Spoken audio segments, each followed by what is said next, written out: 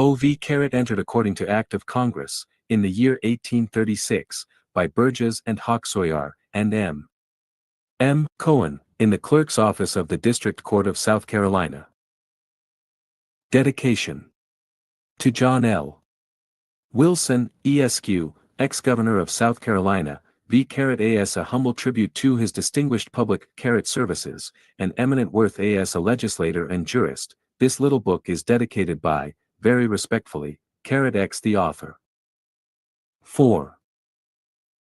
A few days after my arrival in Charleston from Florida, which was on the 18th of last month, a proposal was made me for a work on that country, and the recent campaign therein.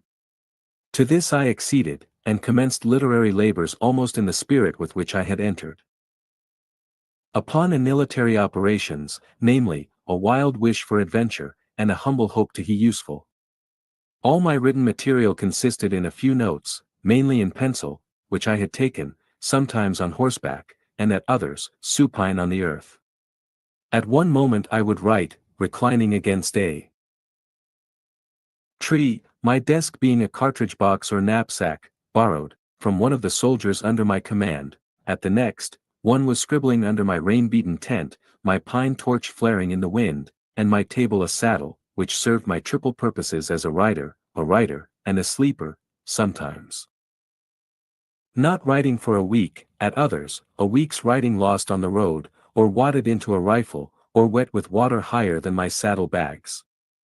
These hints were intended, not for publication in a book, but merely as the basis of a tie-in to the South Carolina Society for the Advancement of Learning, or as hints towards a paper to be read before the Literary and Philosophical Society of Charleston. My notes, therefore, were on themes connected with topography, philology, geology, zoology, and other ologies, which are the portions of the volume that, together with additions and corrections of the map, have cost me most time and trouble. 'Twas only a few days before publishing, that I discovered I would have to omit, fortunately for the readers. Fortunatos nimium, suasi bona norint, all, or nearly all, I had worked out on these dull, yet difficult topics, for we found that the historic sketches, and the account of the campaign, would occupy as many pages as we had proposed to print. It will be seen that our book has been put to press in less than 30 days from its being undertaken, and composed during frequent interruptions by varied and pressing affairs, for I had been called to Columbia in November by legislative duties, as a representative of the good people of Charles. I like to be civil when speaking of my constituents, especially as the period of re-election is approaching. At the seat of our state government, I remained till late in December, and crossed over, as is my wont, to eat my Christmas turkey and drink my New Year's draft with the charming society of Augusta. A few days after my return from Georgia, I embarked for Florida, and thus I have been absent some 6 or 7 months from my law office, and all the other offices which home imposes. It will readily be conceded then, as Vraise 7 Blau /Hux I had many avocations from literary pursuits on my arrival. And beside business, the warm-hearted hospitality of Charleston, to a returned son of hers, is apt to unfit him, especially after dinner, for any conversation except the composing hindself to sleep.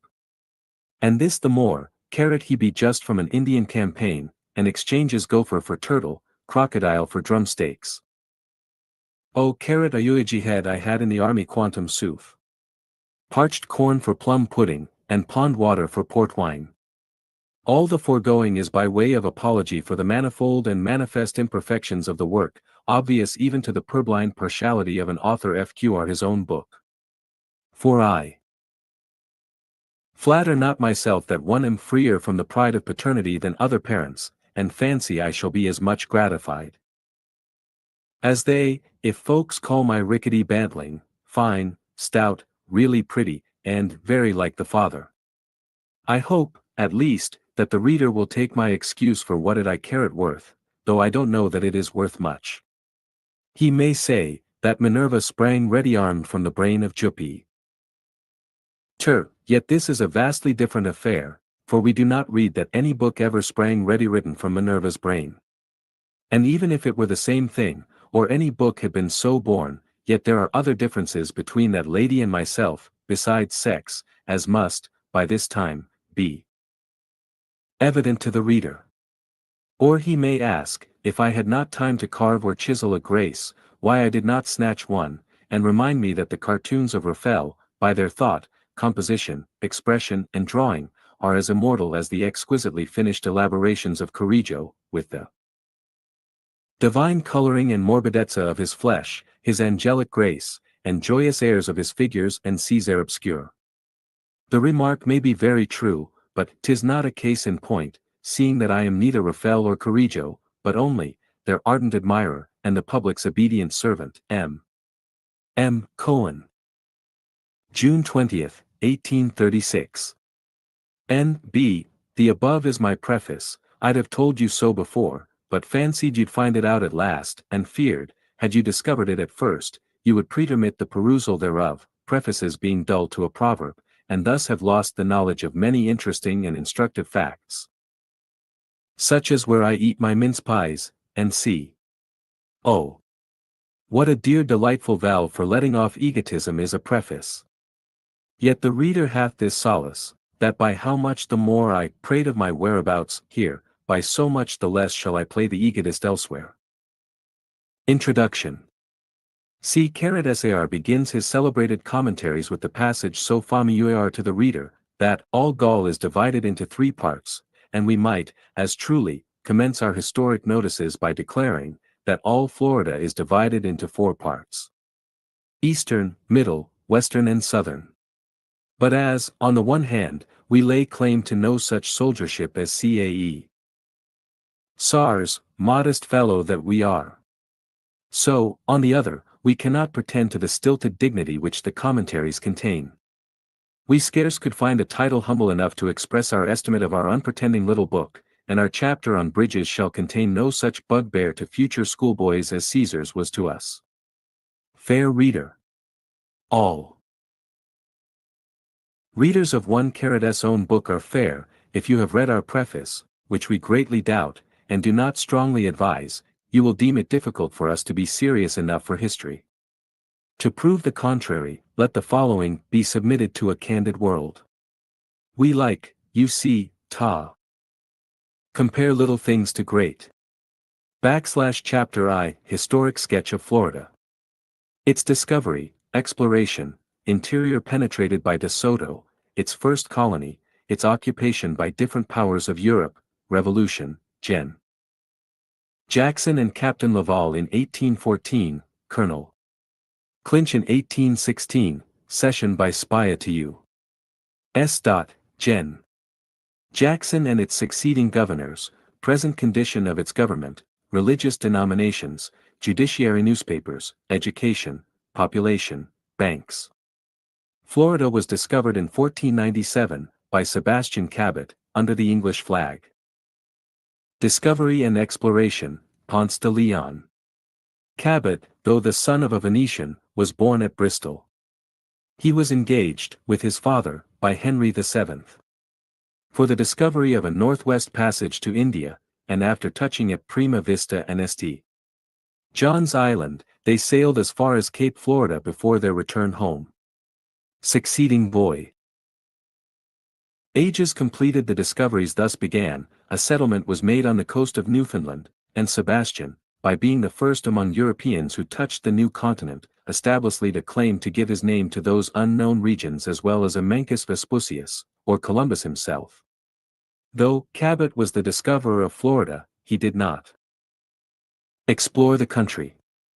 Ponce de Leon, a Spanish adventurer, was led by the fictions of a Carib girl a few years after, to explore the country in search of a fountain famed for renovating old age.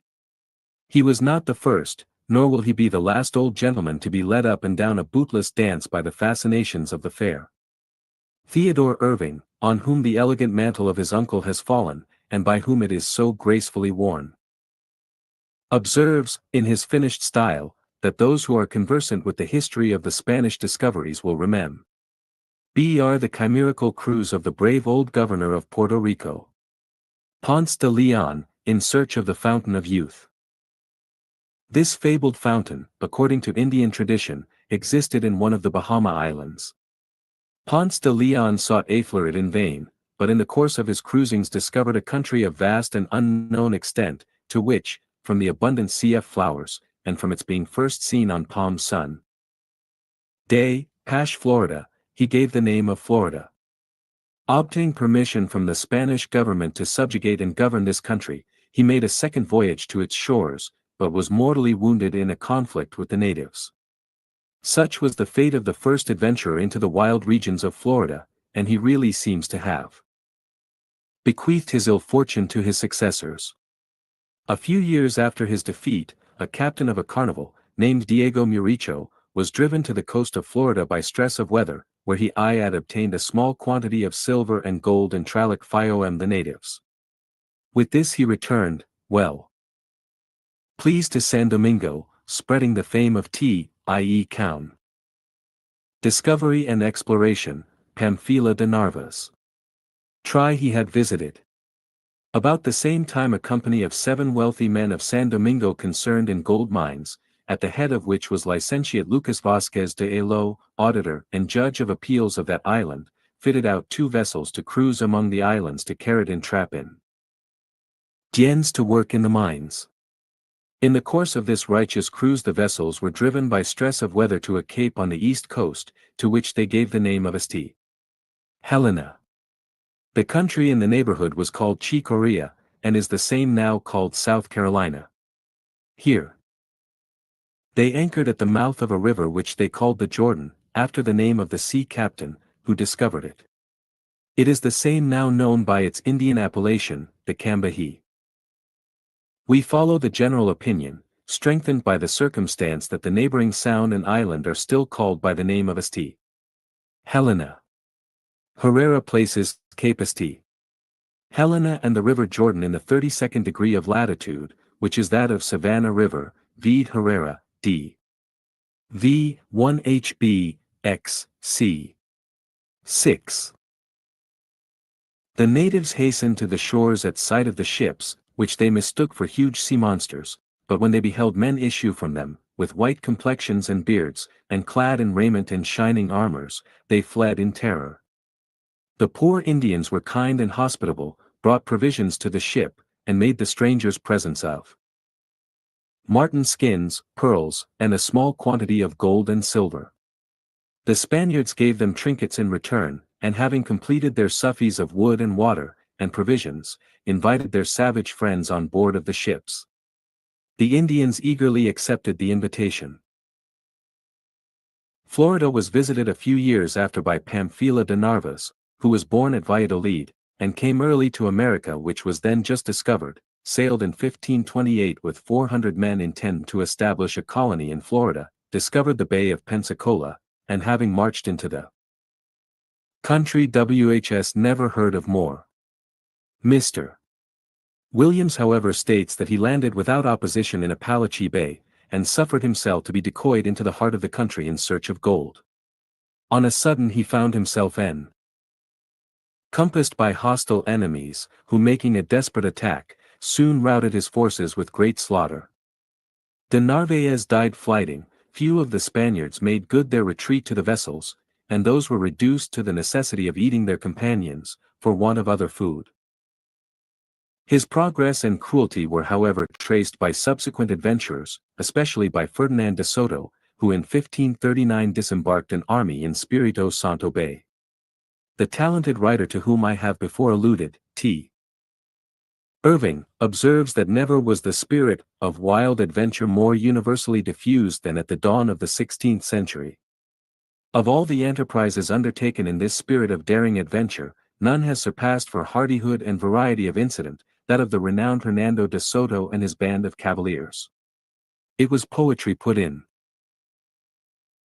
action. It was the knight-errantry of the Old World carried into the depths of the American wilderness. Indeed, the personal adventures, the feats of individual prowess, the picturesque descriptions of steel-clad cavaliers, with lance and helm and prancing steed, glittering through the wilderness of Florida, Georgia, and the prairies of the far west, would Seem to us mere fictions of romance, did they not come to us recorded in matter-of-fact narratives of contemporaries, and corroborated by minute and daily memoranda of eyewitnesses?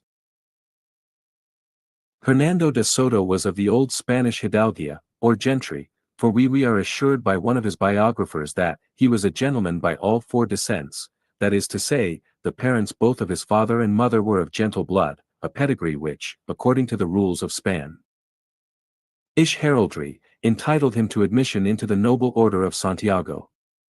Whatever might be the dignity of his descent, however, he began his career a mere soldier of fortune. All his estate, says his Portuguese historian, was but a sword and buckler. He accompanied Pedrarias Davila, when he went to America to assume the command of terra firma. The merits of de Soto soon gained him command of a troop of horse. With these he followed Pizarro in his conquering expedition into Peru. Here he soon signalized himself by a rare combination of prudence and valor. De Soto's interview with Atahualpa, and return to Spain, was excellent in counsel, yet foremost in every perilous exploit, not recklessly seeking danger for danger's sake, or through a vain thirst for notoriety, but bravely putting everything at hazard where any important point was to be gained by intrepidity. He was sent by Pizarro on the first embassy to the renowned and ill-fated Inca Atahualpa, whose subjects, we are told, were filled with surprise and admiration on beholding his wonderful feats of horsemanship. He afterwards commanded one of the squadrons of horse that captured this unfortunate Inca and routed his army of warriors. Herrera, History. Ind. Decad. v. 1. 3, c. 10, says H. Hernando de Soto sprang upon his horse, and aware that the eyes of the Inca were upon him, he made his steed caracole, and striking in his spurs, dashed up so near to the savage prince, that he felt the very breath of the snorting animal. The haughty Inca was as serene and unmoved as if he had been accustomed all his life to the charge of a horse. Many of the Indians, however, fled in terror. Atahualpa immediately ordered the fugitives to appear before him, and sternly reprehending them with their cowardice, ordered them all to be put to death for having behaved so dastardly. In his royal presence, Hernando de Soto returned to Spain enriched by the spoils of the New World, his shares of the treasures of Atahualpa, having amounted, it is said, to the enormous sum of 180,000 crowns of gold. He now assumed great state and equipage, and appeared at the court of the Emperor Charles V. At Valladolid, in magnificent style, having his steward, his major domo, his master of the horse, his pages, lackeys, and all the other household officers that in those ostentatious days, swelled the retinue of a Spanish nobleman. H to the power of E was accompanied by a knot of brave cavaliers, all evidently bent on pushing their fortunes at court. Some of them had been his brothers in arms in the conquest of Peru, and had returned with their purses well filled with Peruvian gold, which they expended in soldier-like style, on horses, arms, and rich array. In the magnificent spirit of a Spanish cavalier, he asked permission of the emperor to undertake the conquest of Flo. De Soto sails from Havana, and lands at Tampa Bay. Rida at his own expense and risk. This prayer was readily granted. The emperor conferred on him in advance, the title of Adelantado, which combines military and civil command, and a marquisate, with an estate 30 leagues in length and 15 in breadth, in any part of the country he might discover. He moreover created him governor and captain general for life of Florida, as well as of the island of Cuba. On the 12th May, 1539, Hernando de Soto sailed from Havana, on his great enterprise. His squadron consisted of 8 large vessels, a caravel and 2 brigantines, all freighted with ample means of conquest and colonization.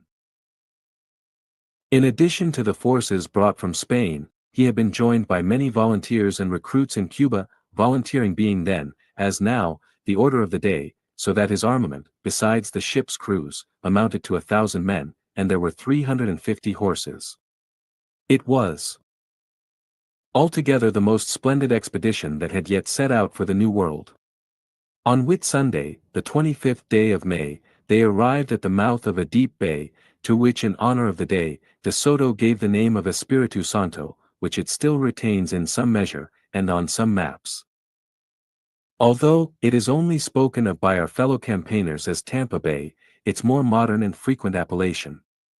A boat was sent on shore to procure grass for the horses. The sailors brought off also a quantity of green grapes, resembling those of Spain, which had been found growing wild in the woods.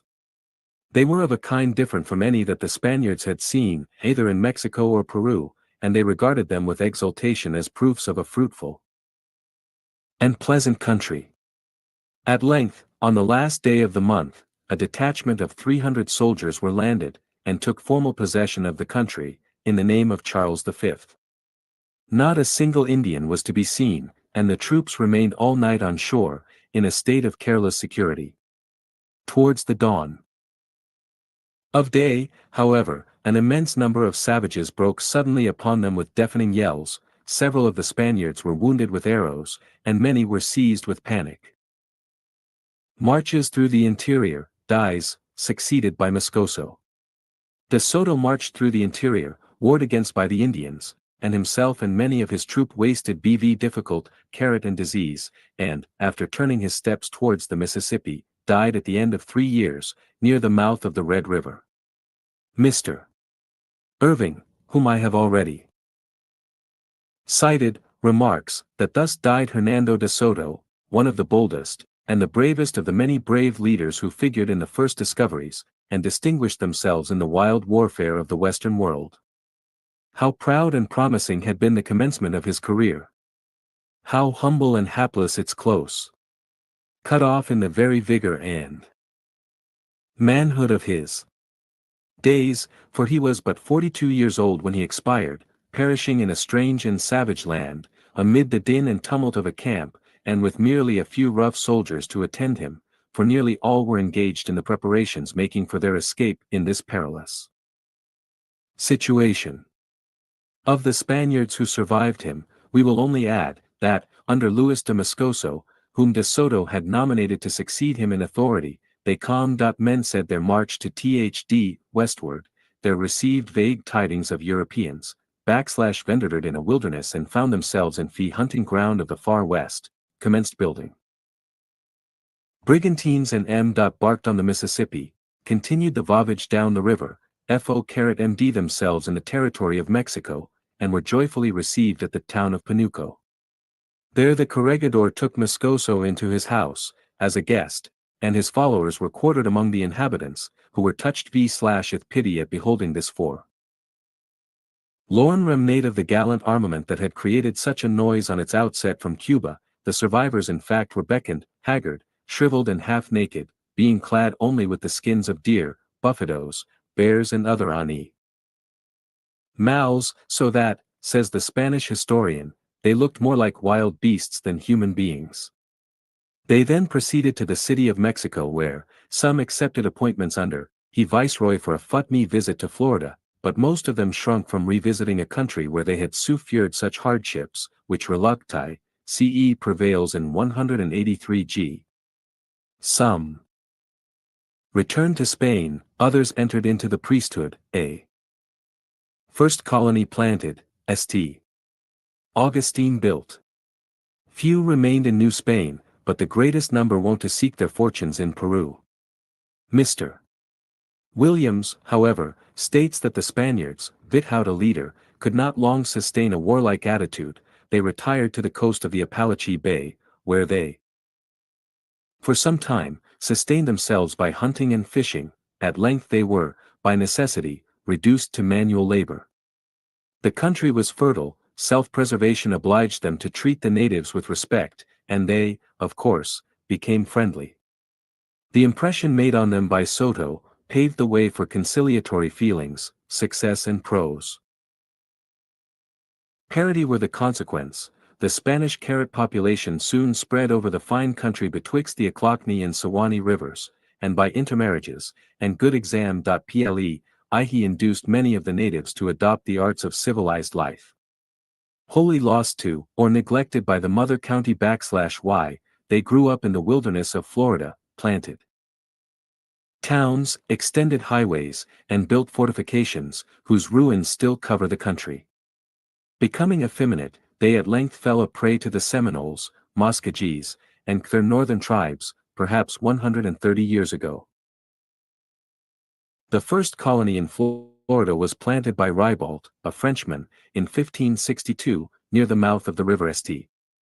Jorf. But these Protestants of France, who had fled from persecutions in Europe, were exterminated by Menendez in 1564.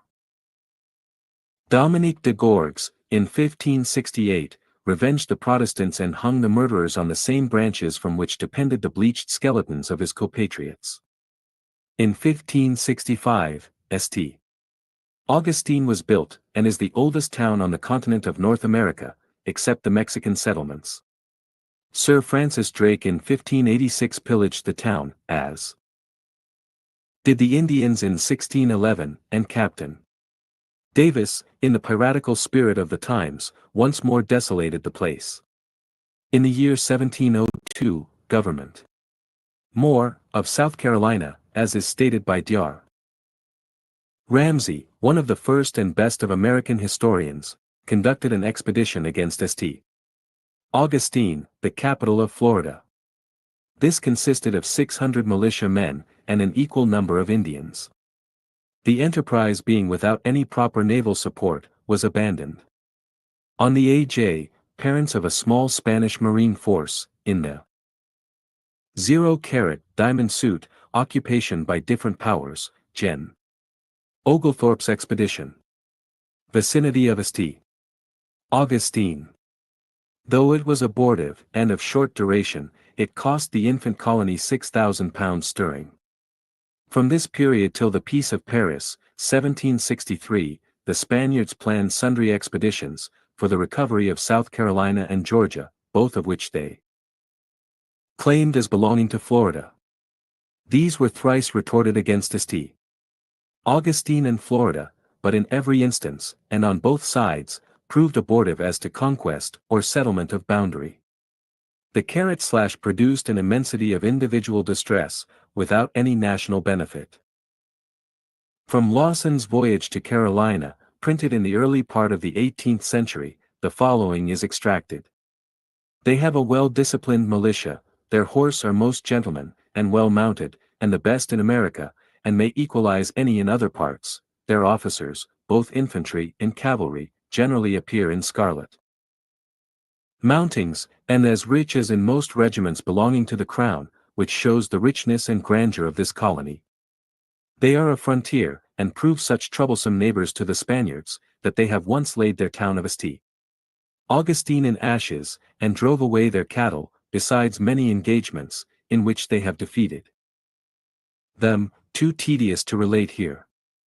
It may not be uninteresting to the reader to be reminded that Lawson died by the hands of the savages, of whom he entertained a too favorable opinion, and who, in revenge for pretended injuries, roasted him alive, as is narrated in Catesby's Natural History. In 1740, Gen. Oglethorpe, with a large force from Savannah, was repulsed. Gen. O., at once a hero, statesman, orator, the patron of letters, the chosen friend of Peterborough, Marlborough, Eugene and Argyle, and the theme of praise for Johnson, Pope and Thompson, found his plans of improvement for his colony of Georgia, one of which was the introduction of the olive, frustrated by the alarm of Spanish and Indian wars. The benign legislator and magistrate, who had rivaled Penn in the arts of peace and in acts of mercy, then resumed at once the habits of his youth, and approved himself the hardy, daring, and venturous soldier. By his unwearied activity, and the Act of Assembly of South Carolina in 1742. Ample of his personal courage, not less than by his military skill and enterprise, in the laborious Southern campaign of 1740 and 1742, he repelled the inroads of a far superior enemy, who threatened the subjugation of Georgia, and the devastation of the Carolinas.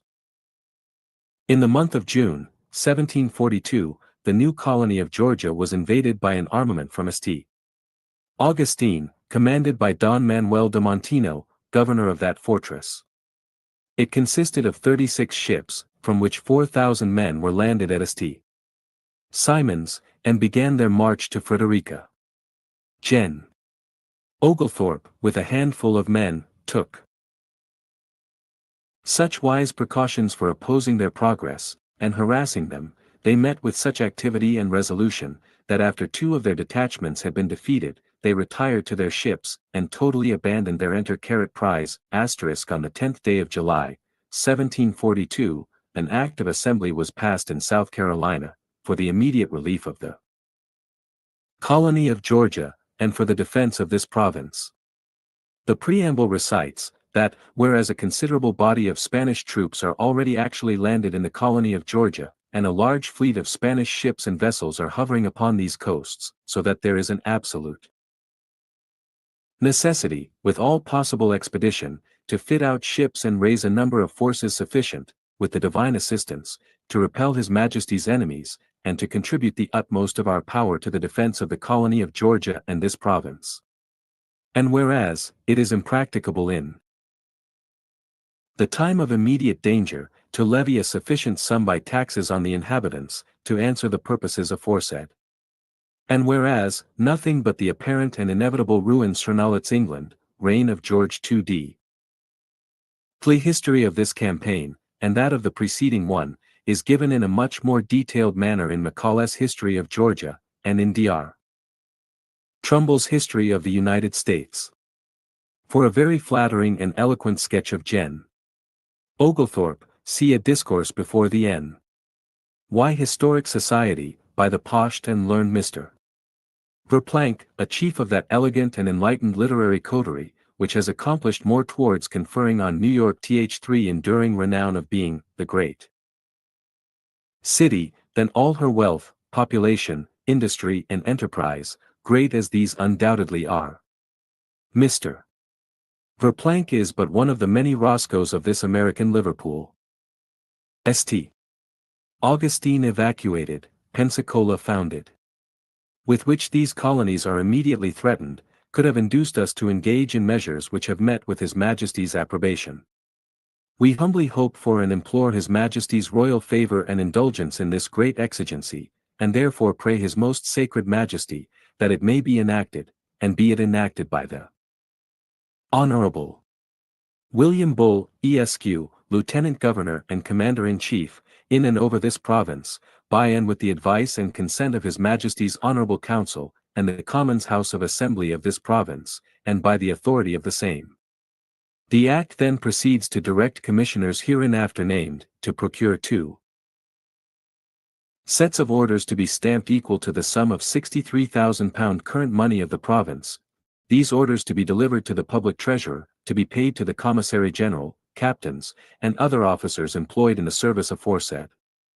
The Act further directs muster rolls to be kept of the men to be employed in the service, and that the orders should be applied solely to defray the charges of the assistance intended to be given to the colony of Georgia, and for the defense of this province, *St. Augustine was evacuated by the Spaniards in 1763, and the Peace of Paris, of that year, gave the Floridas to Great Britain, and it greatly improved, till 1784, when it again reverted to Spain. During its occupancy by the Spaniards, neglect and consequent decay attended it, and at the period of the cession to the United States, its appearance was ruinous and unprepossessing. Pensacola was founded previous to 1696, was in that year taken from the French by Riola, and in 1699 Mon * see also the report of the Committee of both Houses of Assembly of South Carolina, on the disappointment of the expedition to St. Augustine, under the command of Gen. Oglethorpe. Volume Folio. Charleston, 1743.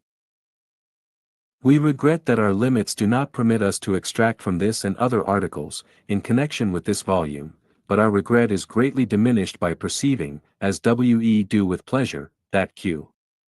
R. Carroll, Esq., the highly intelligent and able editor of the Sojourn Agriculturist, is preparing for publication an edition of rare and valuable works, embracing a full and authentic account of the early history of South Carolina.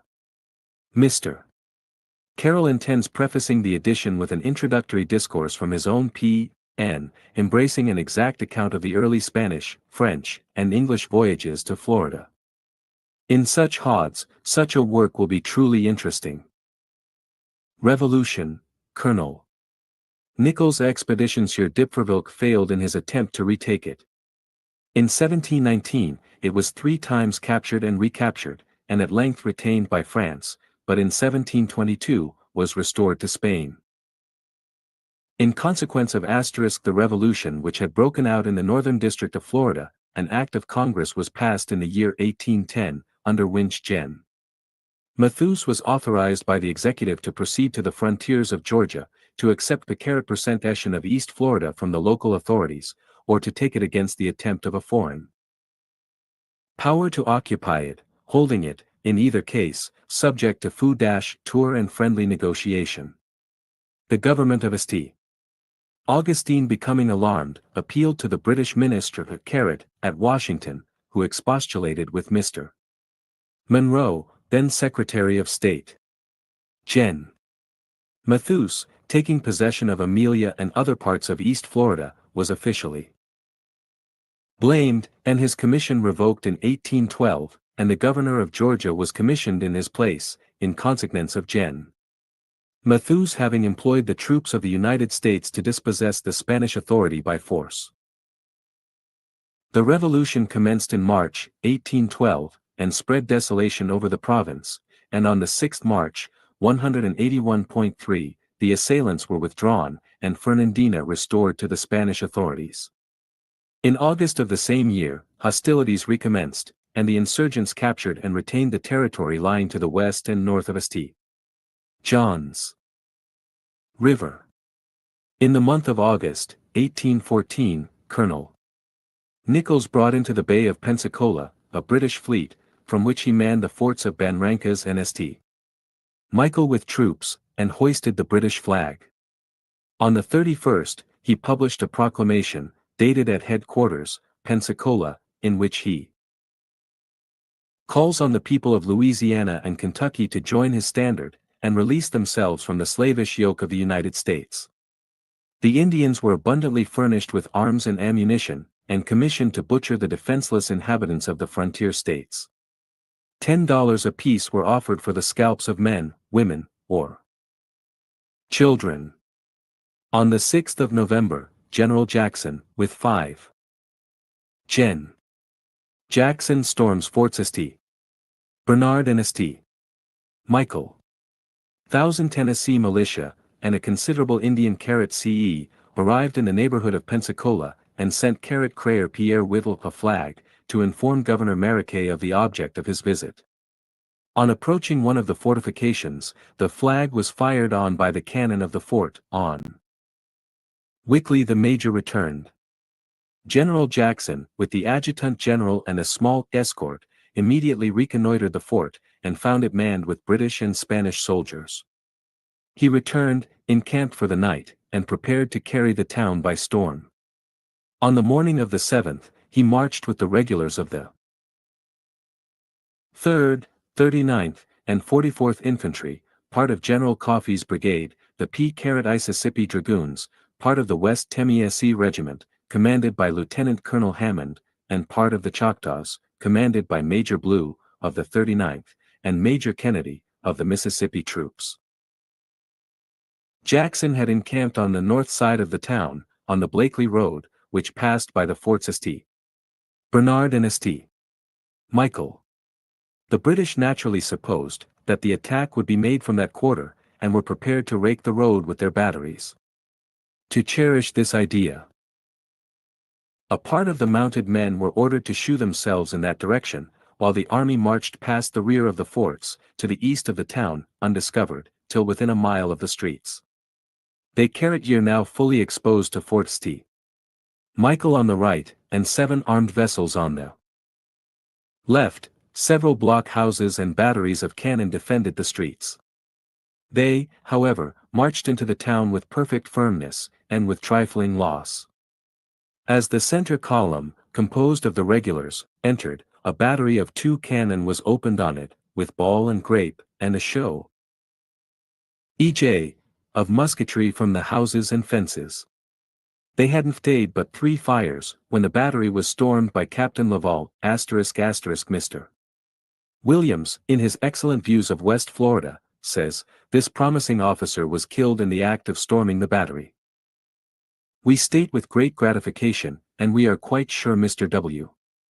WDL learn with no less pleasure, that the gallant Laval is at this present writing, perfectly alive. He has this day told us so himself, and being a high and honorable gentleman, it would be cruel to doubt him. After having filled many Gen. Gaines and Colonel Clinch in 1816. The fire of the regulars soon silenced the musketeer, the principal fortifications of the harbor being destroyed at Pensacola. Gen. Jackson evacuated the Present-Own, after holding possession only 2 days. The Spaniards immediately commenced rebuilding the fortifications at Barrancas, in like Nicholas proffered his assistance, but Tlige Sk governor answered him, that when he needed any assistance, he would call on his friend Gen. Jackson. The whole kicked of the general, says Williams, appears to have been satisfactory to the Spaniards. At parting, he notified them, if any jury had been done to private property, to draw on him for payment, no demands were made. About the 1st of August, Colonel Clinch received advice from Gen. Gaines, that he had ordered a supply GF provisions, 2 18-pounders carried a 5-inch howitzer, and a quantity of ordnance stores, to ascend the Apalachicola River to Camp Crawford, and in case any opposition should be made by the Negro fort, he was instructed to reduce it. He immediately dispatched Laforca, an Indian chief, to the bay, for intelligence. He returned on the 15th, with news of the arrival of Lieutenant Loomis in the bay, with 2 gun vessels, and 2 transports, laden with provisions, ordnance, stores, &c. On the I-70H, the colonel ascended the river with 100 and 16 chosen men, in 2 coimpa. III's D.O., i.e. commanded by Major Muhlenberg, and the other by Captain Taylor. On the same evening, he was joined by Major Montache, with 150 Indians, and the next day, by Captain Isaacs and Mad Tiger, with a large body of Indians badly mad. The meeting was accidental, the Indians were on a long projected expedition against Ply Negroes, with an intention of restoring them to their old lures. A council was held, and an agreement entered into respecting the campaign. The Indiars were ordered to keep parties in advance, and skew every Negro that could be found. The Indians denecuted a Sur port and appointments by the United States and this state, he is now Comp. Truier General of South Carolina, and we trust he will have to agree in old age, to gladden his many friends with his presence, and to benefit his country, as he has already often done, by his very valuable services. Indian and Negro disturbances. Render of the forts, but were treated with great contempt by the Negroes, who hoisted a red flag, with the English Jack over it. On the 26th, they arrived within 4 miles of the fort, and the colonel, Clinch, went on board the gunboat 149. After reconnoitering the river in company with the commander of the boat, he ordered Major Muhlenberg and Captain Taylor to cross over to the west side of the river with their companies, to erect a battery, while Lieutenant M. Garrick, with a party of men, and the main body of Indians, were left to secure the rear. The battery was immediately commenced, the vessels were ordered up, and the transport Simulant was directed to be in readiness to land the artillery under cover of the night. At 6 in the morning, the 2 gun-boats sailed up in handsome style, and made fast near the battery. In a few minutes after, they received a shot from a 32-pounder, it was immediately returned in a gallant manner. On the 5th discharge, a hot shot from gun-boat No. 154, entered the magazine, and blew up the fort. The explosion was awful, and the scene horrible beyond description. The fort contained about 100 men, and 200 women and children, not more than 1/6 part were saved. The cries of the wounded, and the yells of the Indians, rendered the confusion most dreadful. The property taken and destroyed amounted to $200,000. 3,000 stand of arms and 600 barrels of powder were destroyed, one magazine, containing 163 barrels of powder, was saved. The Negro force had been rapidly increasing from runaways, their fields extended 50 miles up the river. The Choctaw chief and the Negro commandant, named Garcon, were put to death by the Indians.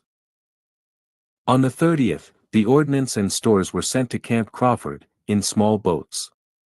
On the 1st of September, Colonel Clinch received notice that a large Seminole force was descending the river to attack him. He immediately placed himself in a position to receive them, but they dispersed without making an attack, or even showing themselves. The Republic of Florida, as it was called, fell into a state of anarchy, and so remained till August, 1816. At that, Clark and Bell's complimentary notices of the Floridians. Preparations were making on the Main for a descent on Fernandina. Governor Coppinger, who had lately received the command of the province, authorized a plan of reconciliation and restoration to order, which plan was proposed by George I. F. Clark, Esq., Surveyor General of East Florida, and Lieutenant Governor of the Northern District of that province, while under the Dominion of Spain. Mr. Clark tendered the people a distribution of all the territory lying between St. John's River and St. Mary's, into 3 districts, to be called Nassau, Upper and Lower St. Mary's. A magistrate's court, and a company of militia in each, elections of officers from the mass of the people of each, and oblivion of the past. These proposals were received with general satisfaction, and in a few hours, a territory, containing, as it is said, about 1/2 of the then population of East Florida, was brought to order. I can readily conceive the indignation that must have fired the eye, flushed the cheek, and quivered on the HP, of the gentlemen of Florida, at the perusal of Gen. Scott's recent remarks in derogation of Floridian valor. And as an act of justice to the citizens of that territory, as well as in continuation of our historic sketch, we here cite the remarks of Mr. Clark, to whom we heretofore referred, which stand out in bright contrast to those of Gen. Scott. Where but in this meritorious division can it be said, that any part of, or the whole physical force, of 3 districts, have never failed to meet, at the earliest notice, and that cheerfully, to execute any orders given, armed, mounted, and victualled, each at his own expense, and without any pay. A people, 27 of whom sought for, gave battle to, and drove from the field above 100 of Gregor's men, in a body, commanded by Irvin, in sight of their own quarters, without losing 1 drop of blood. Captain Peter Bell, Secretary of the Province in 1821, in a letter from St. Augustine, calls the Floridians a virtuous and industrious people, and adds, that the time is not far distant, when, under the favoring influence of the American Constitution, the virtues of fly ancient inhabitants and proprietors of Florida will be duly appreciated.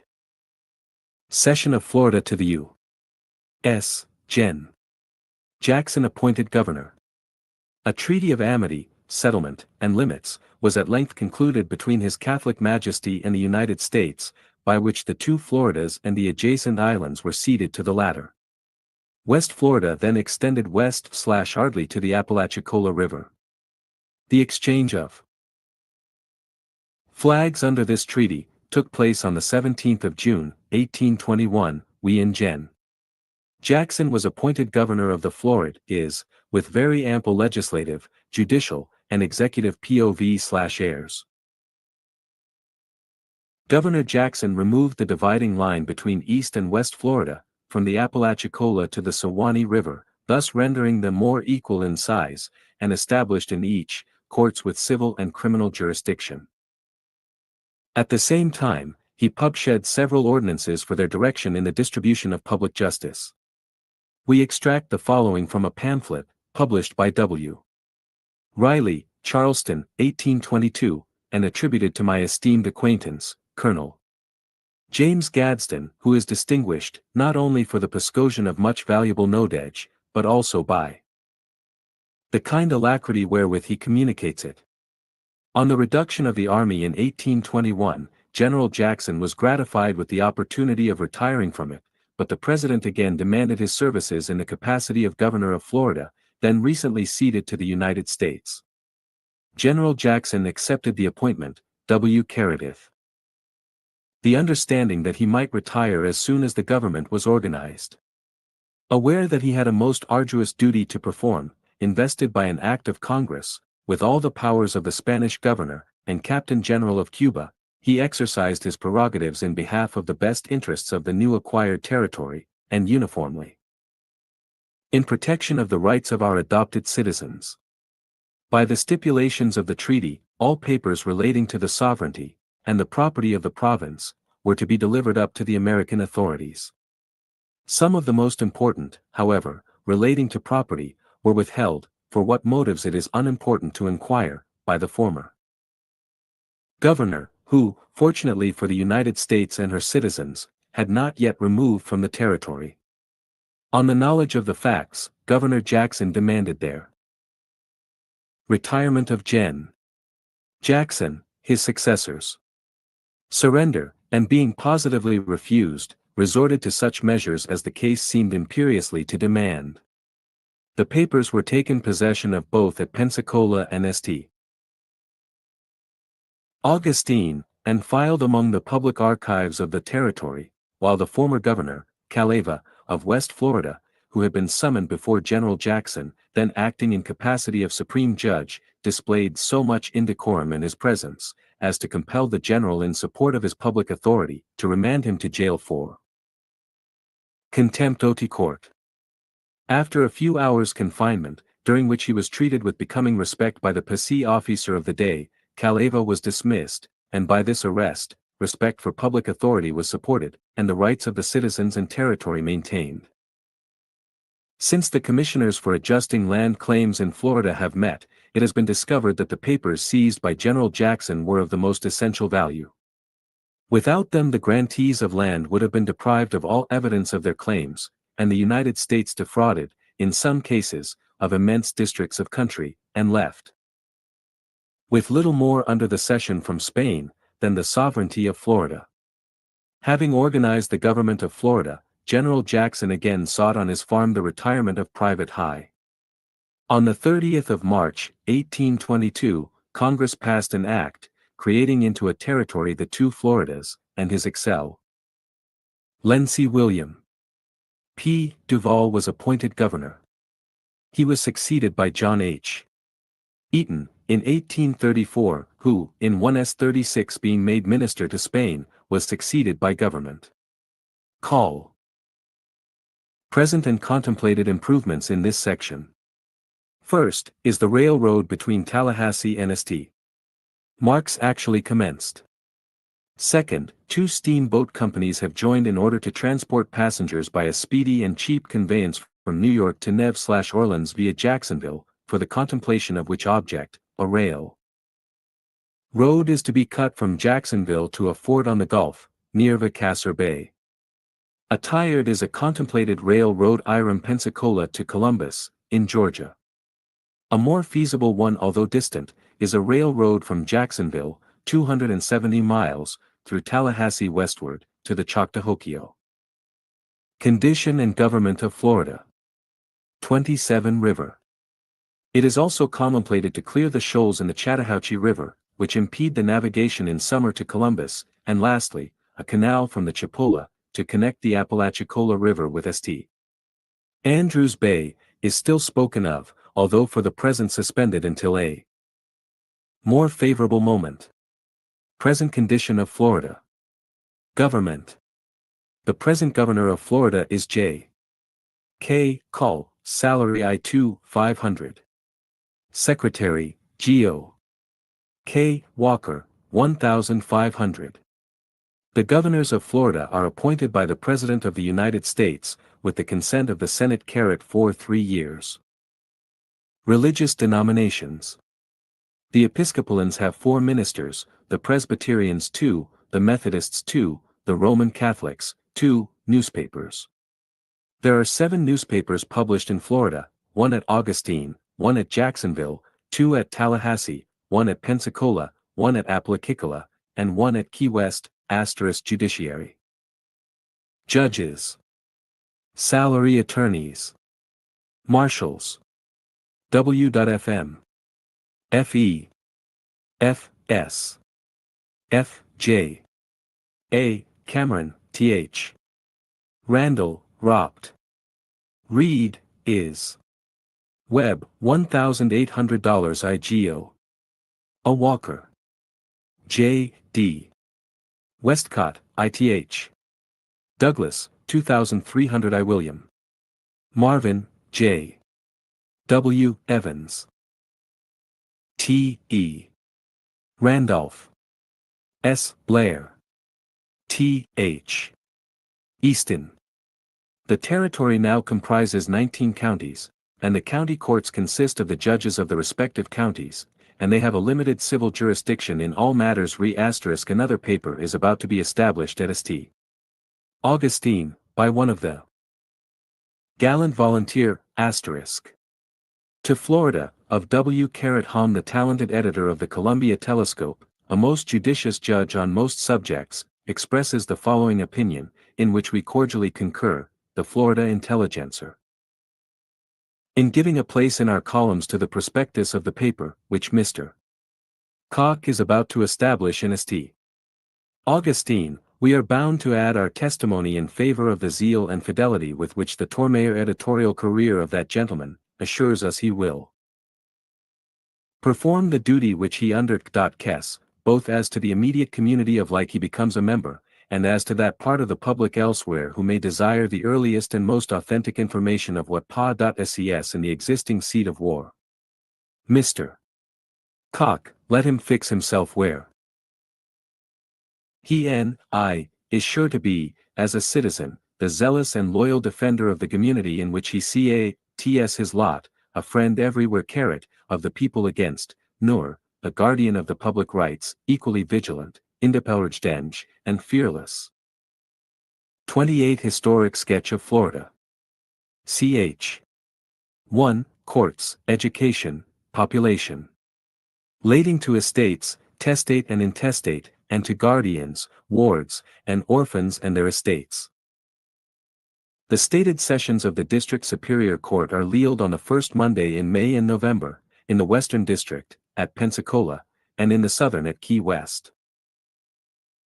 A Court of Appeals composed of the judges of the Superior Courts holds one session annually at Tallahassee, commencing on the first Monday in January, the decision of which is final when the amount in controversy does not exceed $1,000. Education. No system of education is yet matured and no funds are realized for the use of common schools. 2 townships of land, consisting of 46,080 acres have been reserved by Congress for the territory, which are as yet unavailable, but it is expected they will eventually produce a sufficient fund for founding a college. Besides these lands, each county is entitled by Act of Congress to the 16th section, or 640 acres in every township of 23,040 acres for the use of common schools, population, and c. Table of the counties, their location, their population, their towns, and the distances of those towns from Tallahassee and Washington, comedies and their locations. Popen. Say. Towns. Distance. FMT. 1 FMW. FS Gambia, NW 3386 Pensacola. 242-1050 carat. Jackson, /Mariana. 77927, W, 6092 Alaqua. Holmes Valley 161-121-1011 Franklin, Fort Gadsden. Gadsden, Hamilton, N. W, 4894 Quink 3 carat 23873 N. W, 553 Mickatown. 7995 Middle J. Columbia. Florida. Carat Jefferson, Tolosa. N. W, 3312 Blontelcello. 29925 Leon, N. W. 6493 Tallahassee. 896 Madison, 525 Hickstown.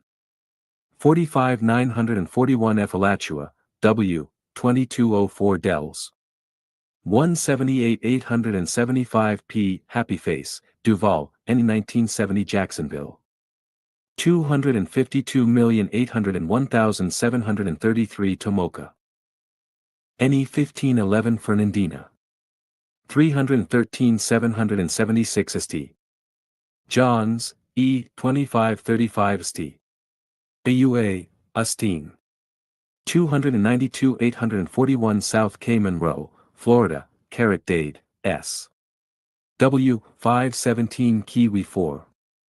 455, Southeast Indian Key.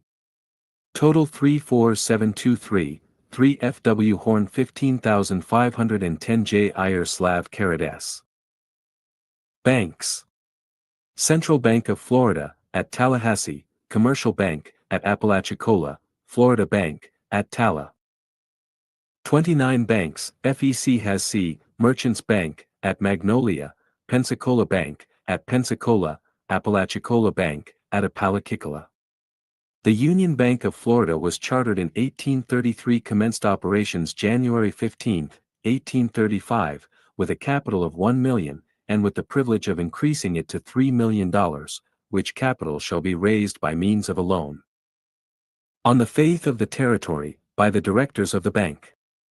Stockholders are to be owners of real estate in the territory, and bonds and mortgages given upon their real estate, to ensure their subscriptions. Holders are entitled to damages at the rate of 10% per annum, should the bank refuse specie. The charter of the Southern Life Insurance and Trust Company of St. Augustine, E. F., was confirmed by the territorial government in the winter of 1835. The books for subscription to the capital stock were opened last November, and the stock was readily taken, leaving an oversubscription to a large amount. Its capital is $2 million, with liberty to increase it to $4 million. The stock is required to be paid in, within 3 years. Only one installment, often %, has yet been called in. It has the power to make insurance on lives, to grant and purchase annuities, to receive monies in trust, and to loan upon real and personal estate, with a banking power to buy, discount and sell bills and notes, to issue bills and to establish branches. By one of the charters, we see, they first loan upon real and personal security, which they will commence doing as soon as the state of affairs in Florida will permit. As yet they have done little except to cash short drafts and exchange.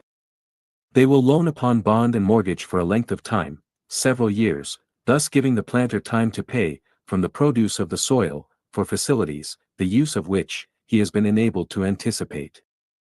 The beneficial results of this course to the country are very evident, and they will be doubly so, when the Indian disturbances cease, as the country has been impoverished. Planters driven from their plantations, and their houses destroyed.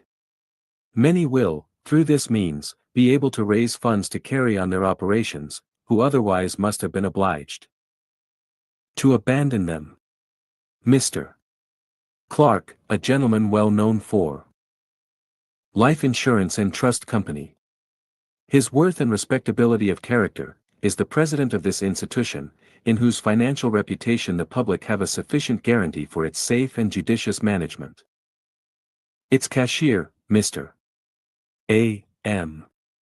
Reed, is a highly intelligent man, familiarly conversant with the practice and principles of banking, and distinguished, no less by the elegance of his manners, than by the amiableness of his disposition.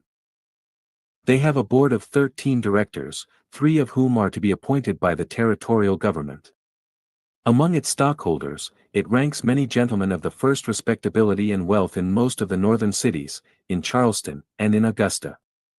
Arrangements have been made by which its bills are current in New York, Baltimore, Charleston, Augusta, Savannah, and we doubt not they will be made redeemable at some few other points, and their currency throughout the country completely effectuated. A trust company of this character appears to be particularly adapted to the wants of a new country like Florida, where there is much rich and productive, and yet reclaimed or uncultivated, and where capital, aided by enterprise, is required to bring forth its hidden treasures. When once this institution, and others, and all contemplated improvements, get into full blast, the facilities which will be afforded the industrious and enterprising to carry on flyer operations, will, we doubt not, give an impetus and life to business, which will be felt throughout the entire territory. That no rifle but that of the sportsman ma carrot ring through her thick foliaged forests, that their magnificent laurels may crown, not hammocks but heroes, that the olive may flourish o'er her fertile fields, as an appropriate emblem that the blood-stained Tamaliok of war may be soon and forever in the deep bosom of the woodlands buried, and the calumet of peace long send up its gracefully curling and azure smoke to blend harmoniously with the blue, the beautiful, and serene skies of Florida, is the ardent hope of the author of this historic sketch, who, knowing from personal observation, that country and its occupants, must needs highly appreciate the former, and sincerely admire and esteem the latter. Chapter 2. History of the Florida Indians. Ancient possessors of Florida, Seminole, meaning of the Jourdan, in of that people, Lemesey's connection of their history via ilm of South Carolina and Georgia, the Spanish and British systems, first disorganization of Florida Indians, hostilities in the South, Tecumseh, he enlists the Creeks, Gen. Jackson, Colonel. Coffee, border warfare, DNN. Ken McNaughton captured by the Prophet Francis, saved by me LV, L. Rancis daughter, Gen. Jackson's Seminole campaign. The Palarches, Eamses and Calusas, were the ancient possessors of Florida, and are all extinct. The present Florida Indians are the remains of that ancient and warlike tribe on the Mississippi, which being almost extirpated by the French, retreated along the northern coast of Copyright Gulf of Mexico, and united with broken bands of Biloxi's, Red Sticks, and runaway Creeks, called Seminoles. The largest portion of these Indians are Lower Creeks, and are of the most dissolute, daring, and abandoned of that tribe. The word Seminole signifies a wanderer or runaway, or it means a wild people or outsettlers, the ancestors of the tribe having detached themselves from the main body of the Creeks, and dwelt remotely, wherever the inducements of more game, or greater scope for freedom of action, might casually lead them. They settled in Florida about 115 years ago. That this is the period of their becoming a separate community, is confirmed by the connection of their history with that of the Yemesees, of whom there occur frequent notices in the account of the early settlement of Georgia and South Carolina. In a talk, which the Seminoles about the year 1820, transmitted to the American government, they say, alluding to their ancient independence, 100 summers have seen the Seminole warrior reposing undisturbed under the shade of his live oak, and the suns of 100 winters have risen on his ardent pursuit of the buck and the bear, with none to question his bounds, or dispute his range. The greater part of East Florida appears to have been the Yemesees and Seminoles. Originally in possession of the Yemesees, a powerful people, who not only occupied this province, but spread themselves over Georgia, and into the limits of South Carolina, which on its first demarcation was bounded on the south by the Altamaha. Some of the tribes resided within the present limits of that state, in and about Beaufort and Savannah River, and also the Sea Islands. Bartram relates that these people, after a hardy contest, and many bloody defeats, were entirely exterminated by their ancient enemies the Creeks, who had a tradition, that a beautiful race of Indians, whose women they called daughters of the sun, resided amidst the recesses of the great Okefenokee wilderness, where they enjoyed perpetual felicity, in ever-blooming islands, inaccessible to human approach. Bartram with probability supposes, that this fable took its rise from a fugitive remnant of the Yemesees, who found a refuge in this swamp, and were perhaps, after a lapse of years, accidentally seen by some of the hunters of the Creek Nation. There is frequent mention, in the early colonial history of South Carolina, of wars between the first settlers and the Yemesees, the latter having been excited to attack the colony by the Spanish authorities in St. Augustine.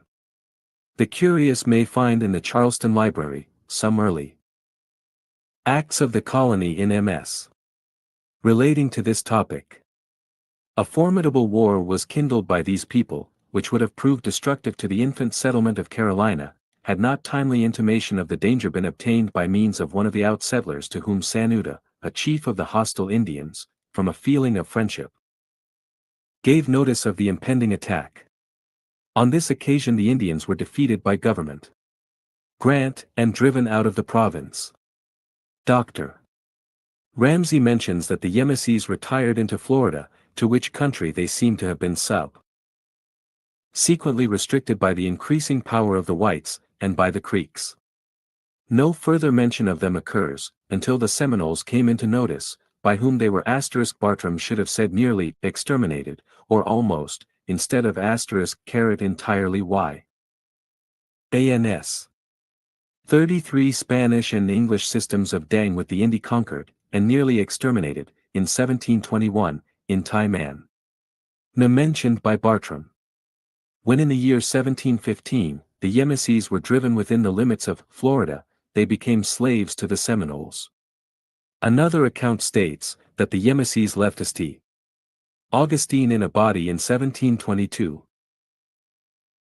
Or rather were expelled by the Spaniards, who essayed in vain to compel them to labors which were regarded as degrading drudgeries by the warriors of Yemesi. The Yemesees were remarkably black people, and the Akawaha tribe, who are of a deeper shade than the Sem-Caritanoles, are descendants of the conquered race. The chief of the Akawas, Yaha Hajo, who was killed by General Sheltoa in the campaign of 36 Carat was verve dark, but generally, the Seminoles' complexion is like that of Thai Creeks. Under King Payne, grandfather of Micanop, Carat he present chief, the Seminoles invaded and achieved the conquest of the territories they now occupied. He lived to near 100 years of age, and married a Yemesi woman, his slave, by whom he had the Lacarity chief Pkine, who bore, in the darkness of his complexion, a proof of his Yemesi descent. The Indians were formerly very numerous in Florida, perhaps as nigh so as in Mexico.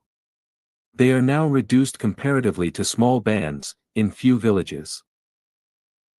The Spanish system of dealing with them, was by treaty. Ties of incorporation. The British principle was that of demarcation, when they obtained possession of Florida, at the Peace of 1783. A treaty was made with the Indians in 1769, pointing out the lands of the red and white inhabitants respectively. Bartram, in 1777, says, I prepared to set off again to Augusta, in Georgia, through the Creek Nation, the only I love, said Dr. Johnson, the University of Salamanca, for their decision on the lawfulness of the Spanish conquests in America. This decision, reader may remember, was against the right and of making war upon pagans and heretics to propagate true faith, and was made on the public disputation held at Viu Adelaide in 1550, between the good Las Casas and Zapuelta. The reader's recollection of the mild and benevolent Las Casas will assure him that his thesis maintained the most barrel principles of universal toleration. Incorporation of the Indians into the Spanish monarchy. Practicable way of retuntig by bind, being frustrated of pursuing my intended route which I had meditated, through the territories of the Semichelos or Lower Creeks, they being a treacherous people, lying so far from the eye and control of the nation with whom they are confederate, that there had lately been depredations and murders committed by them at the Bay of Appalach, on some families of white people who were migrating from Georgia, with an intention of settling on the Mobile. In 1784, the Spanish government of East and West Florida met the Tallahassee and Seminole Indians in a body, who held those districts, with their celebrated warrior McGillivray at their head, and formed and executed a treaty of incorporation. By this treaty they were incorporated into the Spanish monarchy, with certain reserved rights, depending chiefly on the will of that government. The following is extracted from Travels in Louisiana and the Floridas, in the year 1802, by John Davis. An American named Bowles, at the head of a handful of Tallahassee Indians, attacked and carried, about 2 years ago, the fort of Appalachias, fortified with cannon, supplied with ammunition and provisions, and garrisoned by a captain and company of Spanish troops, who like base cowards abandoned their posts without making resistance, but getting into their galleys moored at the foot of the fort, escaped to Pensacola. Had the captain exhibited but the smallest portion of the spirit of a smith, he would have heard unmoved the war whoop, and smiled at the arrows of a host of Indians.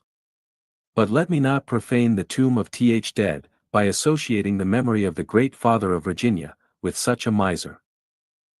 Abel Poltroon. And what was the object of Bowles, in getting possession of this fort? Solely that of carrying on with less restraint, and more extent, the trade in fur skins, with the Indians of the surrounding country. It is true, that about 3 montes Africa, the fort was retaken, without striking a blow, by the Spaniards, but the troops they collected, and the pomp of artillery, 6 to the power of C, showed how formidable they considered him. Bowles, in his turn, deserted the fort afth and decamped without beat of dundOtti first disorganizat on of the Floriehntn, Limpe. The retirement 04E trading Hoel of RTF Sayarco, then came the eruption of the Georgia Borderif IMA, K-NT, F, O, Happy Face, Iridstroid and the Carrot King and CLI, EF Payne, received his death in the field his brother Bolex whose Indian name was Islapak Nava Waste HV LV, equals asterisk, 7 as laid. TD in TK Happy Face degree Eanes M1814, and he mortally wounded MA's subsequent rencontre with the asterisk Americans. Lo the pamphlet, which we have referred to in our first Dempter as, attributed to Colonel Gadsden, we are indebted for the following account of the Indian hostilities which manifested themselves and the South about this period. IHRT. Foom Poster, Tecumseh of the Shawnees, a man of most the W, FR, R, double quotes, equals degree, TE address, conceded in op degree T, asterisk happy face, G, I, asterisk, white pa. Population of America, under a hope that by a general and continued assault along the whole line of our frontiers the future extension of settlements might be checked, if the pre-2 VTH, FF, are degree, degree, he ocean. Ilu MMG the attributes of a prophet, and, among other things. sh.ti. Degree, 1 degree, equals of an earthquake, of asterisk h.ch he had hazarded a prediction, a confidence began to 11.io said has sacredness of his character and mission. \m, Jontii of the Greek nation were enlisted in his cause, ended the storm of an exterminating savage war hung over, T Happy Face West. Its first explosion was on Fort Mims, a rude IDLVFMLHM of VTFZ degree T L PL T LY, he history of TB DVFC VEAT. E some light on this, our second chapter, H word VHRZF asterisk degree snow KLM by Colonel Johnson .view.nm IR. Piopy Shawanu signifies south, that trib 4 DFTH OSTH asterisk degree FC double quotes idut near Savannah RMV. DS the Creoles, Chudahs, Cherokees and Yeresees. Remed a league to expel them, and thereupon the Shawnees migra S. Gen. Jackson's campaign Battle of Talladega. Stockade defense, into which the southern inhabitants of Alabama had Littell, retreated for security. More than 300 persons, including women and children, fell victims to savage barbarity. The sloglighter was indiscriminate, mercy was extended to none, and the tomahawk often transfixed mother and child at the same stroke.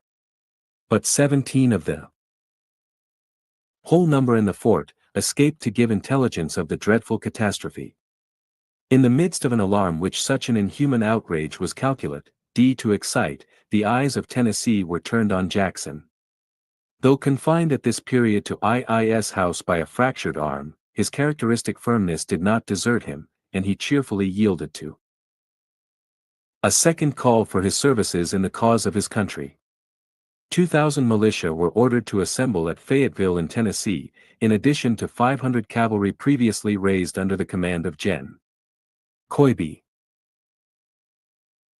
The alarming accounts of the concentration of the forces of the enemy, with a view of deluging the frontier in blood, compelled Jackson, though individually in a most disabled state of body, to take the field before the ranks of his army had been filled, or his troops organized.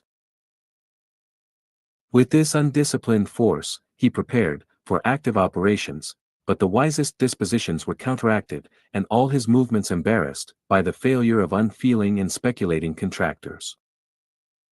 The enemy were gathering strength, and on icy advance, they had already threatened a fort of Indian allies. In this situation, to retreat was to abandon our frontier citizens to the mercy of savages, to advance, was with the certainty of exposure to every privation.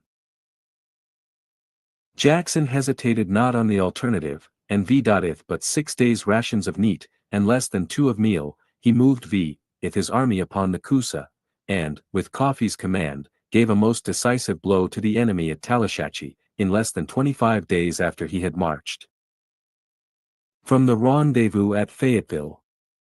The loss of the Creeks in this engagement was 186 killed, and 4 prisoners.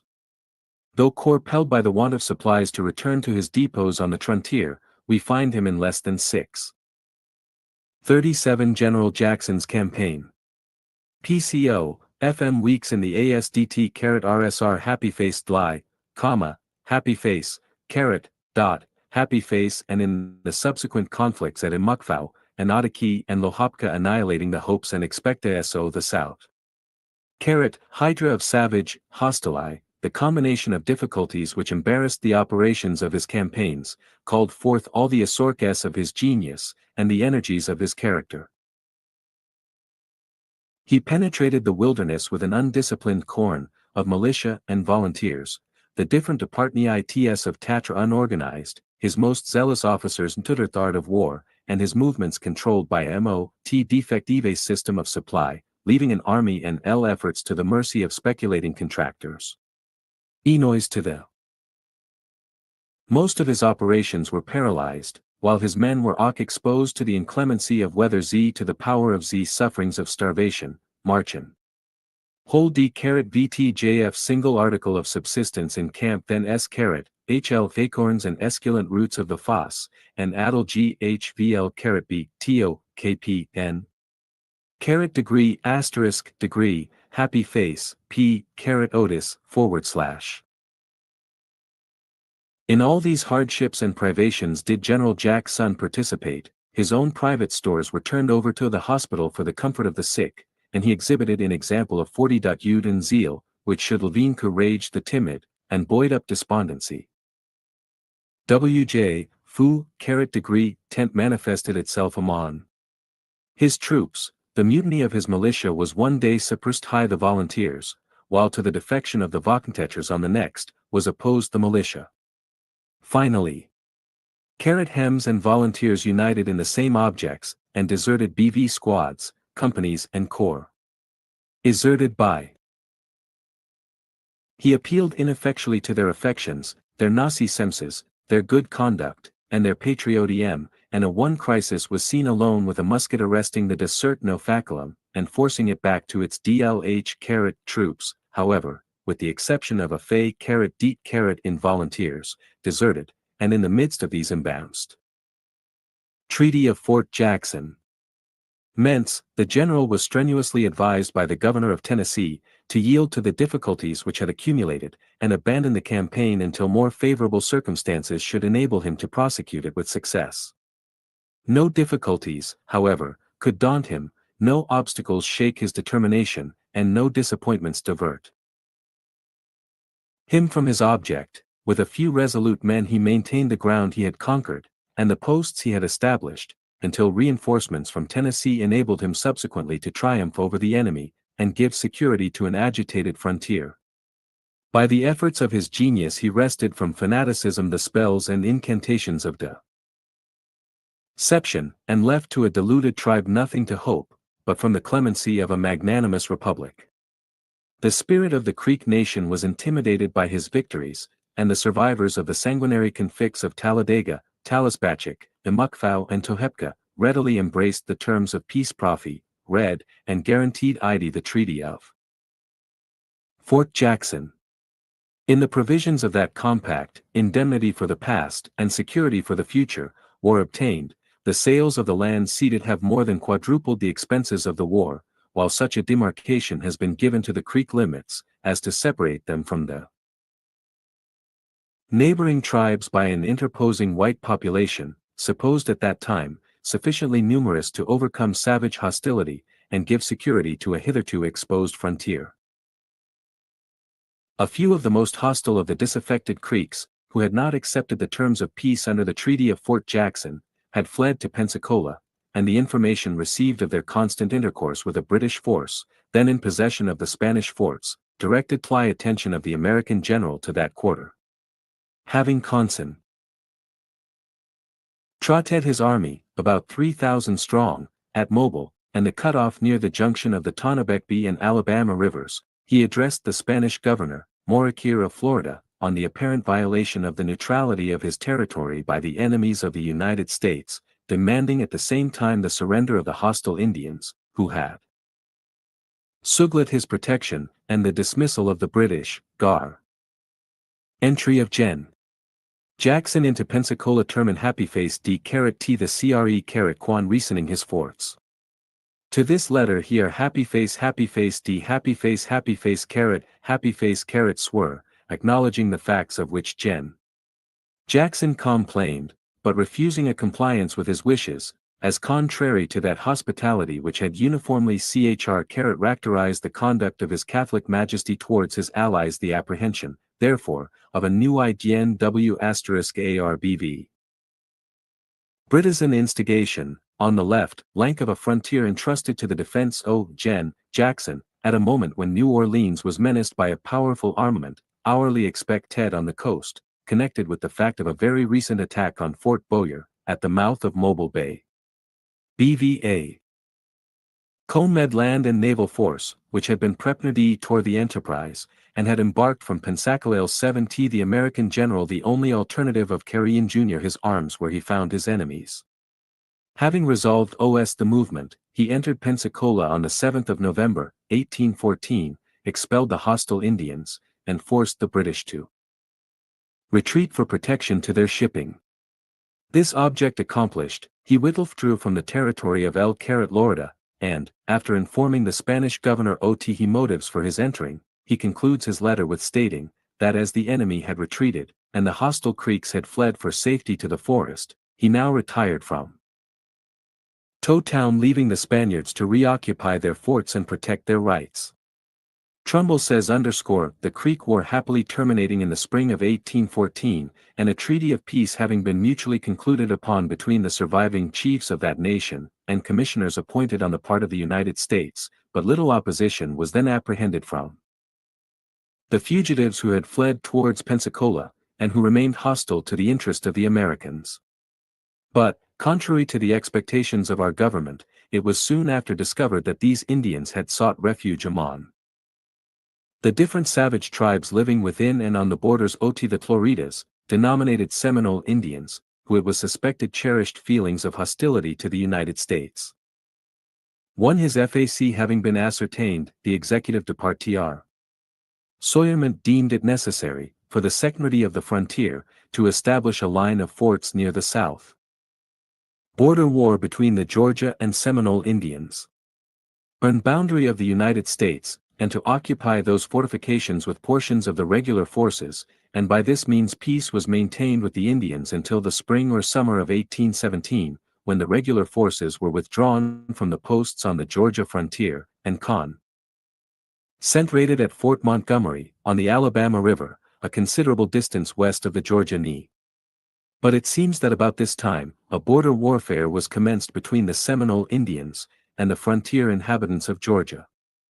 Duncan Crimmon, a resident of Milledgeville, a Georgia militia man, stationed at Fort Gadsden, being out one morning on a fishing excursion, in attempting to return, missed his way, and was several days lost in the surrounding wilderness. After wandering about in various directions, he was espied and captured by a party of hostile Indians, headed by the well-known prophet Francis. The Indians having obtained the satisfaction they wanted respecting the determination of government, the position of the American army, and they began to prepare for the intended sacrifice. Crimmon was bound to a stake, and the ruthless savages having shaved his head and reduced his body to a state of nudity, formed themselves into a circle, and danced round him some hours, yelling most horribly. The youngest daughter of the prophet, about 15 years of age, remained sad and silent the whole time. She participated not in the general joy, but was evidently, even to the affrighted prisoner, much pained at the savage scene she was compelled to witness. When the burning torches were about to be applied to the faggots which encompassed the prisoner, and the fatal tomahawk was raised to terminate forever his mortal existence, Millie Francis, for that was her name, like an angel of mercy, placed herself between it and death, resolutely bidding the astonished executioner, if he thirsted for human blood, to slick hers, being determined, she said, not to survive the prisoner's death. A momentary pause was produced by this unexpected occurrence, and she took advantage of the circumstance to implore upon her knees the pity of her ferocious father, who finally yielded to her wishes, with the intention, however, it is suspected, of murdering them both. Major Twiggs attacks Foul Town, if he could not sell Crimmon to the Spaniards, which was luckily effected a few days after St. Mark's, for 7 gallons and a half of rum. As long as Crimmon remained a prisoner, Lee's benefactress continued to shew him acts of kindness. The fortune of war after RDS placed liquor in the power of the white people, being compelled, with a number of others of her tribe, who were in a starving condition, to surrender themselves prisoners. As soon as this fact was known to I/R Crimmon, in manifestation of a due sense of the obligation which he owed to the woman Lyle saved his life, at the hazard of her own, he sought her to alleviate her misfortune, and to offer her marriage, but Millie would not consent to become his wife as a consideration of having saved his life, declaring that she did no more than her duty, and that her intercessions were the same as they would ever have been on similar occasions. In these frequent outrages committed upon the frontiers, it was somewhat difficult to determine on whom the greatest injuries were inflicted. Gen. Gaines, however, demanded a surrender of the Indians, who had committed depredations on the frontiers of Georgia. With this demand they refused to comply, alleging that the first and greatest aggress scions had been made by the white men. In consequence of this refusal, Gen. Gaines was authorized B.V. the Secretary of War, at his discretion, to remove the Indians still remaining on the land ceded to the United States by the treaty made with the Creeks. In so doing, he was told that it might be proper to retain some of them as hostages, until reparation was made for depredations committed by the Indians. In pursuance of this discretionary authority, Gen. Gaines ordered a detachment of near 300 men, under the command of Major Twiggs, to surround and take an Indian village called Foul Town, about 14 miles from Fort Scott, and near the Florida line. This detachment arrived at Foul Town in the night, and the Indians taking the alarm, and flying to an adjacent swamp, were fired upon by the detachment, when 1 man and 1 woman were killed, and 2 Indians made prisoners. The detachment returned dead to Fort Scott. A day or 2 afterwards, as stated by Captain Mintosh, Gen. Jackson and Gaines take the field. Who was of the party, about the same number of troops paid a second visit to the same village, for the purpose of obtaining property. While loading their wagons with corn, and collecting horses and cattle, they were fired on by the Indians, and a skirmish ensued, in which a small loss was sustained on both sides. It was stated by Captain Young, the topographical engineer, that this town contained 45 Indian warriors, besides women and children.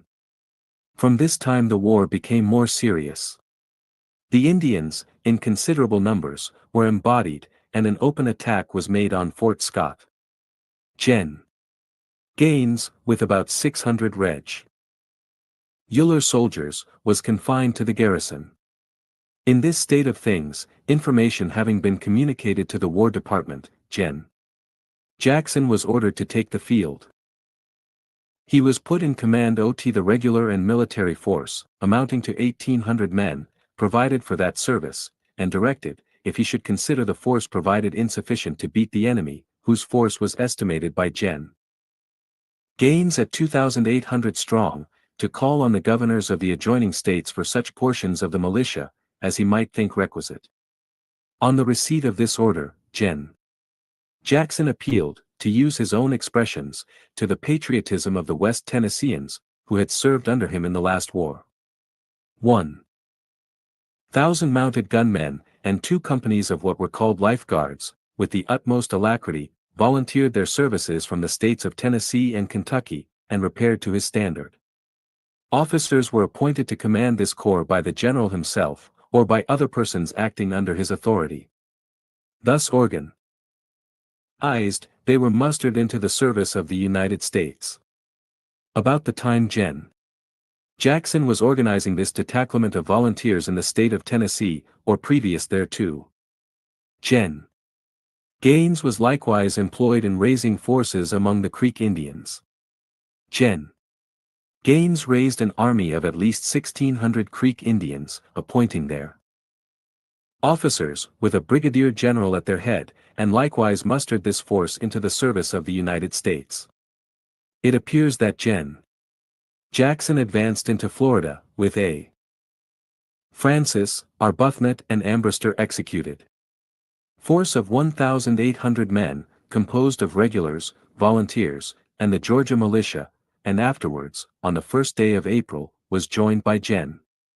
Mintish and his brigade of 1,600 Indians, who had been previously organized by Gen. Gaines. Opposed to whom, it appears from the report of Captain Young, topographical engineer, and other evidence, the whole forces of the fugitive Seminole Indians and runaway Negroes, had they all been embodied, could not have exceeded 900 or 1,000 men, and at no time did half that number present themselves to oppose his march. Of course, little or no resistance was made. The Miscassacky towns were first taken and destroyed. The army marched upon St. Marks, a feeble Spanish garrison, which surrendered without firing a gun, and was then occupied as an American post, the Spanish commandant having first, by humble entreaties, and then by a timid protest, endeavored to avert the measure. Here Alexander Arbuthnot was found, taken prisoner, and put in confinement for the purpose, as it was stated by Gen. Jackson, of collecting evidence to establish his guilt, and here also were taken 2 Indian chiefs, one of whom pretended to possess the spirit of prophecy. They were hung without trial and without ceremony. Francis, who by the entreaties of his daughter, was persuaded to spare the life of Mcrimmon, a captive, was the prophet above alluded to. This being done, St. Mark's garrison with American troops, the army pursued their march eastward to Suwannee River, on which they found a large Indian village, which was consumed, and the Indians and Negroes were dispersed, after which, the army returned to St. Mark's, bringing with them Robert C. Ambrister, who had been taken prisoner on their march to Suwannee. During the halt of the army for a few days at St. Mark's, a general court-martial was called, Arbuthnot was arraigned, found guilty, sentenced to suffer death, and hung. Ambrister was tried in like manner, found guilty, and shot. Gen. Gaines, in a letter to the Secretary of War, dated in 1817, says, the Seminole Indians, however STMNGE and Diamond suit another estimate makes the number of warriors 2,700. Fort Gadsden erected. Absurd it may appear to those who understand little of their real character and extreme ignorance, entertain a notion that they cannot be beaten by our troops. They confidently assert that we have never beaten them or any of their people, except when we have been assisted by the Red people. And he adds, I feel warranted, from all I know of the savages, in saying, they do not believe we can beat them. This error of theirs has led them, from time to time, for many years past, to massacre our frontier citizens, often the unoffending and helpless mother and babes. As a well-earned tribute to a most meritorious officer, we make the following extracts. Gen. Jackson to Secretary of War, March 20, 1818. I immediately directed my aide-de-camp, Lieutenant Gadsden, of the Engineer Corps, to furnish a plan for, and superintend the erection of, a fortification. His talents and indefatigable zeal displayed in the execution of this order, induced me to name it Fort Gadsden, to which he is justly entitled. Extract of a letter from Adjutant General Butler, in 181 S., to the Secretary of War. On the same morning, Lieutenant James Gadsden, aide-de-camp to the commanding general, descended the Sewanee River to its mouth, with Captain Dunlap's and a few of Captain Crittenden's companies CF the Lifeguards, and a small detachment of the regulars, and captured, without difficulty, the schooner of A. Arbuthnot, which had brought supplies of powder and lead to the Indians and Negroes. *** in Niles Register, in the U.S. Senate documents, and in the journals and debates of both houses, may be found many interesting papers touching the Seminole War. Chapter 3. History of the Florida Indians. Concluded. Indian population described by Pinheiro, U.S. Agent, Indian villages enumerated by Bell, U.S. Agent, Treaty of 1819 between Spain and United States, Treaty at Moultrie between United States and the Indians, Colonel Gadsden's letter in 1833, Treaty at Payne's Landing between U.S. States and Seminoles, Treaty at Fort Gibson, 1833, Seminole Agreement in 1835, Talk of Seminoles with Gen. Thompson, U.S. Agent. The following description of the Indian population is from manuscript communications of the intelligent J. A. Pinheiro, Esq. Then Indian agent, stationed in this territory, to General Jackson, and the Secretary of War, about the year 1821. The population of the Indian tribes, known under the collective name of Creeks, composed of 6 others, designated by the names of Miccosukee, Sahoin, Santa Fe, Red Stick, and Iquitos, in time past furnished 1,200 warriors, which, at the rate of 5 to each warrior, would give a population of 6,000 souls. The nation, known by the name of Seminoles, is composed of 7 tribes, which bear the names of Lachia, Ocleoha, Choketa, Pyaclekaha, Fatehuyaha, Topklake, and one other. There are, besides, some remains of ancient tribes, known by the names of Ouchies, Chias, Kanaki, but they consist of only a few straggling families. There is also on the frontiers of Georgia, another tribe called Cahuta, which raised 100 or 150 warriors, under McIntosh. 7 years ago. They waged a barbarous warfare against the whites and Seminoles, who detest them. We must add to this enumeration, which will make the Indian population amount to more than 5,000 souls, 50 or 60 Negroes, or mulattoes, who are maroons, or Alf slaves, to the Indians. These Negroes appeared to me far more intelligent than names of Indian villages. Those who are in absolute slavery, and have great influence over the Indians. The Indians are very mistrustful, very poor, very lazy, and very great beggars. They love the English and Americans very little. I have neglected no means of contradicting reports which were spread among them, for instance, that 2,000 troops are coming by your, Governor Jackson's, order, to drive them off, and take from them their slaves and cattle. It will be difficult to form a prudent determination with respect to the maroon Negroes who live among the Indians, on the other side of the little mountains of Lachiona. Flyer number is said to be upwards of 300.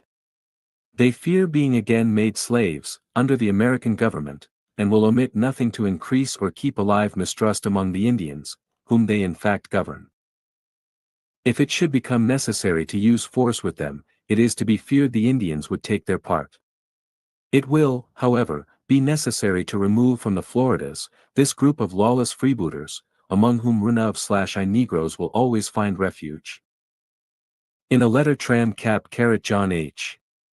Bell, who succeeded Pinheiro as agent for the Indians M. Florida, addressed to a committee of Congress, in February, 1821, the following Indian villages are enumerated, viz. 1. Red Town, at Tampa Bay. Number of souls unknown.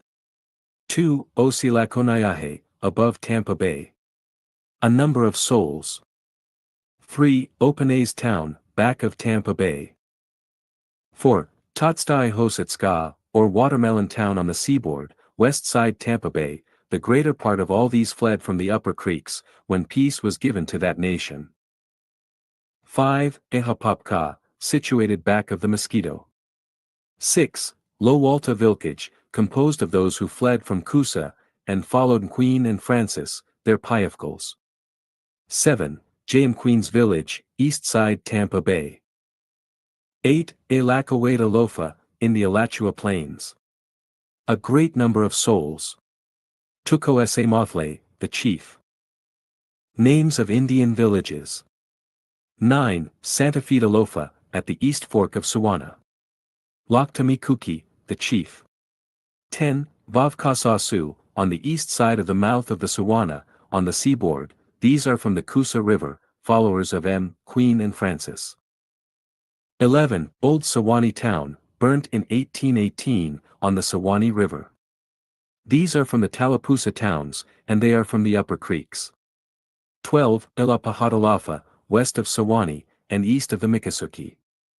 The chief, Okmulgee, is lately dead. 13. Wachisadalofa, at the head of St. Mark's River. These are from the Chattahoochee, upper creeks. 14. Willanuchitalofa, near the head of St. Mark's River, west of Wachisadalofa, natives of Florida. 15. Tallahassee, on the waters on the Miccosukee Pond. These have lived there a long time, have about 100 warriors, and suppose 10 souls to a warrior, say 1,000 souls. 16. Topkugalgie, on the east side of the Oklahoma, near Tal 4A has c. 17. Wetho Kuchitalofa, between St. Marks and Oklahoma rivers, in the fork of the latter, very few of them are natives of the land. 13. Zero Chus Olga, east of the Apalachicola, where Hambly and Blunt live, above 250 souls. Kot Hun, the chief. 19. Choconicla Village. The chief is Enietho Amadla, the second chief, Mulatto King. They were raised here, have about 60 warriors on the west side of the Apalachicola. 20. Top Holger. This village and Choconicla join each other. Raised in East Florida, and removed there. 21. Toktuethla, west of Fort Scott and Chattahoochee, 10 miles above the forks. 40 or 50 warriors were raised at the Ocuenchata, or Red Ground, and moved down. 22. Another town in East Florida Point, called Ochupacrassa. These moved down from the upper creeks.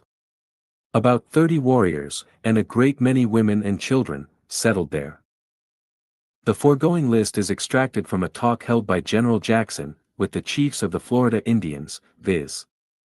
Blunt, Eniamath I.A., and Mulatto King, at Pensacola, 19th Sep. Cession of Florida to the United States. Timber, 1821. To which may be added the following settlements in East Florida, 23. Pilac-Locaha, the residence of Micanopah, chief of the Seminole Nations, situated about 120 miles south of Alachua. 24. Chucuchata, about 20 miles southeast of Chuckachata, at the same distance from the head of Tampa. 25. Hitchapulsus, about 20 miles southeast of Chuckachata, at the same distance from the head of Tampa. 26. Big Hammock Settlement, the most numerous north of Tampa Bay, and west of Hecapusasi. 27. Bosilawaha, on the river of that name, west of St. John's River. 28, Mulatto Girls Town, south of Cascawilla Lake. 29, Bucker Woman's Town, near Long Swamp, east of Big Hammock. 30, King Flaifas, south, and Payne's Negro settlements in Alachua. These are slaves belonging to the Seminoles, in all about 300. 31, John Hicks Town, west of Payne's Savannah, Miccosukkees. 32, 0, Finoak Swamp, south side, a number of Cowetas. 33, Beach Creek, settlement of Chehaws. 34, Spring Garden, above Lake George, U.C. Billy is their chief. 35, south of Tampa, near Charlotte's Bay, Choctaws. The whole number of Indian population in Florida may be estimated at about 5,000 souls. By the treaty between the United States and Spain, of 1795, it was stipulated that the Spanish government should restrain their Indians from committing hostilities against the United States. In this state of things the Floridas were ceded, in full dominion and absolute property, to the United States, by the Treaty of the 22d February, 1819. In this treaty there was no allusion to, or provision for these Indians, in any manner whatever. The two provinces of East and West Florida were delivered to the United States by the Spanish commissioners. The white population was confined to the United States. Take possession of the Floridas. Towns of St. Augustine and Pensacola, and the whole region between these two places, one on the Atlantic and the other on the Gulf of Mexico, distant 400 miles from each other, was occupied in some sort by these Rav M.G. savages. The United States took possession of the country, and one of the first questions that occupied the attention of the administration, or of Congress, was, what should we do with these Indians? It was then represented even at that period, that they were reduced to great extremities for the want of the ordinary articles of subsistence. They had nearly abandoned the chase, on account of the scarcity of game, and their idle, vicious habits, presented an insuperable obstacle to the cultivation of the soil. To have acquired a territory of such extent, embracing 1,200 miles of seacoast, to be left in possession of these Indians, was too absurd to merit one moment's consideration. The Secretary of War, Mr. Cal Howe, on the 28th January, 1823, in answer to a call of the Indian Committee, at the head of which was General Metcalf, late Governor of Kentucky, communicated various reports and correspondence, among which were several tours from the present President of the United States, then Governor of Florida. In one of these letters from General Jackson, dated 20th of September, 1821, referring to a talk he had had with the head chiefs of the Florida Indians, he says, they acknowledge that it is just, that those who rejected peace when it was offered to them, and fled from their own country, continuing the war, ought to return to their own nation. The President proceeds, I am of opinion, from the smallness of their numbers, and the shape of the Floridas, that it would be much better policy to move them all up, and amply to provide for them by an annuity. General Jackson, in a talk to the Indians on the 18th September, 1821, told them, those who fled from their nation, and joined in the war against us, must return to their country, where their chiefs are willing to receive them. They cannot be permitted to settle all over the Floridas. The chiefs were satisfied with what was then communicated to them by a letter subsequently addressed to the Secretary of War. He says, the exposed situation of the Floridas imperiously demands that its frontier upon the coast should be immediately inhabited by white citizens. He states, the largest portion of the Seminoles are a part of the Creek Nation, and adds, with what pretense of justice, can those who fled from the Creek Nation, and kept up an exterminating war on our frontier, until crushed by the arm of our government in 1818, set up such claims? After examining these documents, the Committee of Indian Affairs of this House reported that, in their opinion, the Indians, as a nation, own no lands in Florida, except where it was granted to them by the Spanish authorities. That they stood in the relation of domestic dependent communities. This report was concurred in by the House. It was apparent, therefore, that it was the intention of the executive government, as well as of Congress, that the largest portion of these Indians should be sent back to the nation to which they belonged, being, as I have said, run away Creeks, and having no such attachments to the bones of their ancestors, as is so often and so falsely ascribed to them, a mere fancy, much better suited to poetry, fiction and romance, than what we know of their characters.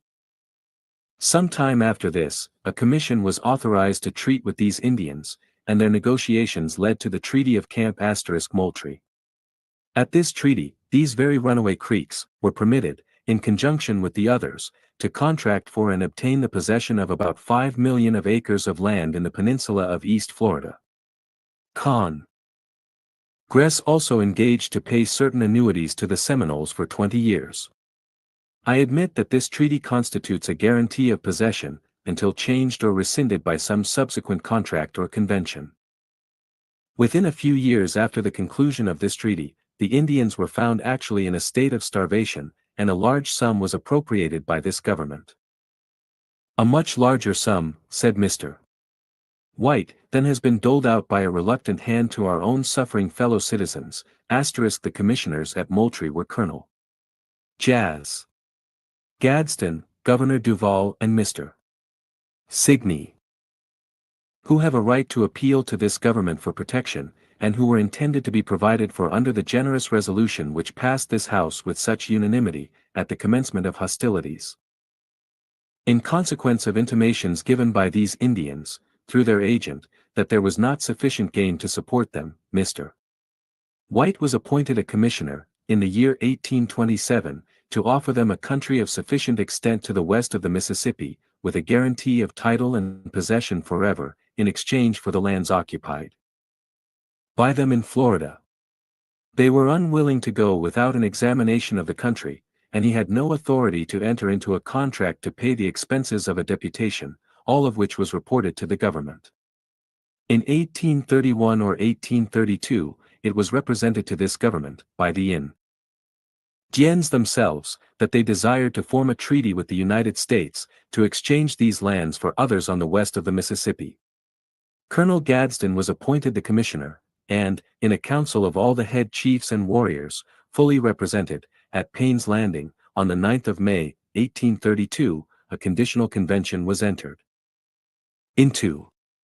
In the preamble to this treaty, it was recited, that, the Seminole Indians, regarding with just respect the solicitude manifested by the President of the United States for the improvement of their condition, by recommending a removal to a country more suitable to their habits and wants, than the one they at present occupy in the territory of Florida, are willing that their confidential chiefs should be sent to examine the country assigned to the Creeks, and should they be satisfied with the character of the country, and the favorable disposition of the Creeks to reunite with the Seminoles as one people, the articles of compact and agreement shall be binding on the respective parties. By the first article of this treaty, like was thus to be binding upon the performance of two conditions precedent, the Seminole Indians relinquish to the United States all claim to land they occupy in Florida, and agree to emigrate, fee. This same article provides for an additional extent of territory to be added to the Creek country for the Seminoles. The second article provides that the United States shall make compensation for all improvements, and pay certain annuities. The third article provides for goods to be delivered after their arrival. The fourth and fifth for blacksmiths and valuation of cattle. By the sixth article, the United States are to pay $7,000 for slaves and other property alleged to have been stolen by the Indians. The seventh article provides for their removal within 3 years, and that the expenses of the removal should be paid by the United States, with their subsistence for 12 months after their arrival. This treaty was signed by Colonel James Gadsden on the part of the United States, and by 15 chiefs and head men from the vagabond Seminole nation. In a letter from Colonel James Gadsden, dated Wassissa, 1833, he says, "I feel assured that they, Ecochati Mico and Mulatto King, will ultimately negotiate under the last stipulations of their compact, relinquishing their lands, and coming in as parties to the Treaty of Payne's Landing*. There can be no difficulty on this subject, for they are a component part of the Seminole Nation, were parties to the Treaty of Camp Moultrie, and in the additional article in that treaty here made them on the Apalachicola, the government reserved the right of ordering them within the Seminole mills, whenever it thought proper to do so. On the 13th February, 1833, was ratified a Treaty B. between the United States and the Apalachicola Band of Indians in Florida, made at Tallahassee, 11th October, 1832, by James Gadsden, Commissioner on the part of the United States, and John Blunt, together with certain warriors of the Apalachicola Band, on the part of said band, in which treaty, they surrender to the United States all their right to a reservation in the additional article of the Treaty of Camp Moultrie, in the territory of Florida. 18th Sep. Diamond suit vagabond may be used in the sense of roaming. When Dr. Johnson's Rambler was about to be done into Italian, the title was, Tu Vagabondo. September, 1823, and agree to remove to the *West, fee. This treaty is signed by Jas. Gadsden, Commissioner. William P. Duval, Superintendent. S. Richards, Interpreter. And by John Blunt. Osahejo, or Davy. Coichefloxio, or Cochrane. The confidential chiefs and agents, in pursuance of the convention entered into, visited these lands west of the Mississippi in the year 1833, and in a treaty then and there entered into at Fort Gibson, on the 28th of March, 1833, with 3 United States commissioners, they expressed their satisfaction with the country assigned them, and the favorable disposition of the Creeks, was manifested by a treaty solemnly entered into, by which they agree that the Seminoles should be reunited with them. The following is the substance of this treaty between the United States and Seminoles at Fort Gibson, 2*8th March 1833, by Stoke, Ellsworth and Schermerhorn, on part of United States, and delegates of Seminoles on part of said nation. Whereas, by the first article of treaty at Payne's Landing, 9th May, 1s32, the Seminole Indians relinquish all claim to the land they at present occupy in the territory of Florida, and agree to emigrate to the country assigned to the Creeks, west of the Mississippi River, it being understood that an additional extent of territory proportion to their number, will be added to the Creek country, and that the Seminoles will be received as a constituent part of the Creek Nation, and be readmitted to all the privileges as members of the same.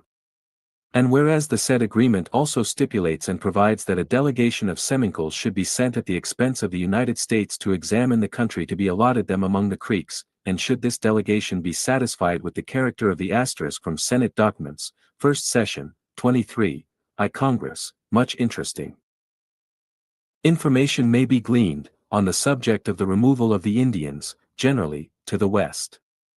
5 J.M. Carrot. Conditions of the treaty at Payne's Landing. Country and of the favorable disposition of the Creeks to unite with them as one people, then the aforesaid mentioned treaty would be considered binding and obligatory upon the parties.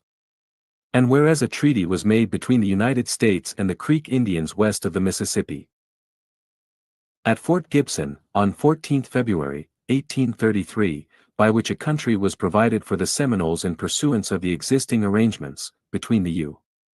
States and that tribe. And whereas the special delegation appointed by the Seminoles, 9th Ma, 1832, have since examined the land designated for them by the undersigned commissioners on the behalf of the United States, and have expressed themselves satisfied with the same, in and by their letter dated March 1833, addressed to the undersigned commissioners. The commissioners then designate to the Seminole tribe of Indians for their separate future residence forever, a tract of country lying between the Canadian River, and the North Fork thereof and extending west to where a line running north and south, between the main Canadian and North Branch will strike the forks of Little River, provided said west line does not extend more than 25 miles west from the mouth of the said Little River. And the undersigned Seminole chiefs express themselves well satisfied with the location, N.C. and agree to remove as soon as government will make arrangements, N.C. Signed by the American Commissioners, and John Hick, representing Sam Jones. Halata Emartier. Jumper. Koi Hajo. Charlie Emada. Yahahajo. Nihanthklo, representing Black Dirt. Abraham, Seminole interpreter. The Treaty of Payne's Landing was to take effect upon the happening of two contingencies, the expression of satisfaction of the confidential chiefs, and the favorable disposition of the Creeks, both of which were ascertained, reported, and acted upon, and the treaty regularly presented by the President of the United States for the advisement.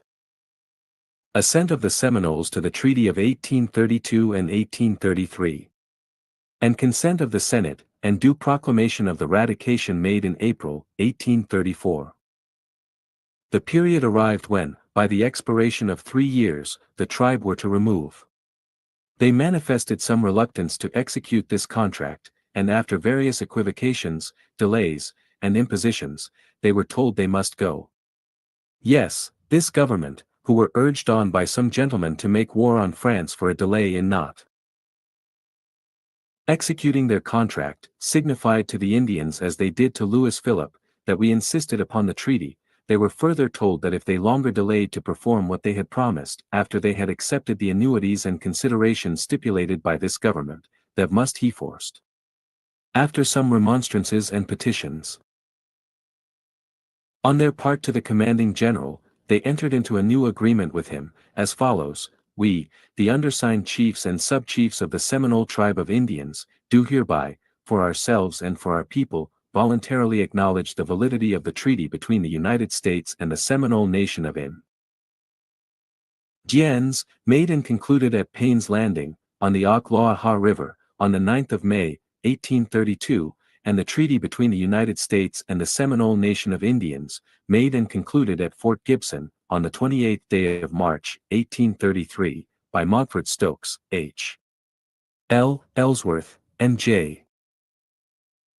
F. Schermerhorn, commissioners on the part of the United States, and the delegates of the said nation of Seminole Indians on the part of the said nation, and we, the said chiefs and sub-chiefs, do, for ourselves and for our people, freely and fully assent to the above recited treaties in all their provisions and stipulations. Done in council at the Seminole Agency, this 23d day of Carat Pril, 1835. Carat, signed high 16 chiefs and sub-chiefs. In presence of D. L. Clinch, Brig. Gen. U.S. A. A. C. W. Fanning, Brevet Light. Colonel. U.S. A. C. M. Thruston, Captain. M. Ragt. Artillery, *T. W. Lendrum, Captain. M. Ragt. Artillery. P. Carat, Deet signs Th Carat AG Carat EEM Carat O perform the treaties. Wiley Thompson, Superintendent to remove Seminole at Carat WLVSHY. This agreement, thus voluntarily entered into. Thl a further time of nearly 1 year was given to them, upon a solemn pledge that they would execute their ACT Carat eement, in conformity with the provisions of the treaty, Faravalto the land assigned them. This agreement was signed BV 16 chiefs. Some time after this, Powell, who had made the greatest difficulty, came in and signed the same agreement voluntarily, as detailed in the report of the war. Department General Thompson, in a letter of the J3D June, reported that Powell, one of the most influential chiefs of Seminoles, had behaved so badly in his office that he was put in irons and confined. On the next day, however, he signified his regret, and his willingness to sign the agreement, and imitate to test his sincerity he was released, and had 5 days given to him, while at liberty, during which he could come forward to affix his name to the instrument the others had signed. True to his professions, says the agent, he this day appeared with 79 of his people, men, women, and children, including some who had joined him since his conversion, and redeemed his promise. He told me many of his friends were out hunting, whom he could and would bring over on their return. I have now no doubt of his sincerity, and as little, that the greatest difficulty is, sir, between the 25th of April and the time of gathering the crop, the whole period was employed in preparations toward war. The period arrived at which, by this new agreement, The Indians were to remove. It will be observed that Thij was the third contract, signed by all the chiefs. When, to violation of these promises and conventions, they commenced open hostilities against the unoffending inhabitants of 1 Ionda, laid waste and desolated 3 counties, destroyed more than 1,000,000 of property, and massacred 109 of our best officers and troops, before any adequate force could be called into the field to resist them. As shedding some light on their objections to removal. Talk of the Seminole Chiefs. We submit the following talk on the part of the Indians, at the Seminole Agency, in 1834, being the first great talk held with them by Wiley Thompson, after his appointment as agent, for the purpose of ascertaining from them their wishes, as to the disposition of their stock, and other person. ALS, preparatory to their removal, and their preference as to the mode of transportation. The agent harangued them at great length. On the day appointed for their answer, the talk W.A.S. opened as follows, and the several speakers succeeded in the order herein observed. Ho'ele Timiko. We come to make our talk today. We were all made by the same great Father, and are all alike his children. We all came from the same mother, and were suckled at the same breast. Therefore we are brothers, and as brothers, should treat together in an army. Cable way, and should not quarrel and let our blood rise up against each other. If the blood of one of us, by each other's blow, should fall on the lap of the earth, it would stain it, and cry aloud for vengeance, from the land wherein it had sunk, and call down the frown and the thunder of the Great Spirit.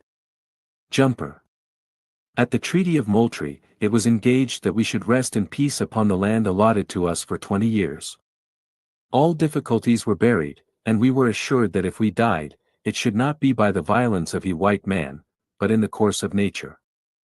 The heightening should not rive and blast the tree, but the cold of old age, who dry up the sap, and the leaves should wither and all, and the branches drop, and the trunk decay and die. The deputation stipulated at the talk of Payne's Landing, be sent on the part of the nation, was only authorized to examine the country to which it was proposed to remove us, report to the nation. We went according to agreement, MD saw the land. It is no doubt good, and the fruit of the carrot oil may swell sweet and taste good, and be healthy, but it's surrounded with bad and hostile neighbors, and the fruit of bad neighborhood is blood, that spoils the land, and fire hat dries up the brook. When in the West, I told the gent, you say our people are rogues, but you would bring us among worse rogues, to destroy us. Even of the horses we carried with us, some were stolen, and their riders obliged to return with their packs on their back. The government would send us among tribes with which we could never be at rest. When we saw the land, we said nothing, but the agents of the United States made us sign our hands to a paper, which you say signified our consent to remove, but Eve considered we did no more than say we liked the land, and when we returned, the nation could decide. We had not authority to do more. Your talk is a good one, but my people cannot say they will go.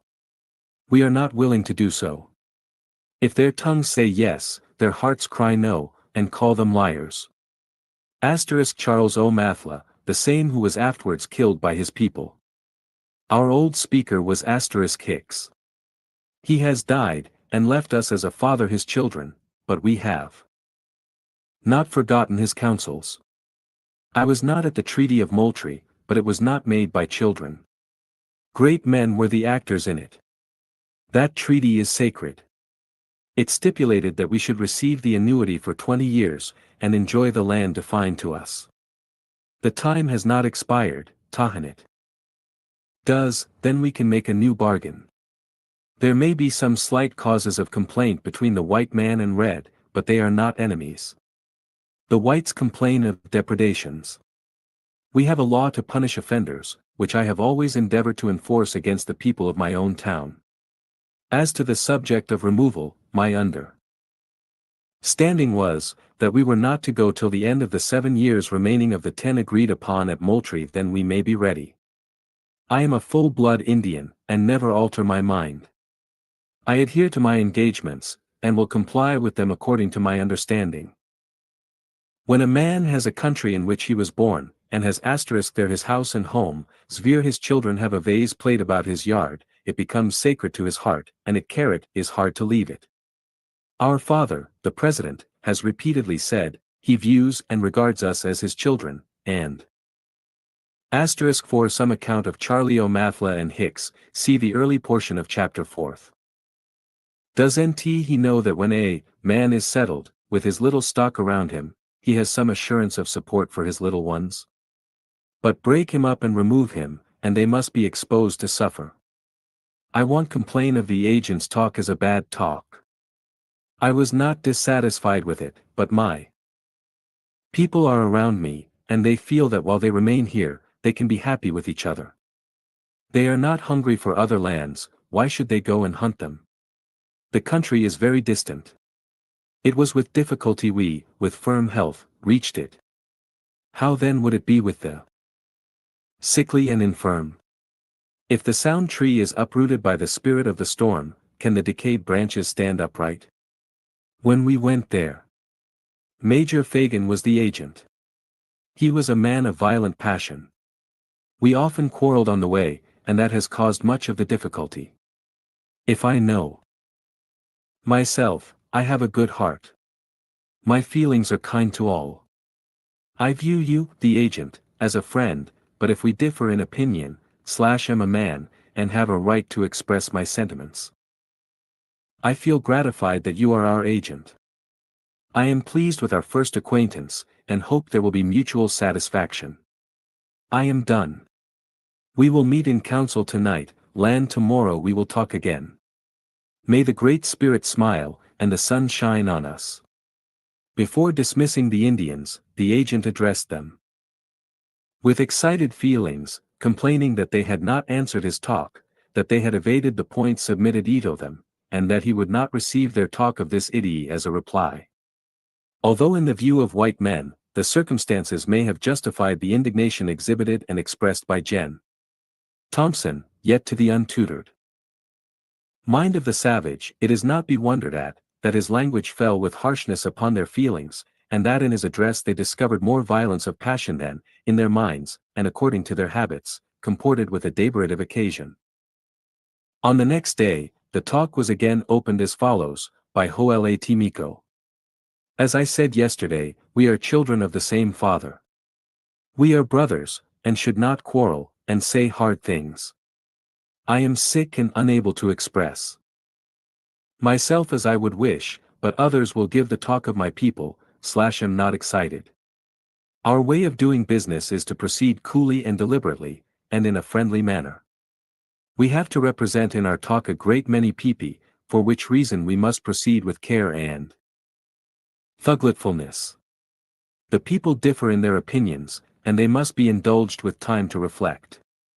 Time makes out of many little branching creeks that run different ways, one large river, the waters of which then flow smoothly all in one direction. Miko Nopa. The talk of yesterday is still the talk of today. Our sentiments are unaltered. When the 20 years from the date of the Treaty of Moultrie are ended, we may consent to remove. Now we cannot do so. If suddenly we tear our hearts from the homes round which they are twined, our heartstrings will snap. By time, we may unbind the cords of affection, we cannot pluck them off, and they not break. Jumper. Those of us who went to the West, consented, but the rest of the nation do not.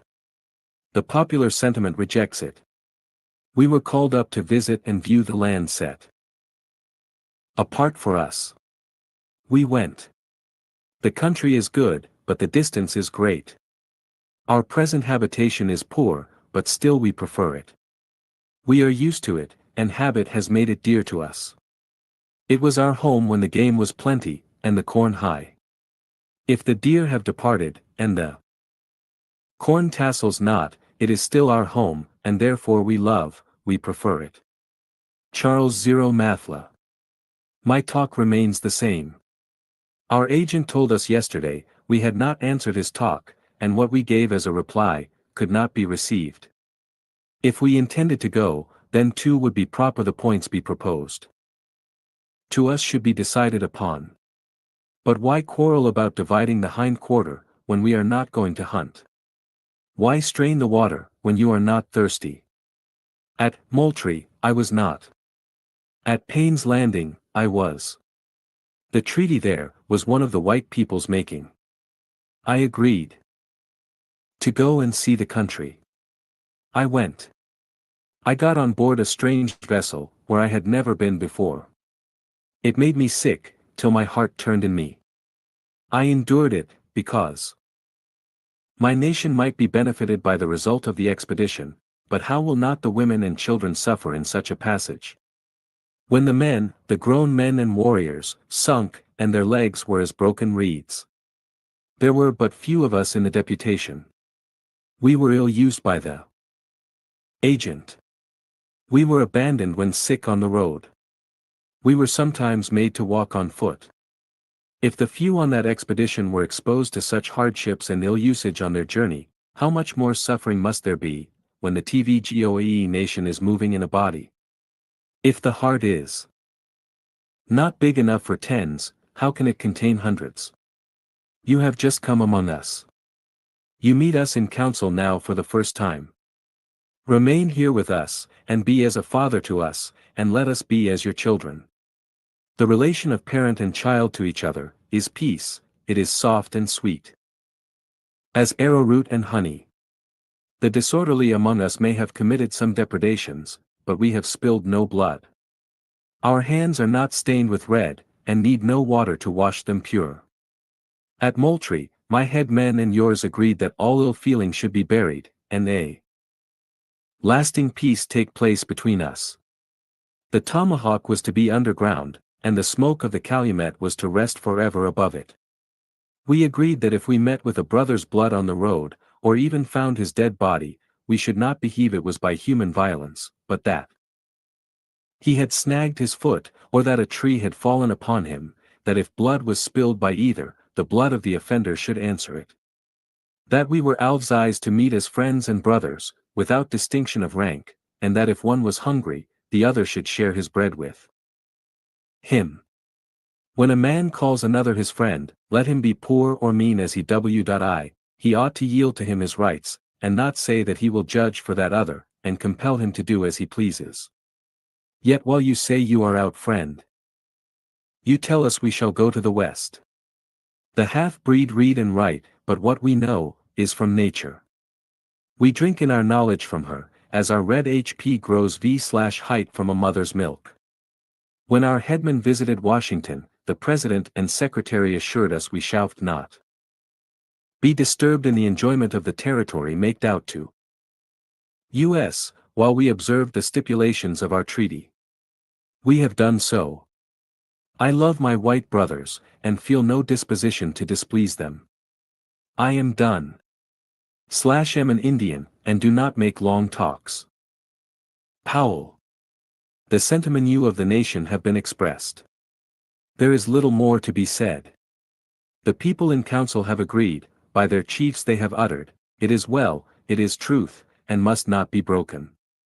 When make up my mind, I act. If I speak, what I say, I will do. Speak or no speak, what I resolve, that I execute. The nation have consulted, have declared, they should perform, what should be, shall be. There remains nothing worth words. If the hail rattles, let the flowers be crushed, the stately oak of the forest will lift its head to the sky and the storm, erring and unscathed. Note. For the substance of the foregoing talk, as well as for much interesting information, we are indebted to the kind courtesy of our highly intelligent friend, David Levy, Esq. Of Augustine, E.F., who is not only one of the most enlightened, but also one of the most patriotic inhabitants of Florida. And as no gentleman is more thoroughly imbued with a ripe knowledge of all the rich resources of that land, so none would experience more pride and pleasure in developing its capabilities yet hidden to the many, and none have more at heart the furtherance of its permanent prose. Parody. Mr. L. was present at the above council, and took notes of the talk, but as he has not favored us with any written account of the Locayu, we regret that, not then expecting to publish a book, we did not listen more attentively, as he described to us, while we were at Augustine, in his own eloquent and glowing terms, the beautiful scenery around the translucent and placid spring, whereon was faithfully reflected the green foliage that thickened over and around it, and wherein might be clearly discerned the tiniest fish, and each minutest object that sported at the bottom, all clothed in the blent hues of the o'erarching sky, the impending shrubbery and the transparent waters. Then the council house and the conference within, the excited agent on one side, the calm chiefs on the other, the very women who had left their unclad little ones to gambol on the grass and dally with the flower, while their mothers, with fly warriors, crowd the gallery or pressed about the council door, with the most intense, yet subdued interest, catching every look as it gleamed from the countenance, and hanging on every word as it fell from the lip of the headman who spoke. Then Powell, his eye calm, serious, fixed, his attitude manly, graceful, erect, his rather thin and close-pressed lip, indicative of the mind made up of which he speaks, high, firm, easy, yet restrained tread free from all stride or swagger, his dignified and CIMPO, *ed aptitude =, his perfect and solemn silence, except during his senior's talk, the head thrown backward, the arms firmly folded on the protruding chest, all instantaneously changed, as by an electric touch, Blian ever the agent sta. Ted a proposition from which he, Powell, dissented. At such times, the fire flash of his indignant ej, the withering scorn upon his up-curled lip, the violent and oft-repeated stamping of his foot, his clenched hand, and the rapid gesticulation of his uplifted arm, the short quick breathing, and the heave of the agitated bosom, like the rushing wind and swelling wave of ocean tempest-tossed, and these swiftly subsiding into the stillness of melancholy, the very moment the agent would correct his own error, and presenting only that aspect and attitude of repose, wherewith the ancient statuary loved most to invest the gods and heroes of Greece. Chapter 4. Indian Outrages. Causes of the Seminole War, John Hicks, Powell, Charles O'Mathla, General Clinch's demonstration on the Outlacoochy, slaughter of G. Carradine Thompson, Lieutenant Constantino Smith, and others, massacre of Major Dade and his command, Indian depredations east of the St. John's, murder of Woodruff and of Cooley's family, abduction of slaves, their fidelity to their owners. The Seminole War originated in the opposition of the Meckasukians, and some hostile chiefs of the Seminole Nation, to the execution of the Treaty of Payne's Landing. That treaty was negotiated in the lifetime of John Hext. Hext, or Hicks, was the name given to him by the English, as he himself said, but his Indian name was Tukasi Amathla, or the ground mole warrior, one who works by undermining. He was possessed of much talent, and of more wisdom and forecast than usually falls to the share of the Red Man. He was head chief of the Meckasukie tribe, and although recognizing the legitimacy of Micanopy as hereditary chief of the Seminole Nation, he still, by his talents, exercised so powerful a control over that legitimate, and the whole of the Seminoles, as to be, in fact, the REA head of the nation. Hext early foresaw the impossibility of the Indians sustaining happy face themselves in Florida, and the impracticability of their stemming the current of white population, which was setting with a gulf-like velocity towards the extremities, the Capes, and the Keys of Florida. He was therefore the decided friend of emigration, and favored the views of the general government in locating the red men in some permanent home at the West, where in a territory of their own, they might be exempt from state interference, and launder the sole and uninterrupted control of the general government. It was unquestionably, there. For, much by the influence of this chief, backed by the exertions of Charlie Amathla, Hollis Mathla, and Black Dirt, that the commissioner, Colonel Gadsden, succeeded in effecting a treaty, and seemingly without opposition. But death of John Hext, Powell, first rupture. One difficulty at that time interposed, and that was the personal ignorance, on the part of the Indians, of the country to which they were to be removed, and this was remedied by a section, permitting a deputation to proceed west at the expense of the United States, to examine for themselves the region whither they were to migrate.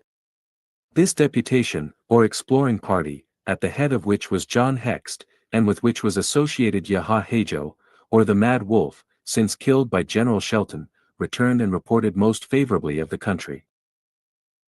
Every preparation was therefore made for the execution of the treaty, conformably to its terms, and no apparent opposition was manifested by any one until after the death of John Hext. That old chief died early in the spring of the year 1835, almost immediately after which, symptoms of disaffection began to manifest themselves, and Osceola or Powell, who previous to that period was a young Tustenuggee of no known or extraordinary powers, began to display abilities, which soon gave him, with the Meckasukians, the mastery exercised by John Hext, and which unfortunately he began to wield with far different objects and views. Penetrating his designs. Major Fanning, commanding at Camp King, and in the absence of Gen. Thompson the agent, had him arrested and put in irons. But the agent, with a misplaced confidence in the sincerity of his professions, had him released on his return to Fort King, for which he afterwards paid the forfeit. Scarcely was Powell released from confinement, before hostilities began to appear. The first rupture which occurred between the Indians and whites, was near the Hogstown settlement, on the 19th June, 1835. It appears that a party of 7 Indians, went out of their bounds clandestinely, for the purpose of hunting. After a short time they separated, and agreed to meet again on a certain day, and at a certain spot. 5 of them having assembled according to agreement, they were met by a party of white men, who disarmed 4 of them, and flogged them with their cow whips. Whilst in the act of whipping the 5th, 2 other Indians made their appear. Tustenuggee, a sub-chief. Murder of Dalton, the mail carrier. Ants, who seeing what was going on, raised the war whoop and fired upon the whites. The fire was returned, by which 1 Indian was killed, and another fatally wounded. 3 of the whites were also wounded. On the receipt of information at the agency of what had transpired, General Thompson, the agent, immediately summoned a council of all the chiefs, and laid the matter before them. They unanimously disclaimed all knowledge of the transaction, and agreed to deliver up the culprits, to be dealt with according to the laws of the white men. The statement of the Indians and whites agreed in all respects, except as to the number of Indians, the whites contending that there were 15 or 20. 5 of the Indians were confined.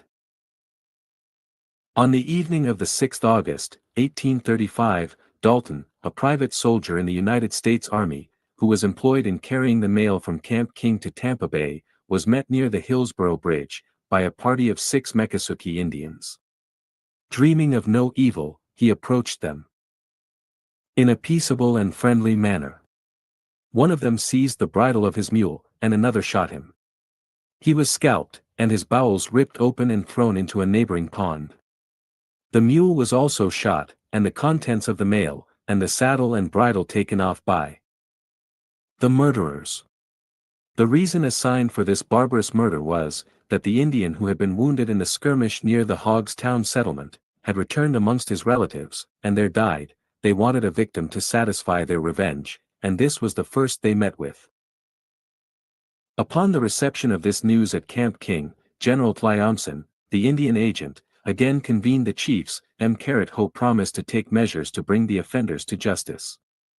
With this promise, however, they never complied. It was merely intended to delude the Heights with a show of friendly dispositions, when they contemplated murder and rane in their hearts.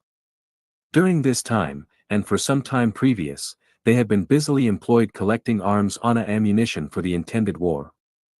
Their preparations had not been completed, and it was their object to gain time.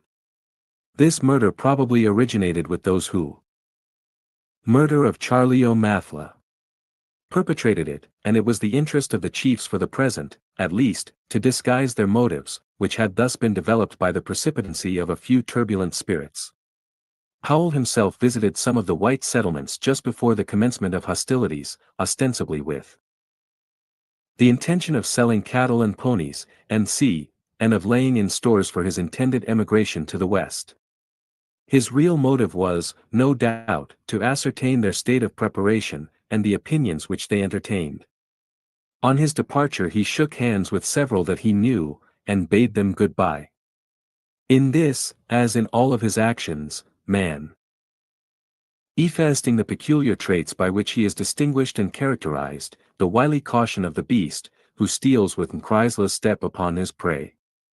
Late in the month of September, Charlie O'Mathla, a friendly chief of great influence, was put to death. Charlie had been out with a number of his friends collecting his cattle, for the sale which was to have taken place on the 1st November, 1835. Whilst on his return homeward, accompanied by his Carrot daughters, he was waylaid and shot by some of the Miccosukee tribe, led on by Powell. He was somewhat in advance of his party when killed. 9 balls were found in his body. His friends immediately retreated towards the agency, and a detachment of U.S. troops was sent to protect the family and tribe of Charlie O'Mathla. It was afterwards ascertained that Powell fired the first gun. This cruel act was intended to intimidate those who were friendly to emigration, and to force them to unite with the hostiles, opposed to that measure. No doubt men who did not fly for protection to the white settlements or military posts, have been constrained to join in with the opponents of emigration. On the reception of intelligence of the death of Charlie O'Mathla, Gen. Thompson, the agent, issued the following notice, to the Puyumic. The Seminole Indians, hostile to emigration, have, for the purpose of embarrassing the execution of the Treaty of Payne's Landing, concluded in 1832, murdered Charlie O'Mathla, the most intelligent and enterprising chief in the nation. They threaten to shoot anyone who forces of Gen. Clinch, attack on Mr. Rogers' house, shall attempt to surrender cattle according to the treaty. The Indians in the northern part of the nation, friendly to emigration, are panic-struck, and will not attempt to attend the contemplated sales. Under these circumstances, an indefinite postponement of the sales is unavoidable. The citizens are warned to consult their safety by guard-ing against Indian depredations. Wiley Thompson, Supt. Sem. Riel. Seminole Agency, Flo. November 30, 1835. Most of these incidents occurred in the fall of the year, but Gen. Clinch, the commanding officer on that frontier, was induced, from the indications of the preceding spring and summer, to make such representations to the general government, as ought to have ensured the presence of an adequate military force, to overawe the savages, and compel a peaceable submission to the terms of the treaty. The Secretary of War reports that 14 companies were placed at the disposal of the general, but it is certain they were not there in time to prevent the disastrous consequences which ensued. Gen. Clinch had, at the time of the commencement of hostilities, not more than 250 regulars. That officer, in addition to the requisitions made on the government, called on the executive of Florida for aid and troops. These troops were sent to Fort Drane late in November and early in December. With these and the regulars, being about 900 men, 650 militia and 250 regulars, Gen. Clinch made a demonstration on the Outlacochee. Whilst he was moving in the direction of that river, and on Monday, the 28th December, 10 individuals, who were dining at the house of Mr. Erastus Rogers, were fired upon whilst sitting at table by a party of Indians. The house was distant not more than 250 yards from the blockhouse at Camp King. Mr. Rogers was sitting at the head of his table, the other gentlemen around it. The first intimation given of the presence of the Indians, was a volley of shot, poured in upon them through the door. The Indians immediately rushed upon them, those who were not killed, sprang out of the windows on each side, 5 of them escaped, others, fleeing for a hammock close by, were shot and killed. Gen. Murder of Gen. Thompson, massacre of Major Dade's command. Thompson, the Indian agent, Lieutenant. Constantino Smith, U.S. Army, Erastus Rogers, Sutler, and Suggs and Hitzler, were slain. Gen. Thompson received 15 balls through his body. It is said that one at least of these was from a rifle which he presented to Osceola. Thus fell the unfortunate agent, a victim to his own misplaced confidence. These individuals were scalped, and their skulls beaten in. Suggs and Hitzler were dreadfully mangled.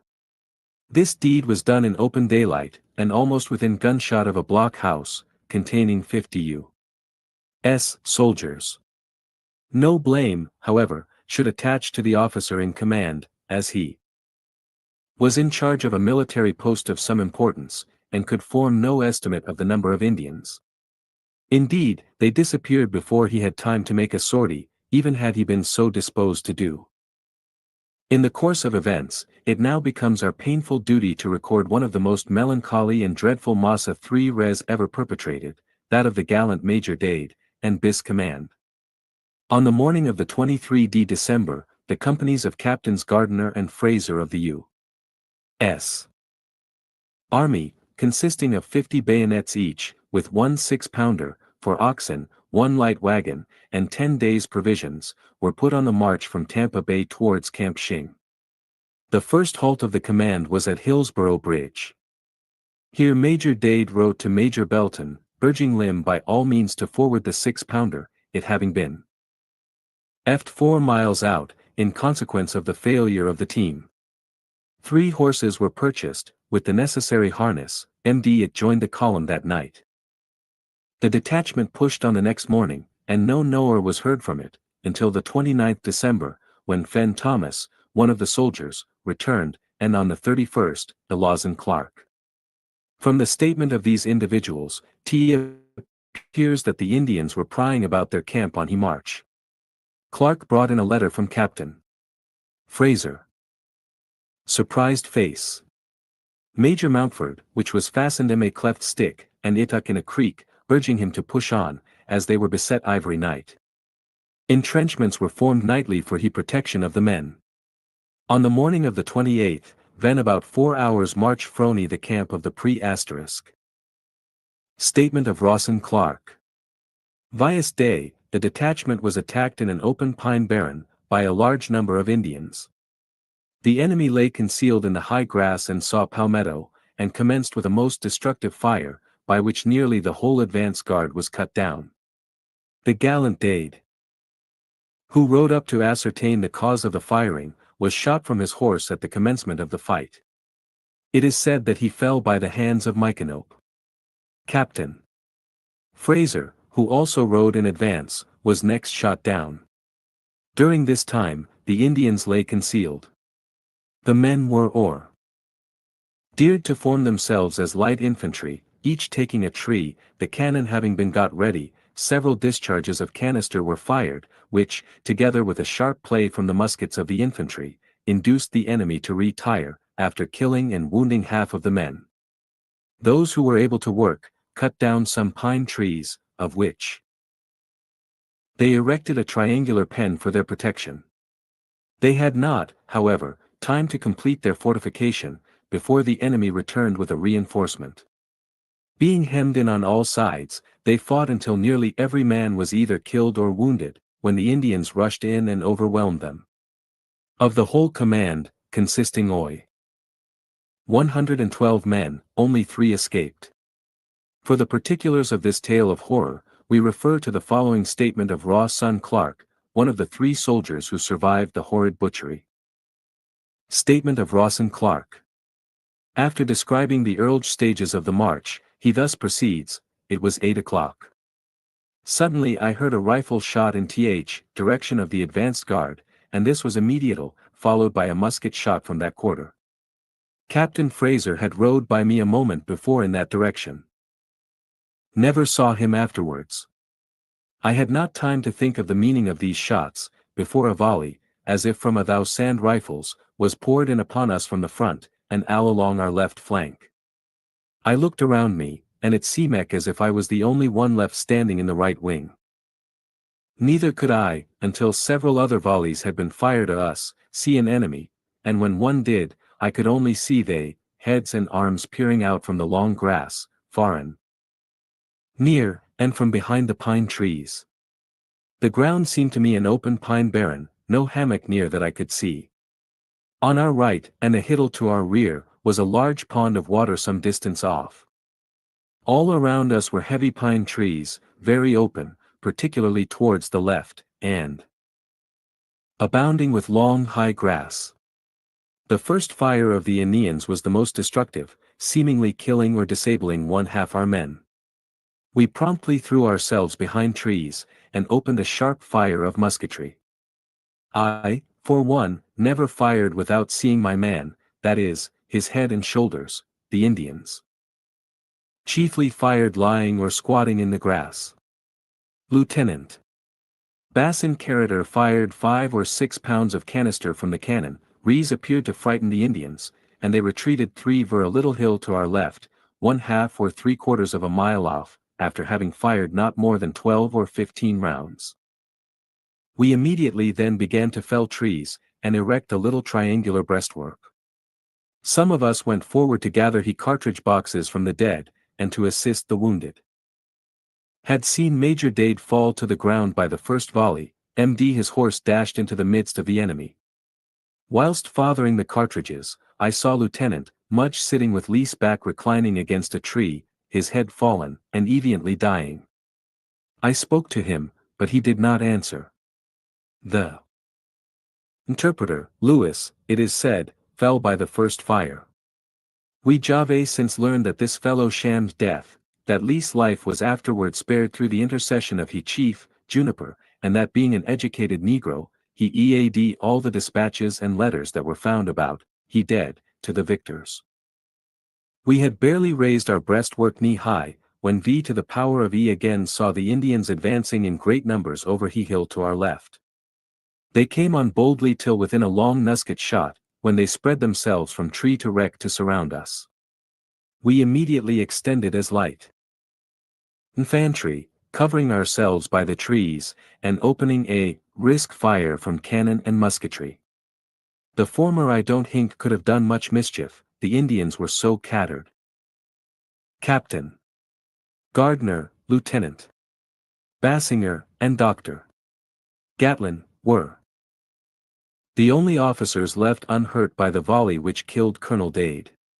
Lieutenant Henderson had his left arm broken, but he continued to load his musket and to fire it, resting on the stump, until he was finally shot down towards the close of the second attack, and during the day he kept up his spirits and cheered the men. Lieutenant Keyes had both his arms broken in the first attack, they were bound up and slung in a handkerchief, and he sat for the remainder of the day, until he was killed, reclining against the breastwork, his head often reposing upon it, regardless of everything that was passing around him. Our men were by degrees all cut down. We had maintained a steady fight from 8 until 2 p.m., or thereabouts, and allowing 3/4 of an hour interval between the first and second attack, had been pretty busily engaged for more than 5 hours.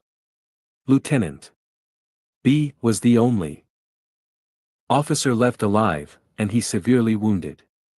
He told me the Indians approached to lay down and feign myself dead. I looked through the logs, and saw the savages approaching, in great numbers. A heavy-made Indian, of middle sta tour, painted down to the waist, corresponding in descript tie-in to Mycanope, seemed to be the chief. He made then a speech, frequently pointing to the east work. At length they charged into the work, there was none to offer resistance, and they did not seem to suspect the wounded and carried alive, offering no indignity, but stepping about carefully quietly stripping off our accoutrements, and carrying our arms. They then retired in a body in the Dnxioi, from whence they came. Immediately upon their retreat, 50 Negroes on horseback galloped up and alighted, tied their beasts, commenced with horrid shouts and yells the butchery o' the wounded, together with an indiscriminate plunder, stripped PNJG the bodies of the dead of clothing, watches and money, and splitting open the heads of all who showed th. least sign of high, with their axes and knives, and accompanying their bloody work with obscene and taunting Dari scions, and with frequent cries of, "What have you got to sell?" Lieutenant B, hearing the Negroes butchering the wounded at length sprang up, and they carrot-ked them to spare his life. The met him with the blows of their axes, and their fiendish laughter. Having been wounded in 5 different places myself, I was pretty well covered with blood, and 2 scratches that I had received on my head, gave to me the appearance of having been shot through the brain, for the Negroes, after catching me up by the heels, threw me down, saying, "D.N. him, he's dead enough." They then stripped me of my clothes, shoes and hat, and left me. After stripping all the dead in this manner, they trundled off the cannon in the direction the Indians had gone, and went away. I saw them first shoot down the oxen in their gear, and burn the wagon. One of the other soldiers who escaped, says they threw the cannon into the pond, and burned its carriage also. Shortly after the Negroes went away, one Wilson, of Captain G's company, crept from under some of the dead bodies, and hardly seemed to be ired at all. He asked me to go with him back to the fort, and I was going to //lim, when, as he jumped over the breastwork, an Ir sprang from behind a tree and shot him down. I then lay quiet until 9 o'clock that night, when D. Coney, the only living soul beside myself, and I started, upon our journey. We knew it was nearest to go to Fort King, but we did not know the way, and we had seen the enemy's retreat in that direction. As I came out, I saw Dr. G. lying stripped amongst the dead. The last I saw of him whilst living, was kneeling behind the breastwork, with 2 double-barrel guns by him, and he said, "Well, I have got 4 barrels for them." Captain G., after being severely wounded, cried out, "I can give you no more orders, my lads, do your best." I last saw a Negro spurn his body, saying with an oath, "That's one of their officers G. was dressed in soldier's clothes." My comrade and myself got along quite well until the next day, when we met an Indian on horseback, and with a rifle, coming up the road. Our only chance was to separate. We did so. I took the right, and he the left of the road. The Indian pursued him. Shortly afterwards I heard a rifle shot, and a little after another. I concealed myself among some scrub and saw Palmetto, and after. Report of Captain Hitchcock. A while saw the Indian pass, looking for me. Suddenly, however, he put spurs to his horse, and went off at a gallop towards the road. I made something of a circuit before I struck the beaten track again. That night I was a good deal annoyed by the wolves, who had scented my blood, and came very close to me. The next day, the 30th, I reached the fort. This statement appears to be correct in most respects. Subsequently, Gen. Gaines's army passed the spot, and found the dead lying in the position in which they had been left by the enemy. Clark was however mistaken, in regard to the dead having been stripped. They were probably despoiled of their arms, accoutrements, blankets and great coats, but not of their watches and money, as will A.P. Pair from the following report of Captain Hitchcock. Western Department, Fort King, Florida, February 22, 1836. General, agreeably to your directions, I observed the battle ground 6 or 7 miles north of the Withlacoochee River, where Major Dade and his command were destroyed by the Seminole Indians, on the 28th December. Last, and have the honor to submit the following report. The force under your command, which arrived at this post today from Tampa Bay, encamped on the 19th instant, on the ground occupied by Major Dade on the night of the 27th December. He and his party were destroyed on the morning of the 28th, about 4 miles in advance of that position. Phi was advancing towards this post, and was attacked from the north, so that on the 20th instant we came upon the rear of his battle ground, about 9 o'clock in the morning. Our advanced guard had passed the ground without halting, when the general and his staff came upon one of the most appalling scenes that can be imagined. We first saw some broken and scattered bones, then a cart, the 2 oxen of which were lying dead, as if they had fallen asleep, their yoke still on them. A little to the right, 1 or 2 horses were seen. We then came to a small enclosure, made by felling trees in such a manner as to form a triangular breastwork for defense. Within the triangle, along the north and west faces of it, were about report of Captain Hitchcock, 30 bodies, mostly mere skeletons, Aethu, th. Much of Thai clothing was left in them. These were lying, every ohm of them, in precisely the same position they must have occupied during the figlet, their heads next to the logs over which they had delivered tire fire, and their bodies stretched with striking regularity parallel to each other. They had evidently been shot dead at their posts, and the Indians had not disturbed them, except by taking the scalps of most of them. Passing this little breastwork, we found other bodies along the road, and by the side of Tly Road, generally behind trees, which had been resorted to for covers from the enemy's fire. Advancing about 200 yards further, V/E found a cluster of bodies in the middle of the road. They were evidently the advance guard, in the rear of which was the body of Major Dade, and to the right that of Captain Fraser. These were doubtless all shot down by the first fire of the Indians, except, perhaps, Captain Fraser, who must however have fallen very early in the fight. Those in the road, and by the trees, fell during the first attack. It was during a cessation of the fire, that the little band still remaining, about 30 in number, threw up the triangular breastwork, which, from the haste with which it was constructed, was necessarily defective, and could not protect the men in the second attack.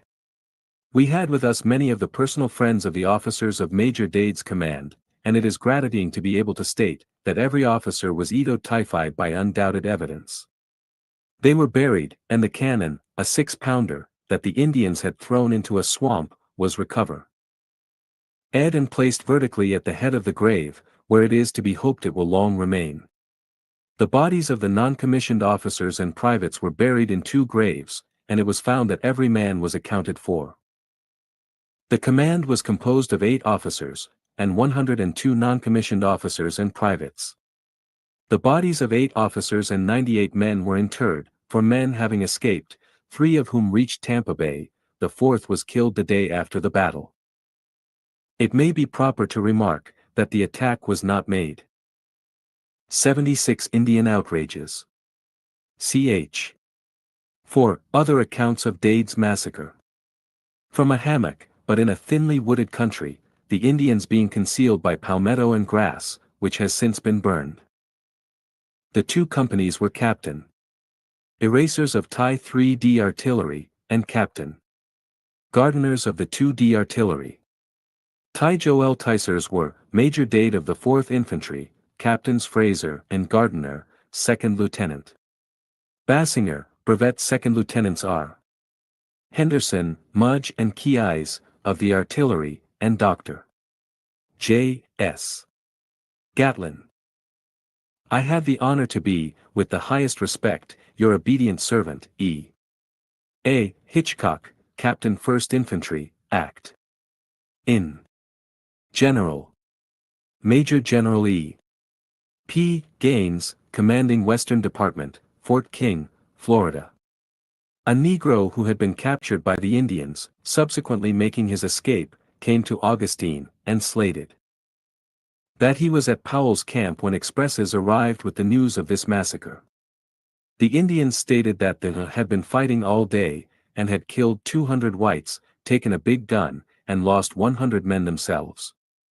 After Tly's first attack, when they retreated, it was with great difficulty that the chiefs induced them to renew the assault. Jumper and Alligator upbraided them with their timidity and tauntingly asked them if they were drunk, sick, or Wayen, to be afraid of a few white men. Their counsels finally prevailed. Anyone who has traveled, as we have done, the road from Tampa Bay to Camp King, will perhaps wonder why the Indians selected an open pine barren for their attack, in preference to the thick hammocks which skirt the Hillsborough and Outlacoochy rivers. We think it can be easily explained. Powell, by his spies, had perhaps been informed of the movement of Dade's command, and sent a large force to cut them off, before Tyee could form a junction with Clinch. Had the attack been made in the hammock, a number of the whites would have escaped under shelter of the woods. The object of the Seminoles was to destroy every man. Possessing, as they did, an overwhelming force, they would neither attack in these positions, nor attempt to surprise the camp at night, when the true S. Major Dade and Captain Gardiner were well protected, and might have held all against 1,000 Indians, or destroyed a Kuo-e number of them. In the Pine Barren, the red men fought at equal and guslier advantage, whilst all chances of retreat for the pale faces was cut off. We may account for i.e. omission to plunder the dead in the following manner. Sawyer was hourly expecting an attack from Clinch, and no doubt Lehigh ordered his men to rendezvous on the Outlacoochy at a given time. This party probably constituted the reinforcement which came up late in the battle. There is a circumstance of peculiar interest connected with this affair, which, as it redounds to the honor of those concerned, we must not omit to record. Lieutenant B. Alvord, of Major Dade's company, which was left behind at Fort Brooke, writes to Lieutenant R. C. Buchanan, the adjutant of the 4th Infantry, at New Orleans. Major Dade took command of this detachment under circumstances which reflect upon him the highest honor. Captain F. S. Belton, of the 2DX artillery, commands here. Gen. Clinch had ordered the commanding officer at T. Post to detach their 2 companies on their arrival. They arrived several weeks since, but being very weak, and the other companies ordered not having arrived, the accounts received at this time, of the hostile intentions of the Indians, were such as to induce Captain B. to postpone the march.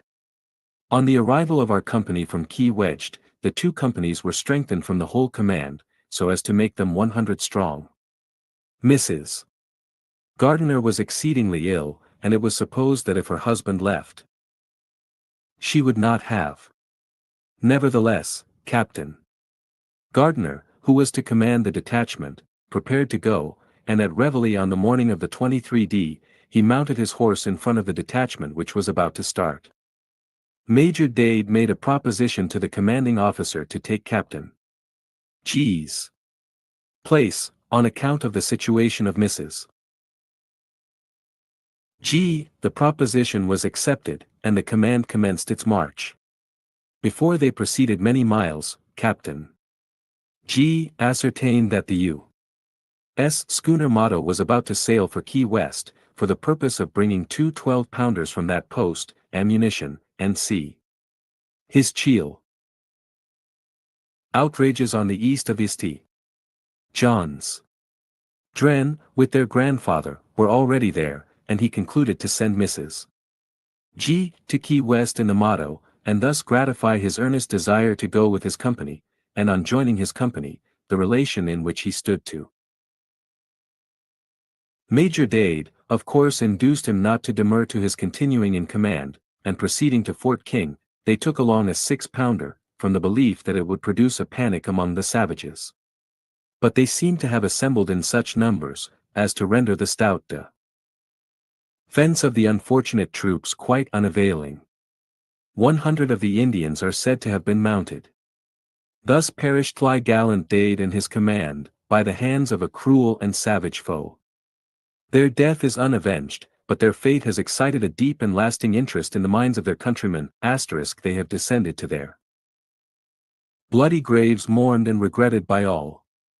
And though /e solitude of nature reigns around their place of rest, it is to be hoped they will not sleep unhonored and unsung, but that a nation's sympathies may erect some enduring memorial, which shall mark the scene of their suffering, and record the virtues of these martyrs in their country's cause. Whilst these incidents were passing on the west of St. John's River, the Indians on TNE east side were not idle, but extended their ravages from Cape Florida, almost to the gates of St. Augustine. The red men composing the band who destroyed the settlements along the Atlantic coast, are under the direction of an old chief, named Philip, who resides at Topkalikee. There is a large lake, containing a number of islands, upon the largest of which Philip is established. This island is surrounded with water so deep, that it cannot be forded, except in one place, nor can it be approached from any point without discovery. Here the old chief resides, with his women, children, old men and negroes, attending to the cultivation of his crops, whilst his warriors are marauding about the country. The negroes are compelled to work under the supervision of arms and * will have fine feeling, that does infinite honor to plier heads and hearts. The Legislative Council of the Territory have recently created a new county, and denominated it Dade County. It is located on the map which I have prepared for my book. Massacres, Mr. Cooley's family. Tunnels, and should any of them attempt to escape, they are shot. This tribe numbers from 250 to 300 warriors, and perhaps as many Negroes. From the rapidity with which the plantations were destroyed, it is evident that they must have divided themselves into parties of from 30 to 50, so as to extend themselves over the country, almost simultaneous. On the morning of the 25th December, Mr. Henry Woodruff, who was riding between Spring Garden and Volusia, was waylaid, shot and scalped, by a party of Indians. It is said that he was killed by Mackenzie, the son of a half-breed of that name. About the same time, Messrs. Lenovar and Hatch were killed near Picolata. On the 6th of January, whilst Mr. Cooley was from home, a party of about 30 Indians made an attack upon his family. Settled at New River, about 12 miles from Cape Florida. They murdered his wife, 3 children, and a Mr. Flinton, who was employed as their teacher. The children were sitting in the hall, getting their lessons, when the Indians came up by stealth, and shot them down. Flinton was killed on the threshold of the door. The little girl about 11 years old was found dead, with her book in her hand. As soon as the firing commenced, Mrs. Cooley snatched up her infant child. Pound MD endeavored to effect the air escape by a back way. She was shot at a distance of about 150 yards from the house. The ball entered between her shoulders, and after passing through her breast, broke the arm of the child which was cradled on her bosom. The little boy, about 8 or near years of age, was found in the yard with his skull, JND arm fractured, probably done with a billet of wood. Having destroyed all of the white inhabitants, they shot the cattle, plundered the house of property worth from $1,000 to $1,200, took away 2 Negroes, and all the horses, and finally set fire to the house. The circumstances attending the murder of Mr. Cooley's family are well calculated to illustrate the treachery of the Indian character. He had resided among them for many years, spoke their language well, and treated them with uniform kindness and hospitality. Indeed, such was his destruction of property on the Keys and plantations, friendship for them, that he named 2 of his sons after their chiefs, Alnamok and Montezuma. His wife had once been a captive among them, and was esteemed a great favorite. Standing in this relation, and concealing in their eye professions of friendship, which lulled him into a fatal security, he left his home for a few days, and returned to find it desolate. It is a remarkable fact, that the villains who perpetrated the deed of death, had not the hardihood to scalp the poor mother and her 3 innocent children.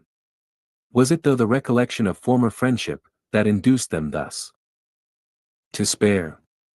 Or were they conscious that their own savage colleagues would have blushed for the chivalry of those warriors, who could find no work more befitting tire tomahawks and scalping knives, than the cruel butchery of women and children?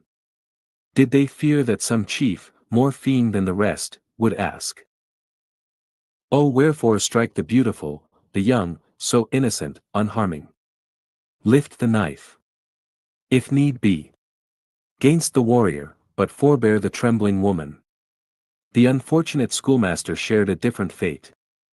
To him they owed no obligations of friendship. He was a man, and as such, capable of resistance, his scalp was therefore torn from him, and borne off as a testimony of their savage triumph. The families which resided in the neighborhood, when fortunately apprised of what was going on, and effected their flight to Cape Florida. Mrs. Rigby, her 2 daughters, and son, ran through the bushes and mangrove swamps, a distance of 12 miles. When Tai arrived at Tlai Cape, they were without shoes, and almost naked, their clothes having been torn to pieces by the bush's entire course. From 50 to 60 men, women and children, hastened to the Liglet house on Key Biscayne, where a stand was made for 1 or 2 days, but provisions being short. They were compelled to retire upon Indian Key, accompanied by Mr. Dubose, the keeper of the light, and his family. The plantations extending from Cape Florida to Augustine, were visited in turn, and nearly all the buildings including the sugar mills, were destroyed. It is St. Fidelity of the slaves. Mated that property to the amount of $200,000 was burnt in 1 week. The houses of the planters were plundered, and everything of value carried off. Nothing was left except the storehouses containing corn and provisions. These were reserved by the Indians for their own consumption.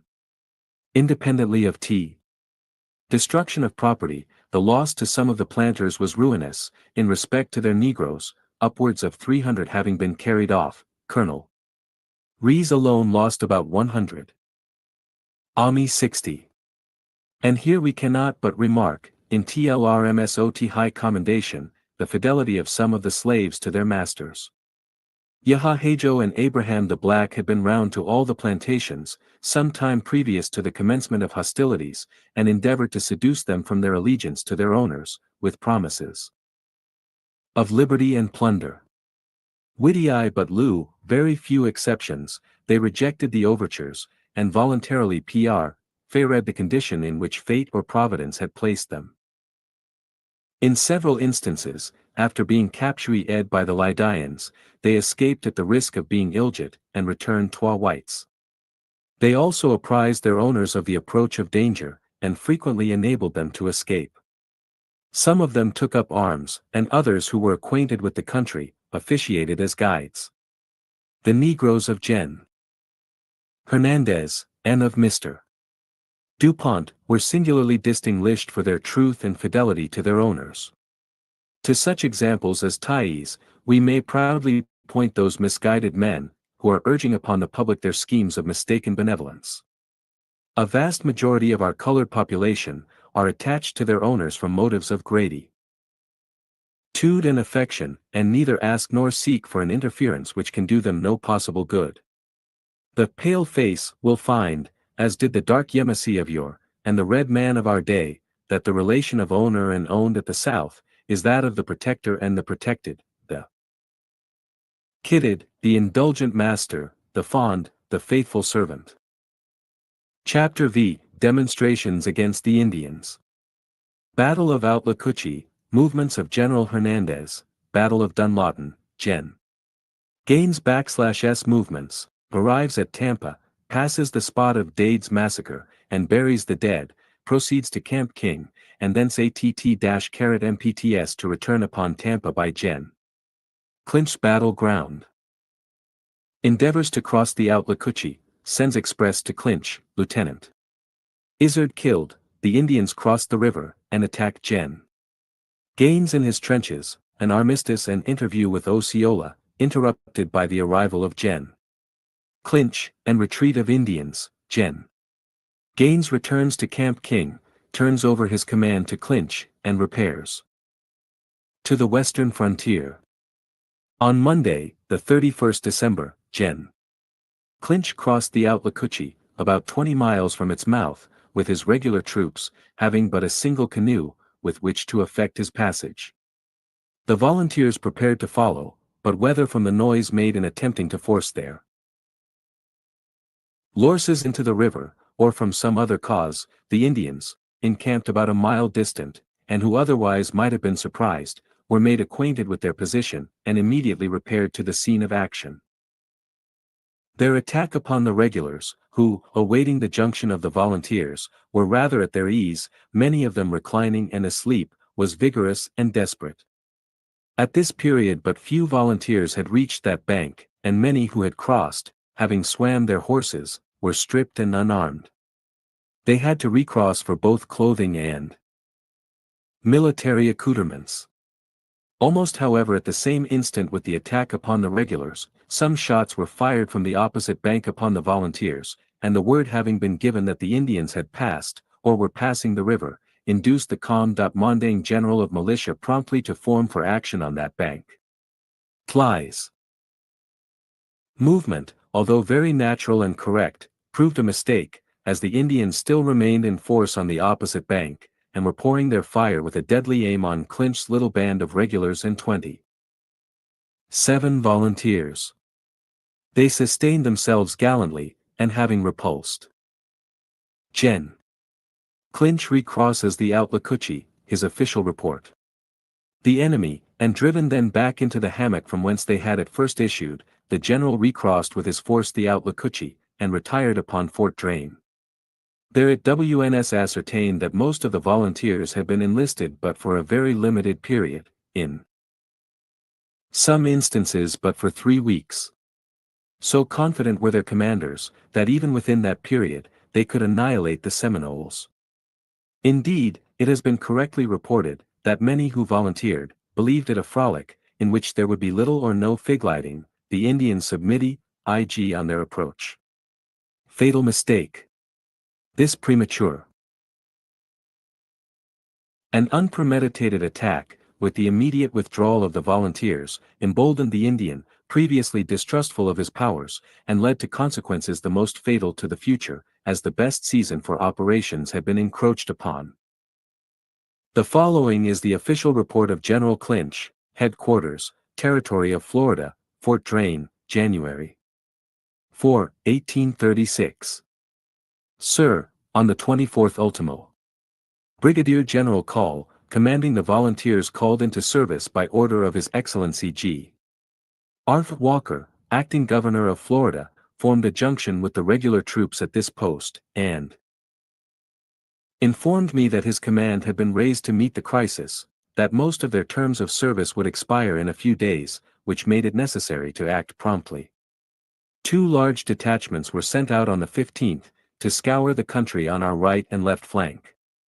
Lieutenant Colonel Fanning, with 3 companies from Fort King, arrived on the 27th, and on the 29th, the detachment having returned, the Brigade of Mounted Volunteers, composed of the 1st and 2D regiments commanded by Brigadier General Call, and a Carrot battalion of regular troops commanded by Lieutenant Colonel Fanning, took up the line of march for a point on the Outlacuchy River, which was represented by our guides as being a good ford. About 4 o'clock on the morning of the 31st, after leaving all our baggage, provisions, and protected by a guard commanded by Lieutenant Dancy, we pushed on with a view of carrying the ford, and of surprising the main body of Indians, supposed to be concentrated on the west bank of the river, but on reaching it, about daylight, we found, instead of a good ford, a deep and rapid stream, and no means of crossing, except in an old and damaged canoe. Lieutenant Colonel Fanning, however, soon succeeded in crossing. The regular troops took a position in advance, v/Hillsbury Gen. Call was actively engaged in crossing his brigade, and in having their horses swam over the river.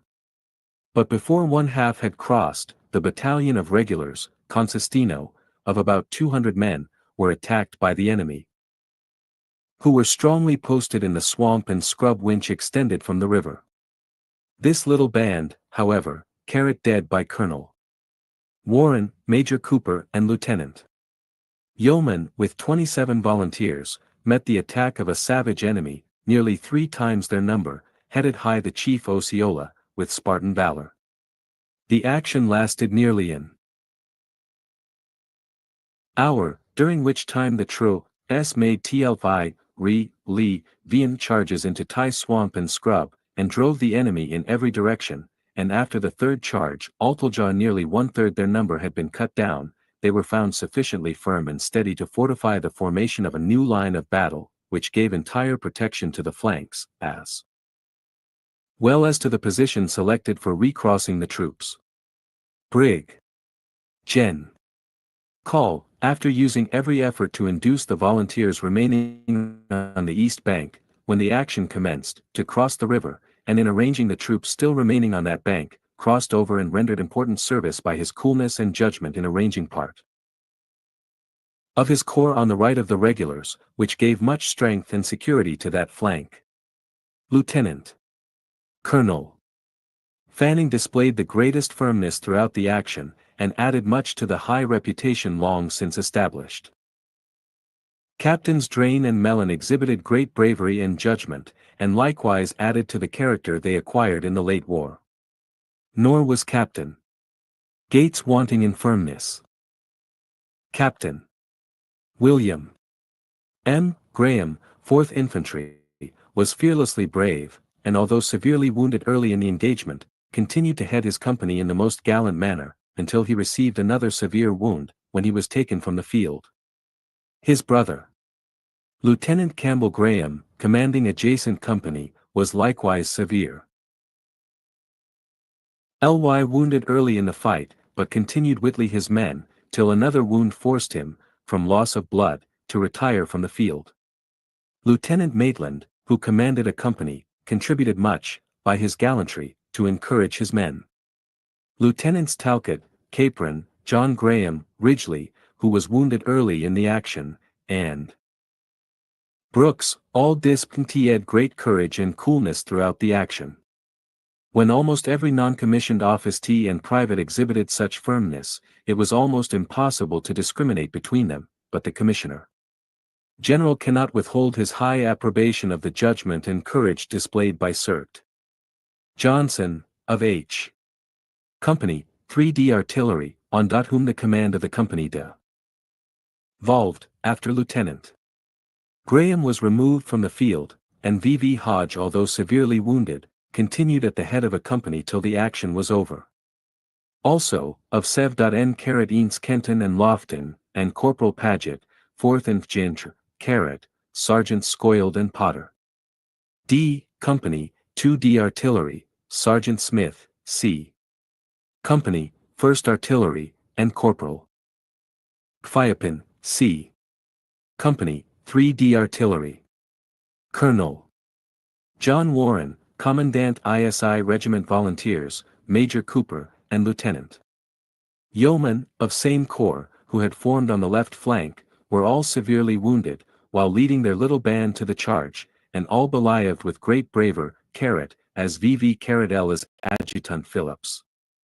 Lieutenant Colonel Mills displayed great coolness and judgment during the action, and in recrossing the river with his command. Lieutenants Stewart and Hunter, of Fly 2D Regiment, with a few men of that regiment, were judiciously posted on the right, and from their reputation for firmness, would have given a good account of the enemy, had he made his appearance in that quarter. Colonel Parkhill of the F. Volunteers, who performed the duties of Adjutant General, displayed much military skill, and the utmost coolness and courage throughout the whole action, and his services were of the first importance. Colonel Reed, Inspector General, displayed much firmness. But he had his horse shot, and received a slight wound early in the engagement, and was sent with orders to the volunteers. My volunteer aide, Major Liddick, and Major Welford, aide to Brigadier General Call, were near me throughout the AC. Tie-in, and displayed the most intrepid courage and coolness. Colonel J. H. Mintosh, one of my aides, and Major Gamble, aide to General Call, both displayed much firmness and courage, and were actively employed on the left flank. I also feel it due to Lieutenant Colonel Ely, Captain Scott, and Lieutenant Cuthbert, to say, that although the action was nearly over, before they could cross the river with a few of the 2D Regiment, they took a judicious position, and showed much firmness. Captain Wyatt, of the same corps, was entirely employed in erecting a temporary bridge, and manifested much firmness. Much credit is also due to the medical department, composed of doctors Whiteman, Hamilton, Randolph and Braydon, for their activity and attention to the wounded. The term of service of the volunteers having expired, and most of them having expressed an unwillingness to remain longer in service, it was considered best, after removing the dead, and taking care of the wounded, to return to this post, which we reached on the 2D instant, without the least interruption, and on the following day the volunteers FIOM Middle Florida took up the line of march for Tallahassee, and this morning those from East Florida proceeded to their respective homes, leaving me a very few men to guard this extensive frontier. I am now fully convinced that there has been a great defection among the Florida Indians, and that a great many Creeks have united with them, consequently it will require a strong force to put them down.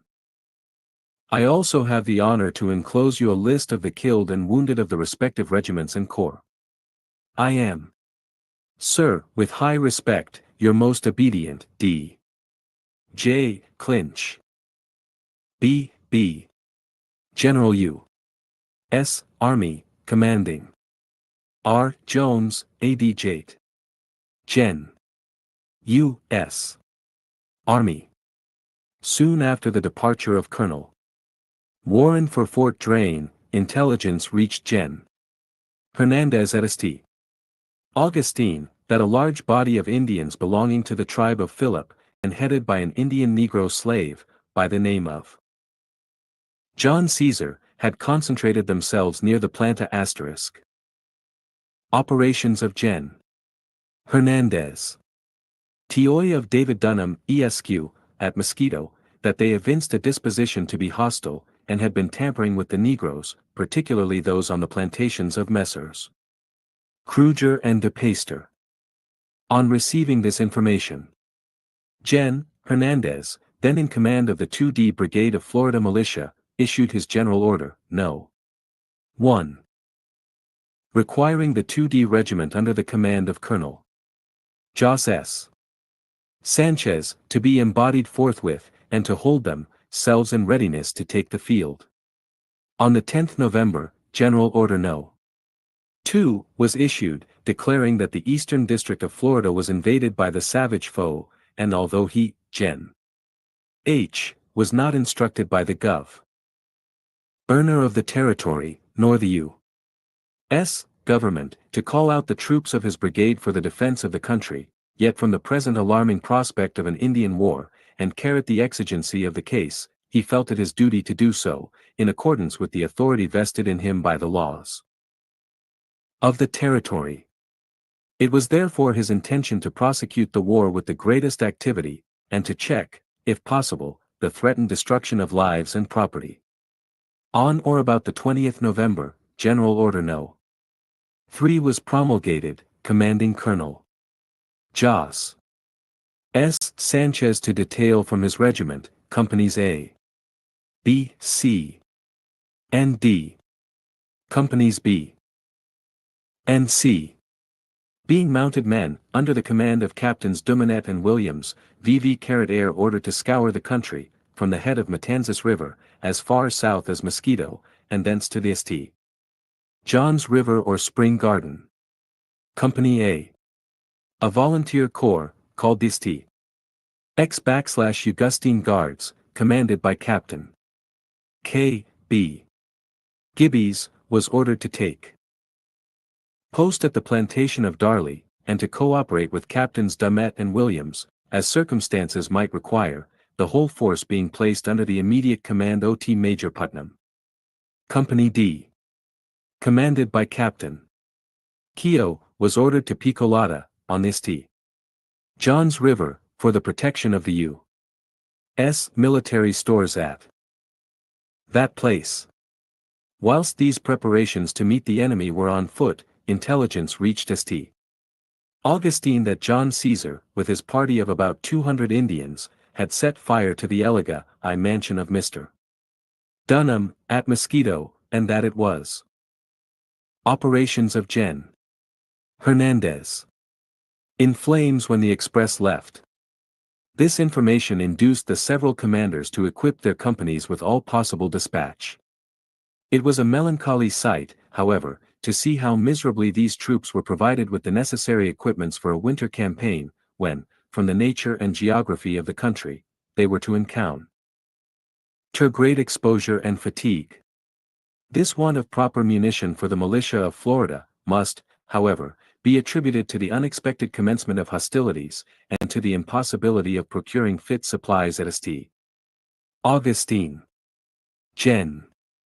Hernandez was under the necessity, therefore, of making out for the present with such articles as the place afforded, and marched off the troops with as little delay as possible. About the 13th November, Captain Keogh took up the line of march for Picolata, and in a day or two after, Major Putnam embarked with the Augustine Guards, for Darley's plantation. So rapid were the movements of the Indians in their devastations, that in 4 or 5 days after the burning of Dunham's house, and before Major Putnam could reach Darley's, they had burnt and destroyed the sugar plantation of Messrs. Kruger and DePaster, and taken their negroes carried about 45 in number, prisoners. The mills and houses of Colonel Rees, at Spring Garden, were also destroyed. Ed, and his negroes, together with those of the estate of Woodruff, Alexander Forrester, and Joseph Woodruff, amounting in all to about 180, were carried off. The sugar plantation and negroes of Mr. Harriet, about 80 in number, shared a similar fate. With these negroes, amounting to more than 300, and all the plunder and provisions which they could collect, they moved off to their town at Tohopkalki. Gen. Hernandez was induced by these alarming events, personally to take the field, and to assume command of the troops in that quarter, leaving Colonel Tos.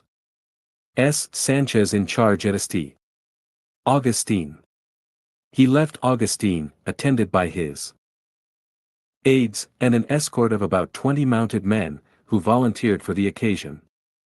After visiting the different posts on his route, he took up his headquarters at Darley's, where he found Major Putnam encamped. The intelligence concern murder of Lenevar, ing the Indian depredations having been confirmed by Major Putnam, who had in his possession a Negro slave belonging to Kruger and DePaster, named Castelio, and who had been recaptured from the Indians by Captain Dumet, and the same Negro having further stated that it was the intention of John Caesar to return and carry off the provisions which had been left at the different plantations, an immediate pursuit was resolved upon. At daylight the next morning, the general started, accompanied by his escort, a portion of Major Putnam's company, and Captain Dumet's corps of mounted men. The infantry was ordered to scour the banks of the Halifax River, and the mounted men to penetrate the interior. The general's exertions, however, proved unavailing. The enemy had fled far beyond his reach, and the pursuit was commenced about 2 days too late. Recent traces of the Indians were however discovered, the smoking ruins, sugar works demolished. Ed, and the huge masses of shattered brick and stone work, the wrecks of Indian barbarity, marked their course. Fatigued and disappointed, Gen. Hernandez, with his little band of followers, returned to Camp Darley. In the meantime, the city of St. Augustine had been thrown into great alarm, by intelligence received through a Negro, of the murder of Lenevar, at Mr. Bayer's plantation, by a party of about 30 Indians, led by John Hicks, son of the celebrated John Hicks, one of the signers of the treaty. It was also stated that they were murdering the inhabitants, and laying waste the plantations in that vicinity. It may not be uninteresting to state the circumstances attending the death of Lenevar. When the Florida militia were called into the field by Gen. Hernandez, a large portion of the men under his command, were inhabitants of Augustine, a majority of whom are the descendants of persons brought from the island of Minorca, by Dr. Andrew Turnbull, about the year 1763. These people are accustomed to labor for their support, and many of them cultivated the soil in the vicinity of St. Augustine, in this way supplying their families with provisions. Some of them, however, had established plantations, between the city and the St. John's River, and among them W9 **** plantation of Bayer, about 12. Murder of Lenevar. Miles from Augustine. Lenevar was an unnamed man, and a tradesman. Being obliged to take up arms in defense of the territory, he was forced to abandon his trade, and the cultivation of the soil by which he supported an aged mother, who was entirely dependent upon his exer. Tie-ins for a maintenance. Fliss' supply of corn being exhausted, he was desirous of obtaining a sufficient quantity to meet the expected emergency. He therefore resolved, with a full knowledge of the danger to which he exposed himself, to go to Bayers, accompanied by his brother, about 15 years of age, and to bring in a load. It was, however, necessary that he should procure the permission of Colonel Jos. S. Sanchez. The colonel, on his application, told Lenevar that he did not like to refuse him permission, but at the same time he considered it an exceedingly hazardous undertaking, and begged him to abandon his project. Lenevar said he was determined to go, that he was not afraid of being scalped, and would return on the morrow. Colonel Sanchez, finding him determined, reluctantly assented to his going, and started immediately in company with his brother. On the evening of the same day, one of Bayer's Negroes fled from his place to Augustine, and spread the alarm produced by his murder, as already stated. The citizens immediately volunteered, and formed themselves into a company of mounted men, for the purpose of pursuing this party. In 2 hours after they were apprised of the occurrence, about 30 mounted men were on the route to Bayers, under the command of Major Smith. About 6 miles from the city, they met Mr. Weidman, accompanied by his family, who confirmed the intelligence respecting the death of the elder Lenevar. Young Lenevar, who fortunately escaped, stated that his brother and himself were loading their cart, when, without seeing an Indian, he heard the report of a rifle, and saw his brother fall, by his side. He attempted to raise him, and discovered that he was dead. In order to ensure his own safety, he ran into a palmetto scrub, near the spot. The Indians came up, scalped his brother, set fire to the house, and threw his body into the flames. They were painted, and their bodies, Major Putnam ordered to Dunlawton, were much disfigured. So near were the Indians to young Lenevar's place of concealment, that he heard them distinctly say, that they intended to pay a visit to Mr. Weidman that night. After some consultation, the Indians moved off in the direction of Deep Creek. As soon as they were out of sight, young Lenevar fled, through the woods and bypaths, to Weidman's plantation on the Picolata road. Mr. Weidman, without delay, very prudently placed his family on horseback, and started Carrot or Augustine.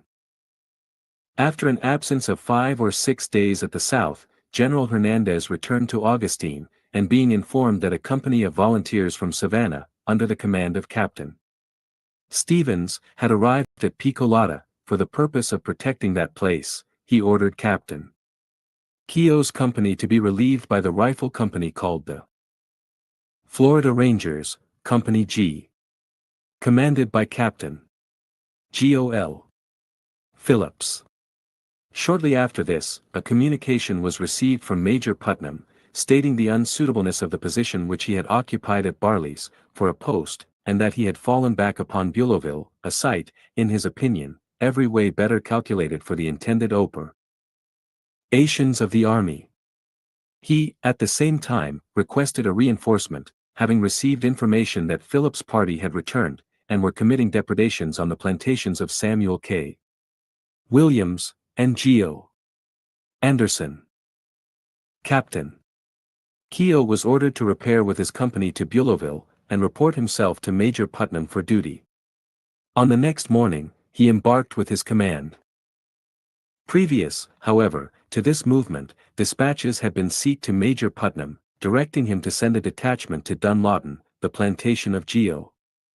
Anderson, and remove with as little delay as possible, all the corn that could be found, to prevent it from falling into the hands of the Indians, for which purpose flats would be provided by Mr. Anderson. On the arrival of Captain Keogh at Bulowville, Major Putnam proceeded with the Augustine Guards, and Captain Damet's company, to Dunlawton, Captain Keogh's company being left in charge of the post at Bulowville. The two companies embarked in 3 boats, and proceeded down Carrot and Bulow's Creek to its juncture with the Halifax River, and landed in the afternoon at Damet's plantation. Very recent traces of Indians were discovered, a quantity of lead had been cut from the sugar boilers, the household furniture had been broken up, and as much injury done to the premises as could be effected without fire. About 4 o'clock, the command re-embarked, and about 2 hours after dusk, overtook the flats which had been sent on the day before with provisions, in charge of Sergeant Cooper, and 3 or 4 men. They reported that they had seen a number of Indians dancing around a fire made by the burning of G. and J. Anderson's dwelling house, the smoke from which had also been seen from the boats, after leaving Damet's. Sergeant Cooper and his men were transferred to the boats, and the whole command was ordered to approach in silence, and with the utmost caution, towards the burning buildings. It was the intention of Major Putnam to land some distance from the buildings, and to advance upon their rear, but from a misapprehension of the order by a lieutenant in charge of one of the boats, that intention was frustrated. He having advanced directly towards the flames, the other boats were compelled to move up to his support. On landing, the men were formed in the rear of the smoldering ruins, in a position where they were out of the reflection of the light. A consultation was held by the officers as to what course should be pursued, and it was determined to march up to the sugar house, which was distant about 1 mile from the river. The command had not, however, proceeded more than 150 yards, before they came to a pen, containing cattle, which had been probably enclosed and held in readiness for an early start in the morning. This circumstance induced a change in the plan of operations, and it was agreed to divide the men equally, and to place them in 2 negro houses, situated on either Carrot side of the road leading to the sugar house, and beyond the pen. It was expected that the Indians would pass Thicksage houses to get at the cattle in the morning. The men kept this position until daylight, very soon after Vliach. The sentinel reported that he saw 2 Indians approaching. They were allowed to approach within good shoot-J. Retreat from Dunlawton. ing distance, when the signal was given by Captain Damet, firing his rifle at the foremost. They were much startled and astonished, particularly when both companies rushed out and fired upon them. One fell on the spot where he was first shot at, the other succeeded in moving off to some distance before he dropped, leaving his rifle behind him. The men were ordered immediately to extend themselves in open order, in the pine barren, and be ready to receive the enemy, who was not long in making his appearance. The Indians came down the road from the sugar house, talking loudly, and it was supposed from their boldness that they must be in considerable force. As a thick scrub lay in the rear of Major Putnam's men, and between them and the river, they were ordered to retire beyond it to the burnt buildings on the river side, so as to prevent the enemy from cutting off their retreat to the boats. They had not taken up their position more than 15 minutes, when their right was fired upon by a party of the enemy, which advanced boldly down the canal bank, until checked by a heavy discharge. A second party now advanced directly in front through the scrub, and opened a severe fire, which was returned with interest. This lasted about 15 minutes, when Major Putnam ordered his men to retire to their boats. Some got in and pushed them off, when the order to retreat v/as countermanded, as the enemy was rushing down, whooping, and firing their guns over their heads, as they let them off.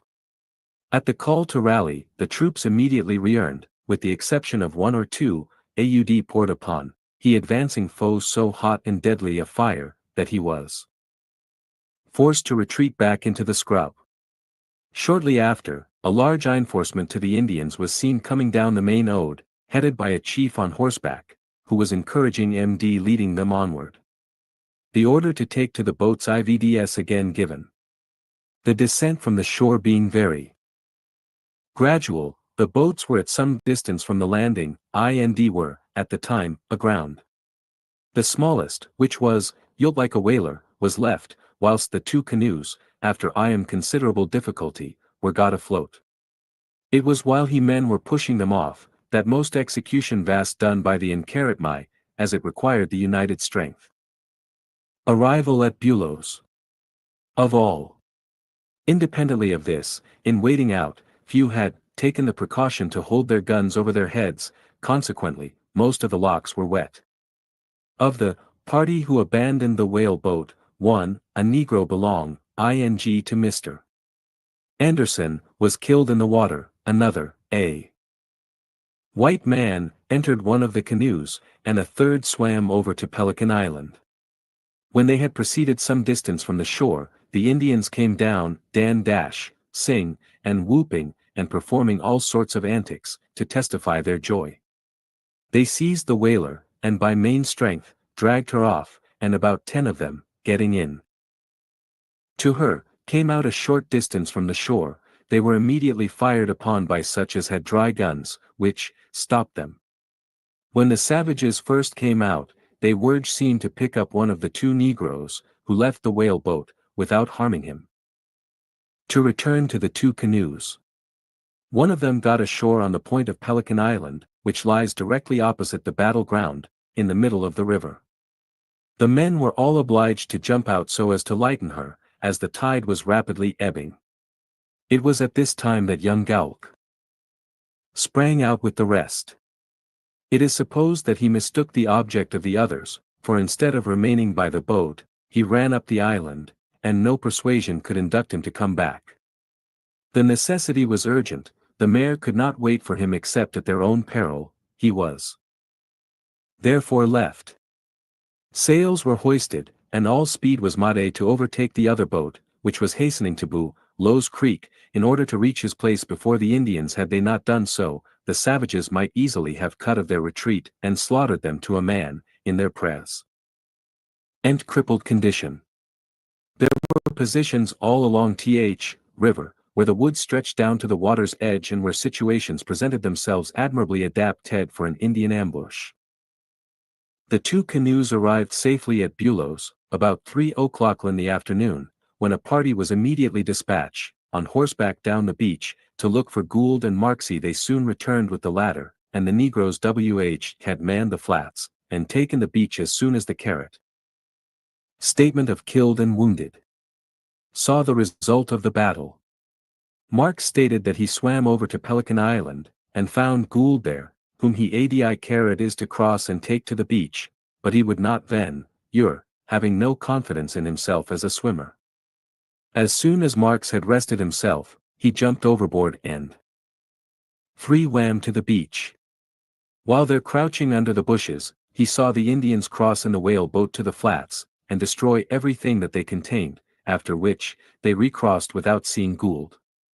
His friends, therefore, have the satisfaction of knowing almost to a that he fell not into the hands of the merciless save Ige, and though his sufferings must have been great, they are not aggravated by the refined tortures of the ruthless barbarian. The following is a correct list of the killed and wounded, and the Battle of Dunlawton. I killed 1 Negro, belonging to Mr. Anderson. I wounded St. Augustine Guards, Major Putnam, Lieutenant INR. Mitchell, Lieutenant. N.C. Scobie, Sergeant Cooper, disabled, Sergeant Domingo Martinelli, since dead Winky Face. Privates Julius Reynolds, John Simpson, Bartolo Canovas, Charles Flora, since dead, Domingo Usina. Captain Douglas Damet's Company B, Captain Damet, Ut. W. H. Williams, Sergeant Ormond, Privates Millerchi and Sheldon. Ben Wiggins, a colored man, who beaded as a guide, after killing 3 Indians, was himself severely wounded. About the 20th January, dispatches reached General Hernandez from Major Putnam, detailing the results of the Battle of Dunlawton. The Seminoles had several men. We are greatly indebted to this very amiable young gentleman, and Captain John C. Cleland, Adjutant 2D Brigade Florida Militia, are much of the information detailed in relation to the movements of Gen. Hernandez, the Battle of Dunlawton, N.C. These two very intelligent gallant volunteers, now resident in Charleston, were eyewitnesses or participants in the events just narrated.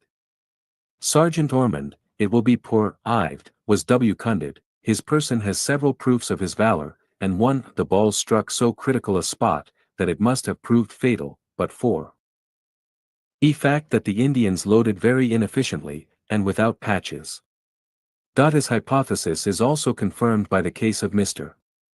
Sheldon, who was one OT in the forehead, between the eyes, whence the ball was readily post at Byloville abandoned. Killed, about 10, and many wounded. Major P had, however, been compelled, from the great superiority of the enemy, to retreat, and succeeded in reaching Byloville. His force having been so much reduced, it would be impossible for him to do anything more than act on the defensive, should the Lydians attack him with all their strength. In addition to this, his men being worn out with constant and arduous duty, had become dissatisfied, be therefore requested that he might either be relieved or permitted to abandon the post. Major Putnam was directed by General Hernandez to maintain his position, until Col Sanchez, with about 50 men, all the available troops at St. Augustine, should be able to reach St. Joseph's. If, however, it was no longer practicable for him to remain at Byloville, he was directed to tailback on St. Joseph's, where Gia would be reinforced by Colonel Jos. S. Sanchez, and that they should both cooperate in protecting and saving the Negroes, and other property in that quarter, from the hands of the Indians. These orders are strictly complied with, and about the 27th January, all of Bulow's, Williams, DuPont's, and Gen. Hernandez Negroes, with such other property as could be removed, Vivier safely landed at Anastasia Island, opposite Augustine, where the city authorities had directed that the Negroes should be located. The troops then retired to St. Augustine. Gen.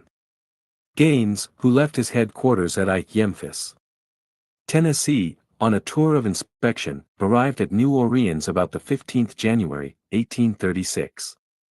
Here he was informed FOI the first time of the disturbances in Florida, and particular, LY of the massacre of Major Dade and his command.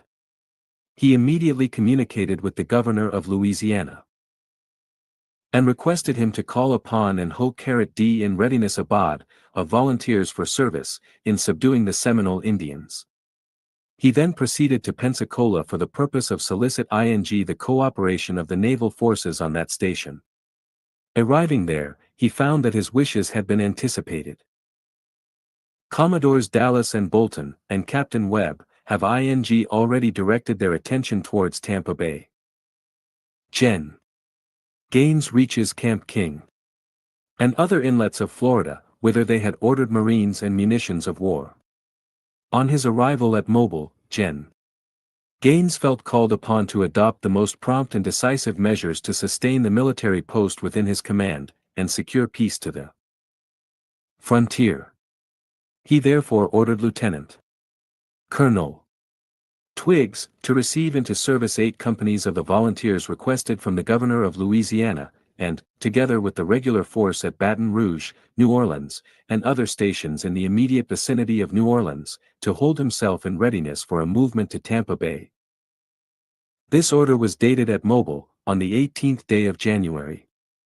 On the 26th January, after visiting Pensacola, the general returned to New Orleans. His forces were equipped and organized, and started the 4th day of February, in 3 steamboats. He arrived at Tampa Bay on the 9th, and on the 13th, took the field. His first movement was in the direction of the Alafia River, but being satisfied, after 2 days' march and reconnoitering the county, that the Indians could not be in that vicinity, he directed his steps toward Camp King.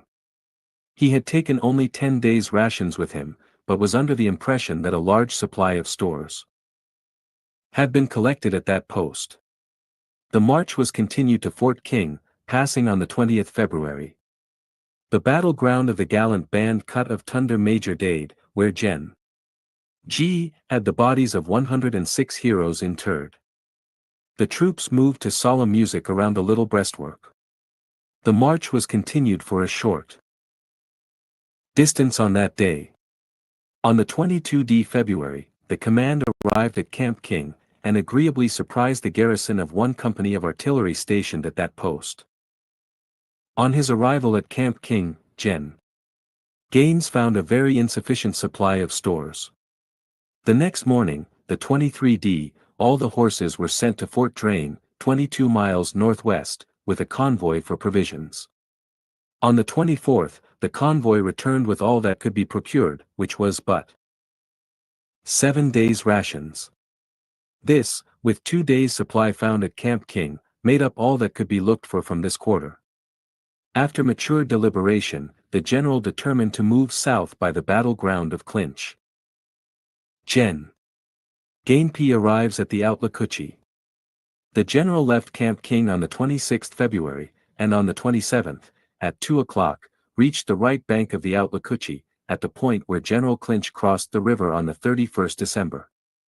From the time of leaving Tampa Bay, the same order of march had been observed. Viz., the army had been divided into 3 columns, the right, center, and left, being about 100 yards distant from each other, with a strong advance and rear guard, the baggage being in rear of the center column. In this order, the army struck the river at 3 points, the advanced guard as the center being at the usual crossing place.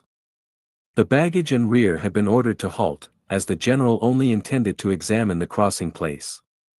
Up to this time, no conveyance had been offered, and but few anti-kited at the Outlacoochy. Many of the men exposed. Time Selvis while sounding the river, suddenly, a spirited fire was opened on the left flank, accompanied by the war whoop of the savages. The fight continued about half an hour, the enemy being on the left bank, when the general ordered the troops to encamp near the river. 1 man was killed, and 8 wounded in this engagement. On the 28th, the army moved down the river about 2 miles, where the bank was more open and less covered with thickets. The advanced guard was fired upon, and Lieutenant Izard, of the U.S. Dragoons, mortally wounded. He fell, Bull partially recovering himself, commanded his men, with the utmost composure, to keep their positions and lie close.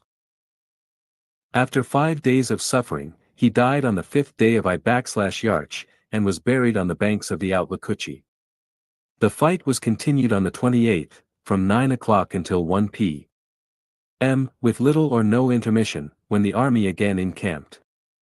During this time, the Indians kept up a continuous yell, except during an interval, when they retreated for a short time.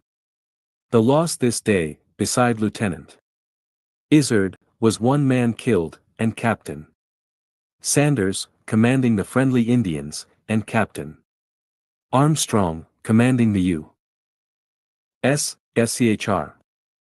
Motto, both volunteers, wounded, the latter slightly. On the evening OT this day, an express was sent to Fort Drane, to report to the officer in command, that the enemy had been found in force, and recommending an immediate battle on the banks of the Outlacoochy.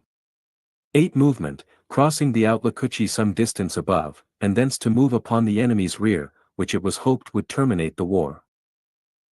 On the 29th, in the morning, the enemy was silent, which the general considered as indicating an intended attack. 1/3 of the command was kept at the breastworks, and the others employed in making preparations to cross the river. About 9 o'clock, the working party was attacked, and simultaneously a fire was poured in on 3 sides of the camp, that next the river being the only one not assailed. The fight continued more than 2 hours, during which time 1 man was killed, and 3 officers and 30 men were wounded. Gen. Gaines was wounded by a ball through the lip, which knocked out one of his teeth. He seemed less affected by the accident than any one in the army, the men being much attached to him by his gallant bearing and devotion. The enemy at length retired in confusion, and contrary to their custom, left one of their dead on the ground, after having dragged him some distance. The number of Indians was estimated at 1,500. The enemy having crossed the river, another express was sent to Fort Drane, with intelligence of the fact, and suggesting a corresponding movement, also requesting a supply of provisions. On the 2d, 3d, 4th, and 5th of March, the enemy kept firing at intervals, and our sharpshooters were employed in picking Tlea Mofi** wherever they showed themselves. In the meantime, the scanty supply of provisions became exhausted, and some were 3 days without food. In the midst of this distress, not a murmur was heard, nor a suggestion made of retreat, although, as a last resource from famine, some horses were killed, and the flesh distributed among the men. On the evening of the 5th, a parley was requested by an Indian, stating that they were tired of fighting, and would make peace. He was directed to come in the morning with a white flag. On the morning of the 6th, at about 10 o'clock, about 300 Indians filed out from the river, and took up a position in the rear of our army, at a distance of 3. Interview between Gen. Gaines and Osceola. Impressed with the belief that this movement was a mere feint, supposing the residue of their force to be in a neighboring hammock, and were confident of an assault from some other quarter. A period of some minutes elapsed, during which each party appeared to be awaiting the move meant of the other. At length, 1 or 2 Indians advanced a short distance, with considerable trepidation, from the apprehension of being entrapped. They approached near enough to be heard, and after being joined by 4 or 5 others, came within about 200 yards, and repeated what had been declared the night before. The general then directed a staff officer to go out to them, and hear what they had to say. A report was brought back to the general, that the Indians did not wish to fight any more, but they wanted him to retire from the Outlacochee. The staff officer was then ordered to return and inform them of the exact truth, as to the force ordered into the country to subdue them, that additional force was expected every day, that the time was near, when every Indian found with a rifle in his hand, would be shot down. This was communicated with such explanations as were deemed necessary to give it force, and they then said they would go and hold a council, and would assemble again in the afternoon to give an answer. In the afternoon they came as before, including, as in the morning, the celebrated Powell, Jumper, with several others, and the interpreter Abram. The general's staff officer had 2 or 3 others present with him from Gaines' camp, at this talk. The Indians repeated much of what they had said in the morning, that they had lost many men by wounds and death, and were tired of war, and wanted peace, but as their governor, as they called him, Micanopy, was not with them, they wanted time to consult him. They, therefore, asked a cessation of war. They were then informed, that if they would cease from all acts of hostility, retire south of the Outlacochee, and promise to attend a council when called upon by the U.S. commissioners, they should not, for the present, be molested. Osceola, however, willing to suspend hostilities for the time, or indefinitely, was not willing to leave the country, but stipulated that the Indians would confine themselves on the Gen. Gaines relinquishes the command to General Clinch, other side of the Outlacochee, and have that for a boundary between them and the whites. Whilst this interview was going on, Osceola informed Gen. Gaines' officer, that General Clinch was on his way to join him, with a large number of horsemen. He expressed his willingness that hostilities should cease, and to give up his arms. In the midst of these negotiations, Gen. Clinch's army came up, and his advance guard, seeing the Indians in battle array, and not being aware of what was going on, immediately fired and charged upon them. The Lydians broken up. On reaching the camp, Gen. Clinch found Gen. Gaines' men in great distress. They were literally in a state of starvation. They had killed and eaten several horses and dogs, and articles of food, even of the coarsest kind, were sold at most extravagant prices. The Alachua volunteers cheerfully distributed their biscuits and corn, reserving none for themselves, and it was an affecting sight to see with what thankfulness the boon was received at the hands of their devourers. On the 9th day of the month, Gen. Gaines thought proper to deliver over the command to Gen. Clinch, and issued the following order: Headquarters, Western Department. Fort Izard, on the Uthla-Kuddy, Florida, March 9, 1836. Order No. 7, I, called to East Florida by the savage massacres and conflagrations on the 28th December, and the following month, the Commandant General hastily collected, in Louisiana, the forces which accompanied him through that patriotic state. These troops, in the short space of 36 days, have marched by land and water nearly 800 miles, 140 through the country occupied by the enemy, whose principal force they have met, beaten, and forced to sue for peace. 2. These important objects of the campaign having been accomplished with the hearty and cordial cooperation v.f. Brig. Gen.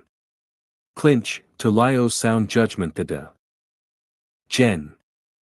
Gaines' orders.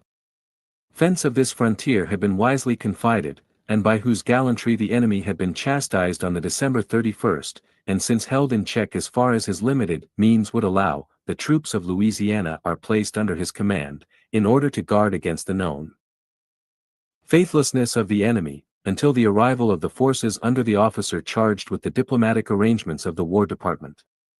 Whenever, and as soon as that officer shall mature his plan of operations, and accomplish the duties assigned him, the forces from Louisiana will return to New Orleans. In. The commanding general cannot, consistently with his views of propriety, take leave of the troops by whom he has been so manfully sustained, without tendering to them his grateful acknowledgments for the constancy and courage with which they have performed every duty, and borne privations, the recital of which would not fail to command the admiration of the virtuous and wise of every section of the Republic. The officers and soldiers of the whole of these forces, including the artillery from Tampa Bay, acting as a light brigade under command of Lieutenant Colonel Twiggs of the 4th Infantry, have performed their duty so much to the satisfaction of the General, that he cannot discriminate between the relative claim of corps, of officers, or other individuals, without the risk of invidious distinction. All did their duty cheerfully and gallantly, and when it became necessary to meet the question, whether to eat the meat of their own horses, or to abandon an important position, all cheerfully preferred this on plea sans subsistence, to any movement that would endanger the frontier. The horse meat was accordingly eaten by officers and men, until the enemy was beaten, and sued for peace. A timely supply of provisions arrived, escorted by the brave Georgians, Floridians and regulars, under Gen. Clinch, at the moment the pacific propositions of the enemy were in the act of being answered. The Indians were fired on by the general's light troops, before he could be notified of the object of their being near the camp. They have since disappeared. 4. The general deeply regrets the fall of First Lieutenant / Remarks on the terms proposed by Osceola. J. F. Izard, of the Dragoons, acting brigade major, and in command of the advance guard. He fell at the head of his corps, and though mortally wounded, had the heroic presence of mind to order, "Keep your positions, men, and lie close." 2d Lieutenant Duncan, 2d Artillery, was slightly wounded. Captain Sanders, commanding the friendly Indians, was severely wounded. Captain Armstrong, of the U.S. transport schooner Motto, was slightly wounded. The two last named officers were in the advance, where their services had been highly useful during the march. This officer and 29 N.C. officers and soldiers of other companies of the regiment, evinced their gallantry by their good conduct, as well as by their honorable wounds. The general is convinced that he never commanded a finer corps. Its chief would do honor to any service. The officers of the medical department merit the approbation of the general, for the attentive and skillful manner in which their duties were discharged. List of killed and wounded. Killed, 1st Lieutenant J. F. Izard, Dragoons, Sergeant F. Dunn, 2D Artillery, Privates F. Boley, V. Beck, H. Butler, of Louisiana Volunteers, total 5. Wounded, officers, non-commissioned officers and privates, 2D Artillery, 8, 4th Infantry, 8, Louisiana Volunteers, 30, total wounded, 46. By command of Major General Gaines. G.O. A. McCall, A. D.C. Act G. Ast. A.D.J. General. It is difficult to explain the motives of Osceola, in requesting an interview with Gen. Gaines, when he had entirely surrounded him with his followers, and had nearly starved his army, unless we attribute his conduct to a belief on his part, that having his enemy completely in his power, he might dictate his own terms. Indeed, this hypothesis becomes greatly strengthened, when we take into consideration the fact, that he only asked for the Indians to be left alone in the quiet possession of part of the territory, in opposition to solemn and reaffirmed treaties. He chose to a time for making these modest proposals, when he knew that Gen. Clinch was coming to the rescue and Sup. Jean Rye Clinch assumes the command, and retires to Fort Drane, Port of Gaines. It has been supposed that the affair was a stratagem, by which he hoped to introduce 500 Indians into the camp, under the pretext of delivering up their arms, when he intended to make an attack with his whole force, and taking advantage of the confusion, to massacre the entire command before CHNCH could render them any assistance. We think this suggestion highly improbable. The Indians are not fond of close quarters, and were not provided with weapons suitable for contending against the bayonet, after a careful investigation of all the circumstances, we think that every impartial mind must arrive at the conclusion, that Gen. Gaines' victory at the Outlacoochy is not an event, the repetition of which is greatly to be desired. We regret the results of some of his movements, esteeming and respecting him as an old, an experienced, and gallant soldier, and more especially, believing that he is entitled to great credit for the promptness and energy with which he entered upon the discharge of what he believed to be his duties. If, however, the Indians had been so severely handled as to induce them to sue for peace, how did it happen that Gen. Gaines was unable to make a sortie upon them, and by a decisive blow, put an end to the campaign? Not such, however, was the fact. The Indians were not only able to hold their own ground, and keep the whites witty in their entrenchments, but also succeeded in moving off unmolested, after Gen. Clinch arrived with 500 additional troops, many of whom were mounted. Another such victory would be more than the reputation of any one general could stand without detriment. On the arrival of Gen. Clinch, the command of the troops was transferred to him, and for reasons assigned in his orders, he retired with all III's forces to Fort Drane. Gen. Gaines, in pursuance of an order from the Honorable Lewis Cass, Secretary of War, from which the following is extracted, returned to the Wee, Tenny Frontier.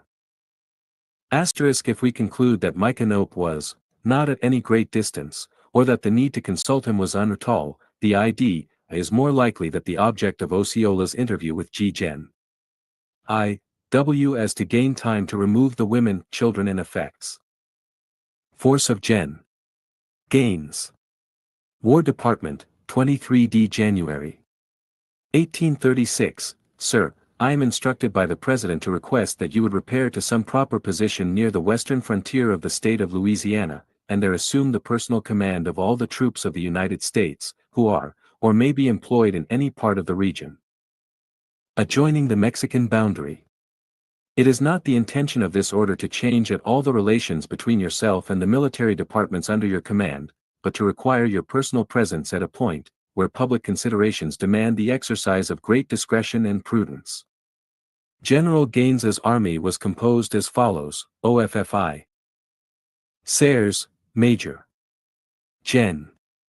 Gaines, Commanding. Light. Colonel. Twiggs, Commanding Brigade. Captain. Shannon, Quartermaster. Captain. Hitchcock, Carrot Light. McCall, V. Staff. Light.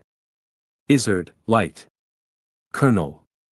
Foster, commanding 4th Regiment, United States Infantry, 7 companies, 265 soldiers. Officers, Light. Colonel. Foster, Major. Wilson, Major Lear, Lieutenants T. Page, Screven, Buchanan. Alvord, Scott, Myers, Mitchell and Reese. Major Belton, commanding artillery, 4 companies, 170 soldiers. Officers, Major Belton, Majors Mountford and Zadoltzinger, Lutz. Grayson, Linnet, Adams, Duncan, Stockton, Henderson, Allen and Morgan. I Medical Staff, Doctors. High School, Leavenworth, Coiler and Reynolds. A regiment of Louisiana Volunteers, 12 companies, 700 soldiers, commanded by Colonel T. F. Smith, together with 70 friendly Indians. On his return to his station, Gen. Gaines was greeted with the applause and commendation of the inhabitants of the several towns and cities through which he passed. Chapter 6. The Author's Journal, Charleston to Augustine. Sympathies of Charleston in behalf of Florida, public meetings and proceedings consequent thereon, departure of volunteers to defend Augustine, state of men and things during the voyage to Savannah, the author tries to be funny, brief visit to Savannah, leave for Florida. The author does nt quote a verse because he does nt recollect it, omits another in deference to the judgment of his publishers, as to what will take receptioi. At Augustine, public meetings there and at Jacksonville, the 30 days campaign in the city. The Volunteers Gazette, there Turn to Charleston. A voice from the South tells a sad mournful story, of ruin and carnage. And war's dread alarms. And the angel of freedom moves by in her glory, and summons Columbia's proud patriots to arms. Not in vain does she call, for the pure flame is gushing, like the sun when it breaks through the morning's soft tears. And the light of true courage is joyously flushing the unclouded brows of the brave volunteers. 31. E. L. In the Southern Rose. January 1, 1836. The community of Charleston will long remember the sympathies stirred up by the intelligence which I have detailed in the early portion of our 4th chapter. We felt that the cause of Florida was a good cause, and that hers was no manly enemy waging equal battle, in the broad face of day, in behalf of violated rights, but an ambushed foe, in mockery of the most solemn treaties, striking, like a cowardly assassin, from behind, stealing, like Tarquin, with feline stride to the couch of Lucretia. One should rather compare the Seminole to the ravenous beast of prey, prowling, at the dark hour of midnight, when no shepherd is out on the hill, and no whistle warns the devoted lambs that the wolf is on his walk. We had learned that the red man was on the white, and we feared that infancy in its helplessness, old age in its decrepitude, man in his matured vigor, and woman in her bloom and beauty, might all alike. Sympathy of the people of Charleston. Sink 'neath the ruthless knife, or keen-edged tomahawk of the blood-thirsty savage. Glancing an instant from the condition of our friends in Florida to our own, we beheld our city prospering and to prosper, that her anticipations were bright, her march on ward, and above all, her spirit up. The Roman poet and Epicurean philosopher, Lucretius, has said, Suave, rari magno turbantibus esquora ventis, iterra magnum alterius spectere laborum, non quia vexeri quemquam est jucunda voluptas, I said cabus ipsi malis curias, quia cernera suave est caret, yet we experienced no pleasure from the prospect o, others. Shipwreck, because we stood safely on the shore, but rejoicing that we could succor, we rushed to the rescue. We felt that, now's the day and now's the hour, to sacrifice something of self, to leave, for a while, the peaceful pursuits of commerce, and the profitable employ of time and capital. To give up the student's pen for the soldier's sword, and his book for a shield, and to exchange the hammer of the worthy mechanic, for the musket of the militia man. We had stood up manfully for our own rights, we desired to assume the loveliest attitude of power, when it is seen to stoop to the weak and unprotected, to bind the wounded, and raise the drooping head. Animated by these impulses, we resolved to hasten to the aid of Florida. What we could do, we would do, and do at once, not withholding our help in her hour of utmost need, and when all peril should be past, sooth. Shading her half-recovered citizens with our tardy embraces. Accordingly, the good people of Charleston were convened, in compliance with the invitation of the Honorable Edward North, I attendant, who had given it at the request of many respectable citizens, and in accordance with the popular will. At that meeting, Gen. Hayne, who should emphatically be described by the proud appellative of the useful citizen, presided, and his eloquent and spirit-stirring appeals to all the best and holiest sentiments of our nature, with those of Messrs. I. E. Holmes, J. L. Pettigrew, and Alfred Huger, met a ready response from the generous and warm-hearted auditory committee appointed to receive volunteers. On that occasion, the author of this little book, hurried on by the same sympathies that subsequently led him to raise his feeble hand, there lifted his humble voice, in advocacy of the Floridians, a small fact, more interesting to the author to relate, than for the reader to learn. Mr. I.E. Holmes, ever prompt to do good or diminish distress, introduced a series of resolutions, and among them, that a committee be appointed to receive and forward volunteers to Florida. On the 1st of January, 1836, the gazettes of our city auspiciously began the new year, by announcing the proceedings of the meeting, and the names of the committee above alluded to. They were Messrs. I. E. Holmes, Alexander Mazik, Alfred Huger, Samuel Patterson, Charles Ed. Monston, J. L. Pettigrew, and R. Y. Hayne, names that for talent and high character, are unsurpassed by the same number anywhere. I have been, and shall, for a little while, continue to be thus minute in detailing the feelings and actions of our own community, because I regard them as fair exponents those of other places. And neither time or space permit me to introduce the no less enthusiastic emotions and generous conduct of other portions of our own state, of Georgia, Alabama, Louisiana, and elsewhere. And as a general remark, I would here state, that many of the observations I shall apply to our own troops, are intended to be equally applicable to the other gallant volunteers, whom I regard as emanating from one family, all sons of the South. January 6th, our city papers of this date contain the earliest evidences of that singular misinformation and want of knowledge, which, added to other acts, omitted or committed by the general government or its agents, caused the Florida campaign in 1836, to be termed by we faithful sentinel on the watchtower, Waddy Thompson, the grave of the fame of 4 American generals.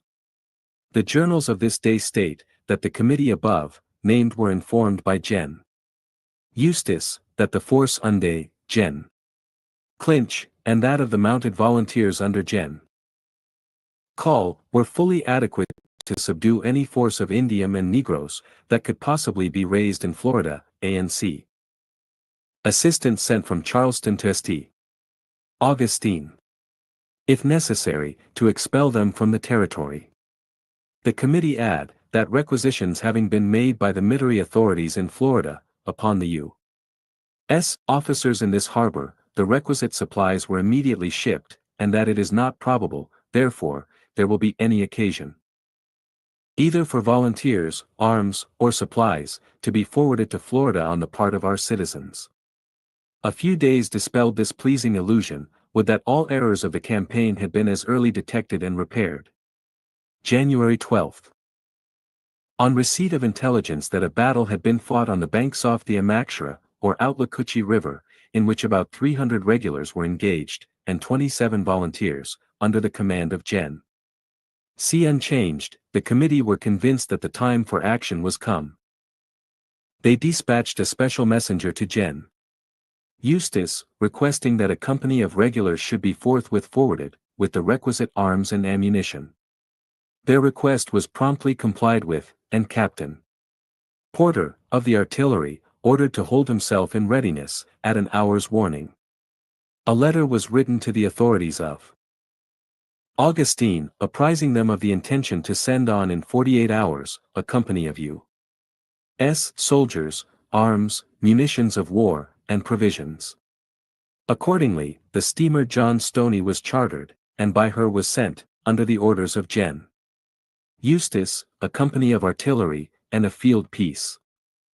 At the same time, the committee placed at the disposal of the authorities of Augustine, 1,000 bushels corn, 87 whole and 26 half barrels flour, 10 tierces rice, 30 barrels beef, and 20 pork.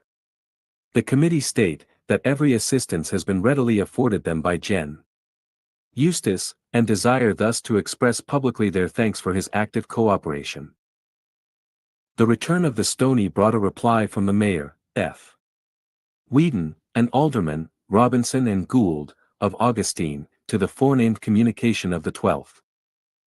In their letter of 20th January, they remark, while we are thankful to be able to say your liberality has left us nothing more to ask or desire in this way of gratuitous pecuniary aid, there are other not less important aids you may.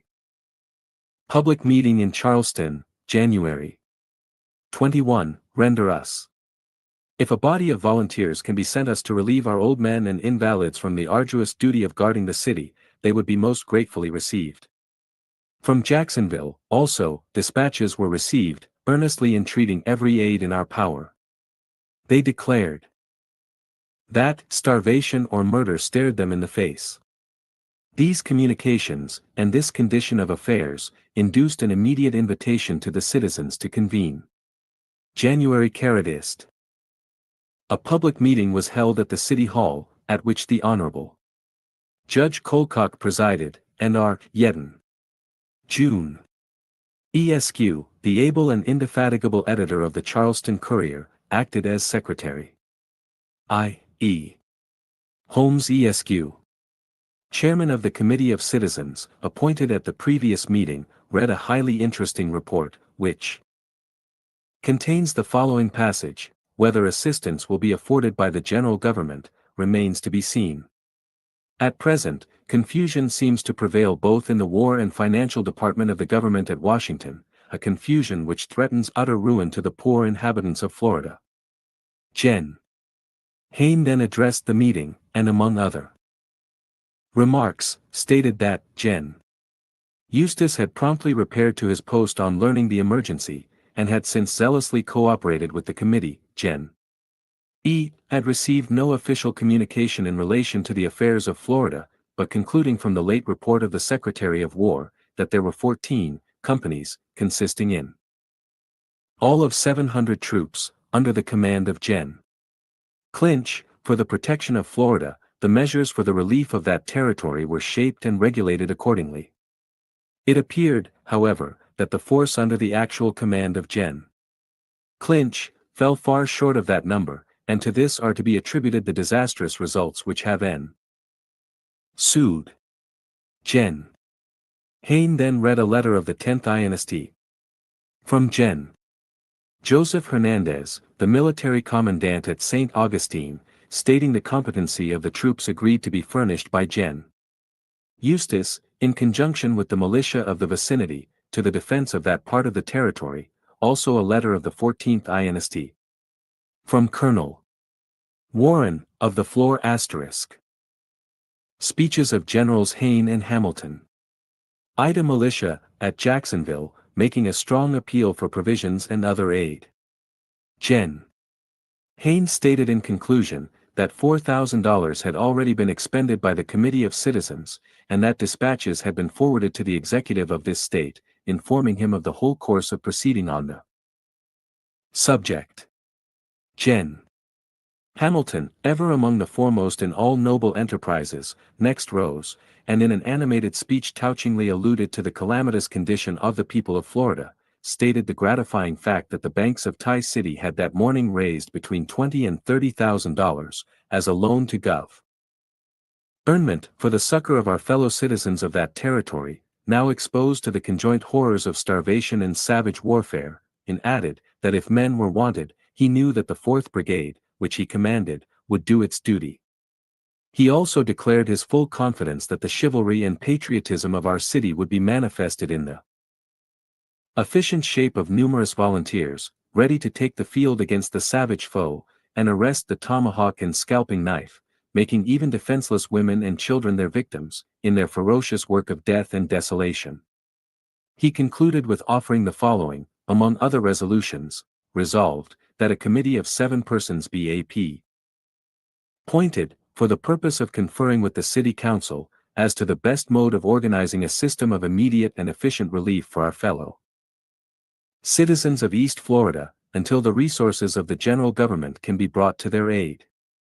Resolved, that the committee have full power to receive from the military authorities of the 4th Brigade, such volunteers as may tender their services for duty, for the defense of our fellow citizens of East Florida. Resolved, that the citizens of Charleston will not stop to inquire on whom the awful responsibility rests, for not have lag foreseen, and taken the necessary measures of precaution, to have prevented the calamitous posture of affairs in East Florida. It is enough that our fellow citizens are in urgent peril and extreme suffering, to invoke not alone our happy face. 1.12 Author's Journal. Ch. 6. Meeting of Volunteers, Jan. 24, deep sympathy, but our energetic exertions for their succor and relief. R. B. Smith, Esq. Seconded the resolutions in an appropriate and effective strain of remark, and they were then unanimously adopted by the meeting. The chairman appointed the following gentlemen to compose the provisional committee under the third resolution: Gen. Jazz Hamilton, Honorable Thomas Bennett, James Laguerre, H. \V. Connor, Kerboyce, H. A. De Sousa, R. B. Smith. As if to mark the peculiar interest we felt for Florida, the above committee was selected from among the first and best of our citizens. January 2 Uli. A call was made for a meeting, this evening, of all who had volunteered, or were disposed to volunteer, for the defense of our fellow citizens in Augustine, and it was responded to in a manner that became Charlestonians. The meeting was opened by calling Gen. Hayne to the chair, and after the object of assembling was stated, lists of volunteers, already organized, were handed in, amply sufficient to meet the end desired, which was declared to be the defense of St. Augustine. Thereupon it was announced, that others present disposed to engage in the enterprise, could not be received, the purpose of the meeting having been accomplished. In the course of the evening, while the business was progressing, they were most unexpectedly joined by a gallant corps from Hamburg, under the command of Captain Cunningham. They marched into the room, conducted by our patriotic and warm-hearted fellow citizen, John L. Wilson, Esq., who, in an eloquent and animating address, announced them as Carolina Volunteers, and tendered their services, which were accepted with joyous acclamations. Among this fine band of brothers, was a youth of about 14 years of age, who could not be restrained by the most earnest entreaties, from joining in the expedition.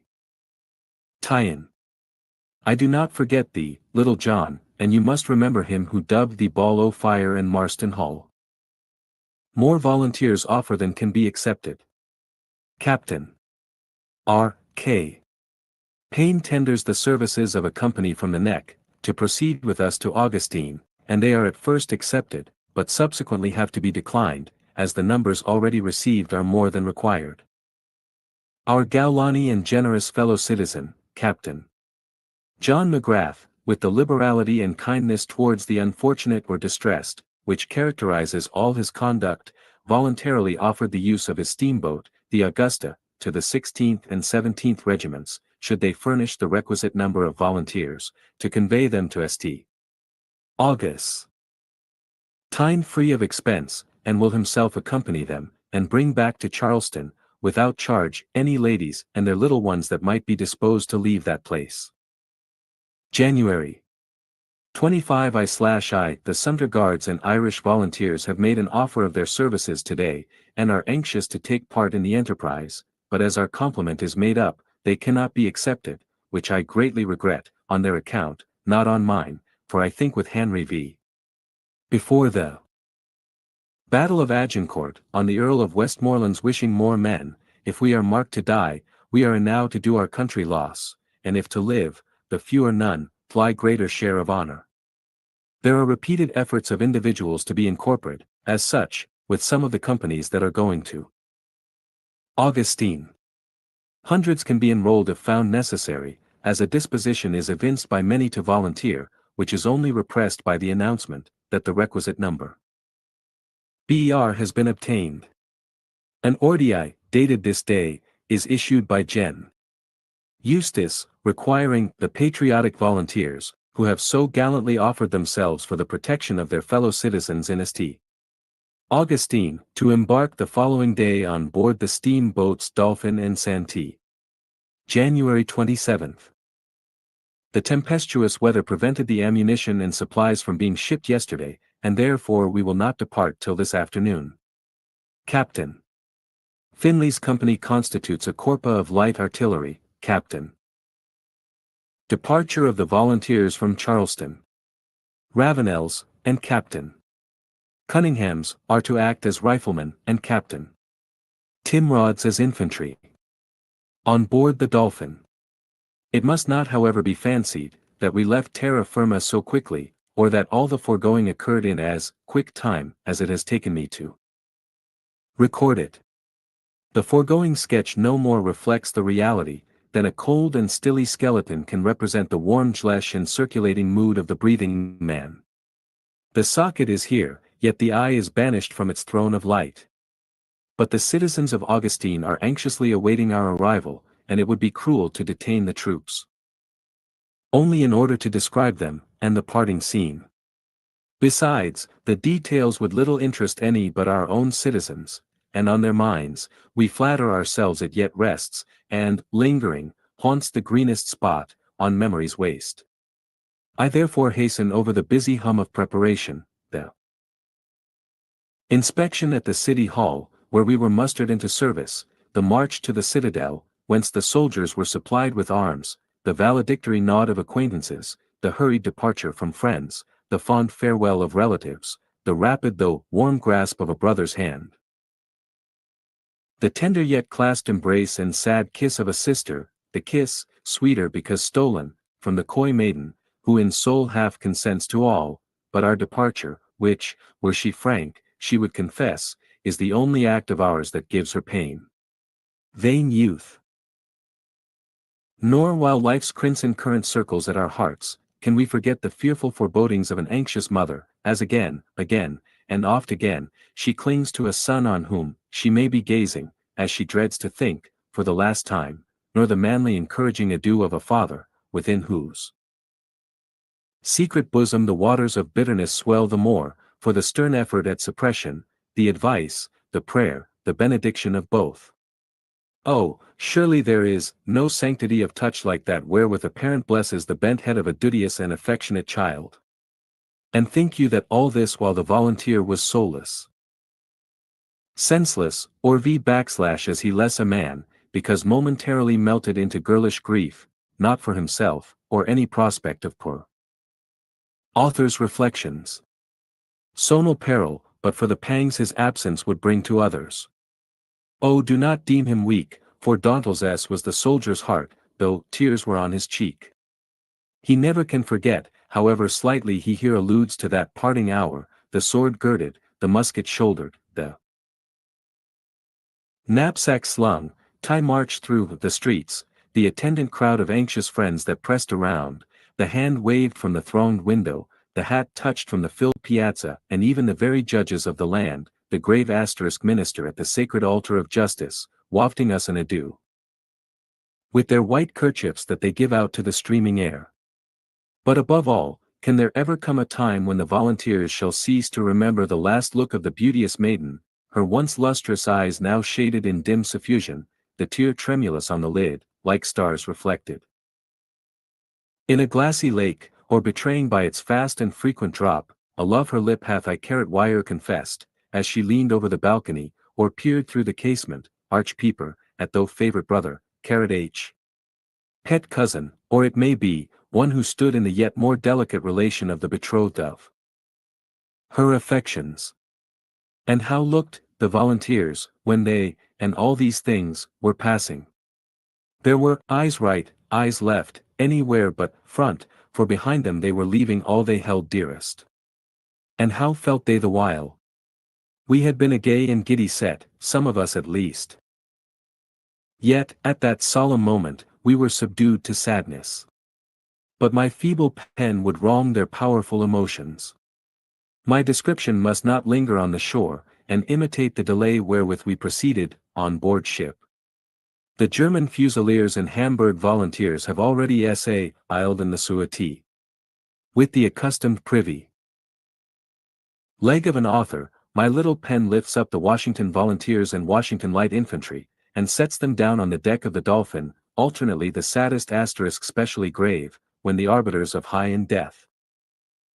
Author tries to be funny. And merriest of men.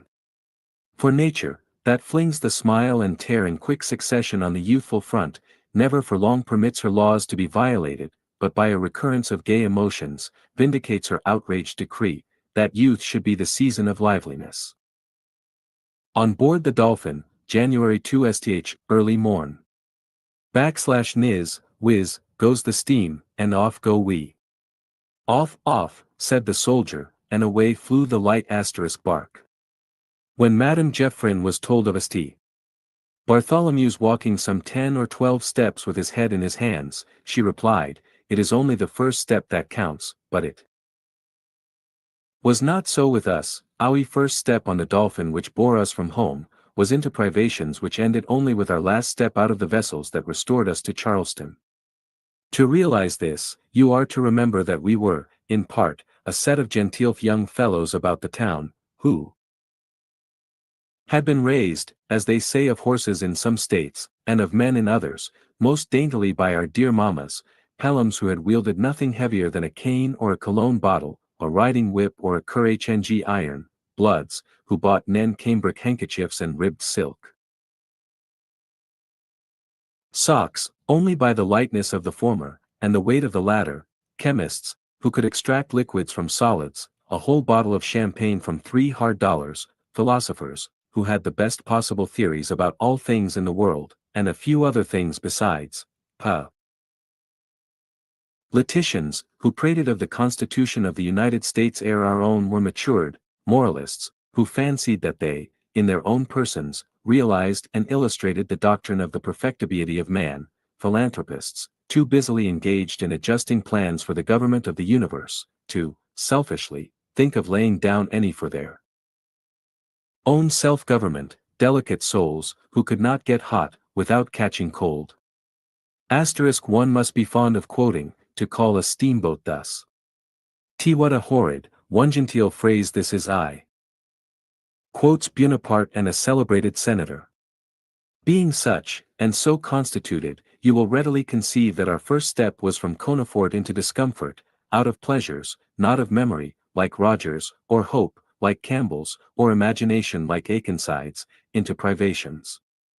But to be serious for a minute, and to do justice to my brother volunteers, and to myself too, I suppose, we were men, and manly men. Soldiers we had assumed to be, and soldiers we mean to prove ourselves. But sailors, tars. Just think of that, Master Brooke, a title telling a whole vocation. W did not part carroted, nor prove to be. Cooks we had never been, and thought it strange there should a difference be, twixt Calapash and Calliope, but cooks we became for lack of lackeys, and mipsed our muspist meat most gingerly, and drank rye coffee without rye faces. Bonaparte said there was but one step from the sublime to the ridiculous, but from the Dolphin's deck, where sea and sky presented in their boundlessness, a source of the sublime, to her cabin, where, in the groans of i.e. sick, might be heard an element of the ridiculous, there were a dozen steps. Preferring to freeze above, rather than souf. Focate below, we hardly slept on the softest boards aboard. Kind reader. For you must be kind, else would you have bought this book, and borrow it I'm quite sure you did not, for that's a practice decidedly ungentlemanly, and I think the word bore of slasher might be better spelt with its 4 letters, bore, than with all 8. Indeed, so strongly, though suddenly, commingue am I of the impropriety of borrowing, that I intend subscribing to all reviews, magazines, and newspapers, though not immediately, Messrs. Editors, lest you might fancy I had a view to a favorable critique. Well, as I was saying, kind reader, I fear you fancy all this is sad stuff, mere 5% bub, fit only for whipping. Ho, wait a while, and you'll perceive I grow quite solid and scientific, and dull and prosing, exemplum generis, my remarks on soil, climate, and sea. You must not spect learning the asterisk for we had not, for a yearnatives, as a justly celebrated senator said we had, as to the tariff. The author makes some reflections on the bar juvenility of a book, any more than during the youth of its author. I become vastly erudite anon, and my very next sentence shall evince il. We lay in strata, the lorimative formation being a dage caret osset of fat on which we leaned. Now I consider those italicized terms unequivocal evidence of scholarship, for they smack of fly geologist.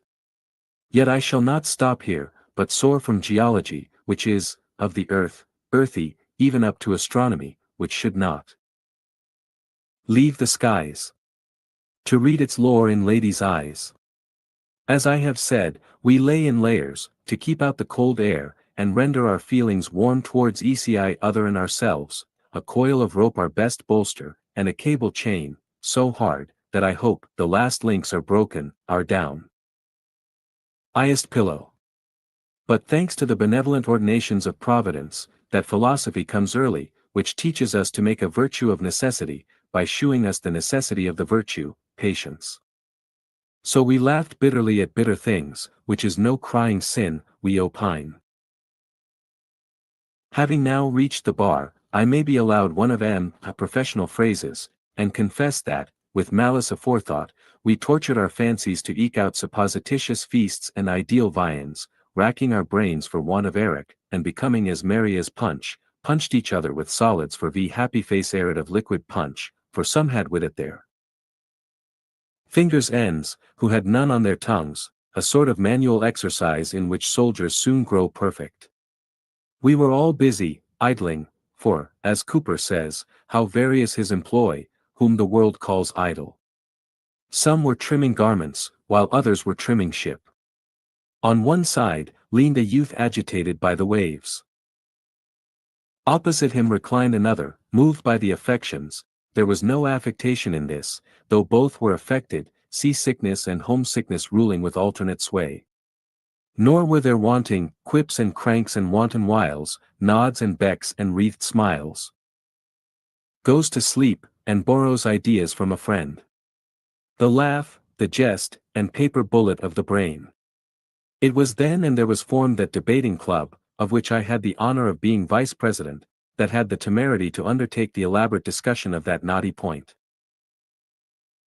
In political science, whether this country was so free, that a man might displease when he pleased, and if he did not do as he pleased, had the people a constitutional right to force him to do as he pleased? Gentle reader, do not let us fall out by the way, because I seem to detain you too long, or go out of our course, for all the while Fly Dolphin is steadily pursuing her course, and I have delayed her so little, that we are now nearing Savannah.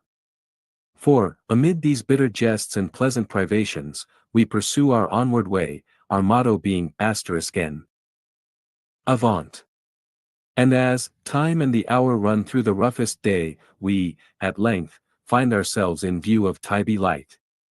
Och Cockspur Island. My friend and brother volunteer, M., describes the entrance to the harbor of Savannah as very imposing. I hope he does not impose on me, for I was too dead with sleep to be alive to its beauties. He tells me, that a full moon sheds its broad and silvery light upon the dark blue sea, all which I willingly believe, and deem highly probable, for I have ever noticed that most moons, in written descriptions, are full, and their light, broad, and silvery. And if I remember my readings aright, the sea is generally dark blue, when read of.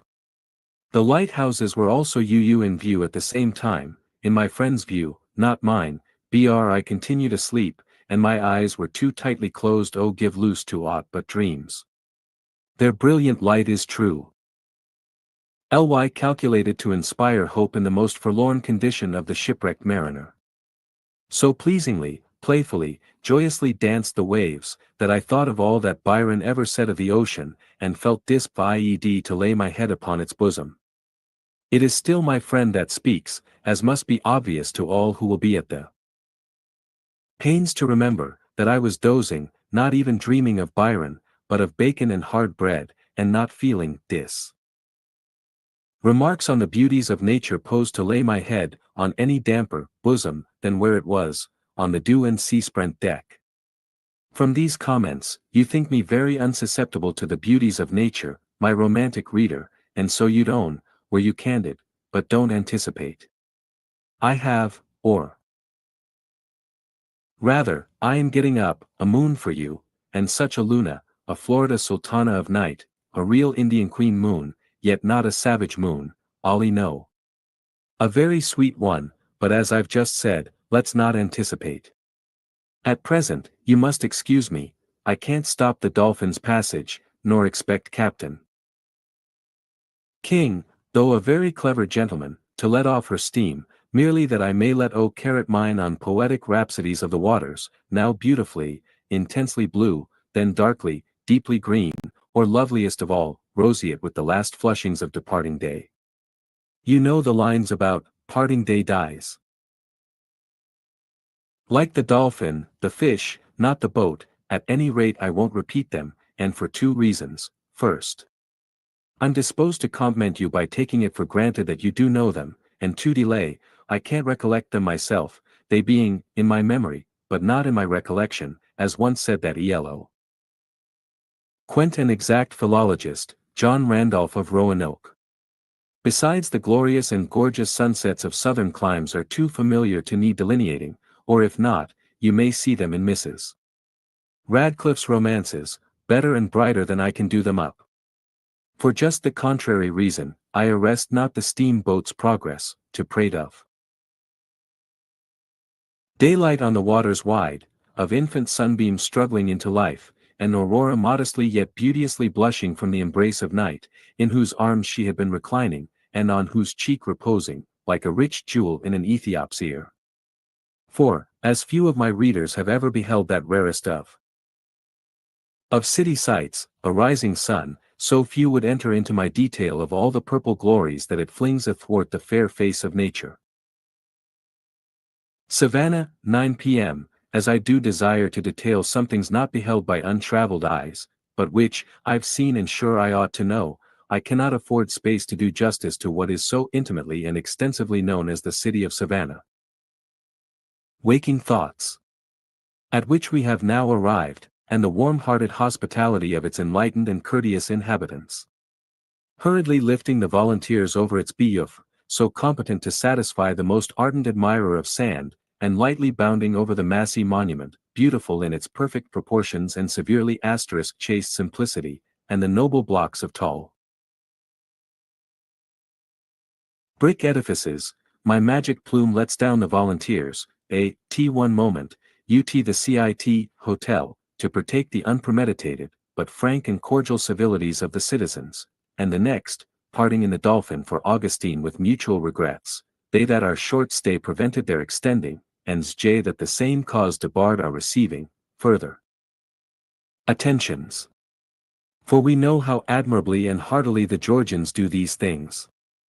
But I will not praise them, for when I speak of the South, I feel that the allusion is to those, one of whom I am. On board the Dolphin, January 29th and south we had to leave Savannah, pleasant place though it be, so I may as well do so by saying that we started thence at early morn on one day, and about the same time the next, the Augustine lighthouse appeared in view. But mercy on me! Aren't we getting over a whole 24 hours too rapidly? What, no description here either? Asks the inquisitive reader. Were you asleep then too? No, This time I was not caught napping, but enjoying the sober certainty of waking bliss, and so, here goes to fill up the time. As this day was marked by no peculiarities, 'twould be easier to say what we had not, and did not, than what we had or did. As for example, we had not, like Othello, most disastrous chances, or Carrick moving accidents by flood, except that we were moved off our feet by the heaving of the boat as it neared the bar. As another quotation may help to fill out the journey o'er a day, I add that we went, as Byron's Corsair did before us, o'er the glad waters of the dark blue sea, our thoughts as boundless and our souls as free. The publishers may knock out a few epithets hereabouts, if they want room, for there are plenty and to spare, though all are deserved. Opinions of the trade as to what will take. While one was staking his tender honor to a tough yarn, another was staking his tough beef, but Carrot-eyed no tender of it. This line is hardly tender enough to be swallowed by the reader. Here, a very young soldier was curling his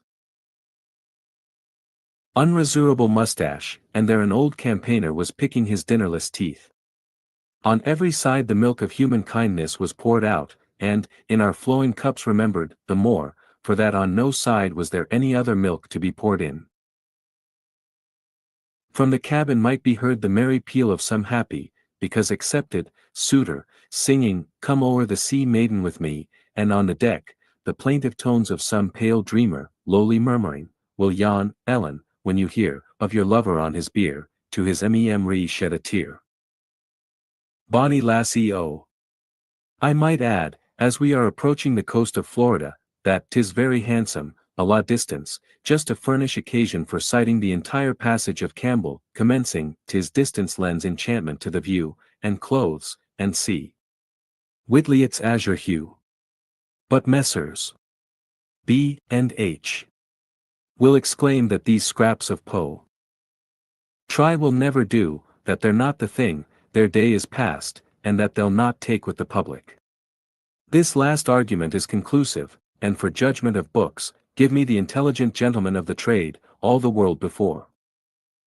Deferring therefore to my worthy, good publish heirs, the steam-boat and I rapidly cross the bar, rough enough to be dangerous, and 2 hours after, we land in Augustine, admiring, as we entered the harbor, the fine fort at the northern extremity of the city, which one may describe hereafter, or not at all, for we are so anxious to forward march, that we can't stop at the fort, and lots of folks are awaiting us at the wharf. I say the wharf, for there is but one in the place. Augustine, January Soth. Yes. Here we are, en re. Arrival at St. Augustine. Received with the most cheering welcome, men, women and children, all crowd to see us, doors are thrown open, and sashes up. We read our welcome, in a people's eyes, some of which eyes are carrot sparkling with joy and gratitude, from the same causes, others shine yet lovelier with tears. As the sunbeam is more beautiful when seen through the raindrop. Our arrival creates a sense of security in the minds of the inhabitants, to which they had long been strangers, and brings rest to their feet, and slumber to their lids. The rose that has been exiled from the maidens' cheeks, again divides its empire with the lily that had usurped sole sway o'er the throne of beauty, and York and Lancaster may be seen to reign together, for I may truly say of some of the Laic s of Augustine, that, of nature's gifts they may with lilies boast. And with the half-blown rose, although on the face of others, Phoebus has pented his embrowning kiss.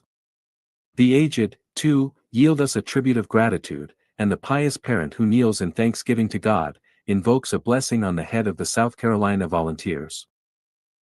In pursuance of orders from Gen. Eustis at headquarters, we report to Captain Porter, the officer commanding the troops at this station on our arrival, and march to St. Francis Barracks, whence we, that is, the Washington Volunteers and Washington Light Infantry, remove to Allen's. A detail is made tonight from our companies, to defend 2 posts above a mile distant, one beyond the city gates at the north, and another at the bridge westwardly, the former with 20 men, and the latter with 10 and a field piece. The German Fusiliers and Hamburg Volunteers, arrived yesterday, are stationed at the government house, and were highly gratified in witnessing the confidence inspired by their coming on. They were disappointed in not being attacked last night, and regret our arrival only so far as it has somewhat diminished that prospect. For the Indian Scouts prowl near the city, and will keep their body advised of the additional force we Brino. Alt Ho 2, H. The German Fusiliers and Hamburg Volunteers are very excellent Gen. First night at St. Augustine. Clement, and have every kindly feeling towards the Washington Volunteers and Washington Light Infantry, yet they would have preferred facing all the danger of an attack from the Seminoles, for the sake of reaping all the glory of conquest, which, in the event of battle now, they mnstd. V'd with us. They are brave soldiers, officered by very competent commanders, and will never turn their backs on friend or foe.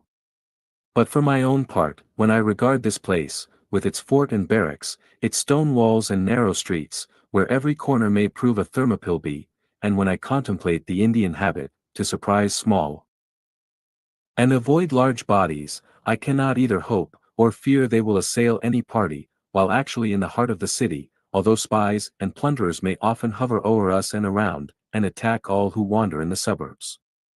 But I have just arrived, and am a fallible being, therefore to the arbitrament of time I leave the sequel. An express, sent by Captain Porter to Gen.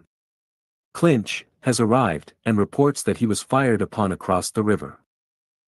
Indian tracks are seen near St. Augustine, and, on dit, their headquarters are between us and Picolata, which is 18 miles distant from this place. This report cannot be true of the main body of the Indians. Gen. Clinch at the Outlacuchy has impeded their descent. Powell's plan, doubtless, was to cut off Major Dade's command, in all 110. In which he succeeded but too fatally, and then to attack and defeat Gen.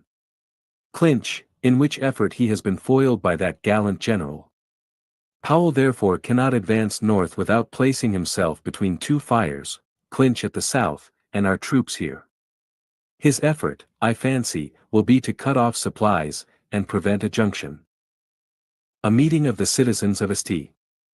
Augustine has just been held at Trinity Church, to express their thanks to Georgia and South Carolina, for the aid extended to Florida. Thomas Douglas, Esq. The much and deservedly esteemed District Attorney, was called to the chair, and Major B. A. Putnam and Captain K. B. Gibbs appointed secretaries. The object of the meeting having been stated by the chairman, he appointed Dr. A. Anderson, Dr. S. S. Peck and Major B. A. Putnam, a committee to prepare and present a suita. Resolutions of the citizens of Augustine and Jacksonville. Blee address and resolutions, like they did in a very warm and eloquent manner, and which were adopted nem. con. January /st, the ladies, too, God bless M, had a special meeting, and passed sundry resolutions complimentary to the volunteers, and tendering their services. This evening responsive meetings were held by the several companies. Not only by words, but by acts, have both sexes in Augustine evinced their high appreciation of the lives which have called us hither. Committees of the fair convened and toiled in our behalf, and in the language of one of the many mottos inscribed on a portion of the comforts they furnished us, the soldier's bed was quickly made, what though they be of straw? Do not straws shew which way the wind blows? Do we not perceive that a favorable current sets strongly towards our quarters? About this time, resolutions equally eloquent and enthusiastic were adopted by a meeting of the citizens of Jacksonville, returning thanks to the citizens of Savannah, Augusta, Darien and Charleston, generally, and to Generals Hayne and Hamilton, February 1st, we go on quietly with our camp duties, without interruption from the Indians. A report reached the city today, that Powell has sent word that he will breakfast at Picolata, and dine in Augustine. Lieutenant Dancy, quartermaster to the United States forces under General Clinch, is on his way from the Bay of Tampa to Fort King, with provisions, accompanied by an escort of about 100 mounted militia. Great apprehensions are entertained for their safety, as it is believed the Indians under Powell intend to surprise and massacre them on the way. J. On dit, that Powell wrote a letter to General Clinch ***. We regret that the limits of this little book do not permit us to detail these, and the like proceedings in other places, nor to describe them and the Georgia volunteers stationed there, while we were at Augustine. Tit affords me great pleasure to state, that either the belief was mistaken, or the intent foiled, as Lieutenant D. is still left to aid and adorn the regular service by talent and valor. Routine of duty. Few days since, stating that if the general would only give him a few days for defense, he would be prepared to carry on a 5 years' war. The following is said to be an extract from it. You have guns, and so have we, you have powder and lead, and so have we, your men will fight, and so will ours, till the last drop of the Seminole's blood has moistened the dust of his hunting ground. Much incertitude prevails as to the force and position of the Indians. By reason of these and other circumstances, previously detailed, the greatest vigilance and the strictest discipline are enforced. Constant and severe are our duties, and none are allowed to leave the barracks without permission from the officer of the day, and then our routine is such, that absences are necessarily very brief. For instance, reveille is sounded at day dawn, when every soldier is obliged to turn out and answer to roll call. He is then dismissed for a half hour, at the expiration of which, the sheepskin calls to drill, that occupies till near breakfast, for which the dram is beat between 8 and 9. At 11. Drill again for an hour or more. At 2, peas upon a trencher being played, hay, for dinner. At 4, drill encore. At 5, dress parade. At 8:30, the retreat is struck up for supper, extinguishing lights, silence, and sleep, when they eat nothing, have no candles to put out, and make a prody. Joyous racket, never closing mouth or eyes. Going to bed, with them only means tumbling on the floor, and wrapping themselves up in reflection and a blanket. The guard duty is exceedingly irksome and perilous. Each volunteer is detailed every alternate night, and during the evening, when not on duty, it oft occurs that the alarm is given, and he has to relinquish the bed I've just described, repair low his post, and remain under arms in momentary expectation of the foe, for hours, and oft till reveille. J. Subsequent events during the 3 months campaign, ***. The style is the same as that of Powell's terse but resolute talk. Chap 3d, page 02.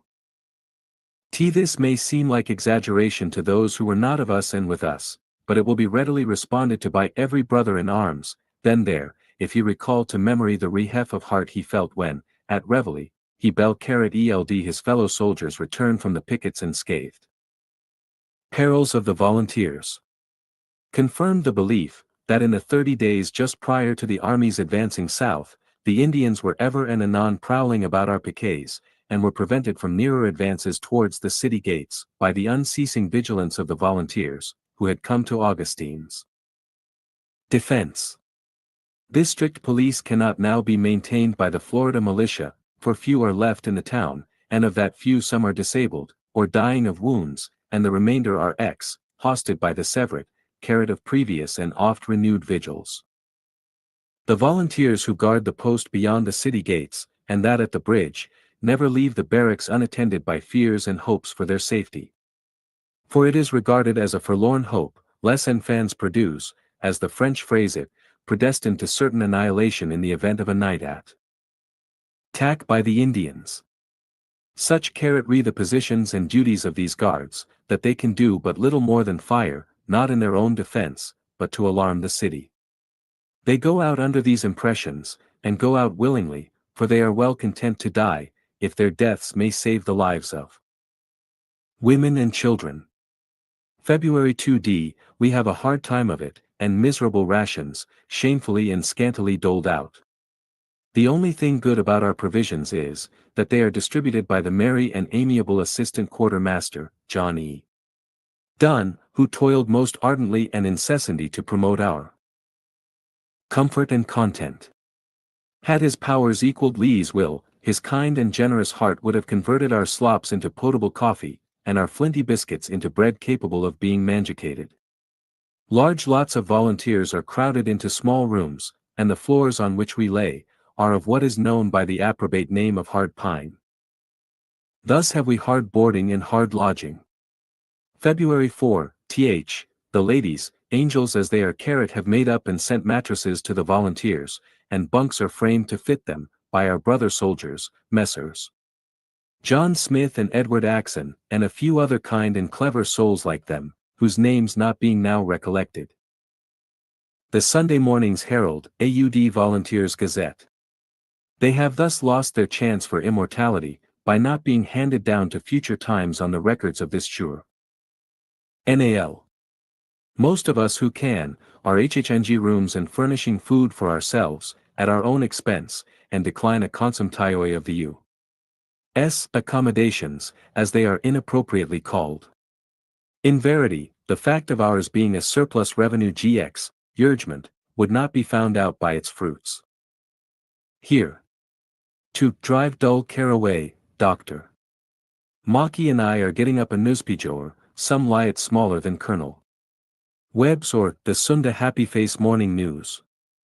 It will be printed by some of the Washington Volunteers. This little newspaper was adapted to the meridian of the garrison only, but as it got out of that atmosphere FOI which alone it was intended, grew into deservedly great demand, and a copy is difficult to procure, the edition having been eagerly bought up, and being now out of print, we furnish the following extracts. Thus while we afford brief and abstract chronicle of the times, we serve the cause of science and literature, by rescuing from oblivion this gigantic gazette, which measures at least 6 inches long, by 5 broad. The Sunday Morning S. Herald, a 7id Volunteer S. Gazette Volume 1. No. 1. A. Expediihis sed non victige modi. Gary Sun Motto. Mackey and Cohen, editors. J. D. Miller and Company. Printers. St. Augustine, February 6, 1836. Prospectus of a weekly paper to be published in this gar, risen, and to be entitled T to the Power of E Sunday Morning, S. Harak Agid Volunteers Gazette. A. G. Mackey and M. M. C. A. Hen. Editors. We beg leave to offer, not to the public, but to the privates of this garrison, a paper, which as it will be published every Tuesday and Saturday evening, not impropriately be called, the Sunday Morning's Plerald and Volunteers Gazette. As regards the immense expense and responsibility of the editors, in getting up this paper, none can have any idea, except T those who are engaged in the publication, in evidence of which, we would state, that F.P. Extract from the author's Sunday Morning's Herald. N.K. has been stolen, the paper borrowed, and the pens purchased upon a credit, which will never be repaid. We make no promises, because we intend to keep none, and Eve ask for none, because we know none will be fulfilled. It carrieth respect to our principles, we would with Gr. that respect J that it is not our interest to be explicit, and it will hardly interest any to know more than that the principles of T's Vark will endeavor to make it 1 interest. O*4 further P, particulars apply to the Jijiro, as in Enral we have no disposition to be more particular. Terms, half a bit per number, payable before delivery, y which means Weshall be delivered from all danger of ad debts. For sale, in garrison, 63 good appetites, sold for no alt, but because they are of no further use to their owners. Wanted, in garrison, coarse canvas to drink coffee or rough. Attention volunteers. Volunteers will hereafter appear and parade in drill pantaloons. Bill Puzzle Clue. At a meeting held January 29, on board the steamer Dolphin, the following gentlemen were unanimously elected officers for the ensuing campaign. G. Mackey, President, M. M. Cohen, Vice President. D. Miller, Secretary, J. G. Landon, Treasurer. A stated meeting of this club will be held on Tuesday vening next, at the room of Mess No.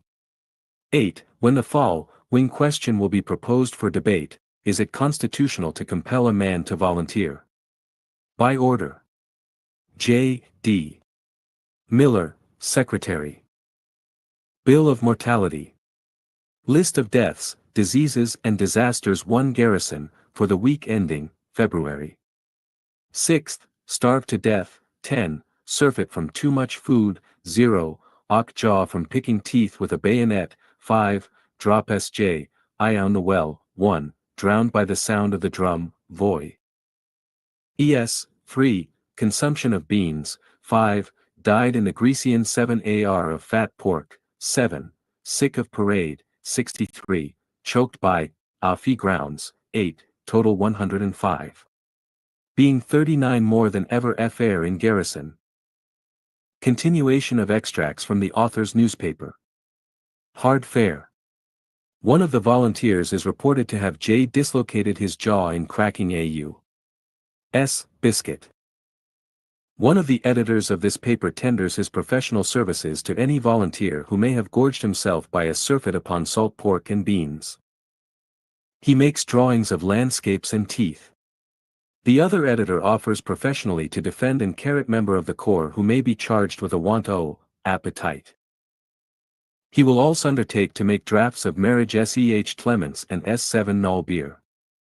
The thanks of the editors of this paper are returned T. Wink with a frown F. Mr. Gould, our brother editor of the Florida Herald, who allowed us to use his press as our own, and so prove quite a gold mine to us.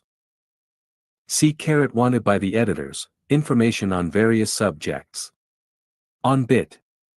It is said that the picked guard having one night negligently left their flints at home, were supply, with a substitute in the biscuits furnished by the government for the subsistence of the volunteers. Military definition. Waiter master, an officer V/F gives no quarters, of venison. Prices current. Stocks rising, as the military are compelled to hold their heads high. Beans and salt pork GJ off very rapidly. Eatables, none in the market, thawj bought are underdone. Done, as, QR. Mr. Modesty. Great demand. Musket balls go off at a round rate. Poi carrot, character, very rarely. Lead, in heavy demand. Fish, drew in great plenty. Dolphin has left the harbor, but some place for eating has been furnished to the volunteers. Wonderful circumstance. One of the sentinels upon PJJJ quit the night before last, was alarmed by a violent continued noise, which induced him to call the guard to one assistance. After a strict and patient search, by flood field, the expectation of meeting a body of hostile India was singularly disappointed by the discovery that the Toomey night alarm from the piquets. I rose from the ineffectual efforts of a crooked strick which vast trying to he straight. Conundrum. Why is a member of Congress he a man in a close room? ANS. Bectius he is not able to a draft. We are informed that by a late rule of the garrison, not more than 14 persons are hereafter to use the same, brush. February 9th. THI alarm was sounded tonight, and a report reached us that the city was attacked.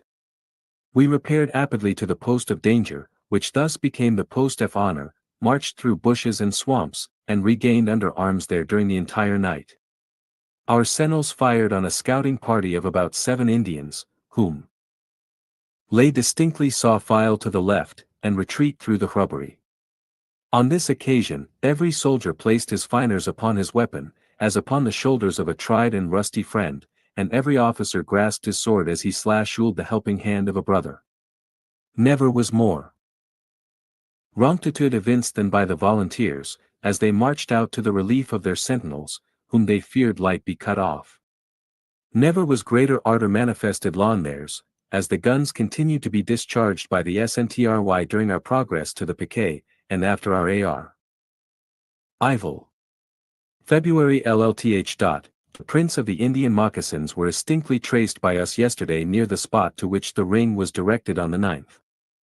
On that occasion, there were several guns discharged, both by officers and privates. None drew trigger who did not believe their sight was wrong upon a foe. The news of Gen. Hernandez place being burned, which has just arrived, confirms the correctness of the impressions entertained by us, that the Indians are in the vicinage. But to proceed from grave to gay. Our 5x6 news that is, the news, not the place, has just arrived. Some prospect of an obituary notice. Paper will indicate, that we are not without our occasional mirth. My co-editor is a genius, and therefore an oddity of the former, of which he affords proof to our printers by his puns, and of the latter he gives testimony to me, by growing vastly fond of me. When at one time I was about leaving the volunteers, having agreed with Captain Porter that I would march witn him to join Gen. Clinch, as he then expected to do, the doctor really grew pathetic, as he contemplated the parting hour, and my perilous enterprise. I should have cried had I not laughed, and to prevent piping, resorted to punning. My co-editor visits me from morn to noon, frond, noon to dewy eve, and then calls at midnight to spend the evening. To him, rather than to myself, I attribute the spread renown my room enjoys for its nox sensec, and the flow of souls that come to his feast of wit. He invites a half-score boon companions to take tea, not with himself, but with me, at 1 or 2 in the morning, and at suet periods we lead old Father Time by his single grey lock front, down the merry dance of life, disarming him of high sight, and shivering his hour-glass into 1,000 atoms. Although my motto, on these occasions, is, r/ue lahag. Adel carrot, yet I sometimes sadden as the doctor perpetrates a violently funny witticism, for I fear that he will, one die or other, be the death of me. But then I shall die, as the philosopher Democritus lived, a-laughing. Alas! My brother editor, what keen reproaches WDL harass up you? Sensitive soul, should your eye meet my obituary, commencing, died of a fatal joke, or, departed this life of a sutter pun, or, fell down in a fit of laughter. February 12, on this day the volunteers obtained permission from Gen. Eustace to go into the country and scuy it for Indians. It is not their fault, if time thus spent in's march of 18 or 20 miles, through a wet and toilsome region, brought them not in contact with the foe. Sed tamen aliquid est tentas. Lo! A splendid soldier and gallant gentleman, deservedly high in pub confidence, is rapidly dashing through the te. The volunteers honorably discharged. Narrow streets of Augustine, his charger flaked with foam, his martial cloak floating in the breeze, and his chapabras doffed to greet us. And Colonel Brisbane, for the reader who has seen him, we trust, will at once recognize the colonel in our sketch, with his glorious companies, must not be detained. I therefore draw rapidly to a close this imperfect outline of the 30 days' defense of Augustine, by stating, that the 1st Regiment of South Carolina Militia, and Major Kirby's command, arriving, Gen.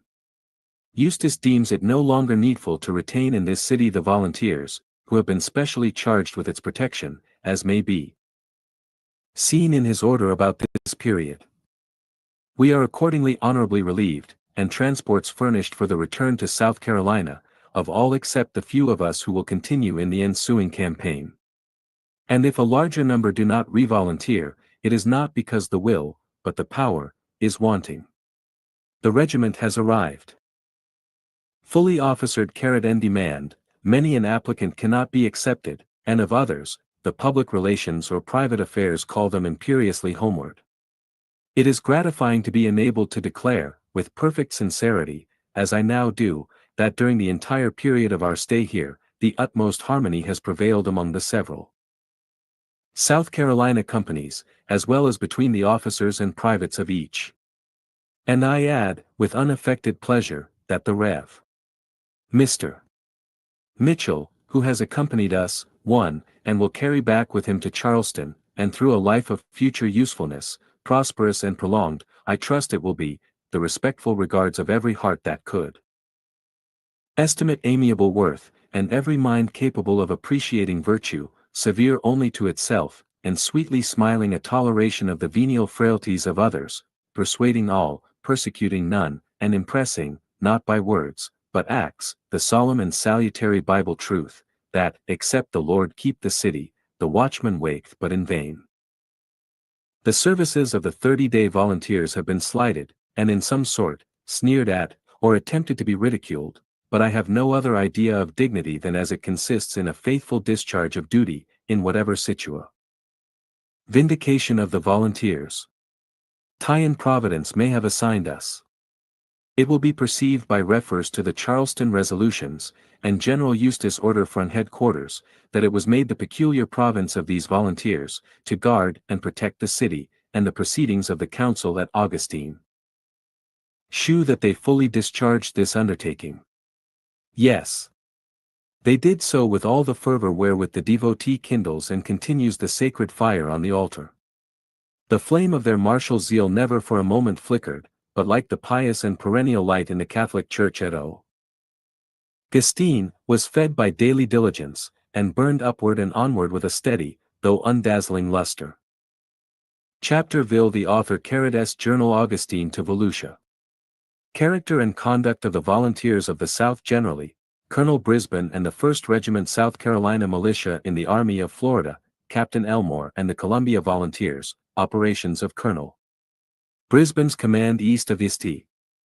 John's, Brigadier General Bull arrives at Camp McRae, the 1st Regiment leaves there and proceeds to Volusia, calls Butler's and Brisbane's concerted move M3 NT upon Spring Garden, the Formosa proceeds to Tomoka, the latter returns to Volusia, where we find Brigadier General Eustis and staff.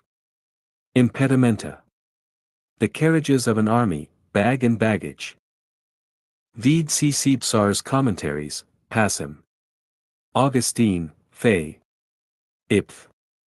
Never did Rome or Greece in days of yore, nor France, nor England, in modern times, pour forth a nobler soldiery, than the volunteers in the Army of Florida, during the campaign of 1836, from Georgia, Alabama, Louisiana and South Carolina.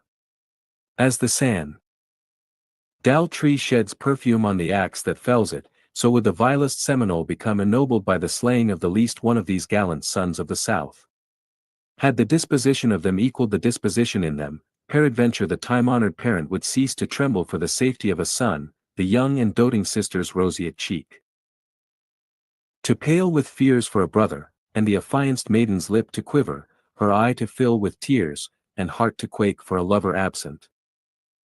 If the most determined valor, indomitable energy, and competent self-resources in the officers, seconded by cool courage, unshrinking firmness and generous enthusiasm in the soldiers under their command, could have availed aught, Florida would have been tranquilized, and the ring of the Seminole rifle never more be borne on the breeze, rousing the peaceful slumbers of midnight. To cause the citizen soldier to shoulder the slim musket, draw the girded sword, and rush to the battlefield. Tribute to the volunteers of the South generally. It was enough for him to know that his brethren of Florida were weak and assailed.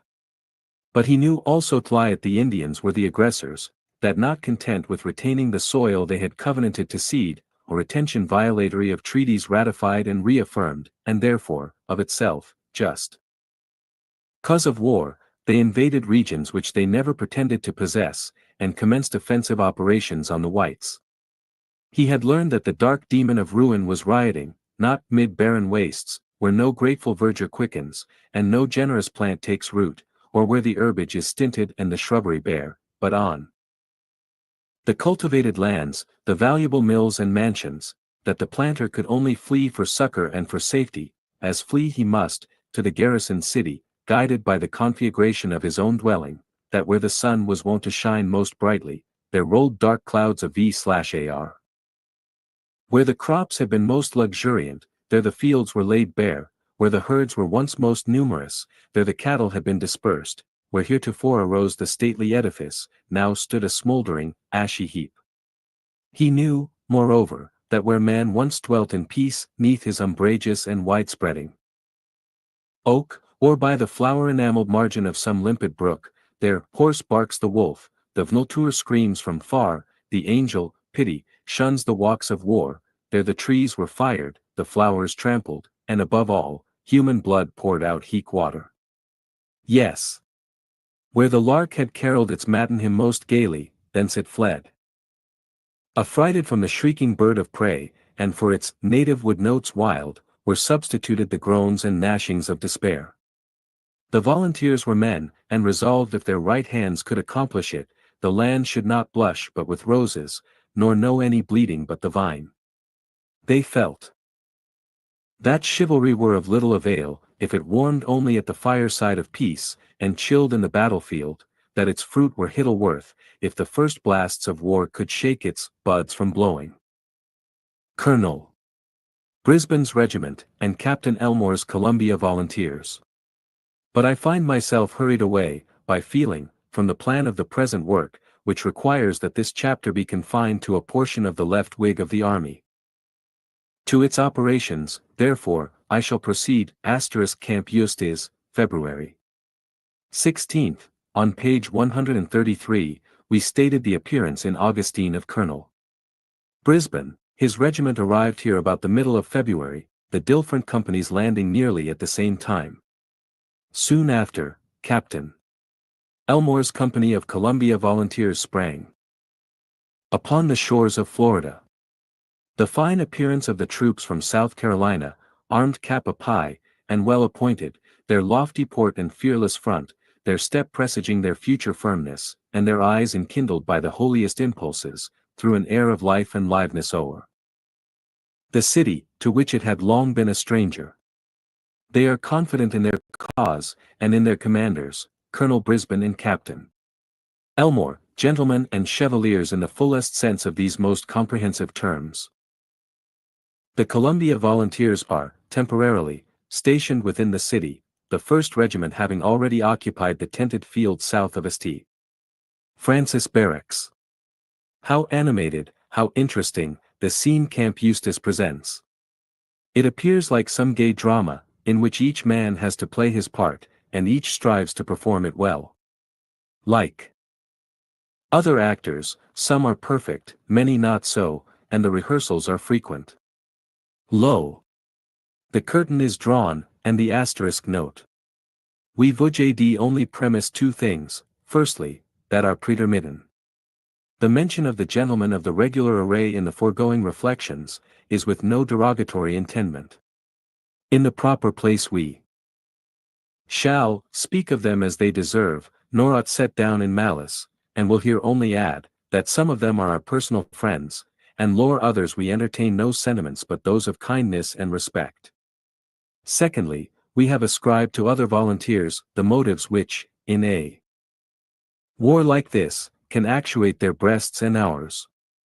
And we take leave to say, once for all, that if heretofore we have made, or hereafter do make, any observation or statissent which shall be proven error, we will gladly avail ourselves of any fit occasion to repair the wrong. We intend to express no thing but what we know or believe, and conclude this reference to others by declaring with Buffon, as to ourselves, that, je m'attends en personne que me relève d'une erreur, tuan autre que m'apprend en vérité, parce tuan y pound fect en erreur corrigé est en vérité caractère. Bouiron Quad, 9. 158. The tented field south of St. Francis Barracks, described. Ardent Colonel B. enters upon the stage, the drama's very fee blood, like it, pervading every part. Here may be heard left, right, to the end of the chapter, or rather to the end of the field, and there, shoulder arms. Order arms, stand at ease, and order promptly obeyed. At the front, mixed be seen our able adjutant, my valued friend A. G. McGrath, whom the men used to say was Bora for a soldier, and the officers, that he was intended by nature for an adjutant, extending orders to the amiable and willing Sergeant Major, the modest yet manly Sumter, grandson of the Gamecock of the South. In the rear, behold our active quartermaster, my handsome friend A. P. Aldrich, receiving, and the indefatigable calm. Missouri Hatch, distributing rations of bread and pork, while my brother member of the bar, Edward Carroll, Esq. Appropriately placed in the Ordnance, Q.A. Ordnance, Department, takes issue, and counts rations. Certainly the commissariat contains the most rationale of gentlefolk, in O/IE corner of the field, the young officers, Captain Ashby, Lutz, Bryan, Simmons, Holmes, Russell, are presented to their respective companies, and in another, the ever-diligent Dr. Strobel, is wiping alternately the lancet and double-barreled gun, wherewith he is so well qualified to draw blood. But the curtaia must drop upon description, the scene changes from rehearsal to performance. Camp Hansen, February. I9th in consequence of the deficiencies of transportation, we cannot move en masse. Captains Jones and Henry, and our regiment surgeon, were therefore directed to take up the line of march Earl Carrot on the morning of the 18th, for Hernandez, and Sipchuans Parker and Quattlebaum follow today. Major Kirby started yesterday with 2 companies United States regulars, in the steamer Dolphin, for Bulos. The remainder our regiment left for the present encampment this afternoon. As we quit the city, many of the inhabitants turn out to see us, and give us a heartfelt Godspeed. They know, alas, too well, that the foe are merciless when met, and that we are bent on meeting them, that we have relinquished Hoofy, and the sweet endearments of domestic life. Tier.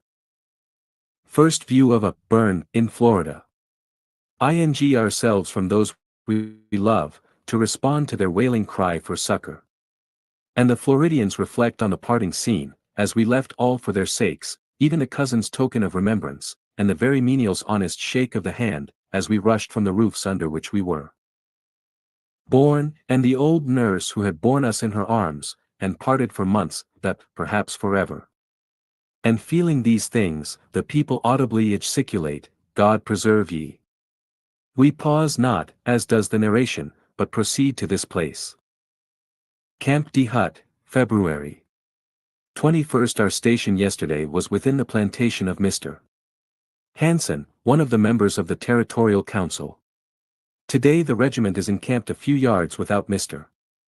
H's enclosure, but the staff continue to occupy the snug room to which he has invited us. Everything is at our service, even the servant. Sandy, whom I call Alexander the Great, with a difference, as Ophelia says, Macedonia's madman, slew unfeathered bipeds, Sandy, the wise, slays feathered ones, and cooks them too, but plumes himself on first unpluming them. The weather being very cold last night, and we sleeping on the floor. Colonel B. gave us the benefit of his experience, and commended our laying feet fireward, that thus the heat might radiate. But alas! It did more, it irradiated blankets, clothes and all, and we saw the first smoke of a hostile fire.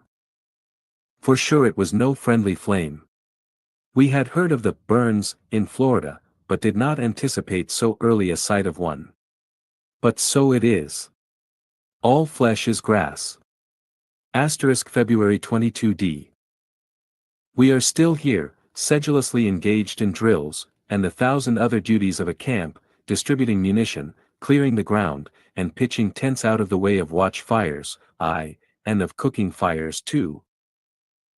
For nowhere is the definition of man, as the cooking animal, more correct than in an army, when not on the march. Diamond suit. We inform the lady reader, who is not supposed to be quite a columella in agricultural lore, that the best grazing ground in Florida is always to be met on what are called burns, where the shrubbery has been fired. Nearly all remaining puns condensed into one page. And he has anything to cook. The staff are often sent into the city for supplies, and most catagmatic falls do our horses favor us with, as we gallop over the broken bridge. We leave here tomorrow for Hernandez, at least some of us, for, by reason of the wretched transportation, we have to move in detached bodies. The best friends must part. Oh now, Mr. H., farewell, the roofed house. Farewell, Hyson.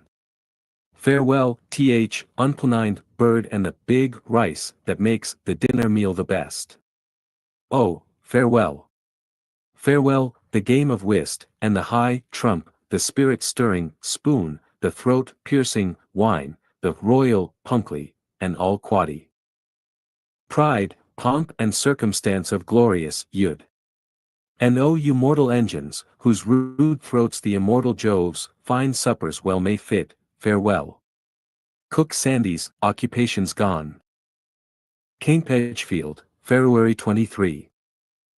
When I said Sandy's occupation's gone, I should have added, and, with it, so am I, or rather should be, for I paused so long at Mr. H's door, where we were cracking whips and jokes, that ere I started, the detachment got ahead, but as they were a foot, and only a mile off, and their wagons awry, I soon reached them. We marched TDL near sunset, tracing, on our way, the frequent moccasin print, and halted in a wood. Near, yes. Quite too near, excellent water, at least I should have thought it good, having been used to rain water all ray life, and it rained water most copiously, no sovereign ever rained more plenarily or potentially. Here we received the first damper to our feelings, which would have been yet damper, but that our thoughtful friend, Lieutenant Hatch, brought with him some 5 or 6 feet of India rub. Br cloth. This we placed on a sapling, secured to 2 opposite trees by our bridles, dirks, and and thus we had a roof impervious to water. Our horse blankets formed the sides of our spacious mansion, and the saddle bags our pillow, our lodging being, on the good ground. With many a dry joke we passed a wet night. To this place I gave the name of Camp Edgefield, in compliment to Captain Hibbler, the senior officer in the detach. ICH 7, Author's Journal. 141 Camp Brisbane, a botanic stranger. Meant now here, also to Lieutenant Colonel Hewitt, and Captain Jones, officers and privates, they all being, Captain Hibbler, from Edgefield District. Camp Brisbane, February 24th. Up rose the sun, and up rose we. As sunrise is a rare show to me, I noticed it particularly, and could not help observing, that the eye of day was very red, which I attribute to its previous weeping. However, it soon began to kiss up the tears it had shed on every blade of grass, as they tricycled off like pearls running lover emeralds. We proceeded till past dinner time, even in England, as we judged by our appetite, that most accurate horologe. We passed Floatards, Duponts, Hernandez, at Mala Compra and Long's, neither of which have been yet disturbed by the Lydians. On the way hither, I gathered an early but a splendid plant, the long stalk of which, after rising high, turned till the flower touched the soil. This botanic stranger, notwithstanding its position, has a queenly look, and seems to say to the passer-by, like Constance, in Shakespeare's King John, as she throws herself on the earth, here is my throne, bid kings come bow to it. I shall preserve this floral gem, nor will I pretermit any pains to collect all the rare and beauteous products of this country, and then, let the world tremble, as it anticipates a botanic disquisition, stamens, pistils, classes, orders, sects, habits, history, and all that Lynceus or Jusut could desire. Halting to slake our thirst in an embowered brook of cool, clear water, we are gladdened by the sight of a few soldiers from the detachment which had preceded us. They are on a foraging excursion, Fly tell us, and that Camp Brisbane is just in view, by which is ever meant, not far out of sight. They add, with all the gravity which the asterisk this refers to the date, February 24, but while I was at Augustine, in May, Mr. Dupont came into the city with his 2 little ones, who had to walk all the way, half clad. The Indians had surrounded his house, killed Mr. Long, carried off the Negroes, and destroyed his buildings. So in like manner, of other places subsequently to the time at which I journalized. 5 companies assembled at Hernandez. Communication deserves, that of Indians they have met none, but of pumpkins, a plenty.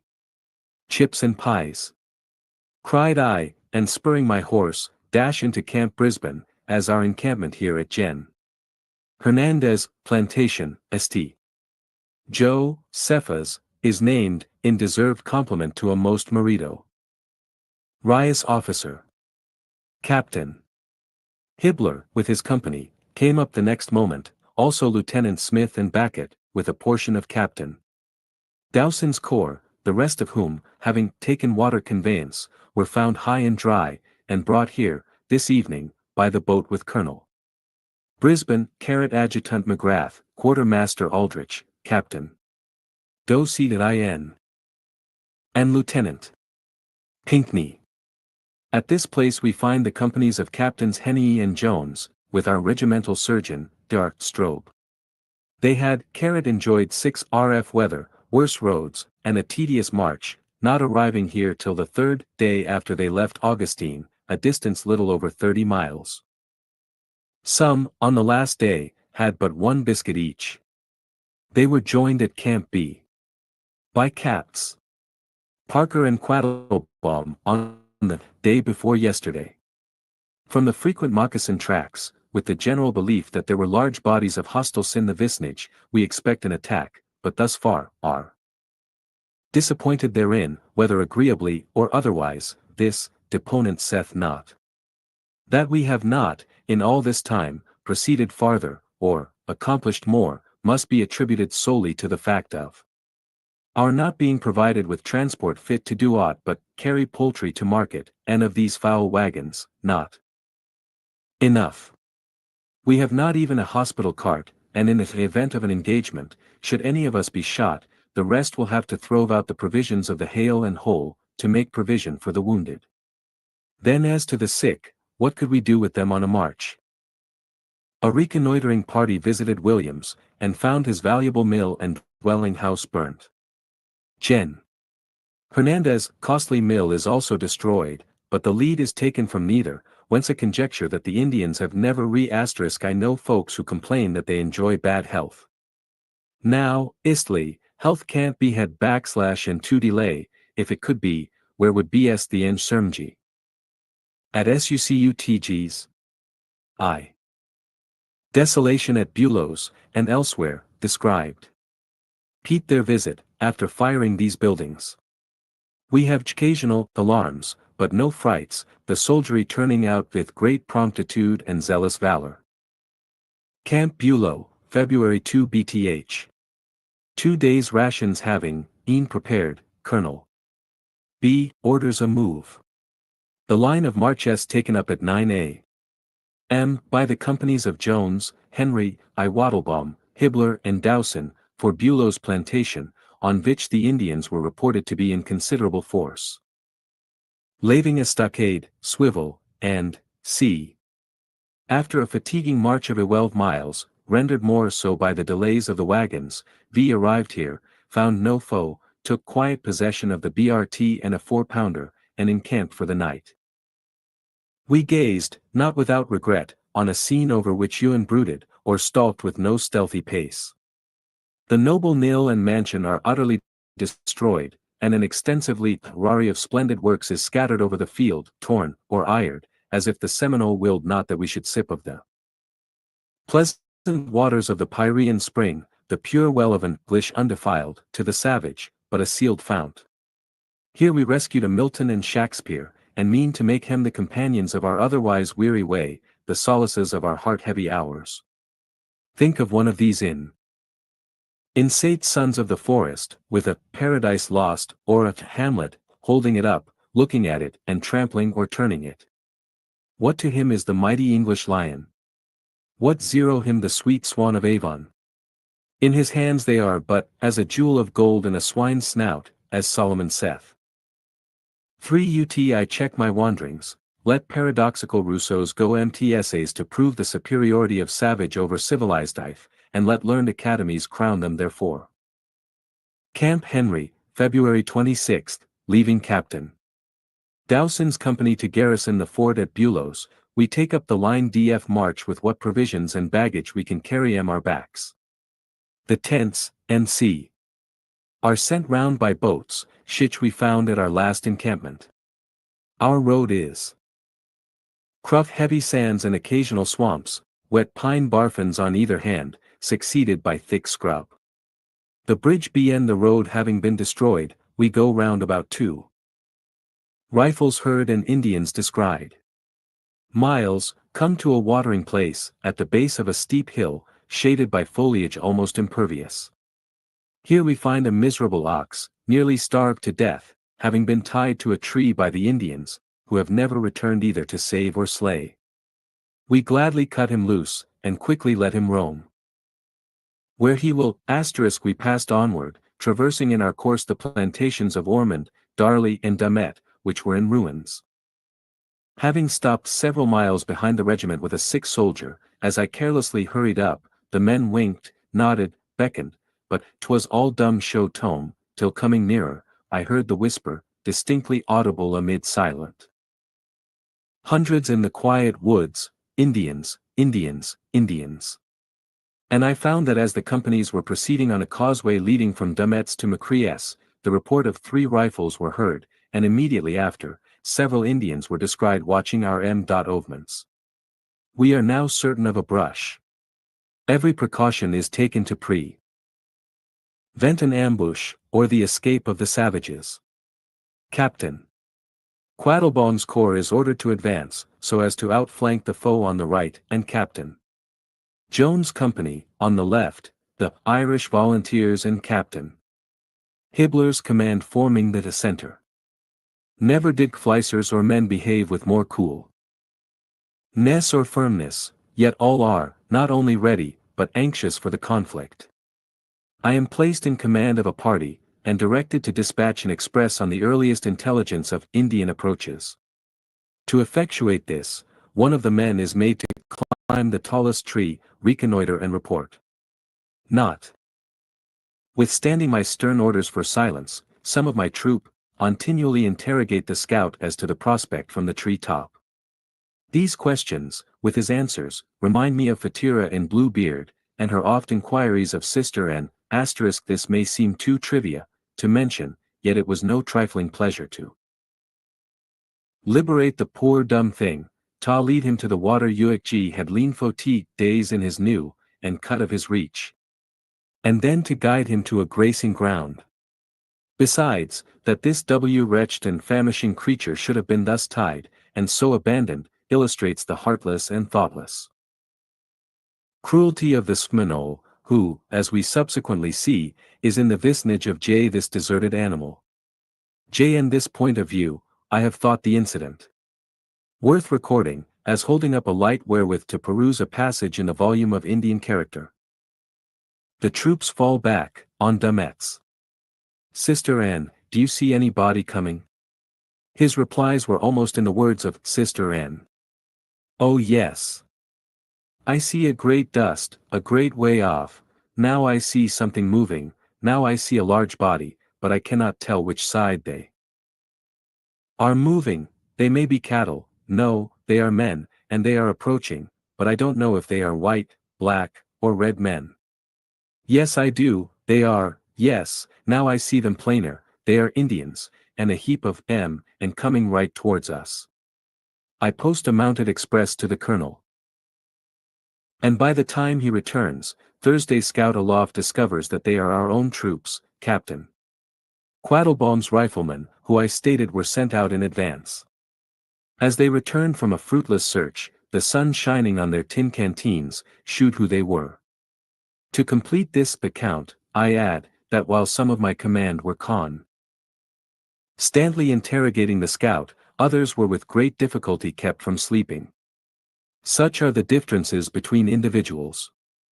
Such is man. The strangest sex in the world, except woman. Having scoured the hammocks in every direction, and stationed troops at every point where the Indians were likely to escape, we find that they have nevertheless given us the slip. After reconnoitering Macries, where a corn house is seen yet burning, we're ordered to fall back upon Dametz, so as to have the causeway between us and the Indians, should they be in forces as we are retiring upon Dametz, a fine fat bullock is discovered, which the Sava guess had shot and partly skinned. I need not add, we car. Read the prize with us. At Dametz, stationed with Captain Hibbler's company, in the ruins of the sugar mill, I very politely invite Dr. Strobel to partake my couch, the which accepting, he and I creep into a bake-house of the burnt building. Overcome by excessive fatigue, we fall, or rather rush into a deep sweet sleep, from which we are aroused by a discharge from the guns of the two sentinels on the broken wall, just over our heads. Endeavoring to get out, by getting my feet out, for from want of width in our bed chamber, we can only proceed feet foremost, I find I am impeded. I conclude that I am pinned to the wall by one of the mosquitoes. We scour the scrub, and see and shoot the Indians, which are here perfect annex, regular Titans.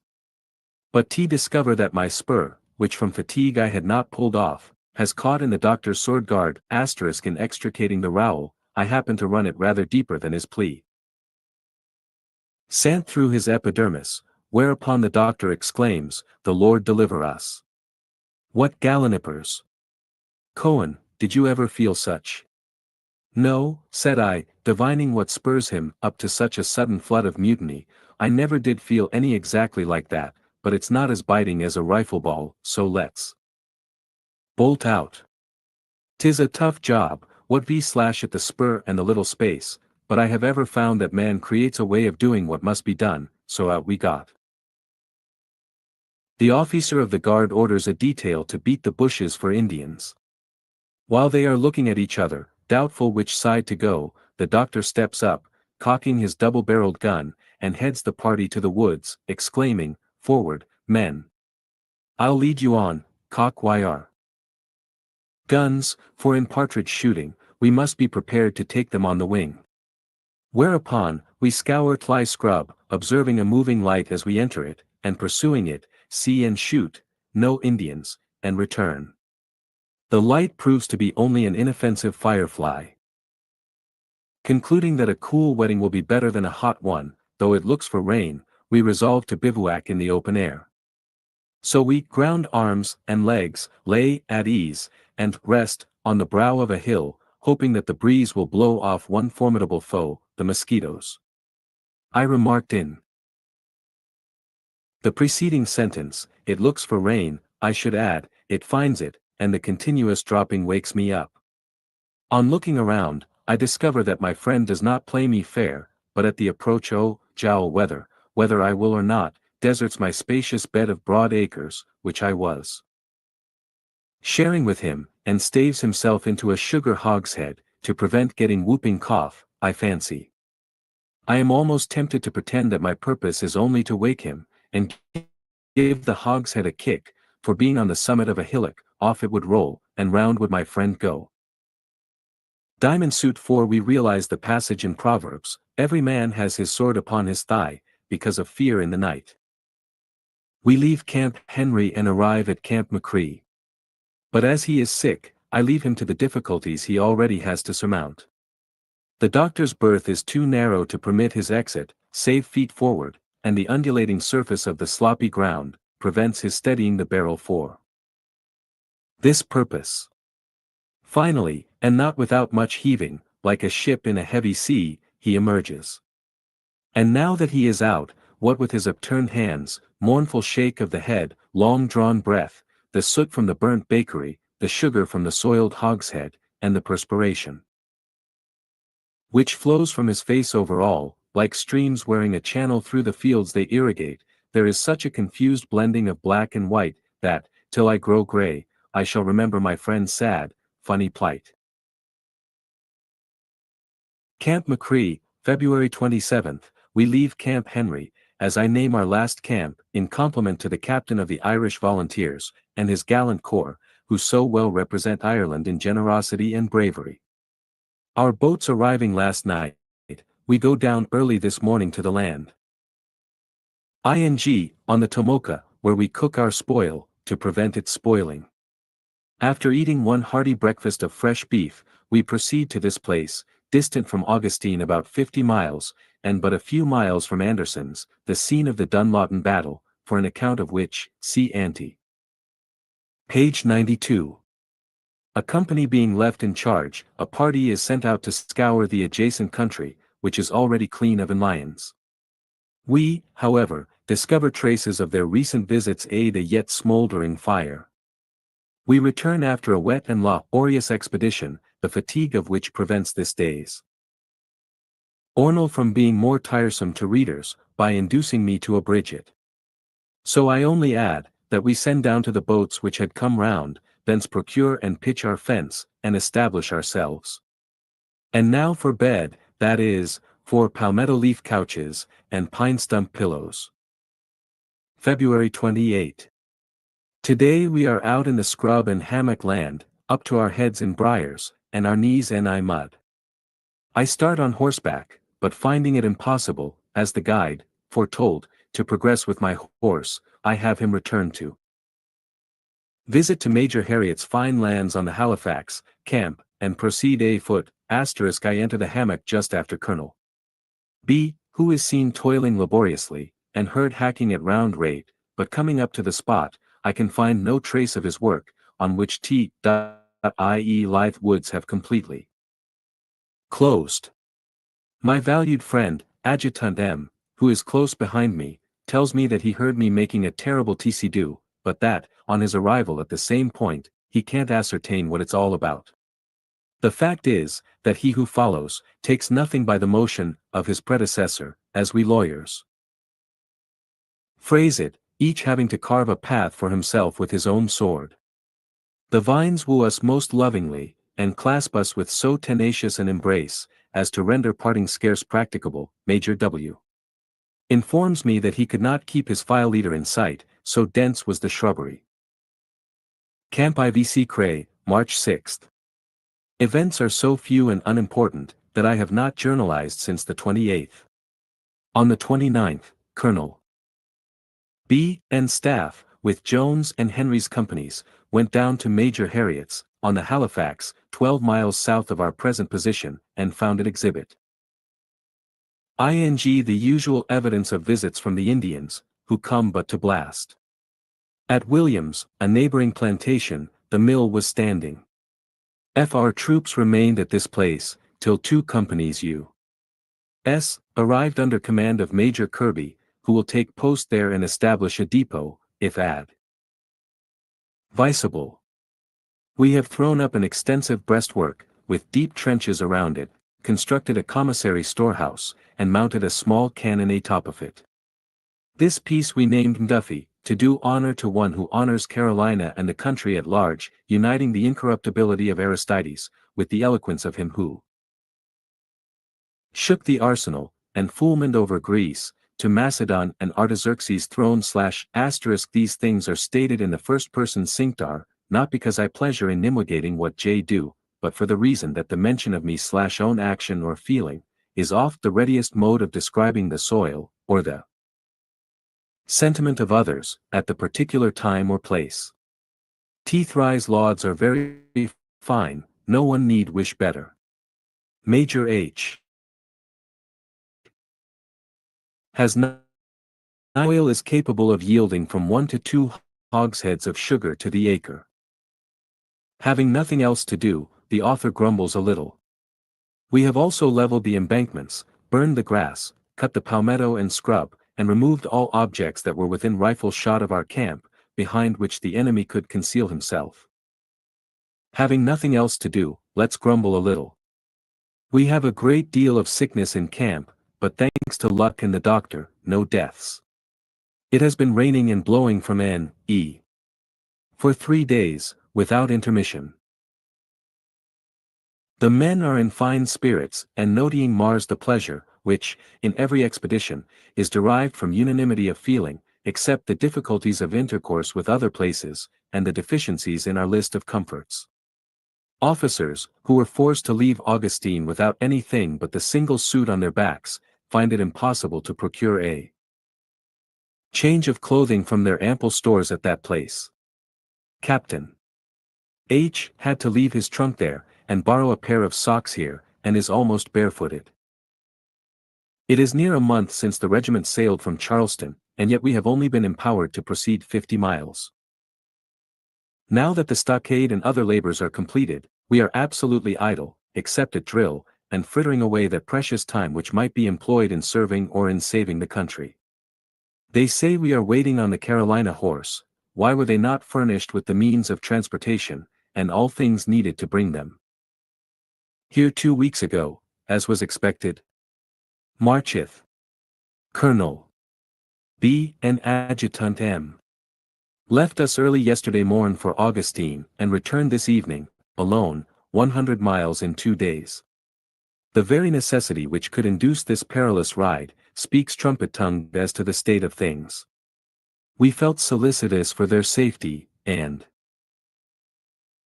thank heaven they have returned unscalped to their friends in camp, as tie are dear to our affections, and invaluable to our future operations.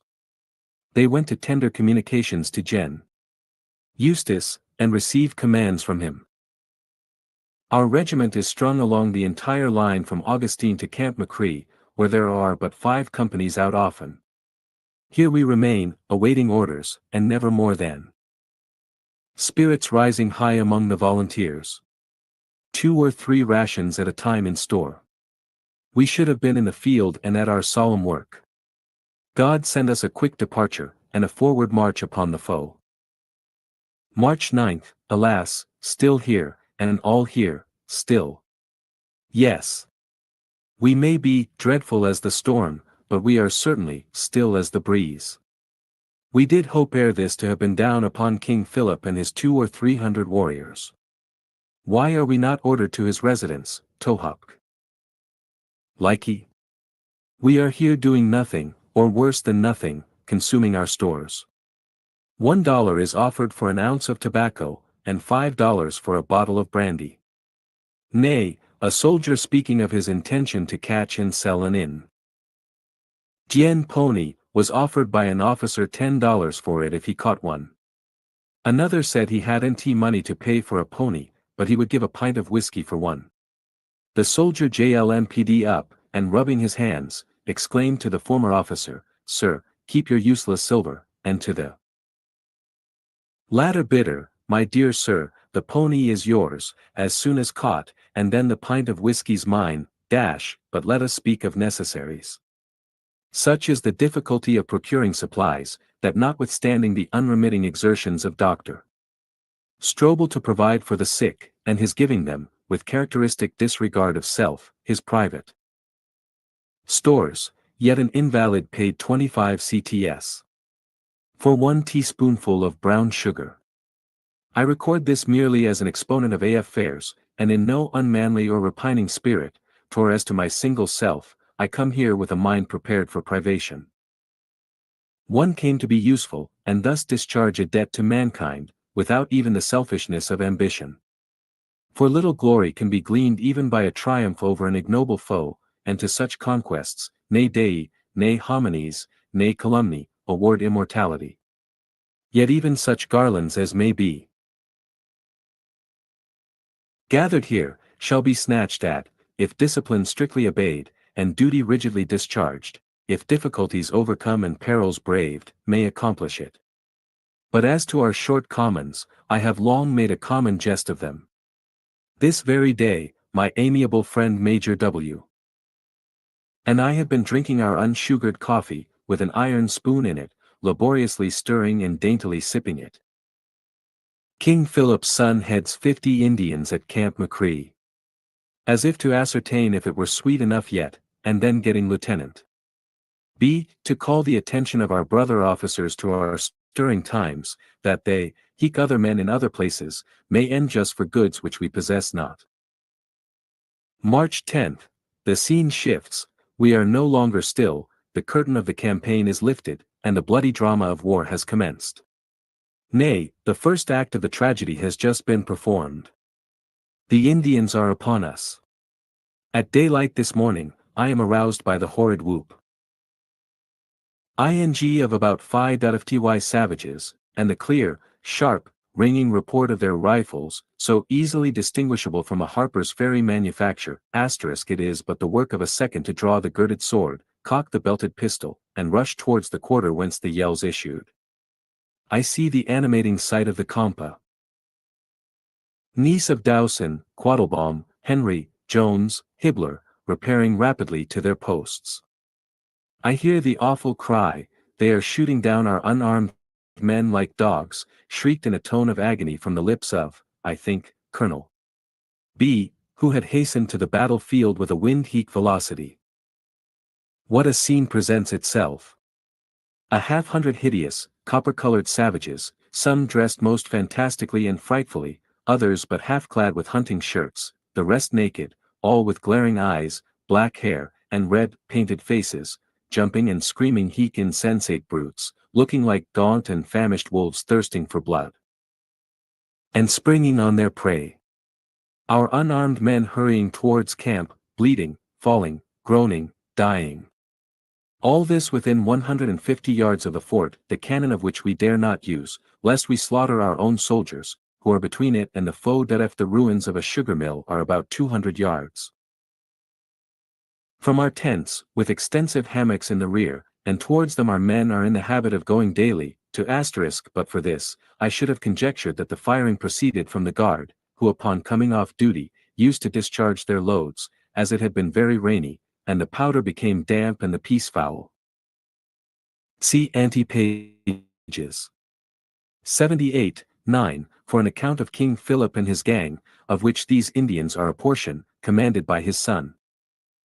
The enemy kill 3 of our regiment. Procure wood and sugar cane. This morning an unusual number had gone thither without arms. The Indian wretches must have previously noted their wont, and steeing down before day, crete themselves in the ruins, allowing 20 or 30 of the soldiers to pass beyond them from a camp. Ward direction, without show of fight. But no sooner do they retrace their steps, cumbered with their levy loads, than the Seminoles emerge from their concealment and scatter themselves, so as to cut off as many as possible. The maneuver succeeded but too fortunately for them, but too fatally for 3 of our regiment. The line of battle is instantly formed, and leaving a few men to guard our fort, which is struck by the Indian balls, and protect the sick and the stores, we give hot pursuit. Need I add, we strain every nerve to o'erlake the enemy. We had been greater brutes than they else.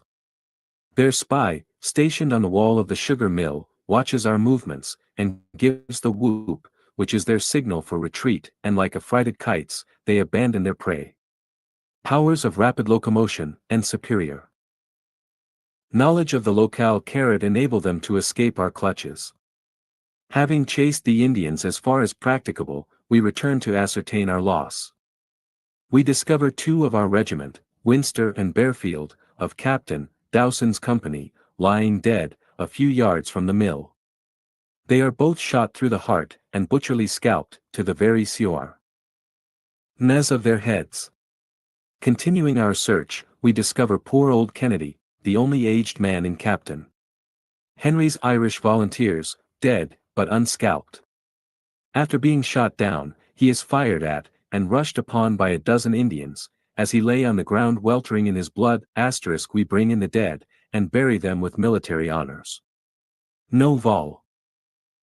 Several of them jump upon him to secure his scalp, but their contest as to who should seize it creates such a delay as to compel them to flee ere their bloody purpose is a conch shed, as, by that time, our troops come a view, and are nearing them. Hennessy, of the same corps, was with the unfortunate Kennedy. They were bringing in a log of wood between them, and was repeatedly fired at by the foe, from a distance of 15 or 20 paces, but escaped unhurt, only one ball cutting his coat at the collar. That so many shots, so near, should all have missed his body, shoes. Their inaccuracy of loading and firing, after the first discharge. Music hath charms t.o soothe the savage breast, and see, untier this morn eats a welcome meal, it sticks in our throats, almost choked by horror at the sight of butchery upon defenseless men, but a few moments before full of life and hope. Or our food rests heavily upon hearts, swollen By regret, that our fellow soldiers have fallen low, in a foreign grave, and their murderers unpunished by us. But the day of retribution, we trust, is not distant. No man returns from the field the same being that he was yesterday. We are changed, we are roused. Our blood is up, and can only be appeased by blood. Our brethren's shades shall not complain that we are slow, or their ghosts walk unrevenged amongst us. These sentiments may have a savage sound, but they only evince that it is the curse of savagery, by its deeds to extend its dominion, even over the civilized mind. Yet our sternest retaliation will only be the strictest justice upon a fiendish foe. March ASTG. Thank God we leave here in a few days, for the Indian country. I have the honor of occupying, with Dr. Strobel, the cockloft of a fowl house, the entrance to which is up a ladder, and through a window. What a place of repose! The eye falls through interstices in the floor, if floor that may be called, which floor is none, big enough for the body to fall through, and beholds the invalid stretched on a pallet of straw, the lower story being the hospital. The ear is regaled by the long groan and the short cough, da capo, the affettuoso of a sigh, the adagio of a whine, the diapason closing in a trombone-like snore, vocal, accompanied by instrumental music. Can't a rational being sleep but, in notes with many a winding bout, of linked, snoring, long drawn out. I am a patient man and a philosophic, but that snore. Flesh and blood, at least mine, can't stand. The deuce take all snoring noses, Grecian or Roman, snub or Strasburgian, even though they be as lovely as that nose which King Solomon compares to the Tower of Lebanon, which looketh towards Damascus, and with them, take that restorer of lost sternutatory processes and Schneiderian MEM. Brains, Gasper Taliacocious of Bologna, and his folio treat. A bird's eye view. ISE, the Curtorum chirurgia per incisionum. There it is again. First low and short, then loud and long, as if rejoicing in its course. What right has SNY man to trumpet forth his triumph, while depriving me of nature's sweet restorer, balmy sleep, that, swift on downy pinions flies from me, and lights on, ears disturbed not by a snore. But what a scene does our room present! Here, a bird's eye stuck on a dirk, there, various specimens of the grasses. On one side, ribboned snakes, rattlesnakes, and all sorts of snakes, on the other, fresh-skinned paraquets, their stuff. Ing of toe but half inserted, half dangling out. On the pine sapling table, the Paradise Lost which we found at Bulow's, on the floor, the Army Regulations, which are no para. Dice regained. But I leave the further description of an abode, which I hope soon to abandon for the tented field of battle. Volusia, Honesty. Johns, March 11th. We left Camp McCree on the morning of the 15th, and though thence to this place is but 30 miles, we did not arrive here till day. 3 days occupied in traversing such a distance, VV'll sufficiently attest the condition of the road, I should rather say, of the trail, for road we had none, except of our own making.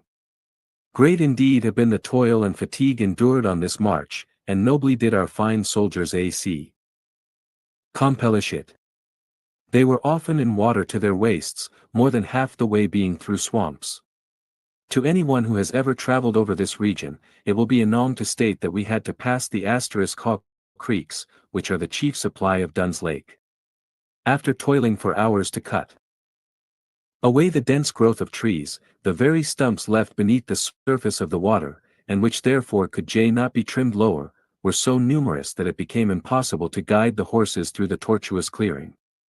They were accordingly taken out, and the men put in, or, to express myself in other words, the teams were unhitched, and the soldiers drew over the wagons by main strength, unassisted by horsepower. So called from the haw trees abounding in the vicinage of these creek. Concerted movement upon Spring Garden. On these trying occasions, it was truly gratifying to witness the energy and alacrity alike of officers and privates, the latter of whom were encumbered by their armor, sacks, 50 rounds of ball cartridges, and 3 days' provisions in the haversacks of many, while the rest suffered from not providing the requisite rations. In what bright contrast with this recent wretched rout, does Volusia stand? The fine stockade erected by Captain Elmore's Columbia Volunteers is on one eminence, and our camp on another, with a clear rivulet Wachangi that intervening vale. The broad bosom of the St. John's, with its profound repose, as it seems to sleep at the base of a far-reaching hill, the varied verdure of the surrounding scenery, the tree-tops, as bent by the air over the river, they least, on the liquid surface, shadows which appear like islands in a sunny lake, all conspire to render this one of the most romantic spots we have yet visited. March at Lee. Call Butler, Colonel Brisbane, and Captain Elmore, this day make a concerted movement upon Spring Garden, with a portion of their respective forces. Colonel Brisbane and staff, with the infantry, start at 3 o'clock a.m. By land, Captains Elmore and Henry having proceeded by boat. Colonel Butler, with the mounted men, leaves some hours after us, overtakes us in the course of the day, we arrive together at Spring Garden. On our way thither, we pass the bones of the late Mr. Henry Woodruff, and are the first whites who travel the road since this murder by the Indians. What a lamentable fate was his! The bones bleaching in the wilderness, but let us not rifle the veil which solitude throws over the sad event. We intend, on our return, to pay the last sad tribute to humanity, by decently interring the few remains of the unfortunate Woodruff. The rites of sepulture at least should be performed in compliment to whom, it has been called Fort Columbia, but is also known as Fort Barnwell, Captain Allen's company from that district having subsequently occupied it. It will be perceived that we repassed too late at night to execute this intention, which was subsequently accomplished by the humane hands of others. The Indians fly at our approach. Immediately on our arrival at Spring Garden, we are sent out to scour the country in different directions, as recent Indian tracks are, at once, obvious.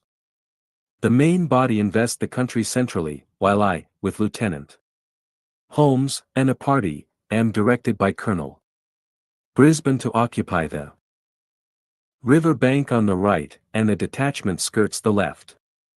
The mounted men endeavor to surround the hammock, and cut off the enemy's retreat. I proceed but a few paces towards the post assigned me, when I discover the fresh print of the heelless moccasin. Pursuing it, I am conducted to a potato patch, where the soil is freshly turned up, and the potatoes still strewing the field. Continuing the trail, I next come across a spot where the earth has been leveled and smoothed for the plain purpose of repose, and there behold the impression of the human form extended. Following it up, I find recent fires, and moss collected around, with traces of cattle.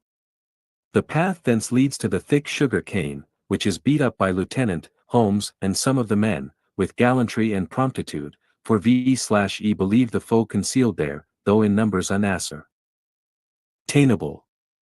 Traversing the cane growth to the water's edge, I find an Indian dug out, fastened to a tree on the bank of the stream, with the paddles still wet.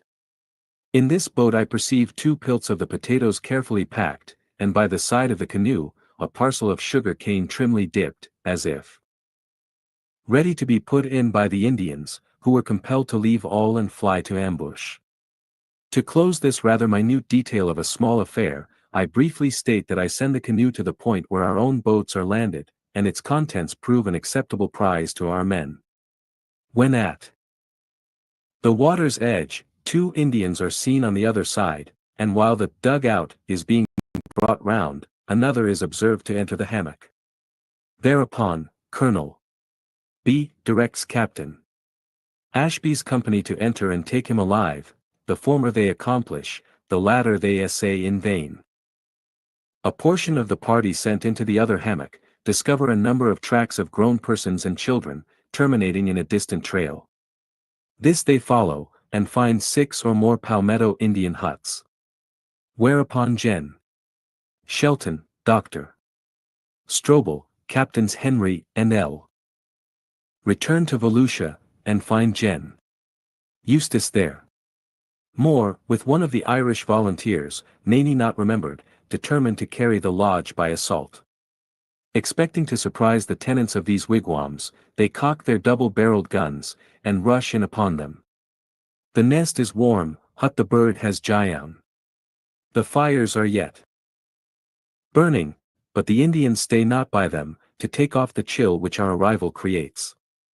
The palmettos are still green, the cane freshly cut, and portions of garments scattered around.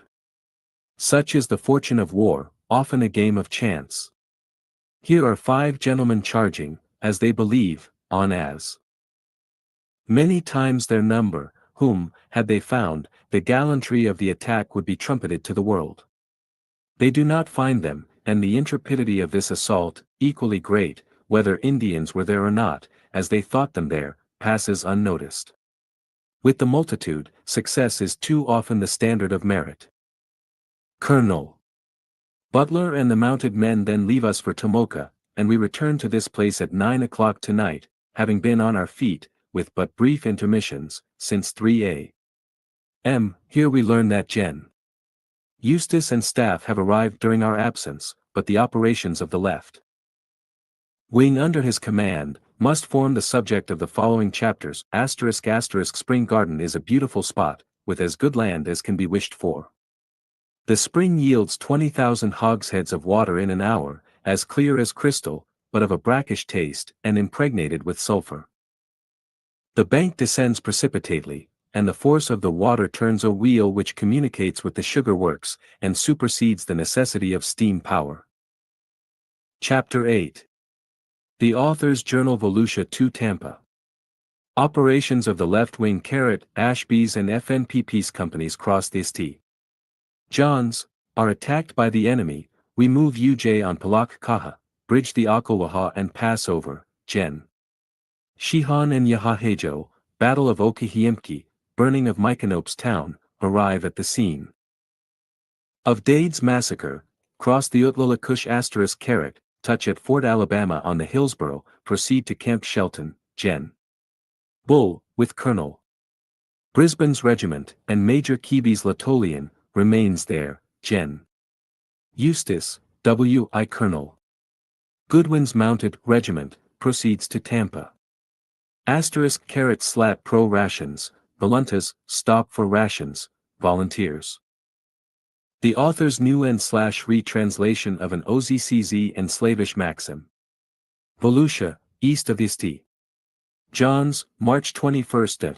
The left wing is now concentrated at this place preparatory to their movement upon the Outlacuchee, towards which the right wing and center are also marching. The SE advances are in obedience to the orders of Major General Scott, commanding the Army of Florida, whose plan of the campaign is briefly as follows. The enemy, if concertiated at all, is supposed to be still in the cove of the Outlacuchee, at or near like he attacked Generals Clinch and Gaines.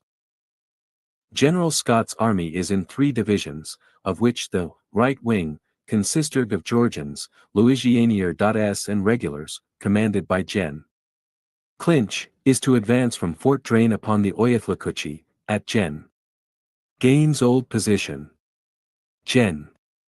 Eustace, with the Carolinians, and Major Kirby's battalion, composing the left wing, BNT by this operation actually in the center, after having previously scoured the Tomoka country, is to advance W.CST from Volusic upon Okeehumpkee and Palaklakaha. Colonel Lindsay, with the Alabama troops, constituting the center, is to move from Tampa upon the Chickachatty settlements, and having examined that country, to remain in position for a concert movement with the other divisions. Signal guns are Gen. Scott's plan of the campaign in 1836. To be fired at 10 o'clock each day from each wing, and as soon as the respective forces reach their destinations on the Outlacuchee, at Palakaha, and at Chickachatty, are to advance simultaneously, concentrating towards the Outlacuchee, in the swamp or cove of which, it is expected that the enemy will be enclosed and conquered. If Lu escape, he is to be pursued to the Everglades. The following list of the officers composing the Loft Wing is as accurate as I am able to render it. General Staff: Abraham Eustace, Brigadier General 1st Artillery, commanding L. W. A. F. J. H. Prentice * 2D Lieutenant, and ADJ 1st Artillery, Aide-de-Camp ADJ. General, J. E. B. Finley, Aide-de-Camp, W. L. Wharton, Sr. Assistant. Surgeon U. S. A. A. Canfield, Captain. Top. ENG. And Assistant. Insp. Gen. W. H. Betts, BT. 2D Lieutenant. First Rate. Art. H. A. A. C. Subsistence. W. H. Bull, Brigadier General, W. E. Martin, Aide-Camp, M.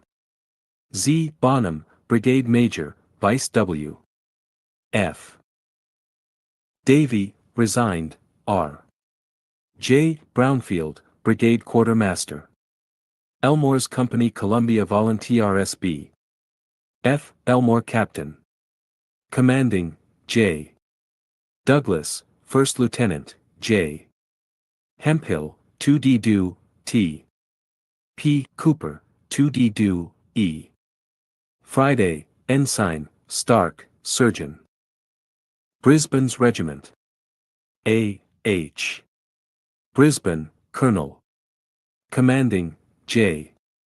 Huyiet, Lieutenant. Colonel, N. G. Walker, Major, A. G. McGrath, Adjutant, A. P. Aldrich, Rate. QR. M. B. B. Strobel, Surgeon, L. J. Trotty, Assistant. Surgeon, William. Graham, Acting Assistant. Surgeon, T. R. Aldrich, Paymaster, M. M. Cohen, Comming. Pioneers, E. Carroll, Assistant. Q. M. Department, G. S. Bryan, Acting Do, L. M. Hatch, Commissary, Pearson, Do, T. Russell, Do, Sumter, Sergeant Major. Ta the kind courtesy of this admirable and unexceptionable officer and Carrot Ottleman, I fed deeply indebted for access to official documents, which he afforded with the utmost urbanity and promptitude. List of officers of left wing continued captains. P. Quattlebaum, George Henry, P. M. Dowson, T. S. Kibler, D. Denny, J. D. Allen, T. J. Fripp, T. Parker, J. Jones, J.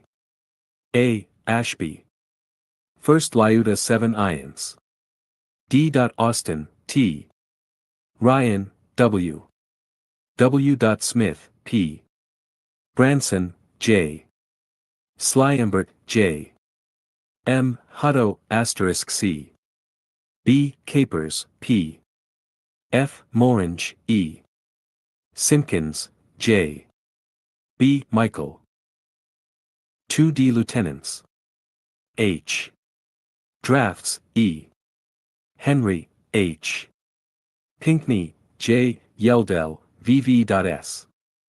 Abney, J. J. Ryan, W. M. Calhoun, J. Penn, H.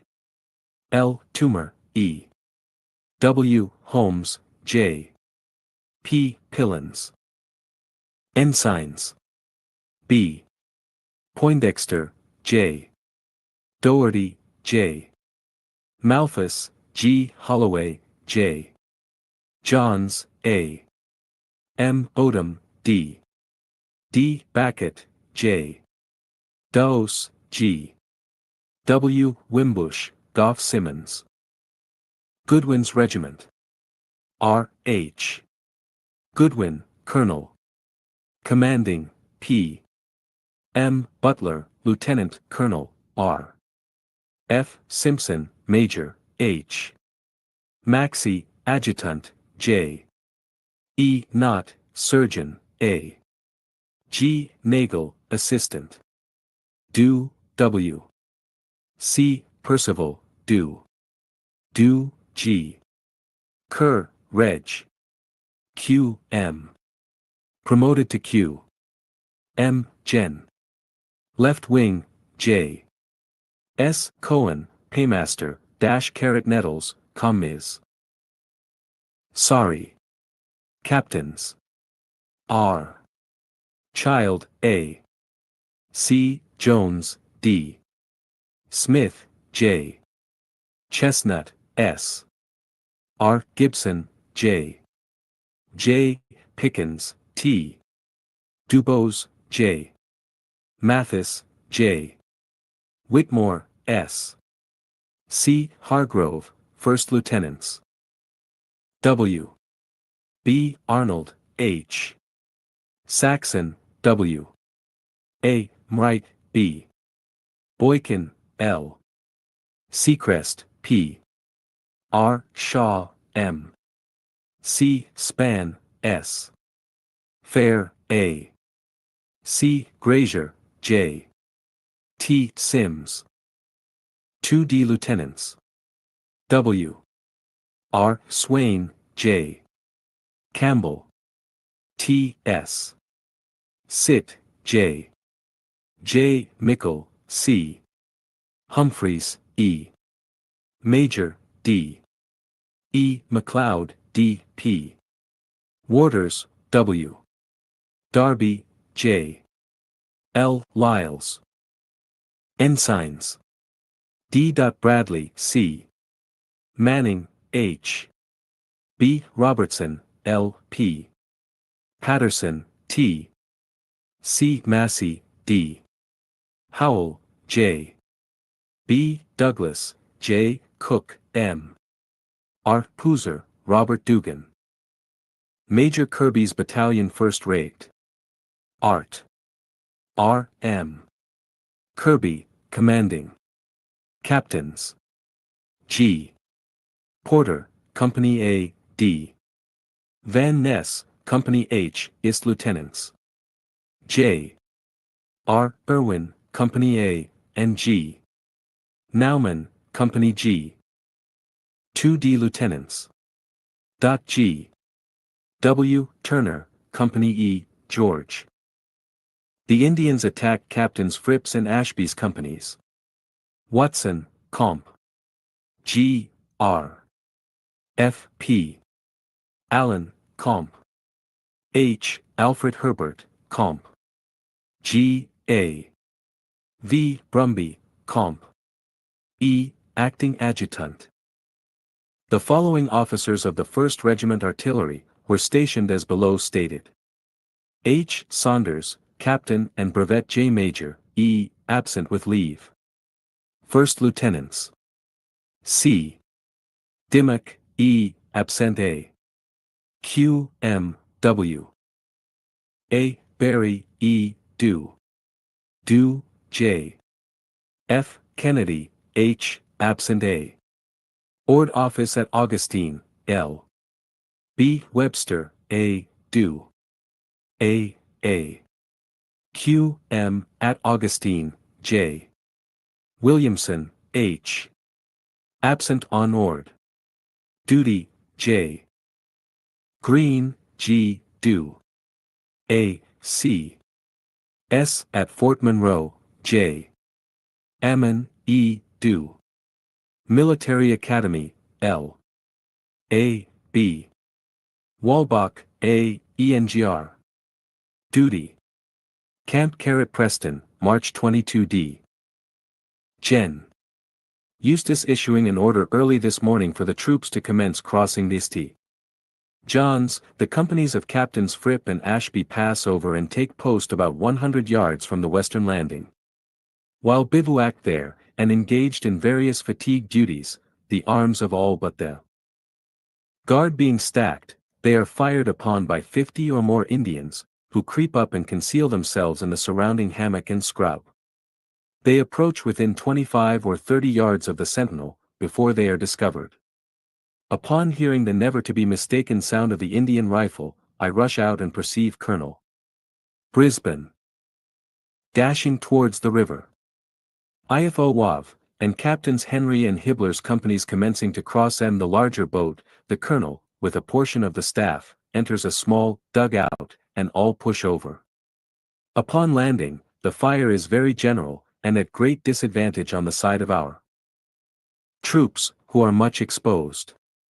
Thai companies of Captains Fripp and Ashby are engaged with the enemy, who, upon the arrival of Captains Henry and Hibbler, with their commands, the earliest on the battlefield after crossing, begins to give way, and is finally beaten back. Most of our regiment, and 2 of the U.S. companies under Captain Porter, and Lieutenant Irvin, all commanded by Gen.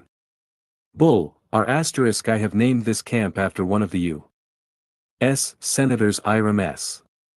Carolina, author encampment, formerly occupied by Light Colonel Huiet, near Augustine, being called Camp Calhoun. Killed and wounded in the Battle of the St. John's. Conveyed by steamboat 200 or 300 yards above He place of attack, in order to intercept the flight of the foe northwardly. 2 companies of Colonel Goodwin's mounted men cross in flats, to cut off his retreat south and west, the St. John's hemming him in on the east. All of the troops then scour the woods, but in vain. To show the face of the country, the following fact is stated. After the forces under Gen. Bull land on the western bank of the river, they penetrate a thick hammock in that direction, and when the foremost company emerges, it is ordered to re-enter the hammock, south of the point whence they issued, and charge it eastwardly. While thus proceeding, the next company, traversing the trail that the first had just pursued, plainly hearing but dimly seeing, mistake the former for the enemy, fire upon and wound privates Fielding and Todd. Some of the men, under the same error, return the fire. The truth is then discovered, and the cry heard, "Great God! Our troops are shooting our own men for Indians." The loss on our part is as follows: in Captain Ashby's company, Sergeant Austin, Privates Waymer and Hunkerpiller, killed, and James Cook wounded severely.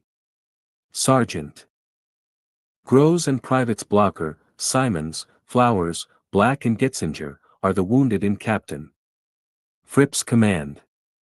March 2 We slept last night in the open air and under arms, having a strong guard, but the Indians reappeared not. Such of the Yups as did not come over yesterday, are now crossing. As always happens to soldiers, when they have to leave their tents, we had bad weather, but it has cleared up finely. That gay gallant, the sun, who dallies with all he meets, at his approach puts aside the sable mantle of clouds from the face of nature, like a bridegroom lifting the virgin veil, as he tenders the first kiss of wedded love. The companies of Ashby and Fripp bring in the body of one of the Indians, and find that they dragged 5 of their gang to the river and threw them in. They are trailed in another direction, and a great effusion of blood is seen. Indeed, the galls and palmettos are dabbled with Indian gore.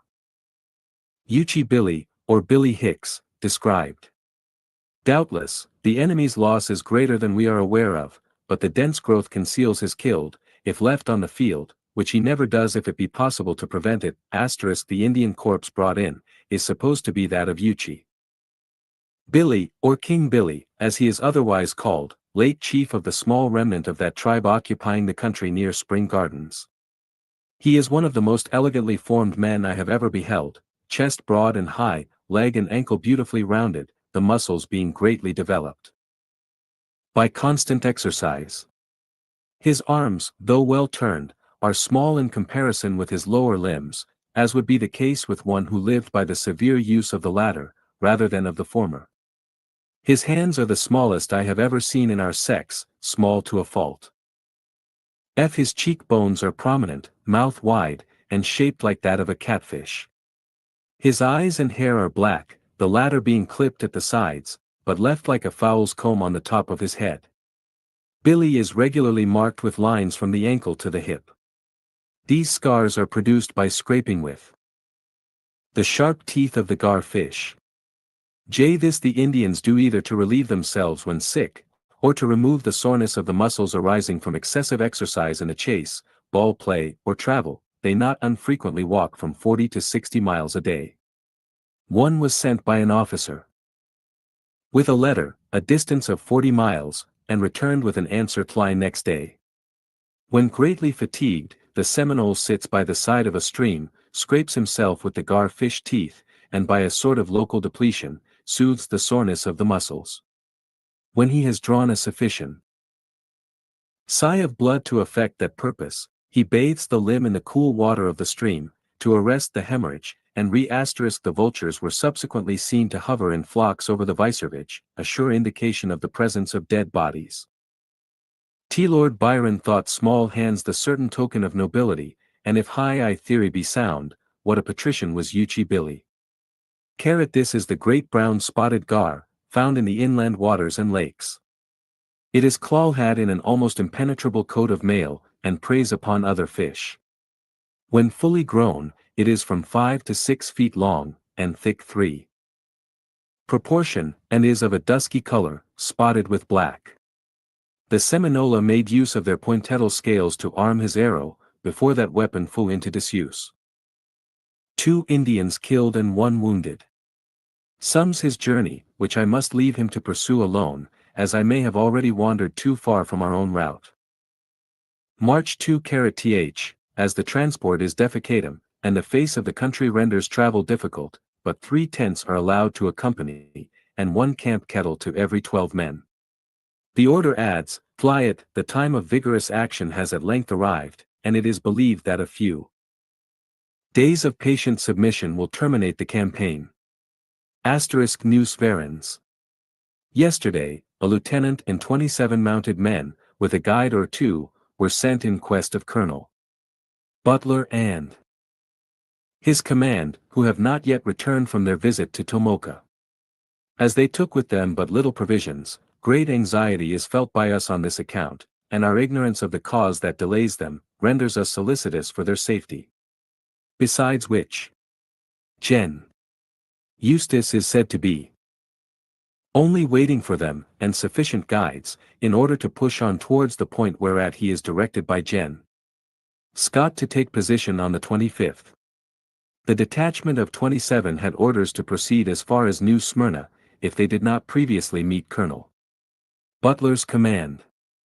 On their way, some 6 miles from Volusia, they fell in with about 16 Indians, in an open pine barren, removed from any thicket. They attacked the Indians, killed 2, and wounded another, when the lieutenant commanding ordered a retreat for a reinforcement. Every man in the detachment behaved admirably, and the whole party of Sava Guess Miglet have been taken or cut up, but for the ill-timed prudence of the officer.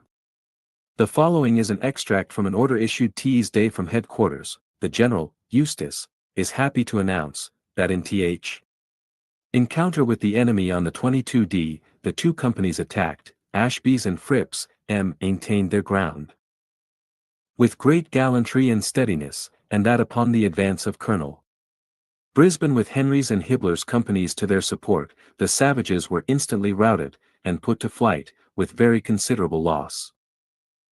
Anxiety of the captains to move on the Indian reserve. Captains Allen's and Quattlebaum's companies will remain at Volusia, under Major Gates. Major Gates had arrived here from Picolata, which he left on the 23d Inst. Light. Pettis is to act as commissary, and Dr. Barry as surgeon to the troops stationed at Volusia. The 2nd company mentioned in the foregoing order, remain because of sickness, and the 1st from lot. Colonel Brisbane had been required to furnish one of his most efficient companies to guard this post, where valuable stores and many sick were to be left. Colonel B knows that all are efficient, and none willing. To remain, each being anxious to encounter the foe, the chance of which they deem greater by proceeding farther into the Indian reservation. Our colonel cannot find it in his heart to nominate any corps to be left, and proposes to determine by lot what they regard as the hard fate of one of them. I had seen, in the ugly Greek letters of Homer's beautiful Iliad, how Minerva, fearing for the Grecians, had agreed with Apollo to put off the general engagement for that day, by inviting Hector to challenge them to single combat, and 9 of the princes accepting the challenge, the lot is cast. And falls upon Ajax, which mine I have read, when Berchan were a lesson of the school of nigh appliance. I do note it well, faith by that token. But in the case of our regiment, though there are 9 to draw, yet it is to decide not who shall go out to combat, but who is to be excluded therefrom, as they suppose. Never shall I forget the deep interest felt, and the strong solicitude vividly depicted on each countenance as they approach, what in the instance of Ajax was the classic helmet, but now is, the forage cap, containing their fates. The captains most desirous of proceeding with the main body. If the wish of a part can be strongest, where that of the whole is so powerful, are loudest and oftenest in pre-declaring, each his certain conviction, that the dreaded doom will be his. Their names are read out seriatime, slowly and so /lemly, as if to a sacrifice, they advance, and tremulous are with anxiety, draw forth their respective lots. It falls on an erroneous supposition, as manifested by events subsequently detailed. Weary nature gapes, and the Akawaha is thereby formed. Captain Allen to remain, who, dashing down the paper on which it is inscribed, and trampling it under foot, retires a few paces, and gives vent to feelings which he cannot restrain, the manly, though mournful emotions of a gallant spirit, eager for the fight. CCMP Butler, March 2 Decatherms. At 4 o'clock, p.m., on the 26th we began our march, Colonel Butler and his command having previously arrived. We made but 2 miles before it became dark enough for us to halt for the night, at a place which I call Camp Goodwin, this being the first move. Since the foot united with the mounted men, and their very worthy and much esteemed colonel.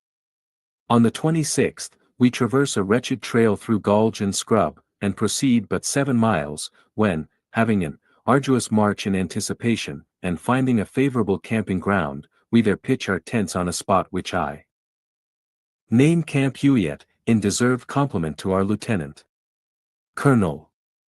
On the 28th, we made 13 miles, and halted at Camp Walker, as I style it, after our amiable good major. Today we move 8 miles, and arrive the Akawaha.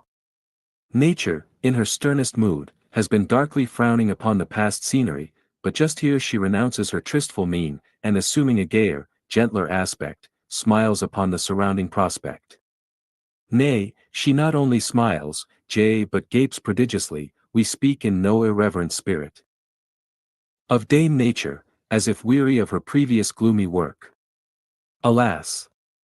This gape makes us weary of our labors, for just, where it occurs, there is a hiatus in the land, and the waters rushing in from the lakes, form the Akawaho River. It is now higher than formerly, and we are detained low throw a bridge across it, for the foot and wagons, though the mounted men swim it. We commence about meridian, and finish our work at near dark, but the passage of the entire transport is not effected till after midnight. The ordnance and heavy carriages sinking the bridge somewhat at the center, the water overflows at that point, and the lateral timber getting out of position, renders the footing for the teams too hazardous. They are accordingly unhitched, and gallant charge of Gen. Shelton ed along, and a portion of the wagons, with their contents led over by the men with the drag and prolong ropes. After midnight, some of the transport has to be unladen, the baggage carried over on the backs of the soldiery. Thus it was exceedingly late ere the foot joined the mount men, at our present encampment, which is about a mile, south of the river. Soon after we reached the Akawaha, 2 fires are 30 vered, on the opposite side of a lake, which are kindled while we are bridging. We conjecture they are signal lights from one party of Indians to another, and Colonel Butler with his command crosses to ascertain the fact. Upon their proceeding 3 or 4 miles, for savages are Discov. Aired and pursued by the advance guard. Gen. Joseph Shelton gallantly dashes ahead and charges upon one of the enemy, within 25 steps of whom the general levels his gun. The Indian abouts face and aims his rifle at Gen. S., who fires earliest and puts a ball in the Seminole's neck. Finding no cap on the nipple, or chimney of the undischarged gun barrel, Gen.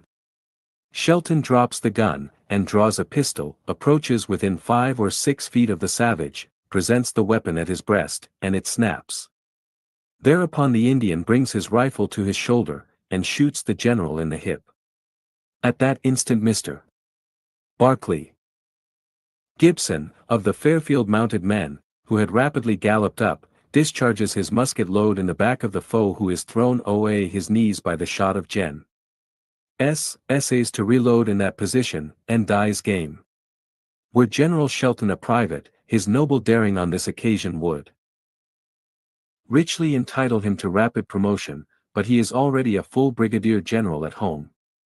After waiting to ascertain if his regiment would be called to Florida and finding they are not, he magnanimously waives his rank and attaches himself to the volunteers from his state, South Carolina, as a mere individual, an amateur of glory, and friend to bleeding humanity.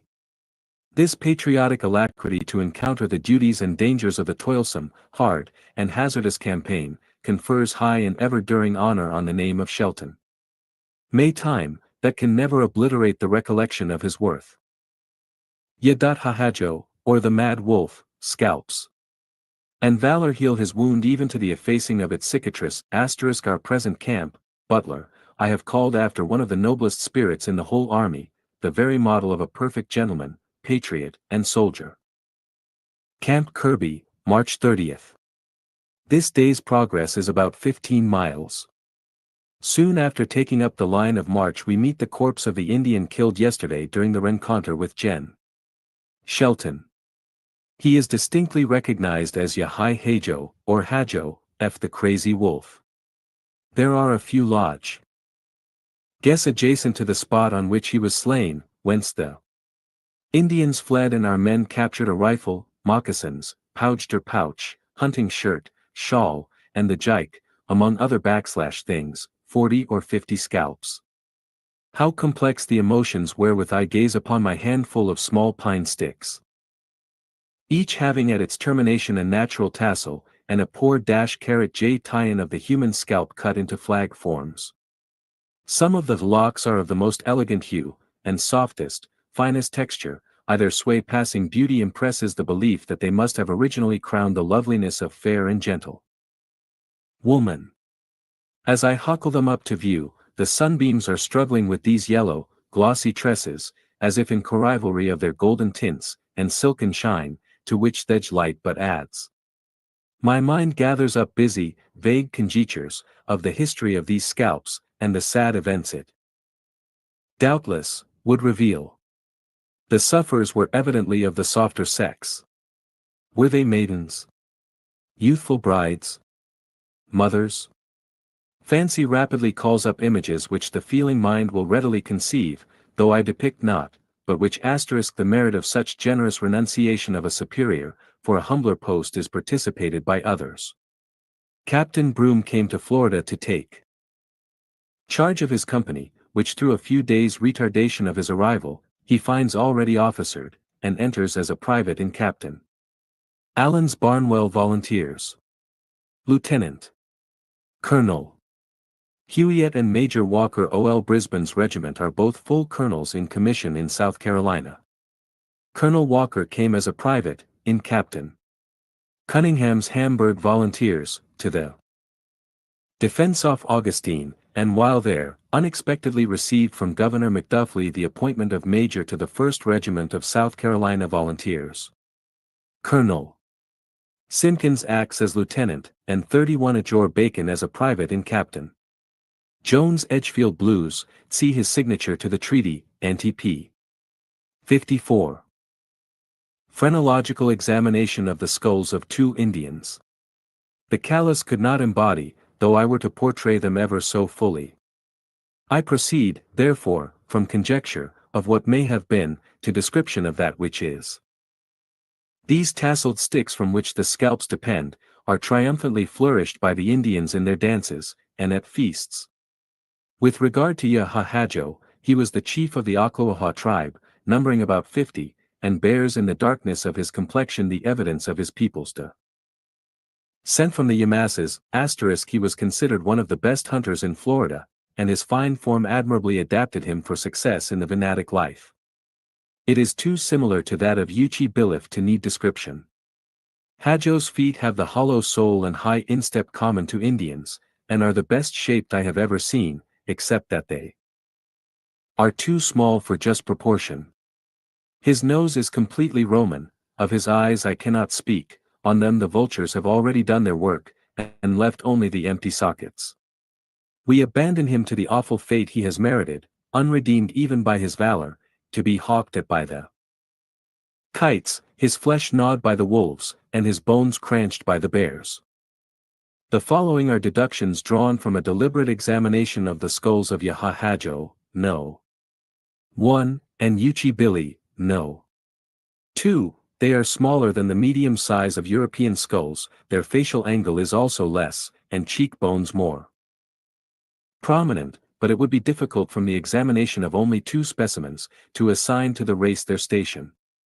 Vieri, who has divided the human species into 2 classes, in the first of which the facial angle ranges from 85 to 90 degrees, and which comprises 3 races, the white, the swarthy, and the copper-colored, places the American Indian in the last, immediately after Laplanders, and below the Chinese and Mongol Kalmucks, but in a higher scale than the Malays, CF Trace, Hottentots and Negroes. Cuvier, who has established 3 races of the human species, appears doubtful to which they should be referred, *C anti-p. 81, C anti-p. 163. 170 Author S. Journal. CFI. G. Analysis of the skulls, in the color of their skins and hair, and their scanty beard resembling the Mongols, they close JY approach the Euro *Pian in their well-defined features, projecting nose, and large eyes. Asa Nation, the place assigned to the American Indians by Vieri, we believe to be the most correct, but, as Desmalius observes, they may be subdivided into many tribes, each distinguished by characteristic traits of features, different language, color and form, as it is well known that they readily distinguish one from another tribe. The head of No. 1, Yahahajo, presents many interesting points in a phrenological view. The following careful analysis will show the relative size of the several organs. Skull No. 1. Yahahajo. Affective faculties. Very large. Large. Moderate. Small. Propensities. Destrusiveness. Combativeness. Acquisitiveness. Secretiveness. Flyaprik.gcuness errativeness. Inhabitiveness. Constructiveness. Deswedove aluminious sentiments. Cautiousness. Fermi caret s. Approbatness celestine.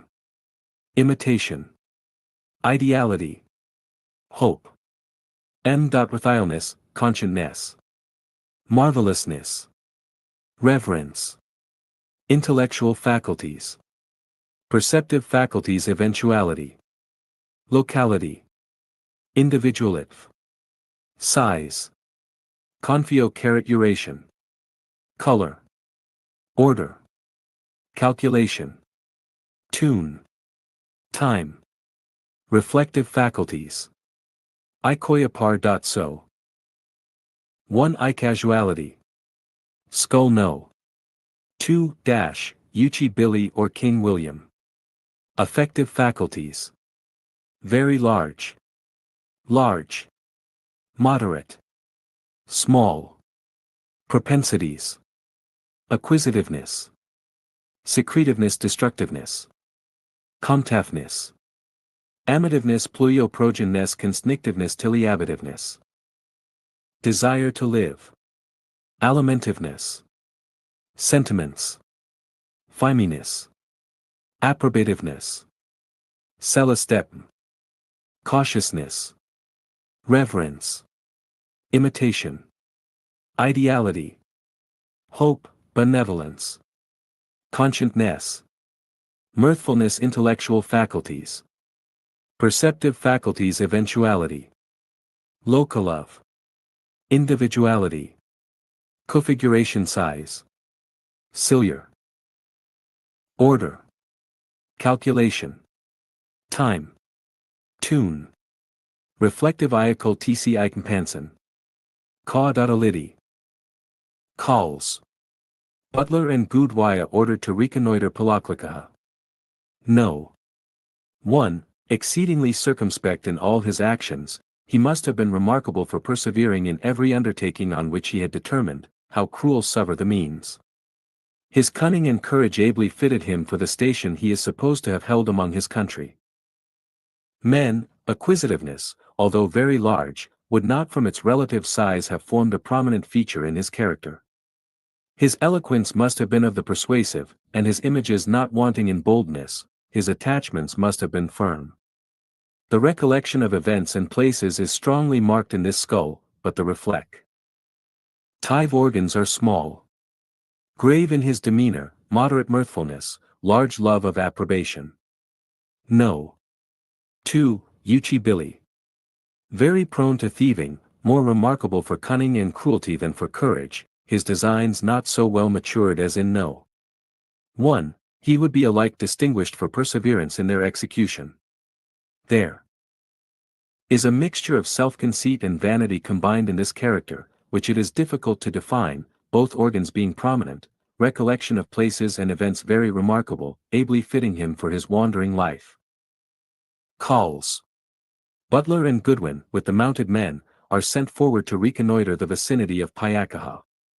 On their route thither, and 5 or 6 miles from our last night's encampment, their advance guard is shot at, from a hammock on their left, by about 50 Indians, who keep up a brisk fire.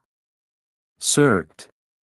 Nicholas Summer, of Captain Hargrove's company, from Newbury, has his leg broken, and Private William Jackson, of Captain Pickens' corps, from Anderson, receives a rifle ball in the thigh.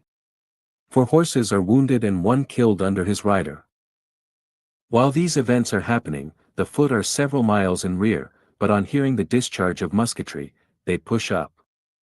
Their advance, consisting of Caps, Parker's and Denny's companies, march up in double quick, as also Major Kirby, with companies A, G, E, and H of the first-rate Art, U.S., and Captain Elmore's Columbia Volunteers. On their arrival at the mounted men's recent scene of action, they are drawn up in battle array, Undar. Battle of Okeechobee. The immediate direction of Gen. Eustace, who orders them to charge the hammock and rout the enemy. His command is promptly obeyed, in that fine spirit which induces light. Jazz. Irwin to exclaim, before entering the woods, to Company E, which he headed, "Now, my fine fellows, act like men, and Don let me see one clean bayonet when you come out of the hammock." And he, with the other gallant officers, would have led their companies near enough to the foe, to die. Every bayonet in the blood of the red men, but the Indians, as if with a felicitous prescience, kept almost out of gunshot. The companies of Caps, Parker, Denny, Porter, Van Ness, and L.T.S. Irwin and Nauman, all commanded by Maj. Kirby, valiantly charged the hammocks, wade the swamps, and repulsed the enemy from wood to water, and from water to wood, under a heavy pouring of balls, and after a long forced march to arrive on the battlefield. The Indians are discovered sitting round a fire, in an old field, beyond the first hammock. With them are evidently blacks, for I discern one with my naked eye, and designate him to Gen. E. who confirms my impression, that he is a Negro. Great anxiety is felt on account of those who enter the hammocks, for the actual firing lasts at least 40 minutes. Such is the computation of Gen. E. and Captain C. in my presence, at the time, on the spot. The former declares there is firing enough to kill 500 men, and exclaims with much feeling, "Now I begin to fear." The Gen. is eagerly asked, what he is afraid of. And replies, for the fate of our men. Poor fellows. One fear * they are badly hurt, and we shall have a sad report of them. Thereupon he dispatched surgeons Knott, Stark, and Trotty, to see to and succor the wounded. Dr. Wharton comes up soon after, and relieves him, by stating that only one of our men is wounded, a private in Major Kirby's command. This U.S. soldier is struck in the cheek by a rifle ball, which entered the stomach. The only kind of fear Gen. E. ever entertains, is this fear for others. The above remarks, in my hearing, convince me that notwithstanding all his harshness of manner, and apparent coldness, his heart melts at the prospect of suffering and slaughter inflicted on his soldiers. Fiat Justitia, Rut CCBLWNL. Commendable conduct of the troops. When our troops arrive at the spot whence they drive the enemy, after his first fire, they find the trees cut at a height, and with a force calculated to do fatal execution, were the savages to approach near enough for their balls to reach us. But the great distance at which the Indians generally fire, prevents a larger loss on our side. In reference to which, when called upon by some of our officers to nickname this skirmish, for we have our sly jokes on occasion, I dubbed it the Battle a la Distance. In my serious mood I call it the Okeechobee Battle, as near that place it occurs.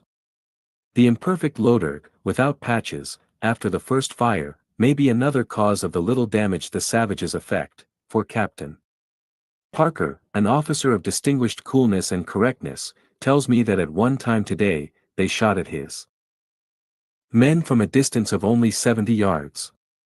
Captain P. farther informs me, that on emerging from the hammocks, he found a cloth soaked in a puddle of blood, and various spots of it along the grass. In one place was seen the impression of a hand, in the soft damp earth, as if grasped to apply to a wound.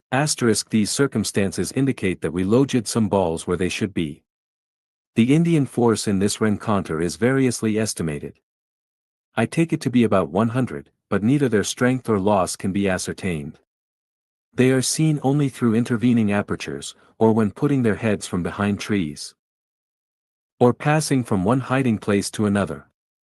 In pursuance of their custom, a half-dozen are seen, flagranti hilo, busily engaged in carrying off their killed and wounded. All our troops acted throughout this affair in the most commendable manner, evincing their patriotic enthusiasm, by zealously overcoming the most formidable obstacles, to reach the enemy. And when on the field of fight, they manifest their freedom from all flurry, by never firing, except the Indians are in the habit of thus using the cool clay to stop the hemorrhage. The bear also plugs its wound for the same purpose. A half-breed, taken at Charlotte Harbor, by the cutter, was carried to Tampa, where he confessed, that in the Okeechobee battle, the Indians had 8 killed and 14 wounded. This half-Spaniard, half-Indian, was carrot runner to the latter, and procured powder for them from Havana. Burning of Palaclicaja. At striking distance. Our halting place tonight I name, as a tribute to the deserving major who commands the foot in this day's engagement. Camp C, Empson * March SLST, we this day reach and burn Palaclicaja, the town where recently resided the, once hereditary, governor, Micanopy, with his 2 wives, a few Indians, and many Negroes. This is the largest settlement we have seen, and is about 65 miles s.w. of Volusia, midway between it and Tampa. It was the chief town of the Seminoles, whence, or from the Outlacuchee Cove, they issued to attack Major Dade and his little band of heroes. In the center of Palaclicaja stood, a few hours ago, one of its best houses, which we may suppose the late abode of the top chief, as Micanopy's name is literally Translated. Before it, and towering over it, grew, but this morning, an orange tree, in stately grandeur and full bloom. So lovely, fair, and smells so sweet, that the sense aches at it. I could scarce reach, on my horse, this tall branch of fair blossoms, which, as I wave them, fling their exceeding fragrance on the air, as if laying incense on nature's altar, in gratitude for simple, snowy beauty, and surpassing perfume. As the starry train of heaven shine out more luminously from the blackest clouds, so is the white luster of this orange tree enhanced by the deep green of its foliage. Or we may contrast its pale purity with the dark hue and darker heart of the owner. Did the pond governor, as he is at times called, who coolly murdered the martyr Dade, prune and nurture this glorious tree, and pleasure in the beauty of its spotless blossoms, and the delicate verdure of its leaf, and the agreeable odor of both? Did the hand that pulled that cruel, fatal trigger, ever pluck hence a wreath to twine, like pearls, amid the raven and braided tresses of wife or daughter? Asterisk, I named it thus in token of my respect for the worthy Major S. T. Scattered hammocks, as Holothlikaha, where the right wing, with General Scott, encountered the Indians, signifies scattered ponds. Gen. Eustace sends an express T.O. Camp King, for forage. But the impatient reader may exclaim, where is the left wing all this while? Where? Why, it ever will be the left wing, by such a wanderer as I, whose pen, like my pony, curvets, and must be curbed. I quit therefore the spot, with a last look at the crackling dwellings, which, as the fascines are applied, blaze out into splendid conflagration. The lurid and lambent flame ambitiously climbs up the ruin itself has made. The dense smoke evolves in graceful, spiral clouds away. I behold, for a moment, the stainless blossoms, amid the dark mass, like white-handed hope, triumphing over the blackness of despair. Camp Elmore, April 2d, at 10 a.m. We discharged a field piece, as the right wing and center are also to do, to apprise each other of their respective positions. We hear no responsive cannon. How is this? Where are they? Repulsed? Ah no. Americans may be massacred, but they never, never fly.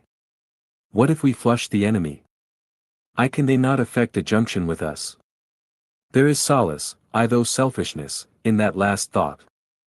If the Seminole will but stand and fight, our wing is enough of itself. I like Georgia, Alabama, and Louisiana, but I love Una, and for her I covet glory, not the fame of triumphing over savages, so much as that best glory, to use peace over a distracted land, heal the wounded, and bind the bleeding heart. Yesterday Gen. Eustace dispatched an express to Camp Iquiqg, to procure forage for our famishing horses, and instructions as to the movements of the other divisions of the 2J Werney, Uid our own. Messiah, Campbell, Weathers, and Baskins, of the So. Ca. 2 mounted, CGT. Who constituted the express, have this day returned. We are informed that Gen. Scott had proceeded towards Tampa, whither we are to bend our course, and put in for repairs, in Dispatch. We are several days behind the march of Gen. L. %TT, and they have no corn to send us. But for the fine pasturage which this country affords on the asterisk, this I name in compliment to the Columbia Volunteers, and their justly popular captain. Visit to the graves of Dade's detachment. Burns, our poor horses must ere long die. Notwithstanding the frequent good grazing, they are drooping daily. I have seen them gnawing at the very harness, at the wagon bodies themselves. While awaiting the return of the express, I examine the prize captured at Palakaha. Here are a ball stick, an Indian flute, and small gopher shells, or box turtle, with rattling Indian shot, or palmetto seed, the music of their dance. But I must defer a description which would too long detain the army. I therefore continue the Markley by saying, that we this day strike into the camp. King Road, about 2 miles west of the ground of Dade's massacre, and soon stand upon that consecrated spot. I have heretofore, page 69 to 78, fully described this heart-rending event, and yet I must pause a moment at the graves which Gen. Gaines has made, and pluck away the weeds, where only saddest flowers should bloom, and weep. Willows Bend. How still! How solemn the scene! Its profound repose interrupted only by the low wind, which moans as in sympathy with sighs. The very waters come not gurgling and foaming over cataracts, but flow as gently as tears. Man here holds his breath, or speaks only in whispers.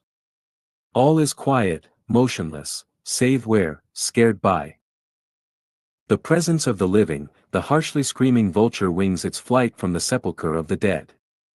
Why is it, when all is dark within the mind, that the glare of light breaks offensively on the view?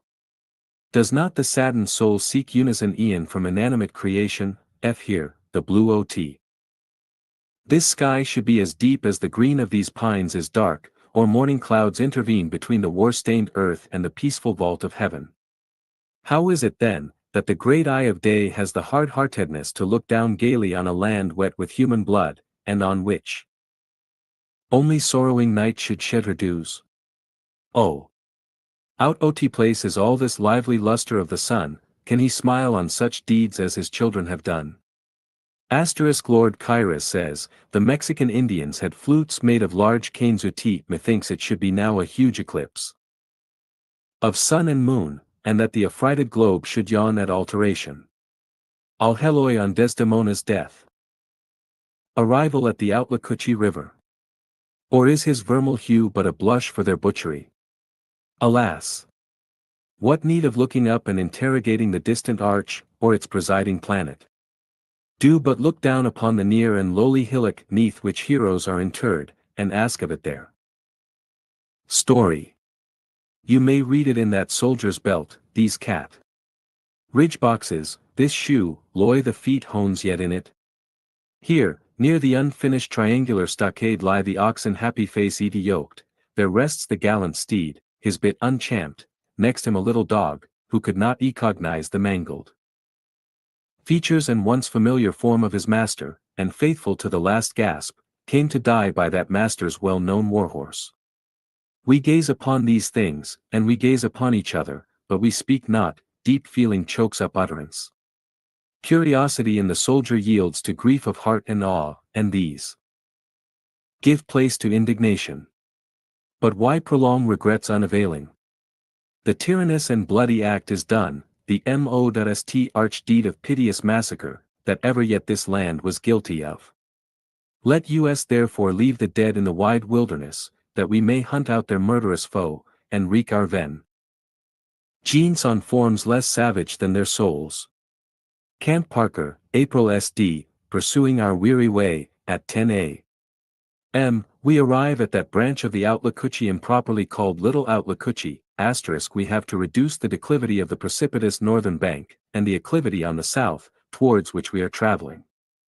The shelvy surface, the immense trees, the jutting rocks, all present so many obstacles, that though we bridge not, yet we do not completely pass till 2 p.m. At 4, we reach the Outlacuchi, inaccurately styled the word, like many in the Indian language, is formed on their system of agglutination, of which hereafter, if we have space.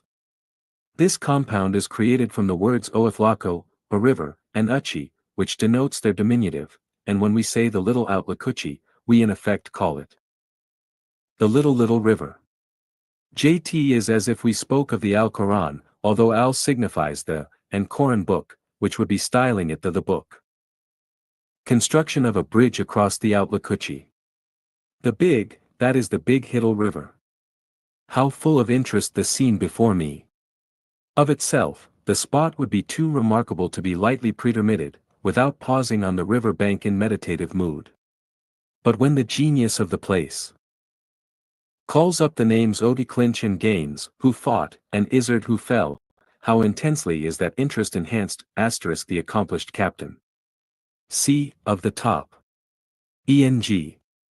And my humble self, are occupied in superintending the construction of a bridge over the river, from our arrival till near nightfall. In this we are greatly aided by Capt. Van Ness and Light Allen, both of the first-rate U.S. Arty. The latter almost entirely denuding, promptly takes to the river, and floats to us the immense timbers which the fatigue parties, detailed, throw into the water, from the ruins of the once noble bridge that Fly Indians have recently burnt.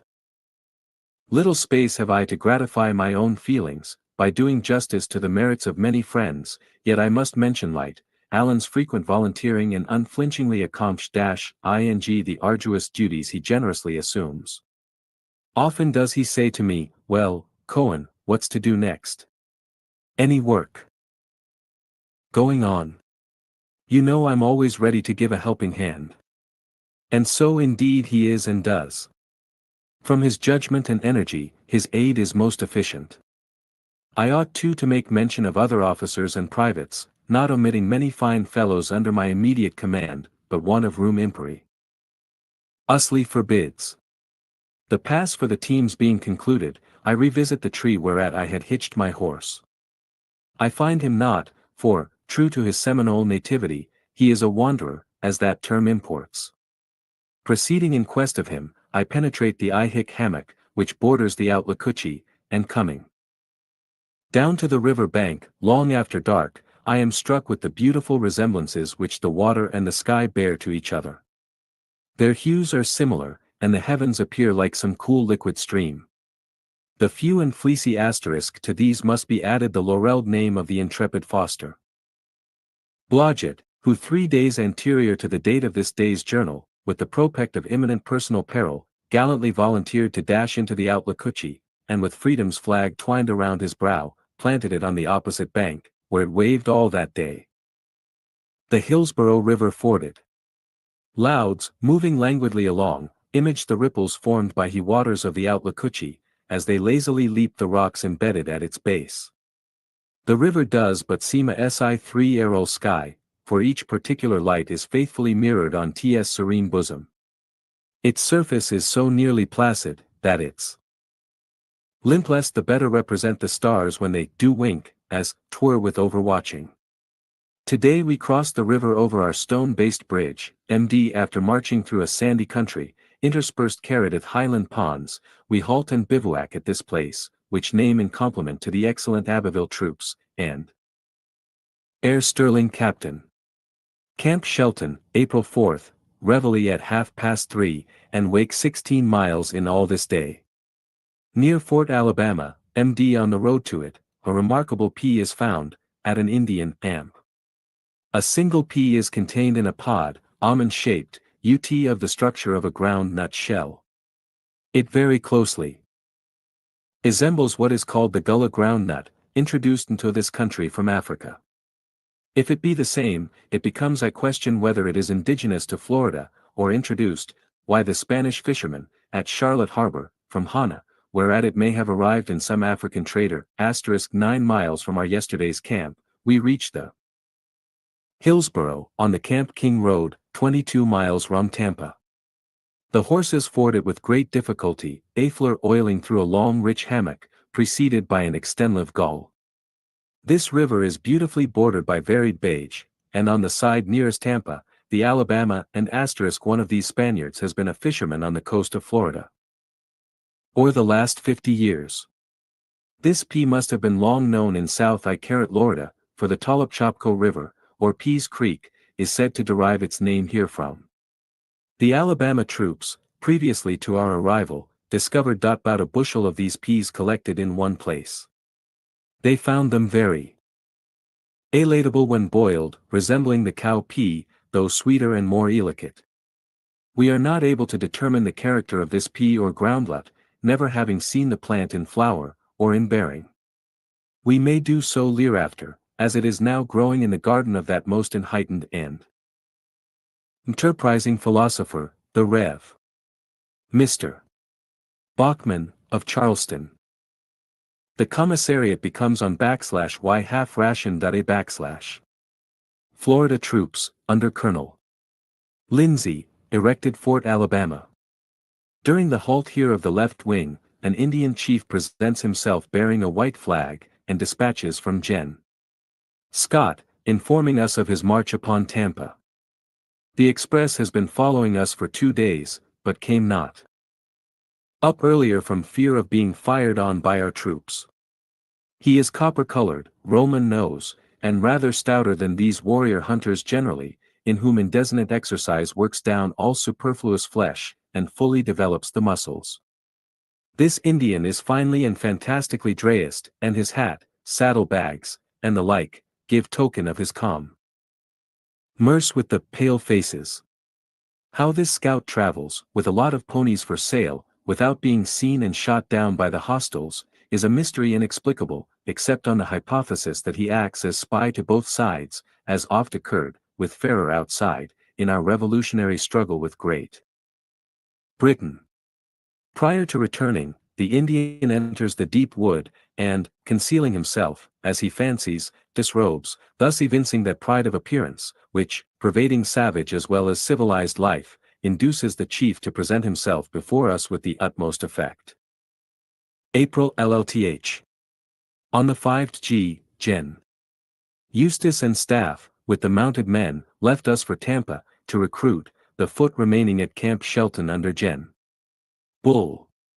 Here we have been for a week doing nothing, except to entrench, after the manner of Gen. Gaines, some of whose stockades are encountered on the Fort King Road. On one occasion, but a half-day's ration is issued, AUD the amiable, generous Colonel Huyett, with whom I tent, requests the commissary to serve out to the privates the portion due him as lieutenant. Colonel. A protest or remonstrance, signed by Colonel Brisbane and Major Kirby, was forwarded to Tampa, declaring their resolve to abandon this post, and proceed thither with their forces, if provisions were not sent down to Camp Shelton by meridian on the following morn. They did arrive ere that hour. Here our regimental surgeon procured a nest of the pole. The greatest of misfortunes is to sink under them. Eborus vulgaris, or caracara eagle, first found in the United States by Audubon in 1831, today I have to forage for my horse some of the corn sent via Tampa, parching which, it constitutes my whole dinner. F. Poor pony.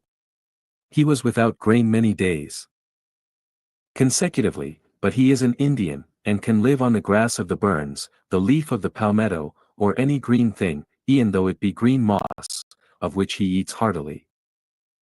Yet even these he cannot always procure, and if the army be on the march, I may not pause to let him browse, and when we halt at night, the pasturage is at times distant or sparse, and I fear to let him loose to graze. For his privation I have suffered, but for my own I care little. Course.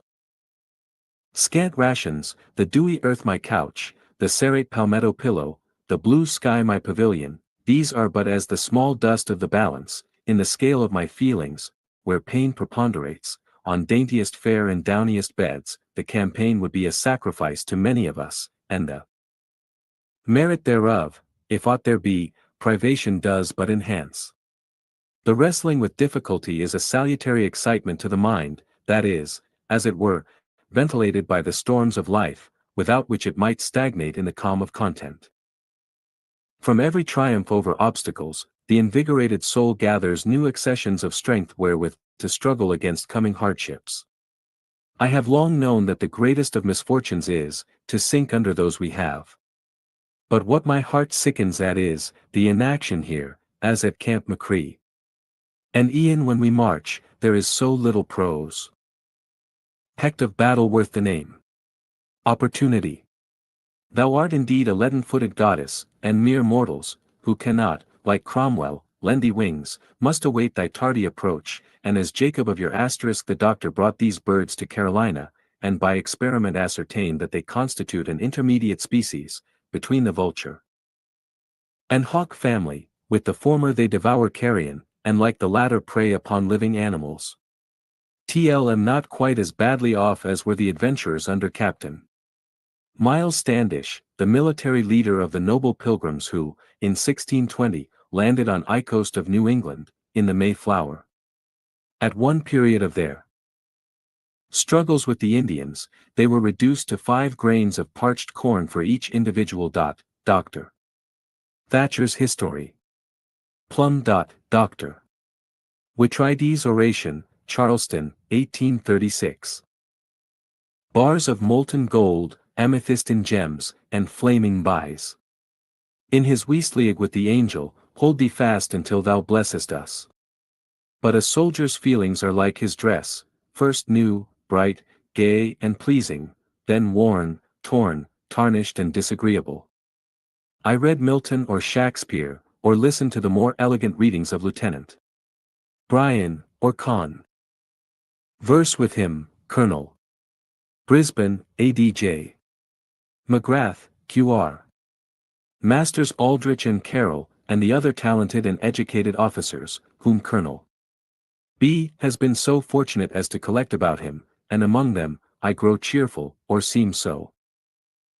But though a forced merriment may hide, it cannot relieve the weary mind, as the gaudy uniform conceals, but cures not, the wearier's wounds.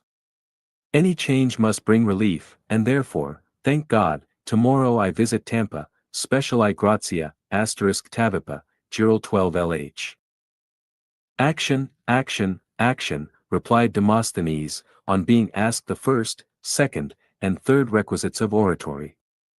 And so I say of a pleasurable campaign. One foot cuff one allude rather to action with the enemy, yet it is something to be doing. And this, with all I have seen here, has put me in better spirits. Yes.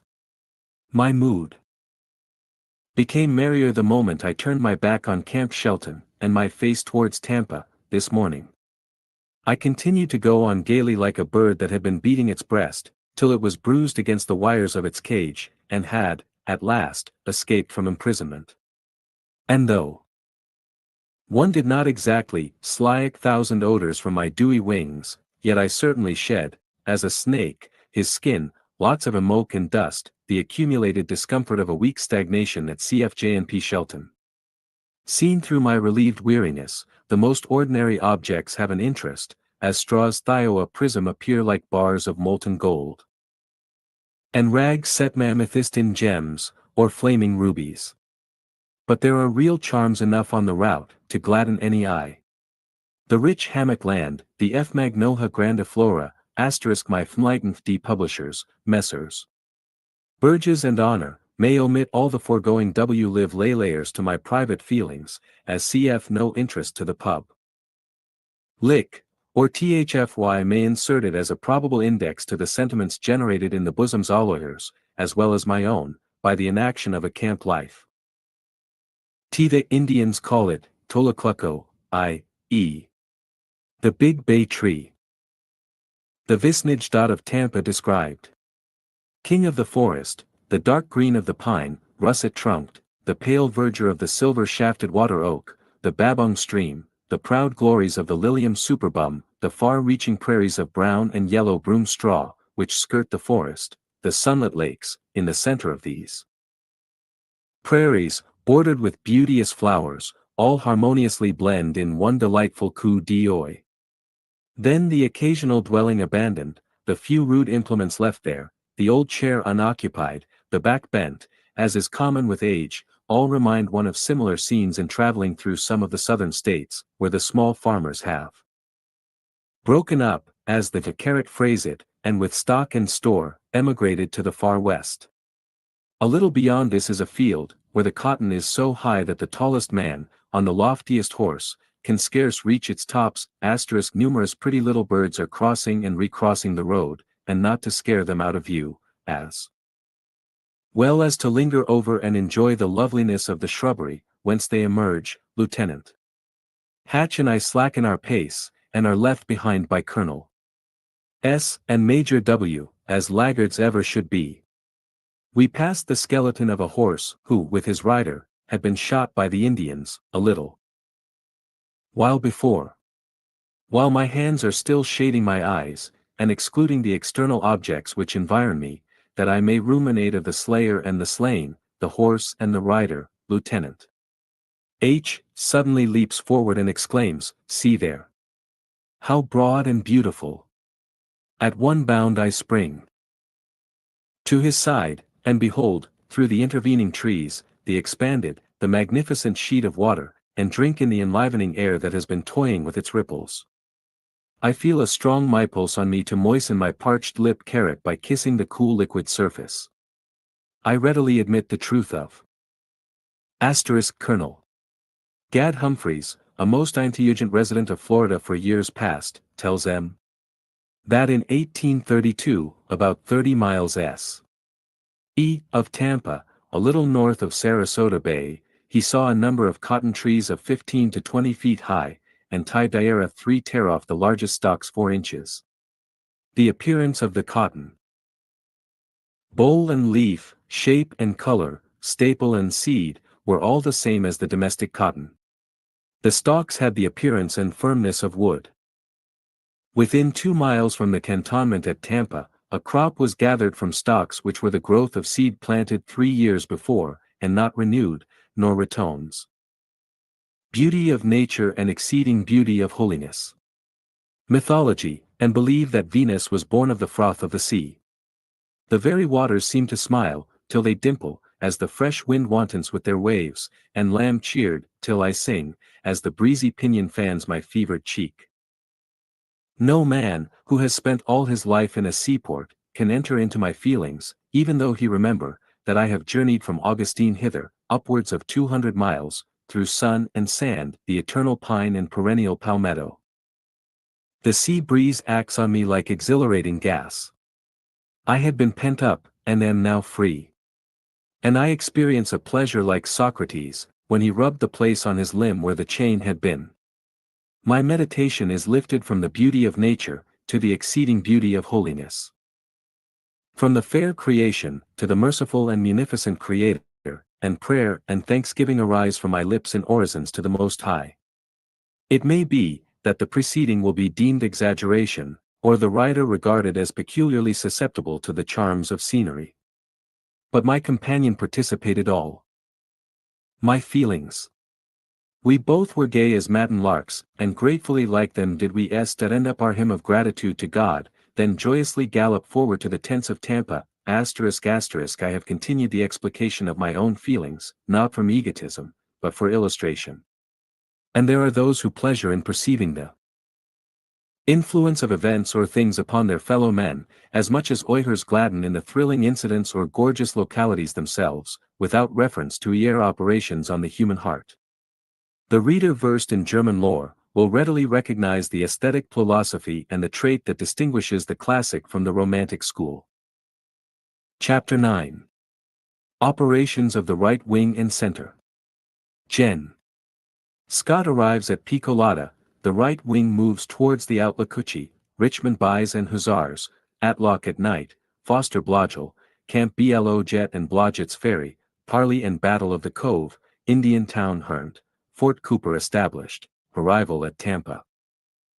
Center Division of T Army, marches to the Hillsborough, Fort Alabama, battle there, return to Tampa, the Cove, Gen. Scoit takes the field again, movement to Charlotte Harbor and on the Pease Creek Trail, expedition of Major Reed and his command, movements of Gen.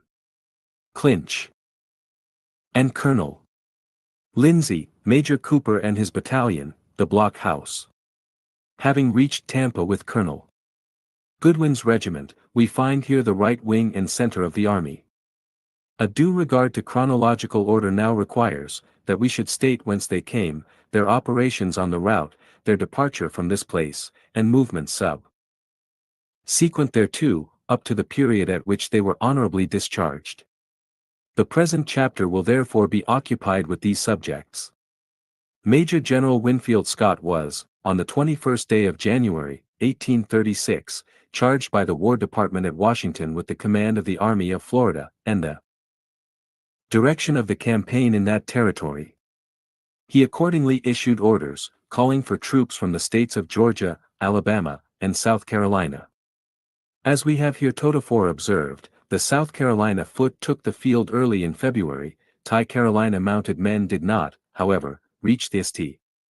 John's until March, in consequence of the deficiencies of transportation and supplies. Captains Robertson's and Bones volunteers were on the scene of action at a very early period.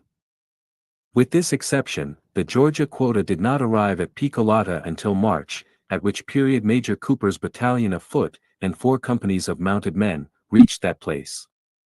On his arrival at Picolata, and in assuming the command of the army, Gen. Scott issued the following order. Major Gen. Scott's Order No. 1, Headquarters, Army of Florida. Picolata, February 22 d. 1836. Orders No. 1. Major Gen. Scott, having arrived at Florida, assumes the general direction of the war against the hostile Seminole Indians. The staff officers attached to General Headquarters, at present are Captain Canfield, Topographical Engineer, Lieutenant Chambers, Chief of the Commissariat, and Lieutenants Van Buren, Temple and Johnston, aides-de-camp. All orders and instructions conveyed by either of them in the name of the Major General, and whether orally or in writing, will be duly obeyed. The right and left wings of the army, or the troops on the west and east side of the St.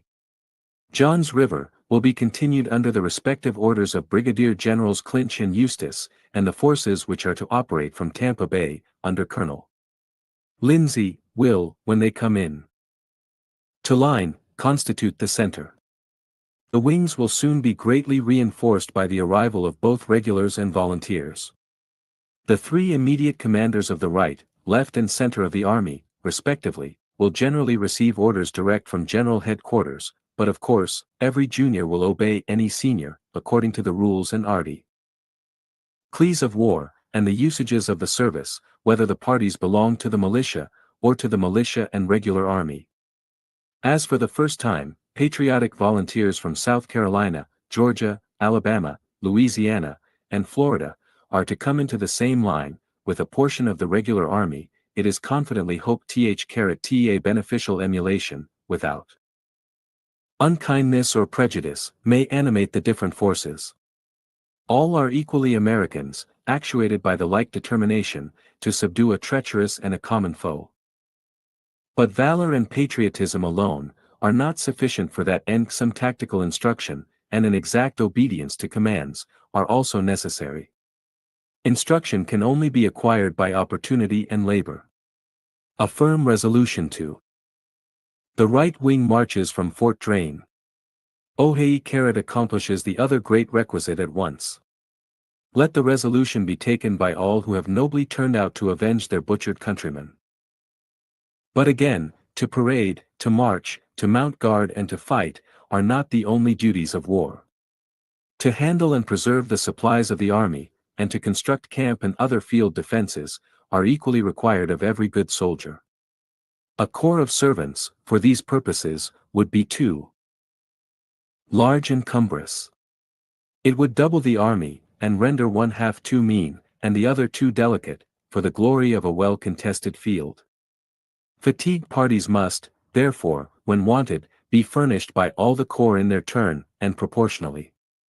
Winfield Scott. The movements of the army were delayed, for nearly 1 month beyond the time appointed for their commencement, by unavoidable accidents.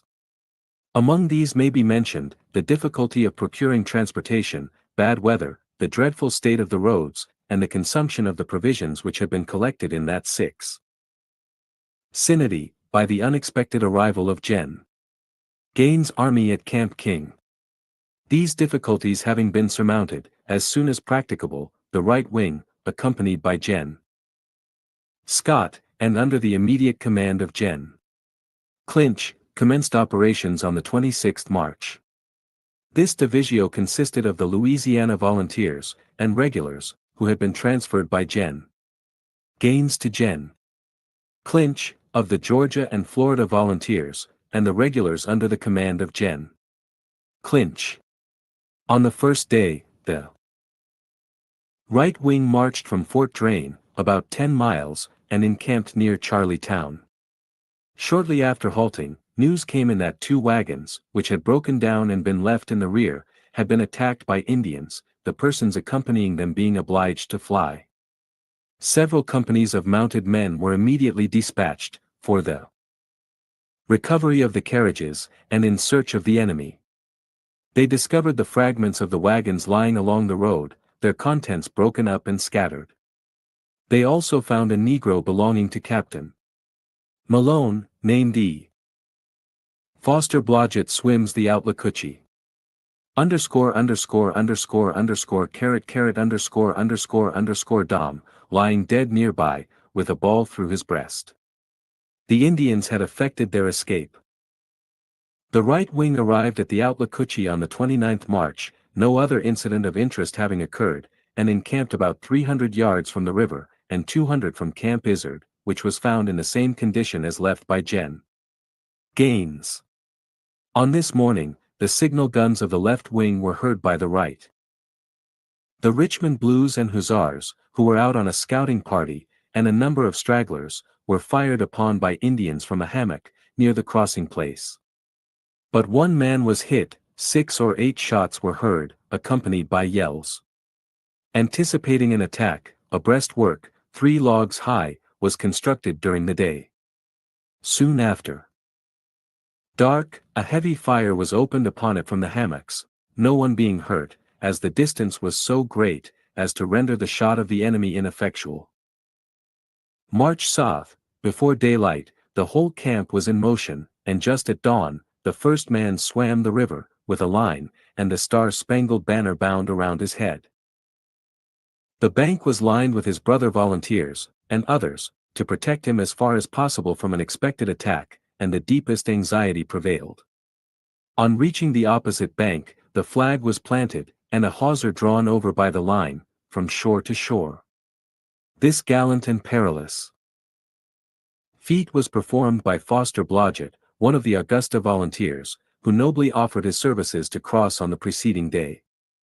The hawser being thus extended over the river, the flat-bottomed boats, brought from Fort Drane, were launched, and the men commenced crossage at this point, which was named by Gen. Scott Blodgett's Ferry, and the encampment on the opposite bank. Camp Blodgett, a just and well-merited tribute to the brave volunteer who led the way. Whilst the main body of the right wing were crossings at this point, the Washington troop of cavalry, Captain Malone, and the Hancock troop, Captain Swinney, under the command of Major Douglas, forded the river below.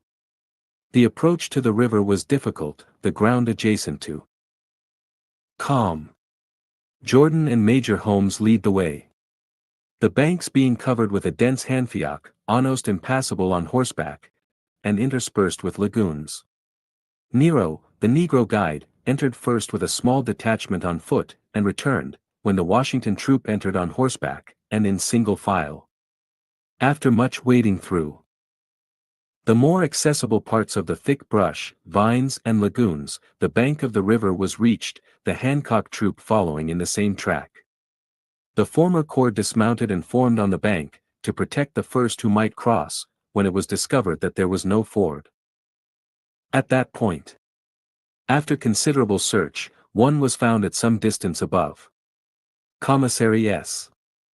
Jordan and Major Holmes immediately volunteered to lead the way on foot, whilst the remainder extended themselves behind trees and on the ground, to protect them.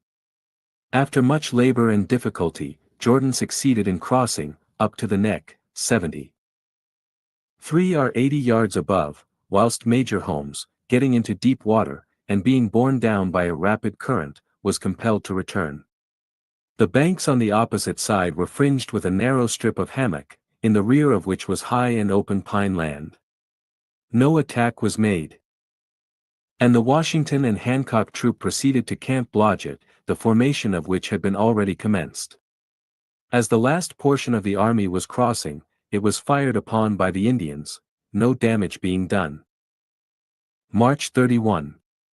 The line of march was commenced this day on a trail, which had been discovered by the mounted men, and by which it was supposed that the savages had retreated.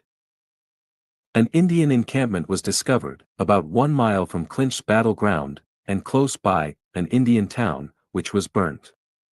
On entering a prairie, about 3 miles from this camp, numbers of Seminoles were discovered on the edge of a dense hammock. An Indian and Negro interpreter were sent out, and reported that the enemy manifested a disposition to parley. The army was then ordered to fall back upon the Cam.P, to induce him to come in. By dawn on the next morning, the troops were in the prairie, and no friendly disposition or movement being manifested, orders were issued to the infantry, consisting of the Augusta Vol. The right wing reaches Camp Georgia, near Tampa.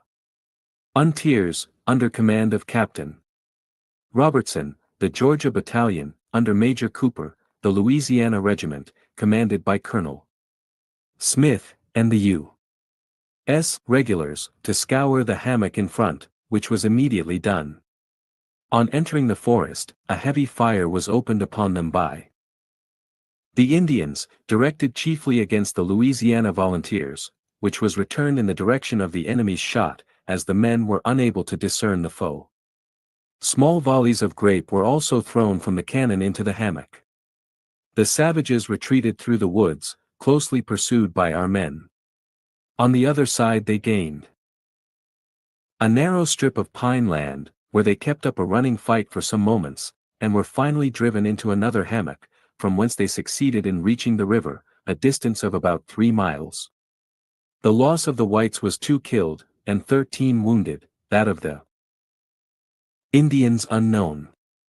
The number of Indians engaged was computed at 200, exclusive of women. Their retreat was so sudden, that the meat for their breakfast was found half cooked at their fires. About midday the troops returned to the prairie, whence they proceeded back to camp, carrying with them the dead and wounded. Ajmi first, the right wing proceeded this day in a southwest direction, for Tampa Bay. On this march, a large Indian town was discovered and burnt. April 2. In order to facilitate the movements of this wing, the Georgia Battalion, under the command of Major Cooper, was lead with the sick and wounded, on the Halaflikaha Lake. They were furnished with all the provisions which could be spared, amounting to about 18 days' rations, with a promise of being relieved in 9 days. Noth. Ing of farther interest occurred on the march to Tampa. The men and horses suffered greatly for want of provisions and good water. This division of the army reached Tampa on the 6th of April, and established itself at Camp Georgia, where we shall very respectfully take leave of it for the present. The Center leaves Tampa, battle at Fort Alabama. The center, commanded by Colonel Lindsay, of the U.S. Army, consisting of a regiment of volunteers from Alabama, 3 companies of volunteers from Louisiana, and a detachment of United States regulars, took up the line of march from Tampa Bay, on the 10th March. On reaching the Big Hillsborough River, a post was established, and called Fort Alabama. A company of 70 or 80 men, from New Orleans, commanded by Captain Marks, was left in charge. On the 27th March, this garrison was attacked simultaneously, on every side, by about 200 Lydians. They caught 1 man outside of the pickets, and killed and scalped him. A steady fire was kept up for 2 hours, during which they discharged as many thousand balls at the fort. Being unable, however, to make any impression upon the garrison, by which they were warmly and cordially received, a number of them ascended the trees which overlooked the pickets, and thence wounded several men.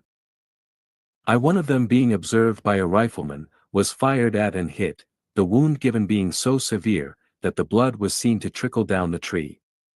Notwithstanding the extent of this injury, the savage succeeded in descending, and made off with himself and rifle. From this incident, the difficulty of catching an Indian alive may be inferred. Even when fatally wounded, he will run like the wild beast, until dead. It is supposed that from 15 to 20 savages were killed. A cleaf of some note, as indicated by 3 different colored plumes, which he wore in his headdress, was among the slain.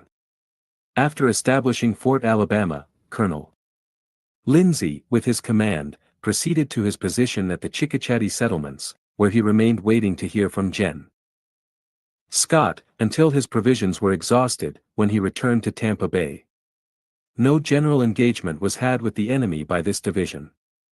Nor did they see any considerable number, except in the engagement at Fort Alabama. Small parties followed them throughout their march, and killed and wounded several men. We have had frequent occasion to allude to the swamp. The center, right and left wing at Tampa, or Cove of the Outlacochee. It is an extensive, inundated district, formed by the juncture of several tributaries to the Outlacochee or Amacshare River. It is spotted with islands, many of which are large enough for cultivation. The Negroes belonging to the chief Sitikee had a settlement on this inland archipelago, in 1824. It is supposed that the Indians concentrated upon this stronghold, as soon as they had determined upon war, and from it they issued in their movements against Clinch and Gaines. It was under the impression that they continued to occupy this position. That the concerted movement of the 3 divisions of the army, from 3 different points, was made by Gen. Scott, the object of which was, if possible, to enclose them, in the progress of events, we have now brought the 3 divisions of the army to Tampa Bay and its vicinity. The campaign, so far, had been a complete failure. The enemy had not been found in sufficient numbers to induce anything like a general engagement, and when met and defeated, he had always succeeded in effecting his escape. All was conjecture as to what had become of him. It is probable, however, that Osceola, availing himself of the information received from Gen.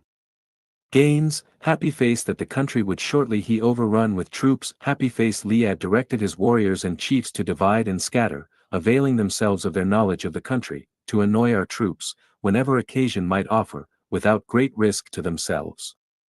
Our progress was so slow, that by spies and expresses, the enemy could always be apprised of our movements in time to avoid us. A different result could scarcely have been anticipated, under the circumstances of the case. The supply of transportation and provisions was so scanty, that the army could not budge from the main road to search for the enemy, and in order to gain our positions at the appointed time, the 3 divisions were compelled to make forced marches, and even then, one of them arrived too late by several days. It is stated, moreover, that on one occasion, a division passed a reference to the map which accompanies this book, and which I have prepared with great care, and at the cost of much time and trouble to myself, will explain the routes of the army. Louisiana and Florida Volunteers, Gen. Smith, Major Reed. Within 2 miles of an Indian camp, where the women and children were collected, without being conscious of it. This fact speaks volumes as to the character of the country, and the difficulty of finding the savage in his fastnesses, and of bringing him to battle. Baffled in his efforts to find and subdue the foe, General Scott determined once more to take the field. A mixed Indian, who had been captured by friendly Spaniards near Charlotte Harbor, having confessed that the women, children, plunder and Negroes of the Indians, were concentrated at the head of Pease Creek, it was determined to make a demonstration against them. The Louisiana Volunteers were ordered to move down to Charlotte Harbor by water, whilst Colonel Goodwin's regiment of mounted men were directed to proceed by land to the head of Pease Creek. Major Reed, with the Florida Volunteers, was sent to the mouth of the Outlacochee, with directions to explore that stream as far as practicable, with a view to future operations. Col Lindsey was ordered to move up, explore and scour the fork of the Outlacochee, and to meet Gen. Clinch, who went by a different route, at a given point. The left wing, under Gen. Eustis, after the return of Colonel Goodwin's mounted men, was to retrace its steps to Volusia, and thence to St. Augustine. In pursuance of these orders, the Louisiana Regiment, under the command of Gen. Smith, went down by water to Charlotte Harbor. Colonel Goodwin, with his regiment of mounted men, left Tampa Bay on the 14th of April, and passed the South Carolina foot at Camp Jefferson, on the Pease Creek Trail. On leaving Tampa, the command was supplied with 6 days' rations in their haversacks, and carried 2 bushels of corn on each horse. The men were ordered by Gen. Scott, Order No. 28, April 11th, to walk, and lead their horses, for 2 days. The mounted men returned to Fort Alabama on the 18th April, after having visited the head of Pease Creek. No Indians were found, or recent traces of them. Colonel Goodwin, however, discovered and burnt a large Indian town on the left bank of that stream, called Talopchopco. The men and horses suffered dreadfully on this expedition, many of the latter escaped. Alabama Volunteers, Battle of Clonoto Lassa. And a number died, or were reduced to such a state of distress and suffering, as to render it necessary to kill them. The Louisiana Volunteers were equally unsuccessful, and returned without accomplishing anything. Major Reed touched at the mouth of the Outlacoochy, and explored it to a certain extent, after which, he departed for St. Marks, where his command was honorably discharged. Colonel Lindsay moved upon the Outlacoochy, near the bank of Wickley. He built a fort for the protection of his baggage wagons. He was attacked by Indians whilst crossing the Hillsborough, and had one of his men killed, Mr. James Branham, of the Alabama Volunteers. Colonel L. entered and scoured the fork of the Outlacoochy's, and formed a junction with Gen. Clinch, without being able to find the enemy concentrated. Having separated from Gen. Clinch's division, he retreated to Tismpa Bay. On the 26th April, the Alabama Volunteers, several companies of the 4th Regiment.TU.S. Infantry, and one company of the 2D Regiment.T of Artillery, with one field piece, in all about 750 men, left Fort Brooke, at Tanapa, for Fort Alabama. The object of this expedition was to destroy the post, and to bring off sick and wounded. The command reached it on the following day. After securing the provisions and stores, a quantity of powder was so placed in the magazine, that it would explode on opening the door. This accomplished, the troops commenced their return, and when about a mile and a half distant from the fort, a loud report was heard, occasioned no doubt by the explosion of the magazine. Proceeding about 10 miles further, they found the dead bodies of 2 of the men, who had been missed during the previous day. One of them horribly mangled, the other untouched. Whilst the men were beholding this scene, they were fired upon by about 500 Indians, as was supposed, from a hammock 30 yards distant. A general action ensued, the enemy maintaining his ground, until he received several rounds of grape. On the hammock being charged by the infantry, the savages took to flight. Several dead Indians were found on the field of battle, and numerous traces might be seen where they dragged off the wounded. Our Washington and Jefferson Tiro P.S. Caps. M. Island, Carrot and Campbell. Men behaved with great gallantry. Colonel Lindsay having been confined by sick.s, the command devolved on Colonel Chisholm, of the Alabama Volue.Tours. And Lieutenant Colonel Foster, of the Regular Army. The troops returned to Fort Brooke on the 2th, where the volunteers were disbanded, and took shipping for home. The following is a list of the killed and wounded at the Battle of Sionoyo Lassa, 27th April. Cap L. Dent's Company. Minis Jemison, Q.R. Master Department, KLLID, Samuel N. Archibald, slightly wounded, Henry Webb, Do. Captain. Capers, Company. Benj. Parker, slightly wounded, Joshua Montier, Do. Captain. Martin's Company. James C. Butts, slightly wounded, Felix G. Dodson, Do. James W. Dodson, Do. Captain. Munter's Company. John X. Morgan, slightly wounded, H. Rayford, Do. W. Randall, Bative wounded. Capel, Camp W.S. Company. Peter Freely, killed, William Hoare, killed, William. J. Clough, severely wounded, S. P. Lewis, badly, Henry Taylor, Do. L. B. Strange, do, Daniel Prentice, D. Luke White, do. Captain. Knott's Company. J. H. Evans, killed, 26th April, James Sankage, badly wounded, 27th. Captain. Jaders Company. Lieutenant. R. H. Mobile, slightly wounded, Ensign S. Handley, do. J. C. Boyd, do. Captain.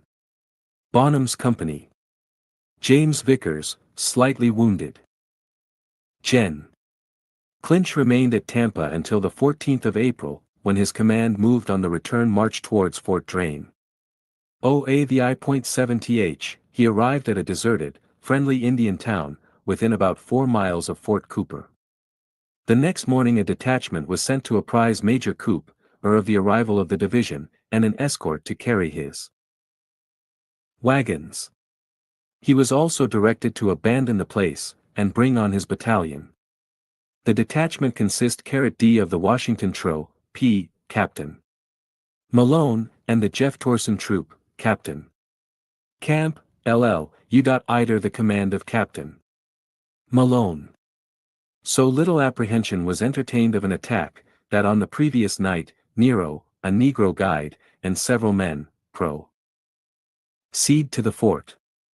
When, however, the detachment of sortie of Major Cooper's Georgia Battalion cavalry arrived within a mile of the fort, it was fired upon by Indians from a hammock on the right of the road. The men were riding along carelessly, but soon rallied at the command of their gallant leader.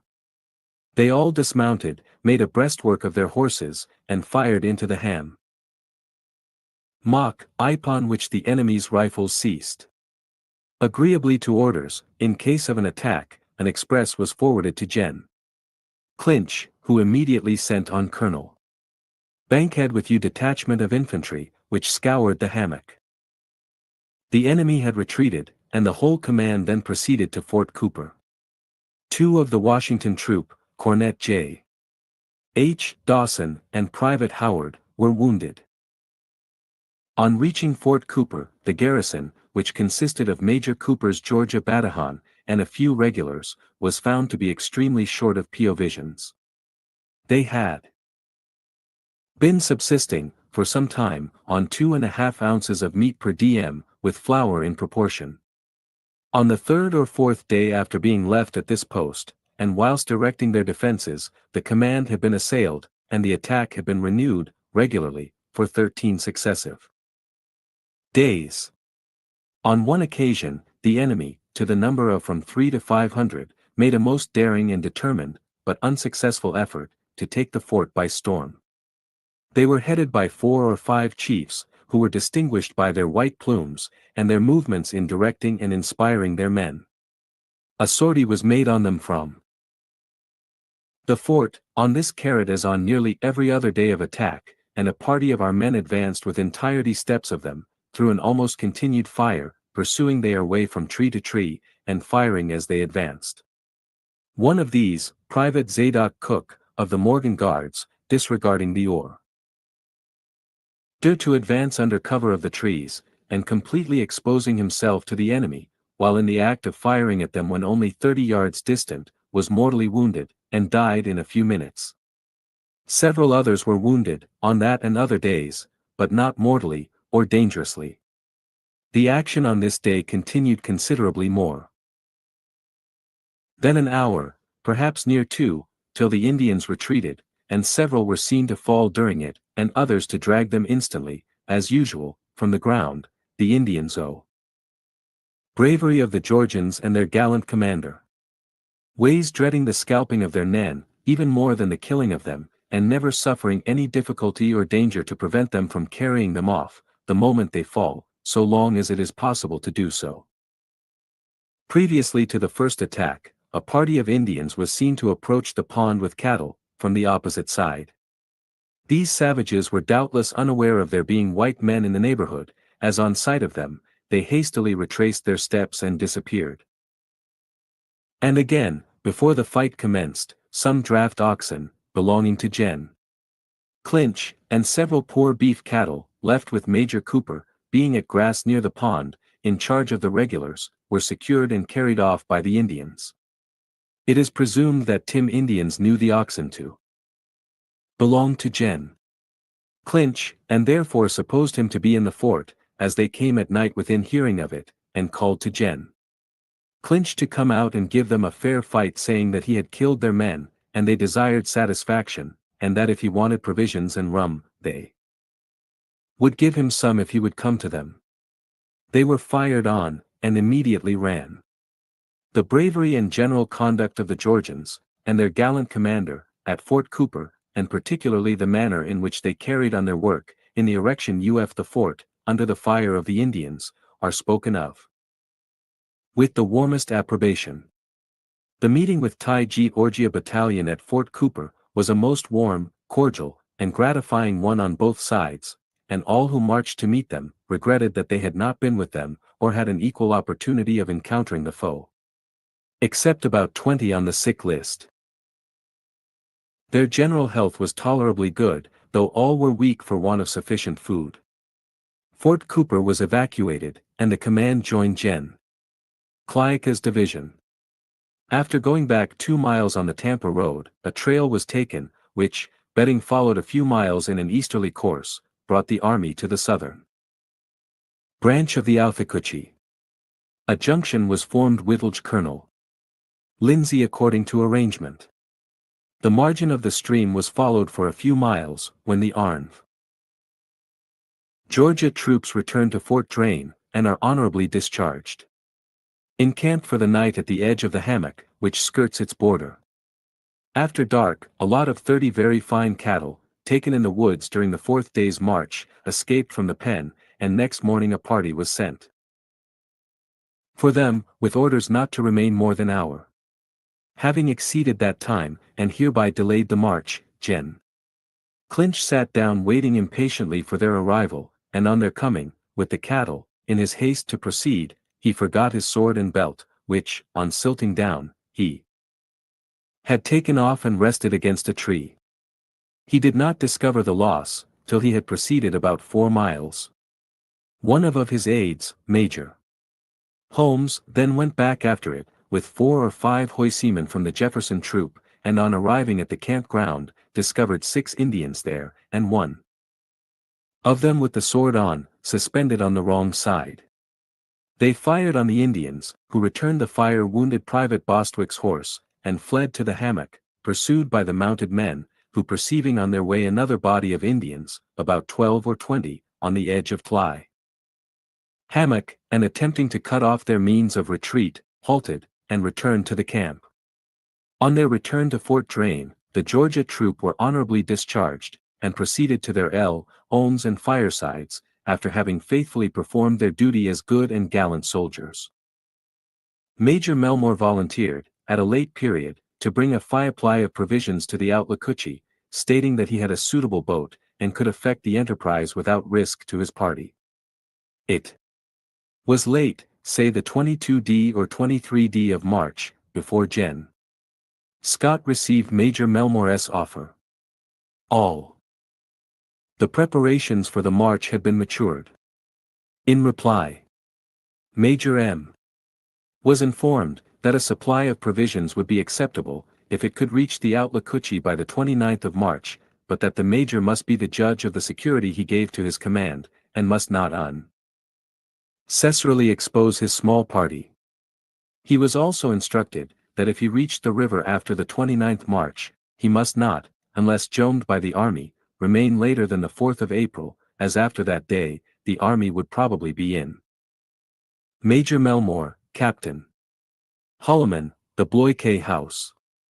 Motion for the south, and could afford his small command no succor whatsoever.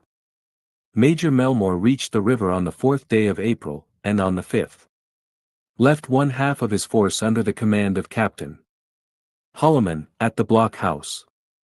He turned to the Sewanee Whitley the remainder, and, it is stated, did not advise Gen. Scott of what he had done. By a singular oversight, the men occupying this position were left there until after the volunteers were all disbanded and sent home. For 6 weeks they were alone in the wilderness, assailed by more than 1,000 warriors. This is the number reported by the savages themselves to have been employed in besieging the post. On the 12th of April, at the dawn of day, they were attacked by a large body of Indians, and from that time were surrounded by them most continually. Only 2 men were killed, Eli Seeley, on the 13th April, and Captain Hulliman, on the 3d of May, and 5 slightly wounded. On the 15th of April, the garrison was attacked by 400 or 500 Indians. The battle lasted 2 hours and 45 minutes, and while pending, the savages got possession of the flat, which drifted down the river, and was destroyed by them. During this attack, a chief, who had made himself conspicuous, was brought down by a marksman, 4 or 5 Indians sprang forward to his assistance, and fell at one fire. The Indians ascribed their own losses, and the invincible courage of our men, to witchcraft, and, in accordance with a well-known superstition prevailing among them, fired silver bullets. The bravery displayed by this little band was worthy of all commendation. From the commencement of the siege, not a single shot was fired, unless at a particular object. The retreat of the garrison being cut off by the destruction of their flat, it was determined to send an express for relief. 3 men were drawn by lot and embarked, at 11 o'clock at night, in a canoe, which required constant bailing. They heard the Indians on both banks of the river trying to intercept them.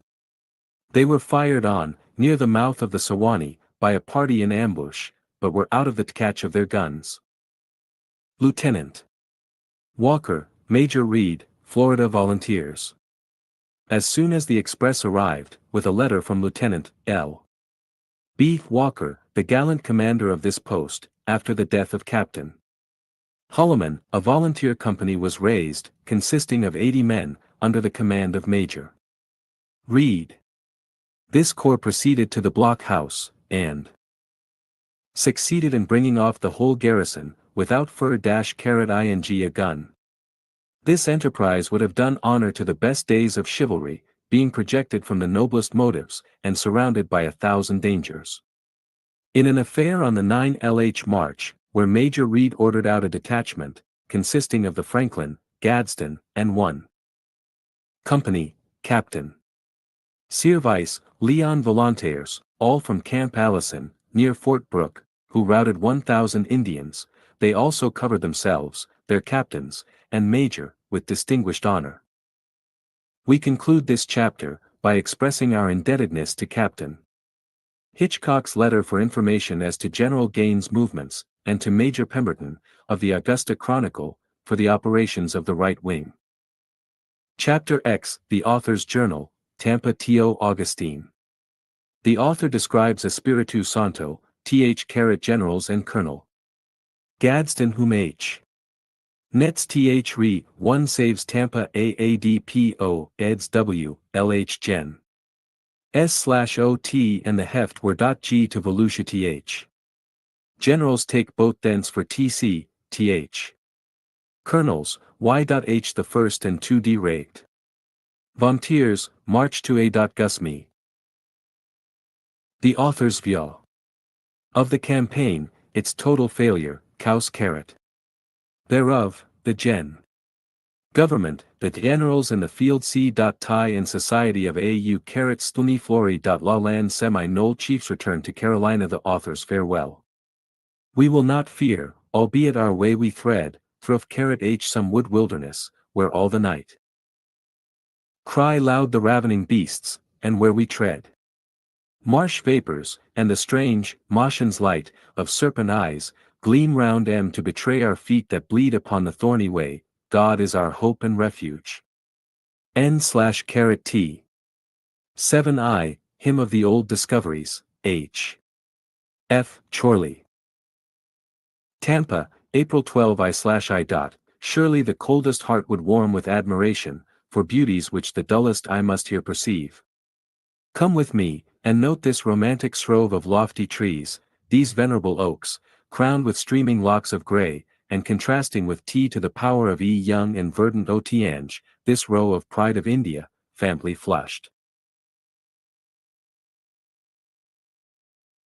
With pale, purple blossoms, yonder graceful group 01 Officers dash, this motley crovidy of variously occupied soldiers, these files of tents, that whiten the sun the hundreds o' silent war steeds conchant or rampant, on a TLC vert, fas the heralds say, some picketed, others caracoling in a thousand sportive evolutions.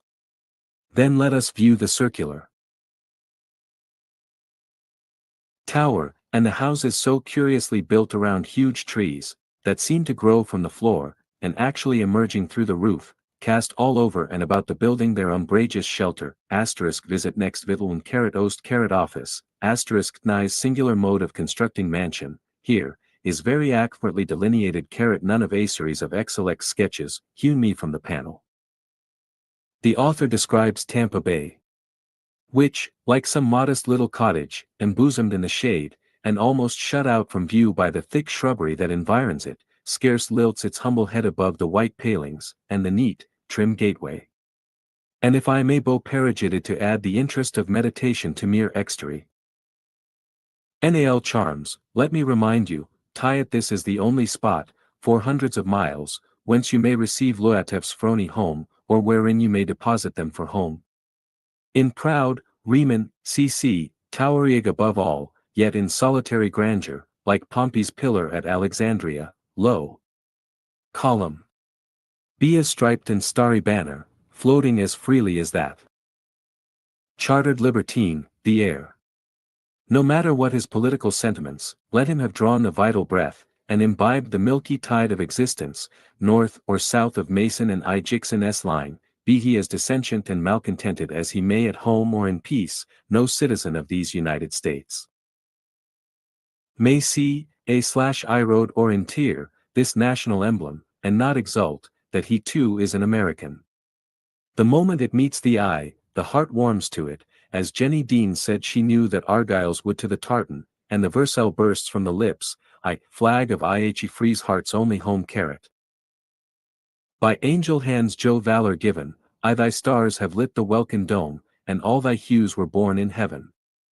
I proceed we yet onward, even to the Hillsborough, do but observe the busy throng, the vessel that they are on.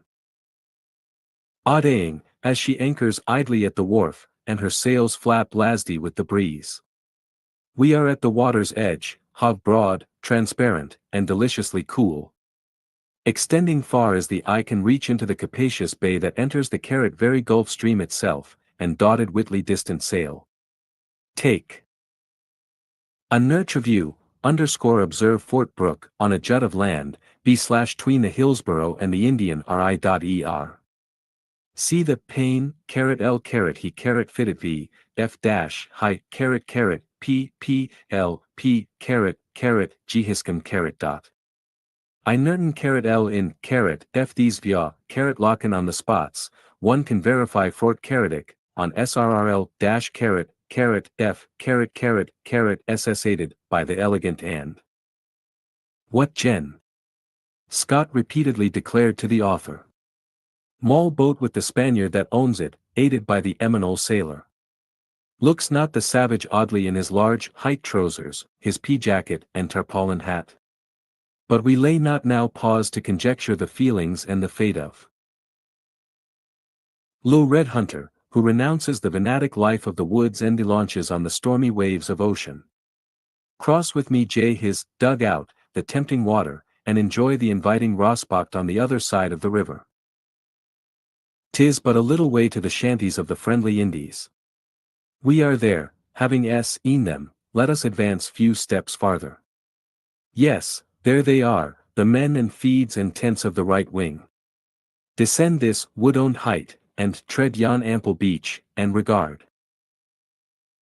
Lo tiny shell and the waters wide, alike the work of him horn vastness confounds not, nor minuteness evades, and with your sword, you carve on its wave-washed surface, as did a mother's or sister's name, and all your heart melts, and your eye moistens, and is raised in mute piety from the Hedo and sandy shore, to the blue and serene sky, will yon ot confess that Tampa is a glorious and a beauteous bay, worthy to be called a Spiritu Santo.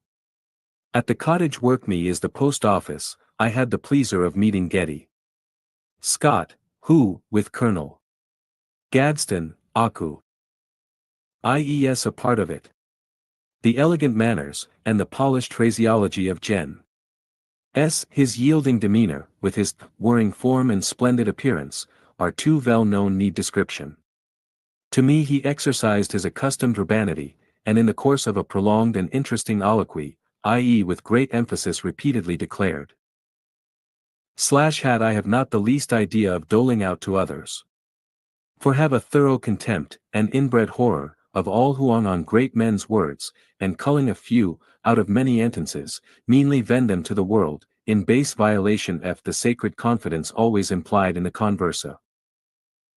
Ends of, Gentleman. Colonel Gadsden, one of the leading minds and master spirits, the were, is different, yet preferable. Possessing mock firet, and the most extensive and varied knowledge, he yet lacks no pretension, and you see so much of intellect, and zero util of self-esteem, such energy, activity and firmness. Colonel Gadsden, Generals Clinch and Eustace. Tempered by frankness and courtesy in communicating it, in his own mind so much of deliberation and decision, and to the conviction of his hearer, such mathematical demonstration, that you are at a loss whether you shall admire or esteem him most. At Tampa, I also met Gen. Eustace, who had left Camp Shelton for this place, a week prior to my arrival here. Of him, as of the other generals, I shall have occasion to speak anon, and will here only say, that to write most favorably of his manners, all that you can state is, that they are those of a stern, blunt, and busy soldier, rather than of the mild and leisurely officer. His words are few, and as unlike a courtier's as roughness is to polish, or harshness to suavity. The jests of Gen. E. are still fewer, and are the most solemn, serious things in the world, they are anything but laughing matter. His grace is such as oft-toner to throw sand between the helmet and the wound of the soldier, than to pour in the latter the wine and the oil of balmy consolation. Yet Gen. E. is a brave commander, and a business man. On crossing the Hillsborough, I had the pleasure of meeting my intelligent and esteemed acquaintance, Major Lytle, who dightly invited me to the marquee and supper which he participates with Gen. Clinch, to whom he is the aide-de-camp. This invitation I declined, through a desire to see my friends, Major Pemberton and Captain Robertson, of Augusta, and others of the Georgia gentlemen, in the camp of Gen. Clinch, in which I was then strolling. I was gratified to find the Gen. looking so heartily, and could not help admiring his bluff honest appearance, and republican simplicity of manner. Like all the generals of the U.H. Army, whom one have seen, he is tall and stout, but he stands loftiest and strongest in the opinions of his troops, who all speak of him in the highest terms, not merely of approbation, but of affection. They emphatically call him the friend and father of his troops. Endearing title. Proud appellative. Honestest tribute, and most conclusive testimony to worth. Diamond suit. They are all said to be Virginians, and Th. Carrot also appears to be a natural vigor about the native state of George Washington, whom no title can honor, that gives birth to a race of presidents and generals. Left wing on the Pea Creek Trail. The Pseudostoma bursarium. But I weary of writing and writing, and the reader, doubtless, does of perusing, and so, good night. Throwing myself on a bundle of hay, in the open air, and pulling down an armful for my pillow, I and the stars wink at each other. For I am kept awake by a small pest not to be named 2 ears polite, to which Gen. S. compares the Indians, when you put your finger on them, they are not there. I drop asleep, repeating, in reference to this plague, a verse very differently applied by its author, Byron, 2 words on the last line of which, I alter thus, oh, that to me the wings were given that bear the eagle to her nest, then would I cleave the vault of heaven, and flee away, FDB at Rienty. Camp Shelton, April. On the morning of the 13th, the foot of the left wing moved 5 miles from this place, and took position on the Pease Creek Trail, at a point which I named Camp Jefferson, after Liberty's great apostle. Lieutenant Hatch and myself arrived there late in the afternoon of the same day. We had most imprudently loitered on the road from Tampa thither, awaiting the return of our servant and horse. He had pushed on to Camp Shelton to carry our personal baggage to Camp Jefferson, but left it, on our friends frightening him by sending him back to us immediately with the horses, and a message, that we were very foolish to run this risk of our scalps, and that we must at once return. We concurring, took their advice, as men are apt to do, when it accords with their oath. While on the Pease Creek Trail, a salamander was burrowed from his hole. We had thousands of times observed the numerous traces of recently turned up earth, indicating their presence, but never succeeded in procuring more than this one. It looks like a small grayish-brown rat, but I omit my long description of it, and refer to Godman. Nat. His. Volume 2, p. 90, where it is spoken of as the Pseudostoma bursarium, the day after the arrival of the Raffinesque mentions his having seen a salamander in Mississippi, which had no cheek pouch on the outside. Colonel Goodwin and the mounted men proceed to Tolopchopko. Loot at Camp Jefferson, 14th, the mounted men left Tampa for Pease Creek. When they had proceeded some 10 miles, an officer in advance descried a party through the woods before him. He -4 rode back to the main body, and announced to Colonel Goodwin his belief that there were Indians ahead, and that he had discerned the smoke of a fire on the road. The colonel galloped up, and perceived Thai smoke as described. He therefore directed the officer to move down with a portion of his company upon the Indiachs, and as soon as they beheld the Iagmi, to Aben don the corn that impeded the celerity Offlier steeds, and dash after him. This parches in pursuance of these orders, Elad proceeded but a little way, when the ever-exciting cry was heard from one of them, Indians! Indians! Through the trees, there! There! The moving human forms were seen by the others, and all immediately rushed towards them. But ere they arrived at the spot designated, they discovered that the men upon whom they were thus charging, composed the foot of their own division of the army.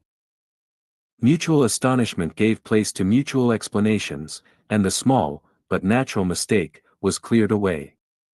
The mounted men put up their bright weapons, and very quietly walked their horses into our encampment, where we are all rejoiced to behold our friends. This morning, 15th, they left us, and pursued the trail to Tolopchopko, on Pease Creek. Of their expedition thither, which was made in concert with a portion of the right wing, I have spoken in the preceding chapter. Shortly after the departure of Colonel Goodwin's regiment, the foot returned to our present encampment. On our way hither, we could not but admire the picturesque appearance of the soldiery.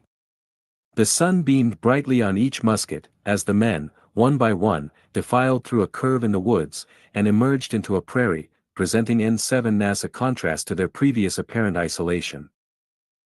The scenery too was romantic, beautifully varied, from the rough brown trunk of the pine, and the bluish green of its bushes, to the polished and hued stem of the water for the origin of this name, vide ante p.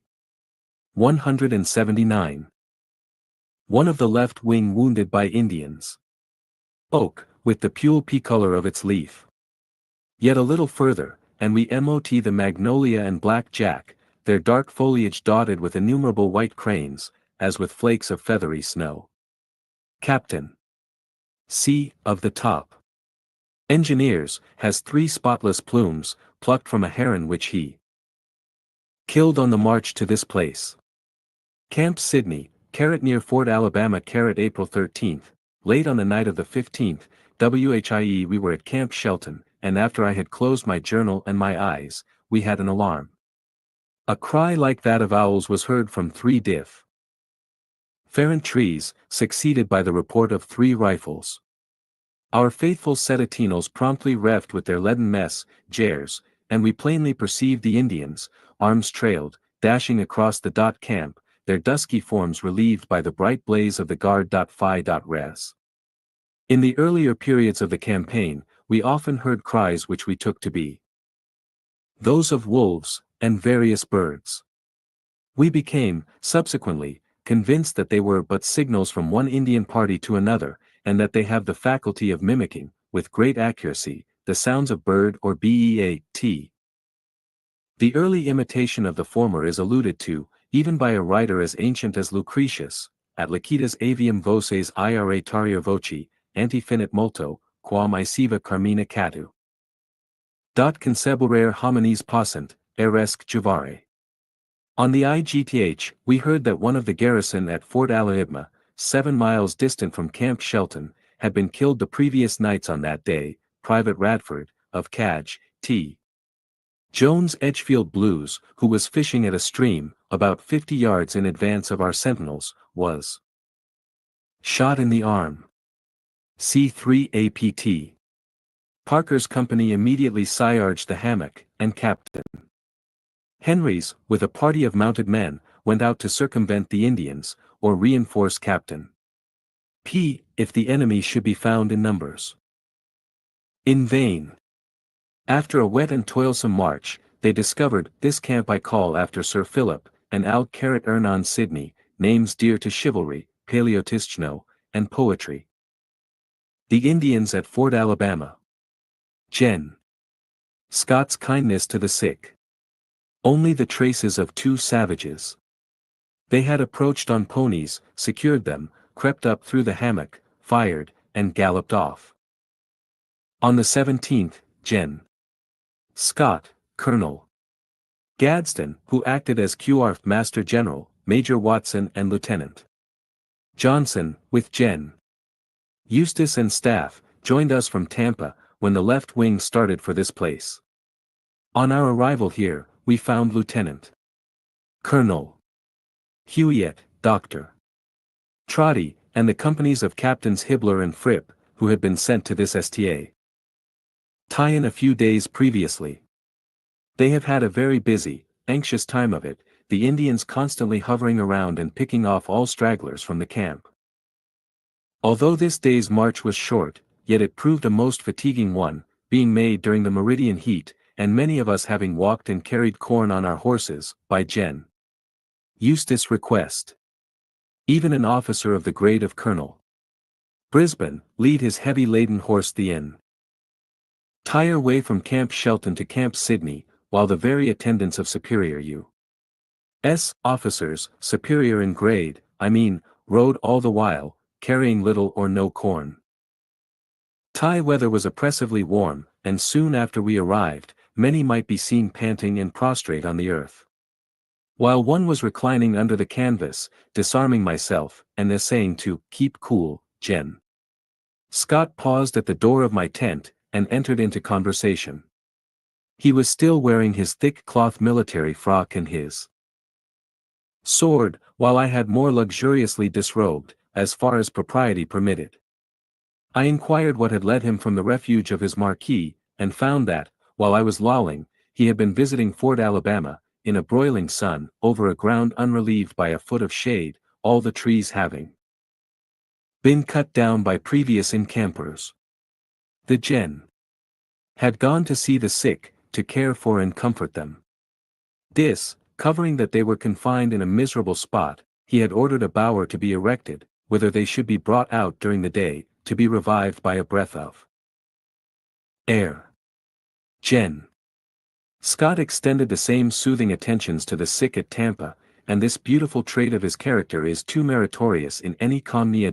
Ever to be pretermitted in silent coldness. The Hillsborough. The sun's disk shivered into splinters. The Hillsborough, near which we are now encamped, is rendered diaphanous to the eye, and flat to the taste, by the limestone abounding therein.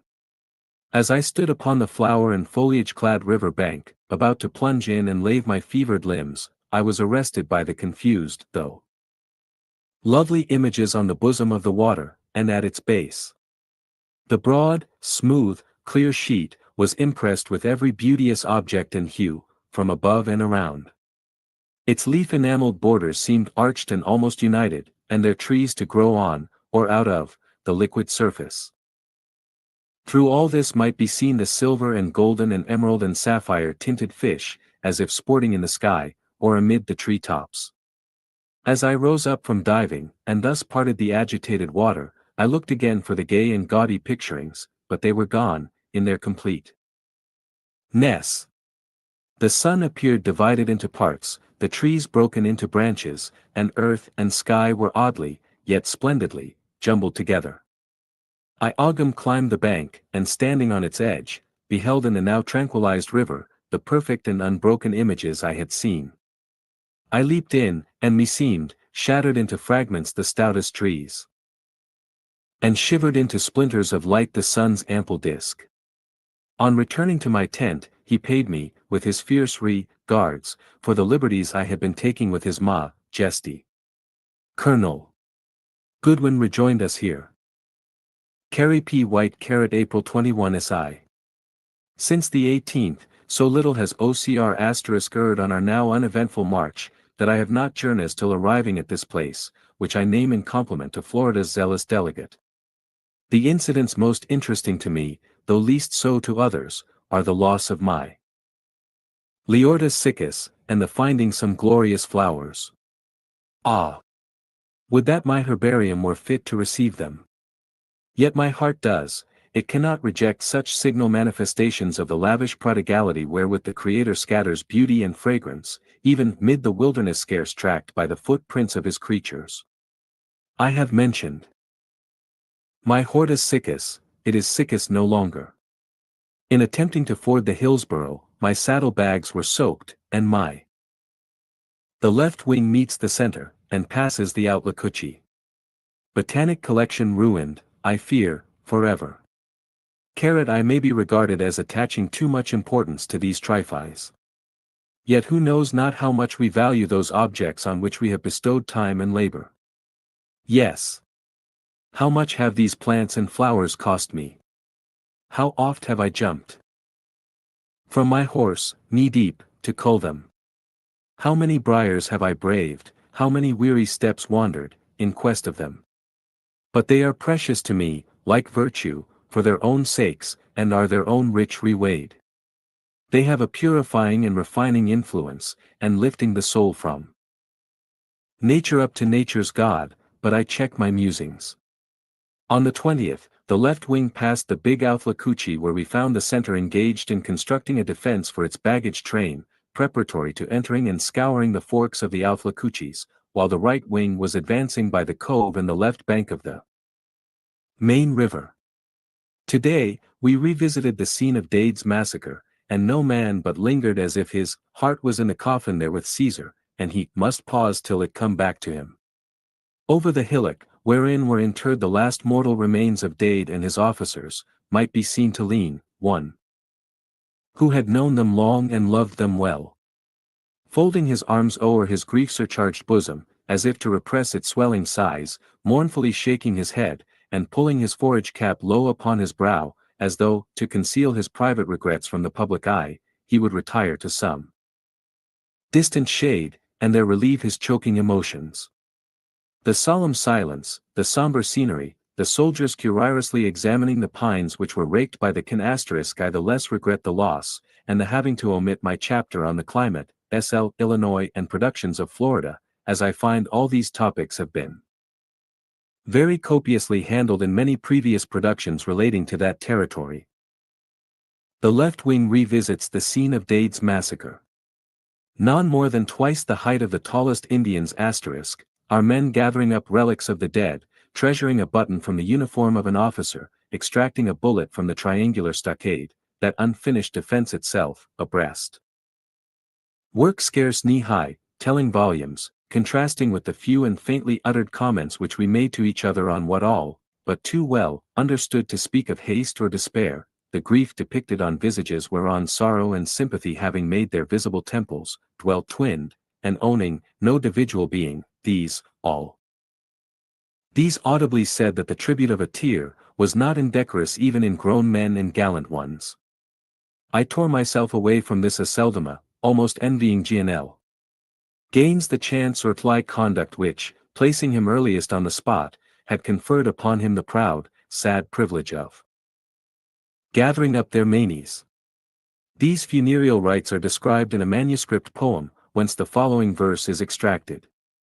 Lonely and id is the spot where we laid them, in the land ol the savage they're mouldering away, no si1 marks tire graves, but Ramri has made Thane a tomb in our hearts that will never decay. It may not be uninteresting to add that Major Dade's soldiers were generally from the Middle States and from that Green Isle which has so often furnished more than Aaron's quota of heroes and martyrs. But, we give in charge their names to the sweet lyre. The historic muse proud of her treasure, marches it down to latest times, and sculpture in her turn gives bond, in stone, and ever during brass, to guard them, and immortis her trust. Till then, Dade County, shall be their memorial, and no youth may learn the geography of Florida, and not know. The motive for directing so high, was subsequently explained to be, the tearing down of the branches thickest at that elevation, in order that thus the savages might be expelled from the hiding places, whence they had been firing at the troops with impunity. The Indians wound 1 man and 2 horses of the left wing, the history of their martyrdom. The parent, as she aids her little one with his school day task, shall repeat to him the incidents of the massacre, mingled tears, appropriate to the sex of the one and the age of the other, shall wet the map, and even the fiercer passions of man swell the bosoms of the mother and her child. Camp Ha and Den, April 23. Last night our camp was fired upon by a party of the enemy, who wounded 1 man and 2 horses. At daylight a mounted detachment was sent in pursuit of the Indians, but at the termination of a few miles, the trail was lost between some of the many hammocks and swamps abounding in this region. Today we recrossed the Ocklawaha, which takes its rise in Lake Eustis, formed by the accumulation of waters from the great southern marshes. Its course is north until near its disembogement into the St. John's with which it runs parallel. As I came down upon it, having been sent with a party in advance, I saw an Indian on the other side. On my information, a company of mounted men was sent over as a guard to others who were repairing the bridge we had constructed on our former passage. On our first arrival at the Ocklawaha, Captain Ashby with promptitude and valor, volunteered to plunge in and carry over the line to which the center stringer was attached. Captain Finley, animated by the same fine spirit, soon followed, and they secured the first timber on the other bank. The Indians had endeavored to burn our work, in which attempt they were foiled by its being level with the water, but this last circumstance had injured it. In the neighborhood of the Great Ocklawaha, as Tins River is sometimes called, we found the only live gopher, or land tortoise, except one that Elt. Russell caught near Volusia, which we met with, although their holes, on the high, dry sand hills, were seen in hundreds. I have omitted my AC count of the gopher, as it is very fully described by Bartram, who says, that, it will easily carry any man standing on its back, on level ground. As the one we saw was not as large as a turtle, which I found it to resemble in taste. Major Watson and the Uchis. The Indians fire upon us. The experiment was not made, but every other part of Bartram's description one confirm. When we arrived yesterday at the point, where, 2 miles from the scene of Dade's massacre, the trail to Volusia turns off from the Camp King Road, my friends, J. W. Simmons and Major Watson, left us, and proceeded to Fort King.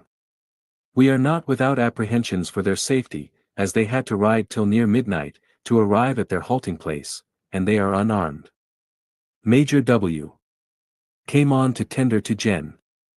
Scott the services of 500 warriors of the Uchi tribe, which offer the general accepted. But Major W. told me, that on his return to Georgia, for them, a communication from the department at Washington, had the effect of preventing their joining our army. Gen. Scott to the Adjutant General, Fort Drane, March 20th, writes that, Generals Woodward and Majas, Watson and Flournoy, are strongly recommended to me, as suitable persons to direct the detachment of 500 Creek warriors. Of Major Watson's energy and activity, we had an instance at the Hillsborough, where, upon the team's being imperiled, he plunged in deep water to their aid, without knowing how to swim, and saved *E lives, while endangering his own. Of the Uchis, whom he was to head, we may speak hereafter. Just after our crossing the bridge, that we repaired at the Ocklawaha, a few Indians emerged from a thicket, thus confirming my previous statement. They ascended an eminence, and from its brow, fired upon us, but at a distance too great for their balls to reach us, as they had often before practiced. Or their random rifle shots may have been intended as a mere taunting bravado, interpreted thus: well, there ye go, ye have entered our ancient boundaries, and are now retiring, you perceive that you leave us in posses. Shown of the soil. Our present camp I name in token of my reverence for the memory of an English opponent of arbitrary and oppressive taxation. Camp Russell, April 24. I have associated, in this and my preceding camp titles, name intimately allied in history. The Indians seen, shot at, and pursued. When we had marched but a little way this morning, I being in advance of the main body, as was me usual position, from the nature of my command, heard the report of a Hall's patent rifle, such as the mounted men carried. Gen. Scott, who loved to keep in front, and was never far behind, rode up to me, and suggested that it was an accidental discharge. I had scarce expressed my dissent, when a volley from our men confirmed my impression, and we galloped on. We found that the mounted advance guard, under Captain Smith, had shot at a party of Indians. The enemy had slept within 2 miles of our last night's camping ground, and ignorant of our approach from the south, i.e. was traveling same trail from the north. Some of the savages were fired on by certain of the soldiers under my command, who think their balls reached their destination. Captain Porter, who commanded the foot advance, cried out to his company, with great promptitude, but with all his characteristic coolness, into line, trail arms, quick time, double quick, 6 paces extend, charge. And so indeed they did, smash into Thai woods, and souse into the water. Knee deep, waist deep. Colonel Gadsden, not knowing what fear was, rapidly rode ahead, to the great exposure of his person, and reconnoitered the ground. On his return, he reported to Gen. Scott, that fly hammock, into which the Indians had entered, was small, but that it was succeeded by a second and larger one, and that the effort should be to intercept them, ere they reached the latter. Thereupon Gen. Scott ordered 2 companies of mounted men to flank the first hammock, attack the Enum, as he emerged. At the same time, he or Gen. Eustace, W. Ho had by that time come up, directed Major Kirby's battalion to enter the wood, and drive the Indians out upon the horse. The foot pushed through with great alacrity, although almost held back by innumerable clasping vines, their clothes hooked, and hands to briars, their steps impeded by dense woodlands, and sinking deep into mud and water. I weary of stating the one unchanging result of almost all our efforts, and Thai reader will readily divine, that the foot could not come up pair enough to the Indians, to fire upon them, and that the packs, pouches, moccasins, and captured the creeks. Mounted men, after flanking a series of hammocks, found that the enemy were not to be found. When near the termination of the hammock, the foot discovered a trail by which they could proceed much more rapidly. The Indians must have entered the wood by this secret pass, and thus were enabled to flee so quickly, as not to be overtaken by our men, who knew not thereof. This one fact will explain, as fully as a volume could, the cause of the often escape of the Indians, in their superior knowledge of the locations. In a word, they are on their own familiar grounds, we are strangers in a very strange land. In their progress through the hammocks, the foot saw many evidences that the Indians had been hotly pursued by them, and to lighten themselves, had thrown down their packs, and denuded even of their hunting shirts. Among the articles so seen were moccasins, powder horns and pouches, bags, and c. In one of these last, was found an ivory whistle, having the name of its owner. Colonel Franklin Elmore, cut upon it. On being shown to his brother, Captain Benj Elmore, who, with his Columbia volunteers, had charged the hammock, he, I think it was, stated that the colonel had been traveling in the Alabama Creek country the preceding summer, and, on his return, told him of the loss of this very whistle. The finding of this toy may seem unworthy of mention, yet a small matter sometimes indicates a great deal, as the stirring of the tiniest feather will determine if the vital breath yet linger in the body of some beloved friend. The presence of this whistle confirms and throws light on the state. Meant that, last summer, several creeks were reported to Gen. Thompson as being in the Seminole Nation. He instantly dispatched a party to seize and bring them to the agency, but the effort failed, as the creeks had hurried home. A brief while after, information was received at Fort King from Fort Mitchell, Alabama, of several Seminoles having appeared among the creeks, and that these Seminoles seemed to be acting as a deputation. The inference from this combination of little incidents is almost irresistible, that the Seminoles circulated their war belt. Gen. Scott leaves the left wing, and proceeds to Volusia. Among the Creeks, as they did even among the Winnebagoes, and that parties of the Creeks are acting as the allies of the Florida Indians, in the present war.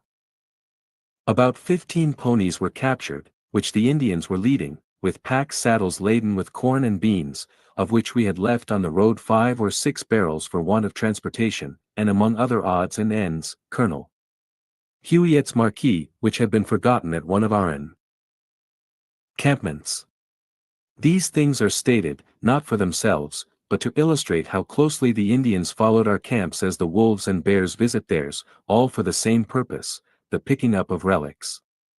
By reason of the quantity of corn in sacks which we here found, this affair was dubbed the Battle of the Bags, in that spirit cf. Good-humored jest, with which, as already stated, I called the Ocompee skirmish, the battle a la distance. When at the distance of 23 miles, Gen. Scott took an escort of 2 mounted companies, and proceeded to Volusia on the 24th. Finding there the U.S. steamer Essayans, he embarked in her, and with a guard of only 17 men, determined to penetrate, by the St. John's, the southern part of the peninsula, as far as practicable. Colonel Gadsden, Captain Canfield, and Lieutenant Johnson accompanied him to note the course and depth of the river, together with the general topography of the country. They found no difficulty in passing up to the head of Lake Monroe, and might have carried to that point a draft of 8 or 9 feet of water. The distance ascended is 200 miles from the mouth of the river, and 60 from Volusia. They found the river beyond the lake nearly as bold as below, and if they could have crossed the bar at the entrance, they did not doubt that they might have gone 50 or 70 miles further towards Cape Florida, but unfortunately, their boat drew more than 4 feet, and they only found 4 on the bar. This reconnaissance was made with a view to several objects. Gen. Scott was anxious to discover whether the Indians had any settlements on the upper part of the river. To find out the place of concealment for their women, children, and Negroes, to give to the well-disposed among the Gen. Scott fired at by the Indians. Left wing at the St. John's. Latter an opportunity of communicating with us, to observe trails and crossings, and particularly to find a good point as far in the interior as practical, for the establishing of a new post before the recommencement of active operations on our part. Such point Gen. S. found about 8 miles below Lake Monroe, on the east bank. A leading trail passes through it. Here he took the ferry canoe in ascending, and here on returning, a sharp fire was thrown in upon him by a party of 10 or 15 Indians, who lay concealed in high grass on the west side. But for their timidity, they might have killed the 4 officers who were standing exposed on the bow of the boat. They fired from a distance of 300 yards. Volusia, April 2 Sth, the left wing arrived at the landing or the St. John's, at Meridian, on the 25th, yet was at midnight ere all our troops could effect a crossing, although the river here is not above 200 yards wide. Ascending the rolling land at this place, I found that it was formed of periwinkle shells, which are said to be the exuvii of an insect, met with on the shores on the stream. As I viewed the prospect from an elevation which commanded the entire scene, I was struck with its exceeding loveliness. How sweet the moonlight sleeps upon this bank! It seemed indeed a midsummer's night dream. There stood Fort Barnwell, here the river, which, embosomed in the impendent tree branches of either bank, was hushed as the slumbers of infancy cradled in a mother's arms. The sentinel stars kept their silent vigils in the serene sky. The air, redolent of magnolian perfumes, murmured low and languidly, as homeward bees, laden with their sweets. On the north hill, long rows of tents were extended, like white crane wings spread upon the dark foliage of the forest. On the southern eminence, the far-stretched line of other tents receded, till lost to the beholder in the dim distance. The bases of these heights were occupied by the mounted men, and presented the varied grouping of riders and their steeds. The broad and beauteous moon, paling. Volusia viewed by moonlight. The attack at Fort Barnwell. The ineffectual watchfires, revealed the lone sentry on his post, as the imperial votaress passed on in maiden meditation, fancy, free. In the center of the ample vale, a stately tree lifted its towering head above all meaner objects, and invested the soil beneath with its somber shade, that contrasted with the surrounding, silvery light, as the emblematic coffin with the banquet at which the Egyptians ever introduced it. This comparison recalls the white paling that enclosed a single grave, over which two immense oaks o'erarched their boughs, streaming with parasitical plants as though they were tears. The nearness to each other of the head and foot stone, indicates a babe as the cold tenant of that silent tomb. At such a time, midnight, on such a spot, far from the abodes of civilization, neath the wan moon, ever ministrant to melancholy, what sad conjectures thicken o'er us. Our sympathies are unselfish neath the purifying influence of the solemn scene. O'er the tomb, to my view, presides not black despair, that breathes of annihilation, but bright-eyed hope, whispering in hereafter. Yet tristful thoughts will intrude while gazing on the grave of the babe here interred, the rose blighted, with all its sweetest leaves yet folded. Haply, this headstone is the last earthly effort of some woe-worn mother, in whose unexhausted and snowy fount of life, the lacteal tide was curdled up by stony grief. Peradventure she dragged her feeble footsteps hither for many a weary mile, through thorns and briars, yet gathering sweetest flowers by the wayside, to fling upon her infant's grave, but when here, bending o'er this little hillock of endeared earth, could not weep, thus attesting that greatest agony of choking sorrow, which knows not the solace of tears. On the 14th, while Sergeant Holliday and 4 men were digging the grave of Blocker, who died of a wound received at the battle west of St. John's, recorded at p. Gallantry and magnanimity of Major Gates. 162, they were fired on by Indians concealed in a hammock. The sergeant, and one of the party acting as sentinel, were shot down. The other 3 retreated to Fort Barnwell, amid a shower of balls. The engagement, which lasted 30 minutes, became general, our men remaining within the pickets. Major Gates, their much esteemed commander, acted with great gallantry and magnanimity. For when groans were heard, the source of which was to be ascertained, and when fire was required, to discharge the howitzer, the major, instead of sending forth a party for these purposes, went out himself, at the imminent hazard of his life. We have been discussing the point here, whether Major G. should have directed a sortie. To my view, it was altogether a question to be determined by his impressions at the time. He was entrusted with a most important depot, and of many sick, knowing not where else supplies could be procured, if these stores should fall into the enemy's hands.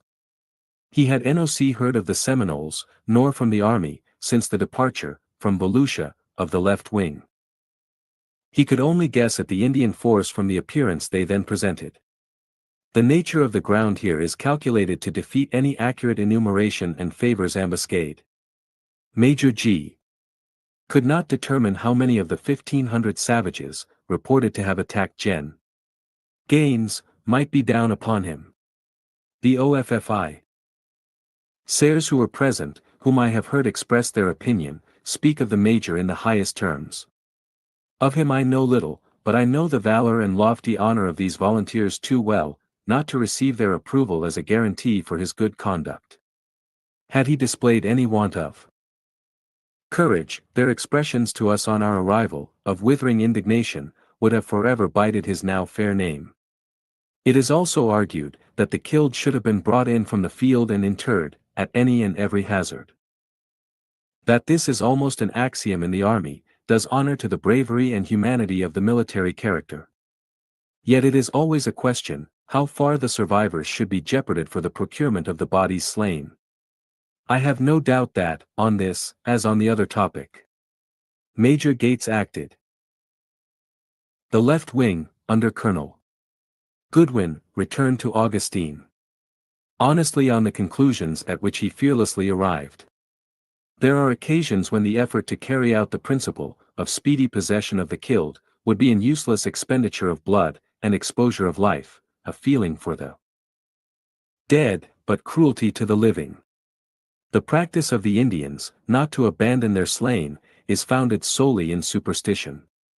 For they believe that the scalped cannot enter the hereafter hunting grounds, which constitute their notion of a plebon.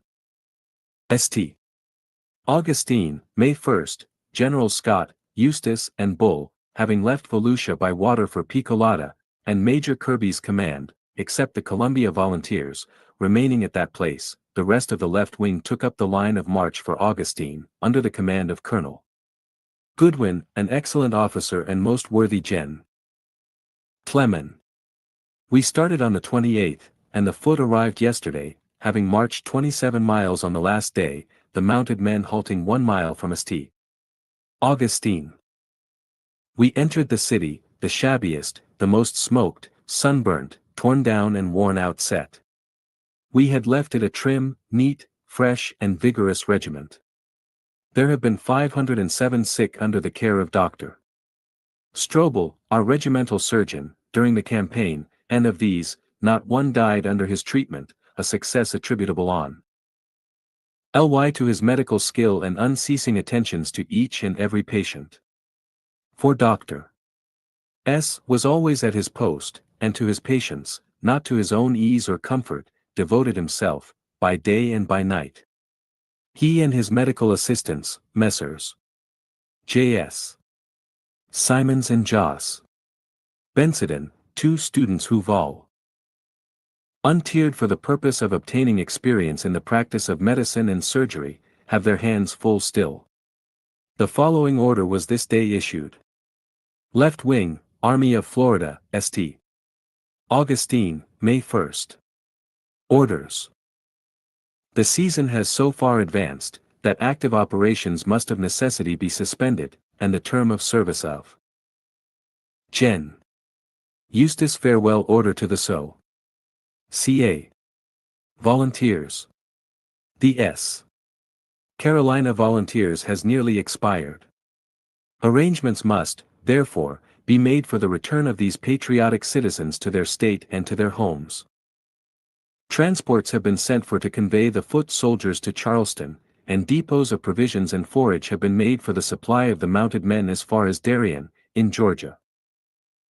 The spirit and promptitude with which the men of South Carolina rallied at the first call, under the standard of the United States, the cheerfulness and alacrity with which they sacrificed all personal interests to the public service, the zeal and perseverance with which they have sought the enemy, the gallantry which they have uniformly exhibit, and the patience with which they have endured privations and hardships, demand a meed of applause far beyond the humble praise of their immediate commander. Brigadier General Eustis deems it one of the proudest incidents of his military life, to have had the command of such men, all Carolinians, and congratulates them, as well.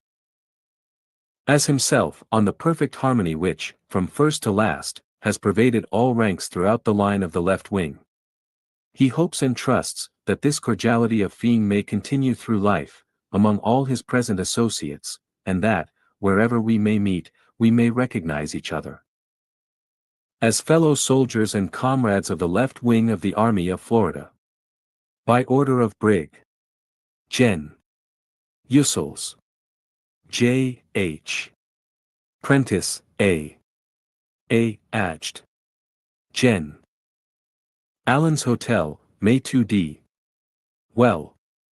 Here am I, sitting on a regularly built chair, in a real room, which I would not, just now, exchange for the tented field that Othello did Aeneas as his rice-driven bed of down. For here is neither tattoo, nor reveille, nor scrub, nor gall, nor ham. Mock. Alas! The form in which I would most love to see a tree, viz., as a vessel's mast, may not be viewed. Yet before me is a real mahogany table, and on it, those three luxuries called stationery, I suppose, because on a march, we never have them. Let me yield to the temptation. /222 Author's Journal. Ch. 10. Causes of the campaign's failing, face of country, climate, and sea, around my apartment, and write out some of the views to which recent events naturally give rise. To begin then at the end, the campaign has turned out a failure. For, though it went forth whizzing and shining like a rocket, it has come back like the rocket stick, fauing low, a dull, heavy, inert, burnt-out thing.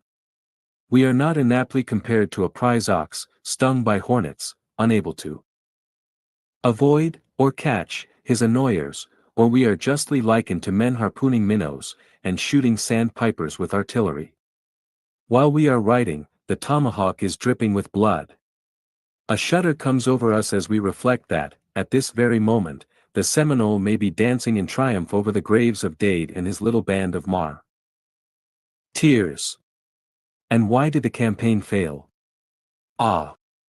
This is a fruitful mystery, and may receive as many solutions as the French Revolution had origins, and as different. To my view, the most prominent cause of failure was to be found in the face of the country, so well adapted to the guerrilla warfare which Tly Indians carry on, affording ambushes and isthmuses to them, and retardation to us. In such a region, their strength was in the fewness, our weakness in the number, of our respective forces.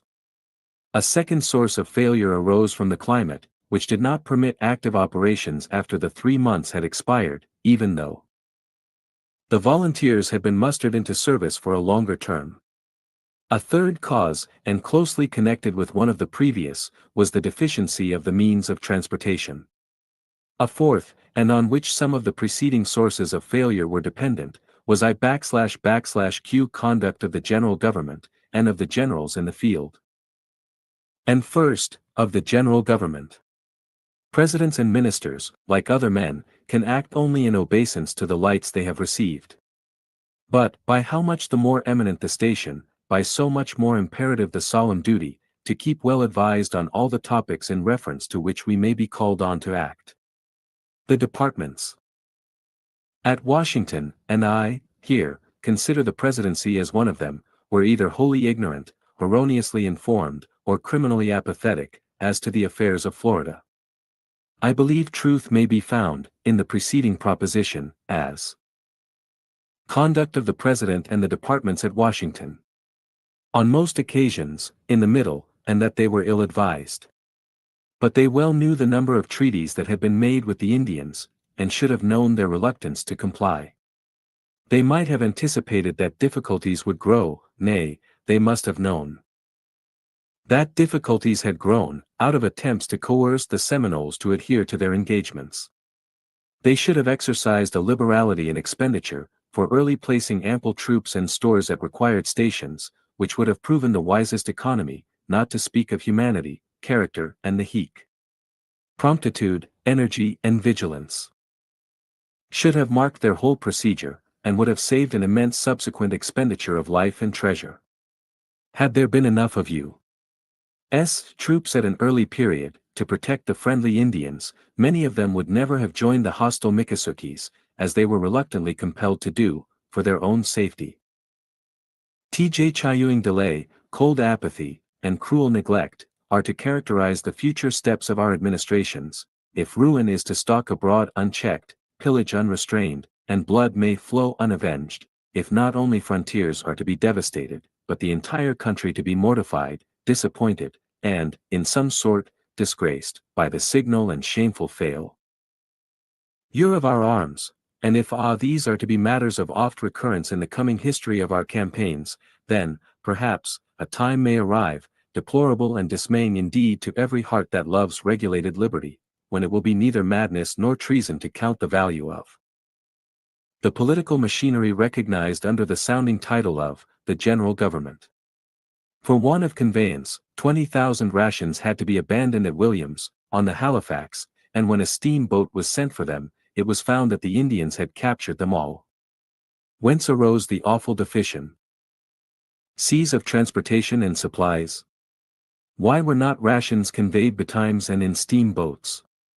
Why were depots selected, injudicious, because distant from the scene of operations? Why not an adequate force of U.S. regulars and volunteers sent, at once, to Gen.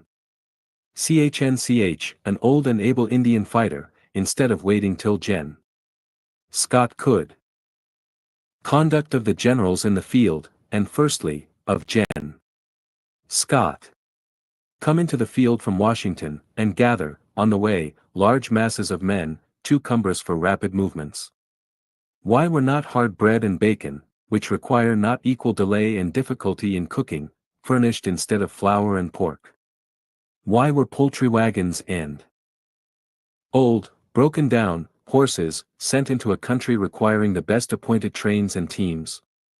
If the departments cannot shift from themselves the responsibility involved in the answers to these questions, they must be content to stand out, as melancholy monuments of governmental dilatoriness, and indifference to the sorrows and the sufferings of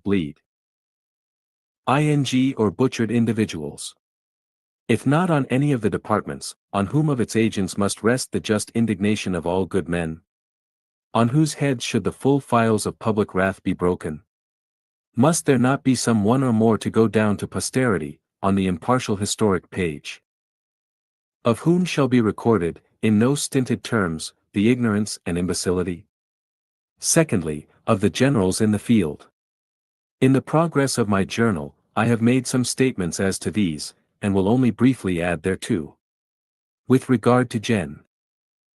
Scott, I have said that he was habitually in the front rank, indeed, on all occasions, exposing his person more than justifiable in a commander-in-chief.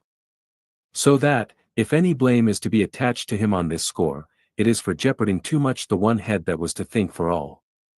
If his brilliant achievements, on former occasions, had not already established his valor beyond all cavil, his conduct in this campaign would have done so.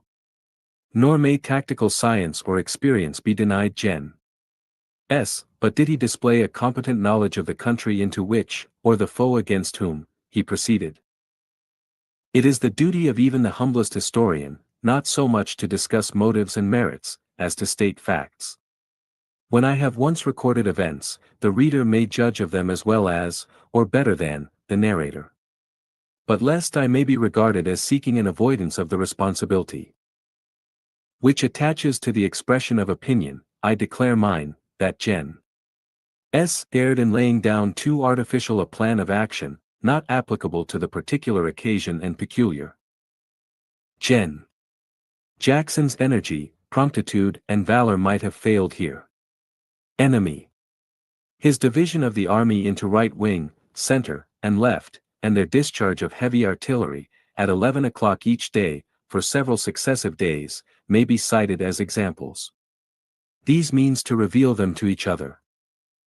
Also betrayed their presence to the Seminole, and enabled him to avoid them.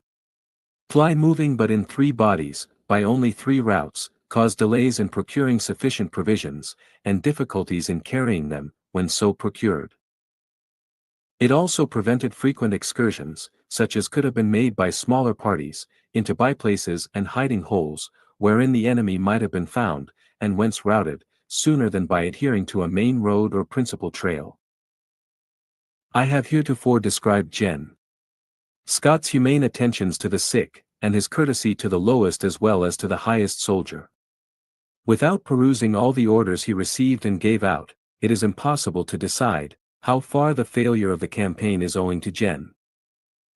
I believe it to be very little, if at all so, and that, under the same disadvantages, like results would have followed, though almost any other general had been charged with the conduct of the campaign.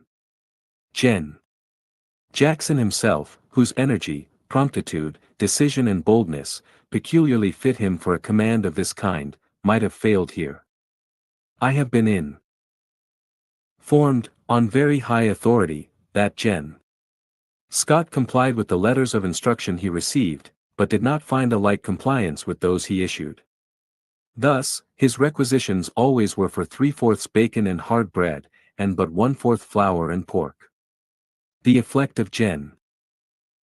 Gaines' movements, and information to the Indians, should also be borne in mind. But the campaign, of many against a few, having been unfortunate, fatally so, the luster of our military fame being tarnished, by not subduing a despised foe, the public mind will naturally become astounded, agitated, angered. The bolts of their indignation must be directed to some point, and they will probably fall upon Gen. Scott, not so much from his ascertained culpability, as from his position as commander-in-chief.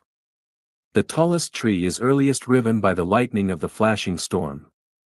The world may have Gen. Eustis high courage, but cold, stern, and repulsive manners. Seen enough of generals bearing off the PNLM of victories won by their soldiers, and may consider there is some retributive justice in, for once, accumulating, upon the head of the highest officer in command, all the faults of all the agents. But in such a course, I perceive neither justice nor generosity. With regard to Gen. Eustis, the effort would be idle and worse than idle, to detract from his pre-established reputation for high courage. His whole history, before and during the campaign, repels the idea, and my remarks of Gen. Scott, on this point, apply with equal force to Gen. As to his manners, I have spoken in my journal at Tampa, and need only add, that they were illy adapted to the gentleman he commanded. The brigade from South Carolina contains some of the choicest of her sons. It is not for me to laud them, but I may be permitted to say, they were of the same sterling material as composed the commands, from Georgia, Louisiana, and Alabama. May I add, that the volunteers from the South are of a frank and enthusiastic temperament, led on by the chivalry and self-devotion of a Bayard, a Sir Philip Sidney or a James Hamilton. There is no achievement so daring that they would not have attempted, no victory so brilliant that they might not have accomplished. It was therefore the error of Gen. Scott, that he placed over them a commander of cold, stern, and repulsive disposition, or it was the fault of Gen. Eustis, that he did not adapt his conduct to his command, his misfortune and ours, if he could not. I speak with the freedom, but also with the impartiality of history. In my Aum Pev son, I have nothing to complain of, at the hands of Gen. My position required me to confer with him, at least twice during every day, and, generally, much oftener. Against his deportment to me, on all these acasphons, I have nothing to allege, and my fellow officers of the campaign will remember my iteration of this my experience, whenever they have spoken, in my presence, of the general's harshness or abruptness. At pages 109, 110, and 172, I have stated wherein General Eustis was commendable. I proceed to point out how he was faulty. Gen. Never communicated to the South. The S.C. Brigade regarded Gen. Eustis as won over, but not of them. Carolina Brigade, as a body, nor individually, that I am aware, that he entertained any cordiality of feeling with them or concurrence in the impulse that led them on. He never revealed himself to them as their commander, on any dress parade, or other occasion of their assemblage. Had he harangued them at the onset, in the spirit of his final order, p. 220, and acted out the sentiments therein contained, or had he, through any medium, caused them to know the very high estimate which, it seems, he formed of them, and his resolve to afford them every opportunity of gathering laurels, how different, how much happier would have been the result. But in the absence of all this, so far from its ever being remotely surmised, that Gen. Entertained any favorable opinion of the volunteers in the left wing. Not only were they unapprised of his sentiments, but his very person was unknown to many, perhaps to most of them, for 2 months out of the 3 which constituted their term of service. His citizen's dress, and total disuse of sword, or other badge of office, aided to keep from them a knowledge of the personal identity of their commander. Of the general's attention to the sick, I know nothing; of his harshness to them, I have heard much, and on very sufficient authority. But certain it is, that, as to the well, he very early contrived to alienate the friendliness of the OFFI. Sers, and shut out that social intercourse and harmony which should ever exist. This check to courteous interchange, wherewith the field officers were infected, spread like the plague spot among the troops, and extended its deleterious influence to the humblest soldier. The sad effect of this forbidding aspect, in which they viewed Gen. Eustace, was to cut off communication, and thus to prevent complaints which, had they been made, he might have relieved. His being regarded as one over them, but not of them, kept him uninformed of hardships, which he could have lessened, and of irritations he might have assuaged. In this connection, it is due to the general to state, what I have heard from a very competent source, that he did not know of all these things, that he actually believed that his command always had full and ample rations, that he was proud of commanding Carolinians, and his farewell order con. Gen. Eustace faults and merits. Gen. Gaines firms this sentiment. But, till the close of the campaign, he, strangely, chose to conceal this high regard, and unfortunately, to shroud his esteem in silence. By his distant demeanor, he impressed them with the belief, that he was utterly indifferent, and by his rough replies, that he either knew not what would wound them, or was, purposely, contumelious. And it goes very little way to excuse a commander from the infliction, on his soldiery, of pain or privations, to state, however truly, that he was ignorant thereof, he should have known their sufferings, it is his sacred duty to pretermit no opportunity of ascertaining them. As to the deficiency of supplies and means of transportation, it should be borne in mind, on behalf of Gen. Eustace, that he was subject to receive, and obligated to obey, orders. No man is better acquainted than he, with the unyielding military maxim, that the officer of inferior grade is not to judge of, but to execute, the instructions of his superior, and that obedience, prompt and full obedience, to positive and precise orders from proper authority, is the one iron word that constitutes the whole vocabulary of the regular service. The conduct of the campaign was neither planned by, nor entrusted to, Gen. Only that of the left wing, and therein but so far as not directed by his superiors in command. One am informed a highly honorable and intelligent officer, having the best opportunities of knowing, that Gen. Eustace was indefatigable in his exertions to procure all possible facilities, that when the 3 divisions of the army met at Tampa, it was remarked that he had provided his wing better than were the right or center, that he subsisted on the same fare as the privates, and, not unfrequently, gave up his rations to them. Of all these things, stated on the information of another, I know nothing of my own. But I do know that another correct and enlightened gentleman, who had moved with both wings, was strongly impressed with the superiority of the facilities of the right. For Gen. Gaines I have, on page 104, expressed my the Emperor Trajan, and his successor Adrian, knew even the names of every soldier in their armies, and were familiar with the men themselves. Gens.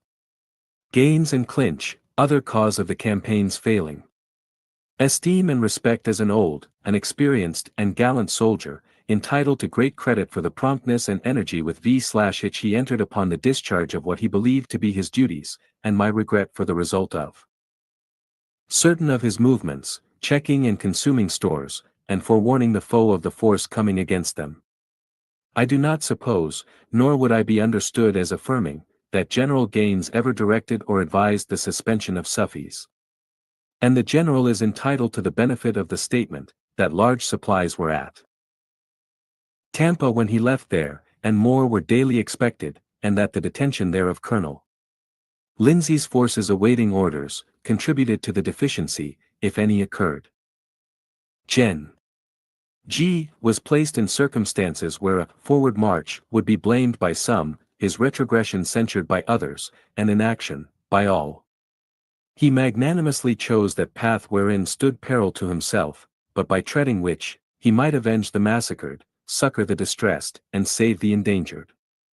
His conduct, judged by its effects, I would condemn, but estimating it as I always do that of any other man, from his motives, I deem it pure and patriotic. Of Gen.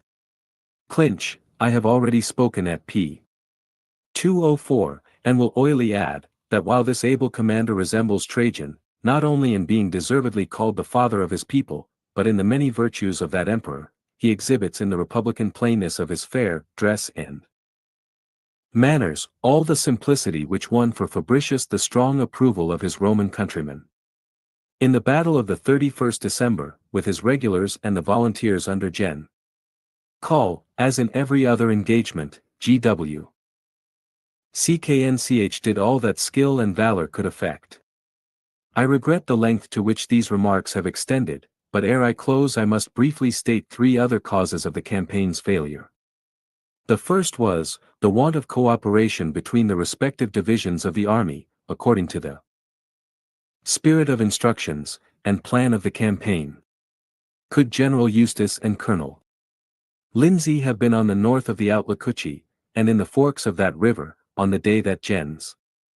Scott and Clinch had flushed the enemy on the false positions assumed as depots, underrating the foe south, and driven him through the cove to the north, and into the forks, the respective wings might have played into each other's hands with great effect, and possibly with a result far different from that we have to regret. The second additional cause was, the false Caradocians assumed as depots. Picolata was not less than 65 miles from Fort Drane, and 85 from Fort King, the road being very bad in wet weather, and almost impassable. Forts Drane and King had no natural relation to the frontier, and Caradair themselves distant 30 to thty 5 miles from the point whereat operations had to be commenced. Thus many miles of extra wagoning were rendered necessary ere supplies could be thrown into the nation. And this, the face of the fact, that posts high up the St. John's could have been found, and the Outlacuchy, itham a very few miles of Powell's position, occupied at a point to which the munitions of war might have been furnished by sea. The mouth of the Outlacuchy has recently been explored, by a detachment of 60 volunteers, under the command of Major Mlemore, and the important fact ascertained, that the channel has 4 feet water. The Cedar Keys are 20 mds north, have a good harbor, and can be made a depot for provisions and stores, which can be sent by boats up the Outlacuchy to the rapids, within 8 miles of the battle ground, where the blockhouse has been erected. The last supplementary cause which I shall state, was the underrating the enemy, both as to numbers and capabilities, contrary to the military maxim, never to despise opposition, or count upon the fewness or feebleness of the opponents. This error is apparent in the report of the Adjutant Gen to the Secretary of War, dated February 9, 1836, and in General Scott's remark to Caps.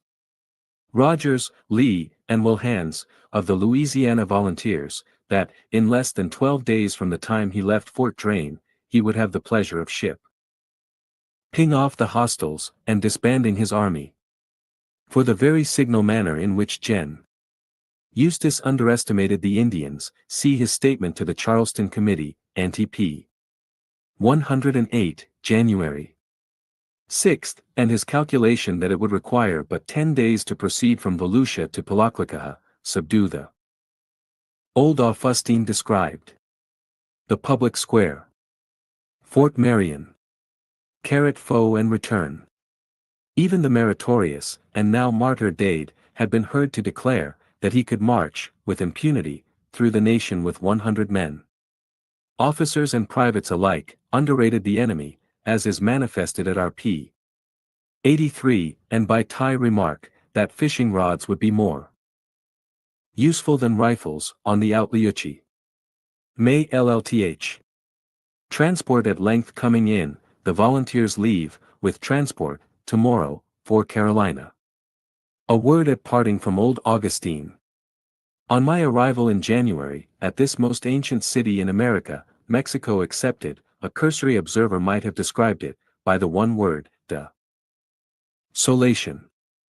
The oft-abandoned mansions, closed stores, the hush of the once busy hum of commerce, the crumbling piles, all embodied the ideal of a city dying daily. Upon its ruins seemed to sit, brooding and enthroned, the giant image of dilapidation. But now, in blooming May, to a meditative mind, wherein the flame of romance has not been utterly quenched by the tears and dampening realities of HFE.it is far otherwise. The contemplative, looking back with history, and forward with hope, perceives the germ of renovation in the antient powers of art, and buoyant tendencies of man. There are, too, fine residences here, well libraried, where cultured taste has transplanted the forest flower, to adorn the city hearth. The government house, containing post office, courtroom, records, and, till interrupted by the war, an Athenaeum, with its enclosure, forms the western line of a beautiful, grass-encarpeted, public square, having in its tray a column, the inscription on which, Plaza del Constitution, sufficiently attests the purport of its erection, by the Cortes. On the southern edge of this square, stands the Episcopal Church, a neat and modest structure, the amiable and intelligent pastor of which, deservedly receives the respect and esteem of his enlightened congregation.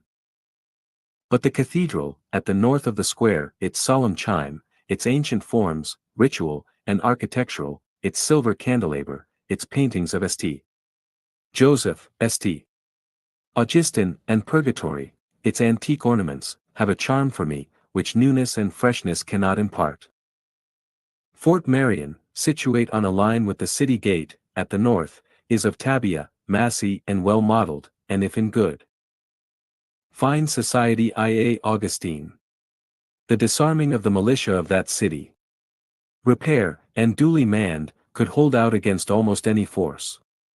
It is a square building, with a rampart 20 feet high, it is bastioned and casemate, having a parapet 9 feet thick, and a moat, which may be flowed at any moment. Being near the water, whence I first beheld it, as I approached the city, carried, like Arion of old, by the dolphin. About 2 years ago, one of its many subterranean dungeons, not previously known, was discovered, and opened, when several human skeletons were found. The remains of the unfortunate tenants of these vaults were seen by the volunteers. During our 30 days sojourn at X/Augustine, in January and February. Fort Marion was completed in the reign of Ferdinand VI.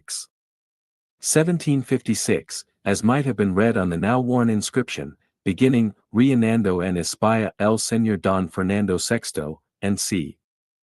I have described this tower at some length, because such a building cannot elsewhere be seen in our country, but barracks like St. Francis, or better, may be met with anywhere. I therefore only add, that they are occupied by the U.S.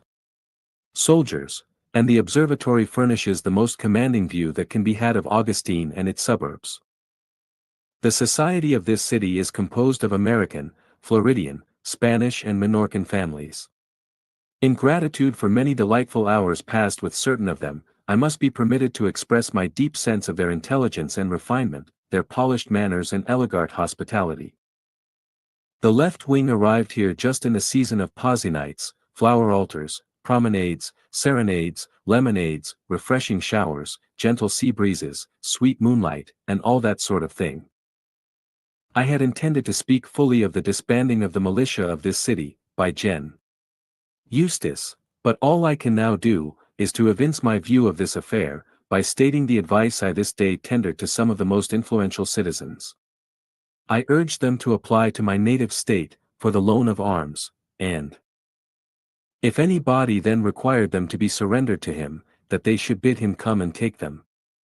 The gentlemen of Augustine should feel no distinction between the Seminole who would destroy, and the American who would disarm, and both should be resisted unto death. The Florida lands. The Seminole chiefs. Osceola. Of the lands of this country, one can now only briefly give the general character. East of these T. Johns, they are mostly HGHT. Sands of different granulations, and sandy loams, based upon limestone or clay, are chiefly found. Indeed, the peninsula of Florida may be said to be based upon soft, calcareous rock. Its lightness unfits it for a succession of exhausting crops, but, when thrown into old fields, the land soon renovates itself, from a fertilizing principle, which pervades the air, and subsides to the earth. This principle is generated from the saline particles which are carried from the sea to the soil. Owing to this, and the warm climate, some fields have produced well, though they had been 50 years under cultivation. Soil, which, on the surface, appears to be poor, is known to be fertile, such as some of Gen. Hernandez, and much other good land east of St. John's. On the west of this river, the country comes more rolling and hammocky. These hammocks contain some of the richest spots in the world, and would bear a series of crops, without need of artificial irrigation. When peace again dawns upon Florida, many tracts may become the object of very profitable speculations, or settlements.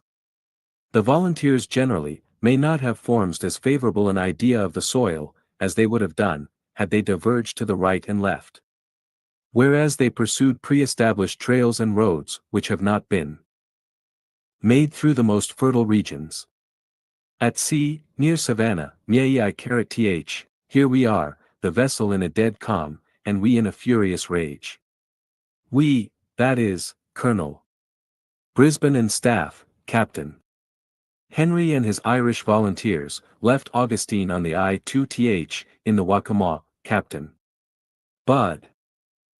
We have a good schooner, skillful master, and fine, everything but wind. The hours may as well be whiled away in recording some account of the Seminole chiefs. To commence this time, at the commencement, I will speak first of him who has most attracted the public gaze. Powell, Osceola, Osceola, Assiniola,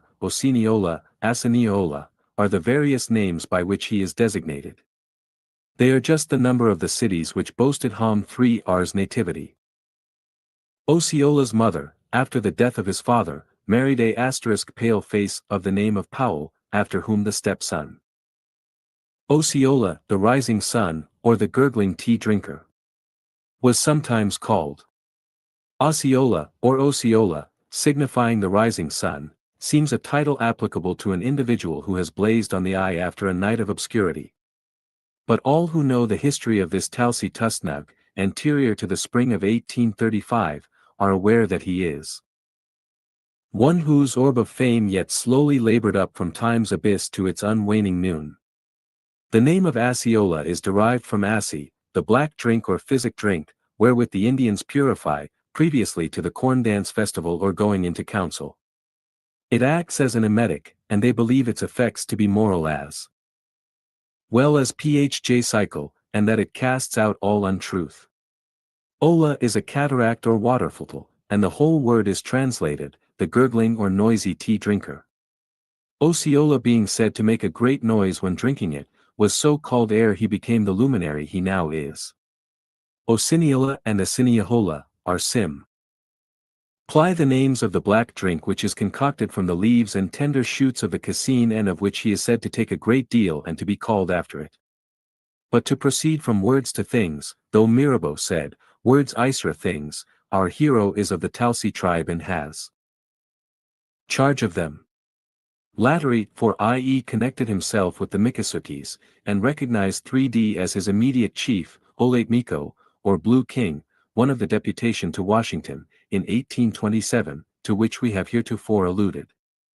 At the council in April, 1835, at Fort King, Osceola assigned as an excuse for not subscribing the treaty, that Olathe Miko disapprove. Ed of it. That this was a mere pretext, to conceal his own opposition, seems probable from the known influence which this warrior wielded even at that time. And when Osceola was confined, he promised, if released, to procure the signatures of the Miccosukee chiefs to the treaty. They did so subscribe it, and he WCS, accordingly, released. This gifted individual is about 30 years of age, 5 feet 10 inches high, rather slender than stout, but elegantly formed, of remarkable litheness of limbs, yet capable of iron endurance, something of the Apollo and Hercules blended, or rather the easy grace, the stealthy step and active spring of the tiger. His grandfather was a Scotchman, his Osceola's fame did not flash like a sunburst upon all. Mother and mother were full Indians. His father was, of course, a half-breed, and Osceola is therefore a quarter-blood, or one-fourth white, which his complexion and eyes indicate, being much lighter than those of the Indians generally. When conversing on topics agreeable to him, his countenance manifests more the disposition of the white than of the red man. There is great vivacity in the play of his features, and when excited, his face is lit up as by 1,000 fires of passion, animation and energy. His nose is gre. Keen at its base and would be perfectly fidene, but that it becomes slightly arched. There are indomitable firmness and withering scorn in the expression of his mouth, though the lips are tremulous from the intense emotions which seem ever boiling up within him.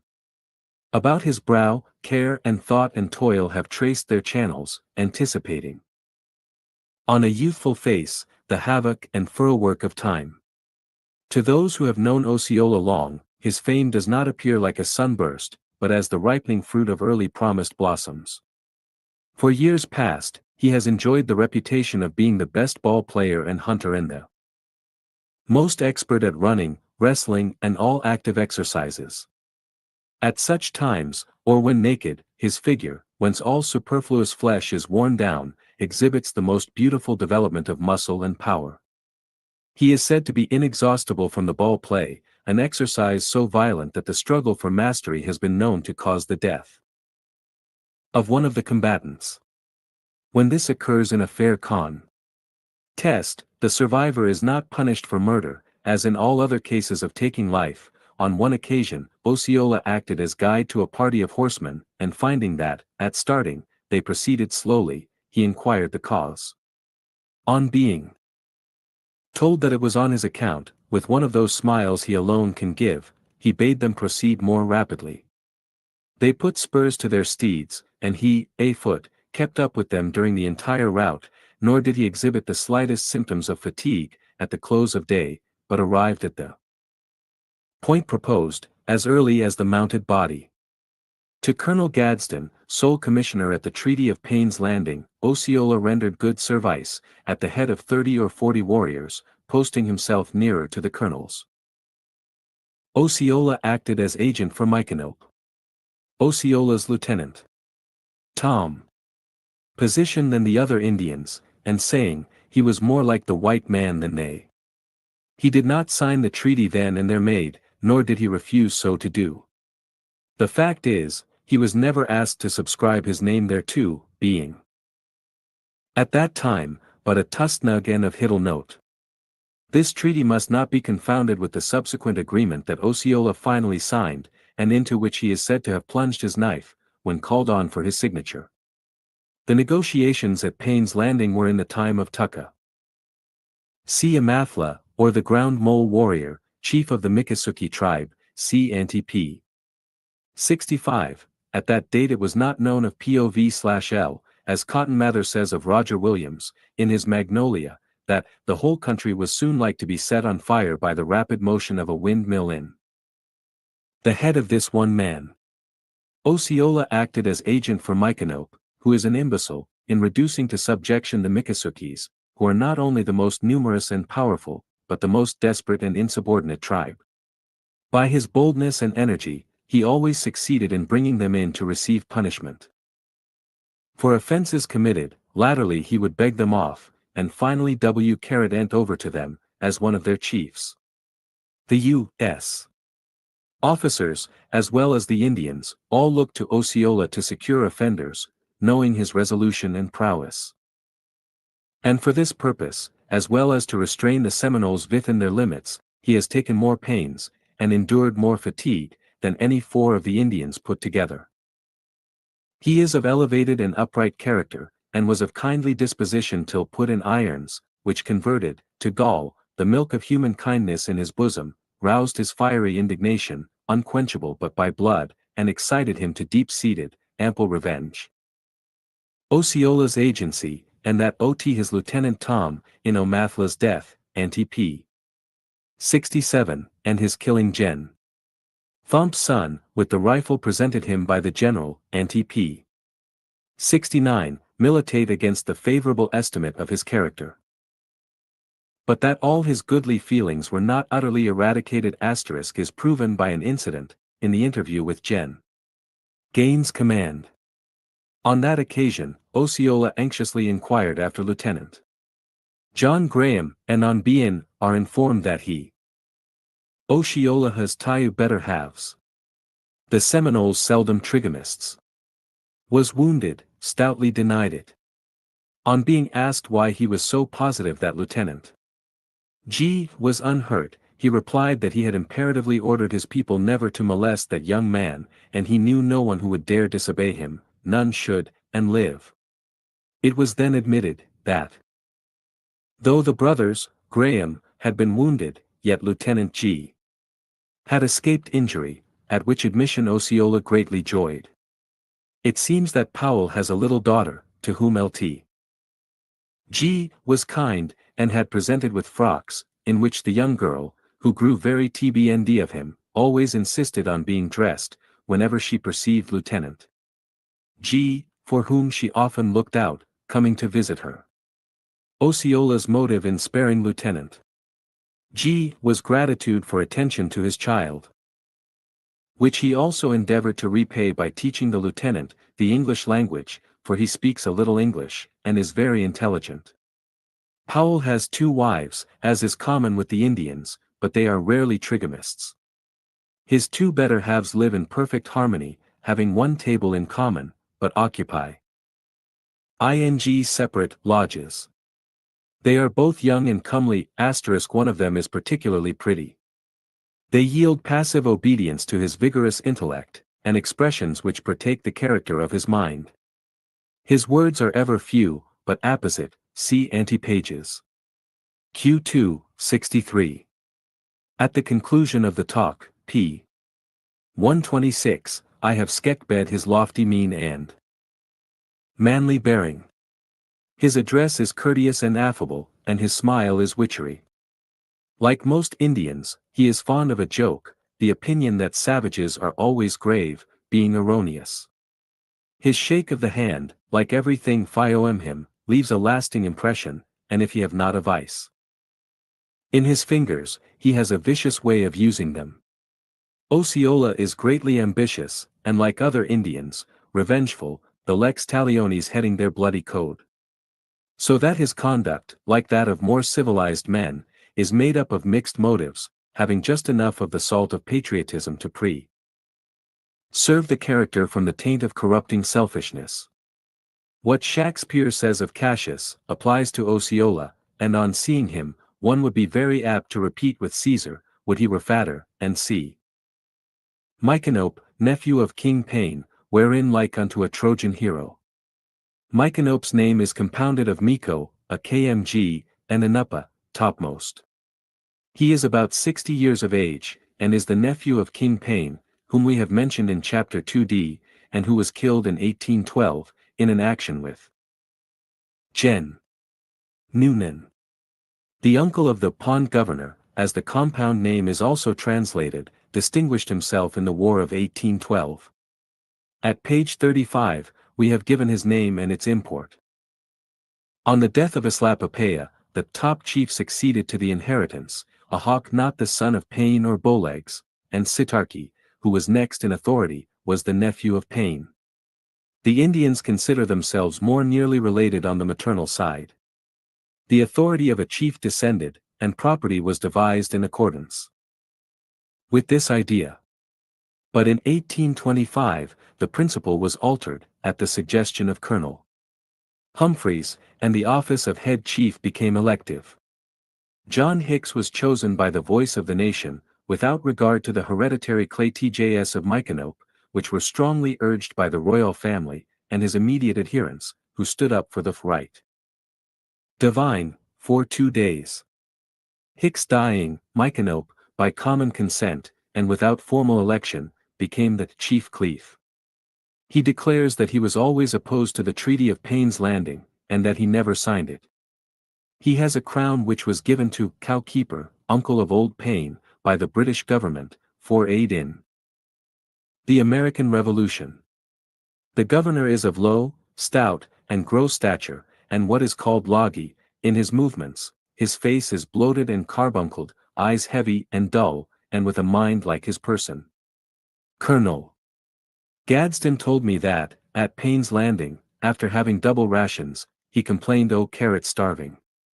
He reminds me of the heroes of the Trojan War, who could eat up a whole lamb, or half a calf. He owns near 100 Negroes, and a large stock of cattle and horses. The top governor has 2 wives, one a very pretty squaw, and the other a half-breed negress. She is the ugliest of all ugly women, and recalls the image of Bombi of the frizzled head, in Paulding's Ningsmark. The orange blossoms at Palaclicaha, braided in such raven ringlets as Bombi's. See Ante-P. 174. Jumper or Oatmathla. Abram or Yabli. Return to Carolina. Jumper, or Oatmathla, is a Seminole, although he denies it, and objects to being so called, boasting his descent from a distinguished race, of which he is the sole survivor. From these causes, he and his father-in-law, Micanopy, fell out, and the governor took away his daughter, till peace was restored in the family. Jumper was certainly eminent among the old Seminoles, and is now the first in the council, as Osceola is in the battlefield, the former be the Nestor or Ulysses, the latter being the Ajax or Achilles of these modern antiques. For there is much resemblance between the Indians and early Greeks, though I've not space to illustrate it. But see Sophocles and Euripides as to inexorable fatality and blind destiny, also Thucydides' account of the habits of the Greeks.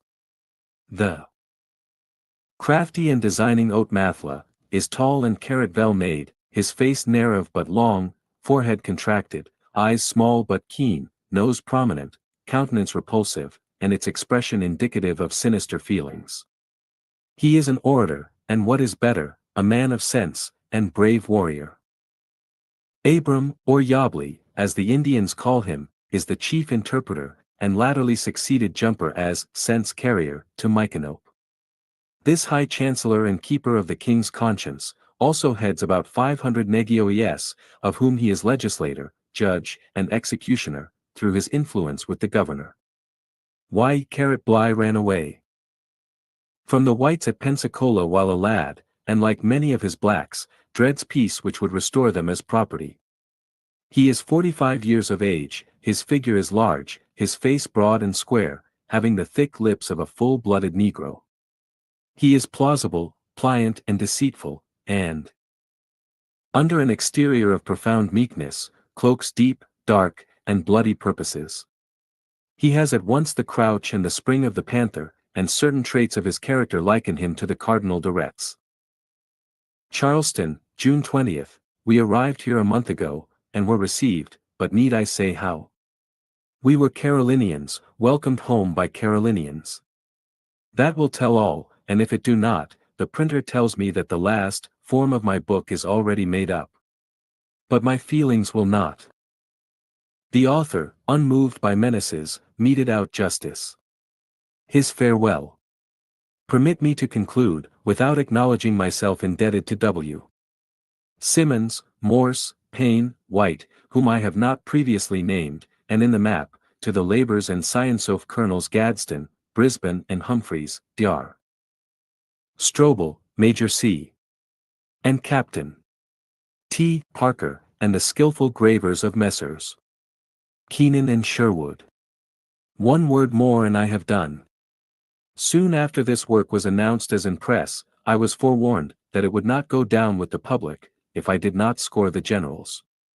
Unmoved by that menace, I have meted out to them justice, and if that will not content the public, why, let the work not go down with them, rather let it go down the depths of Lethe, and heat the Gulf Stream, no reflux, than that I should pander to the prejudices of any individual. If I could be so sordid as to consult selfish interest, rather than generous truth, I could score the generals.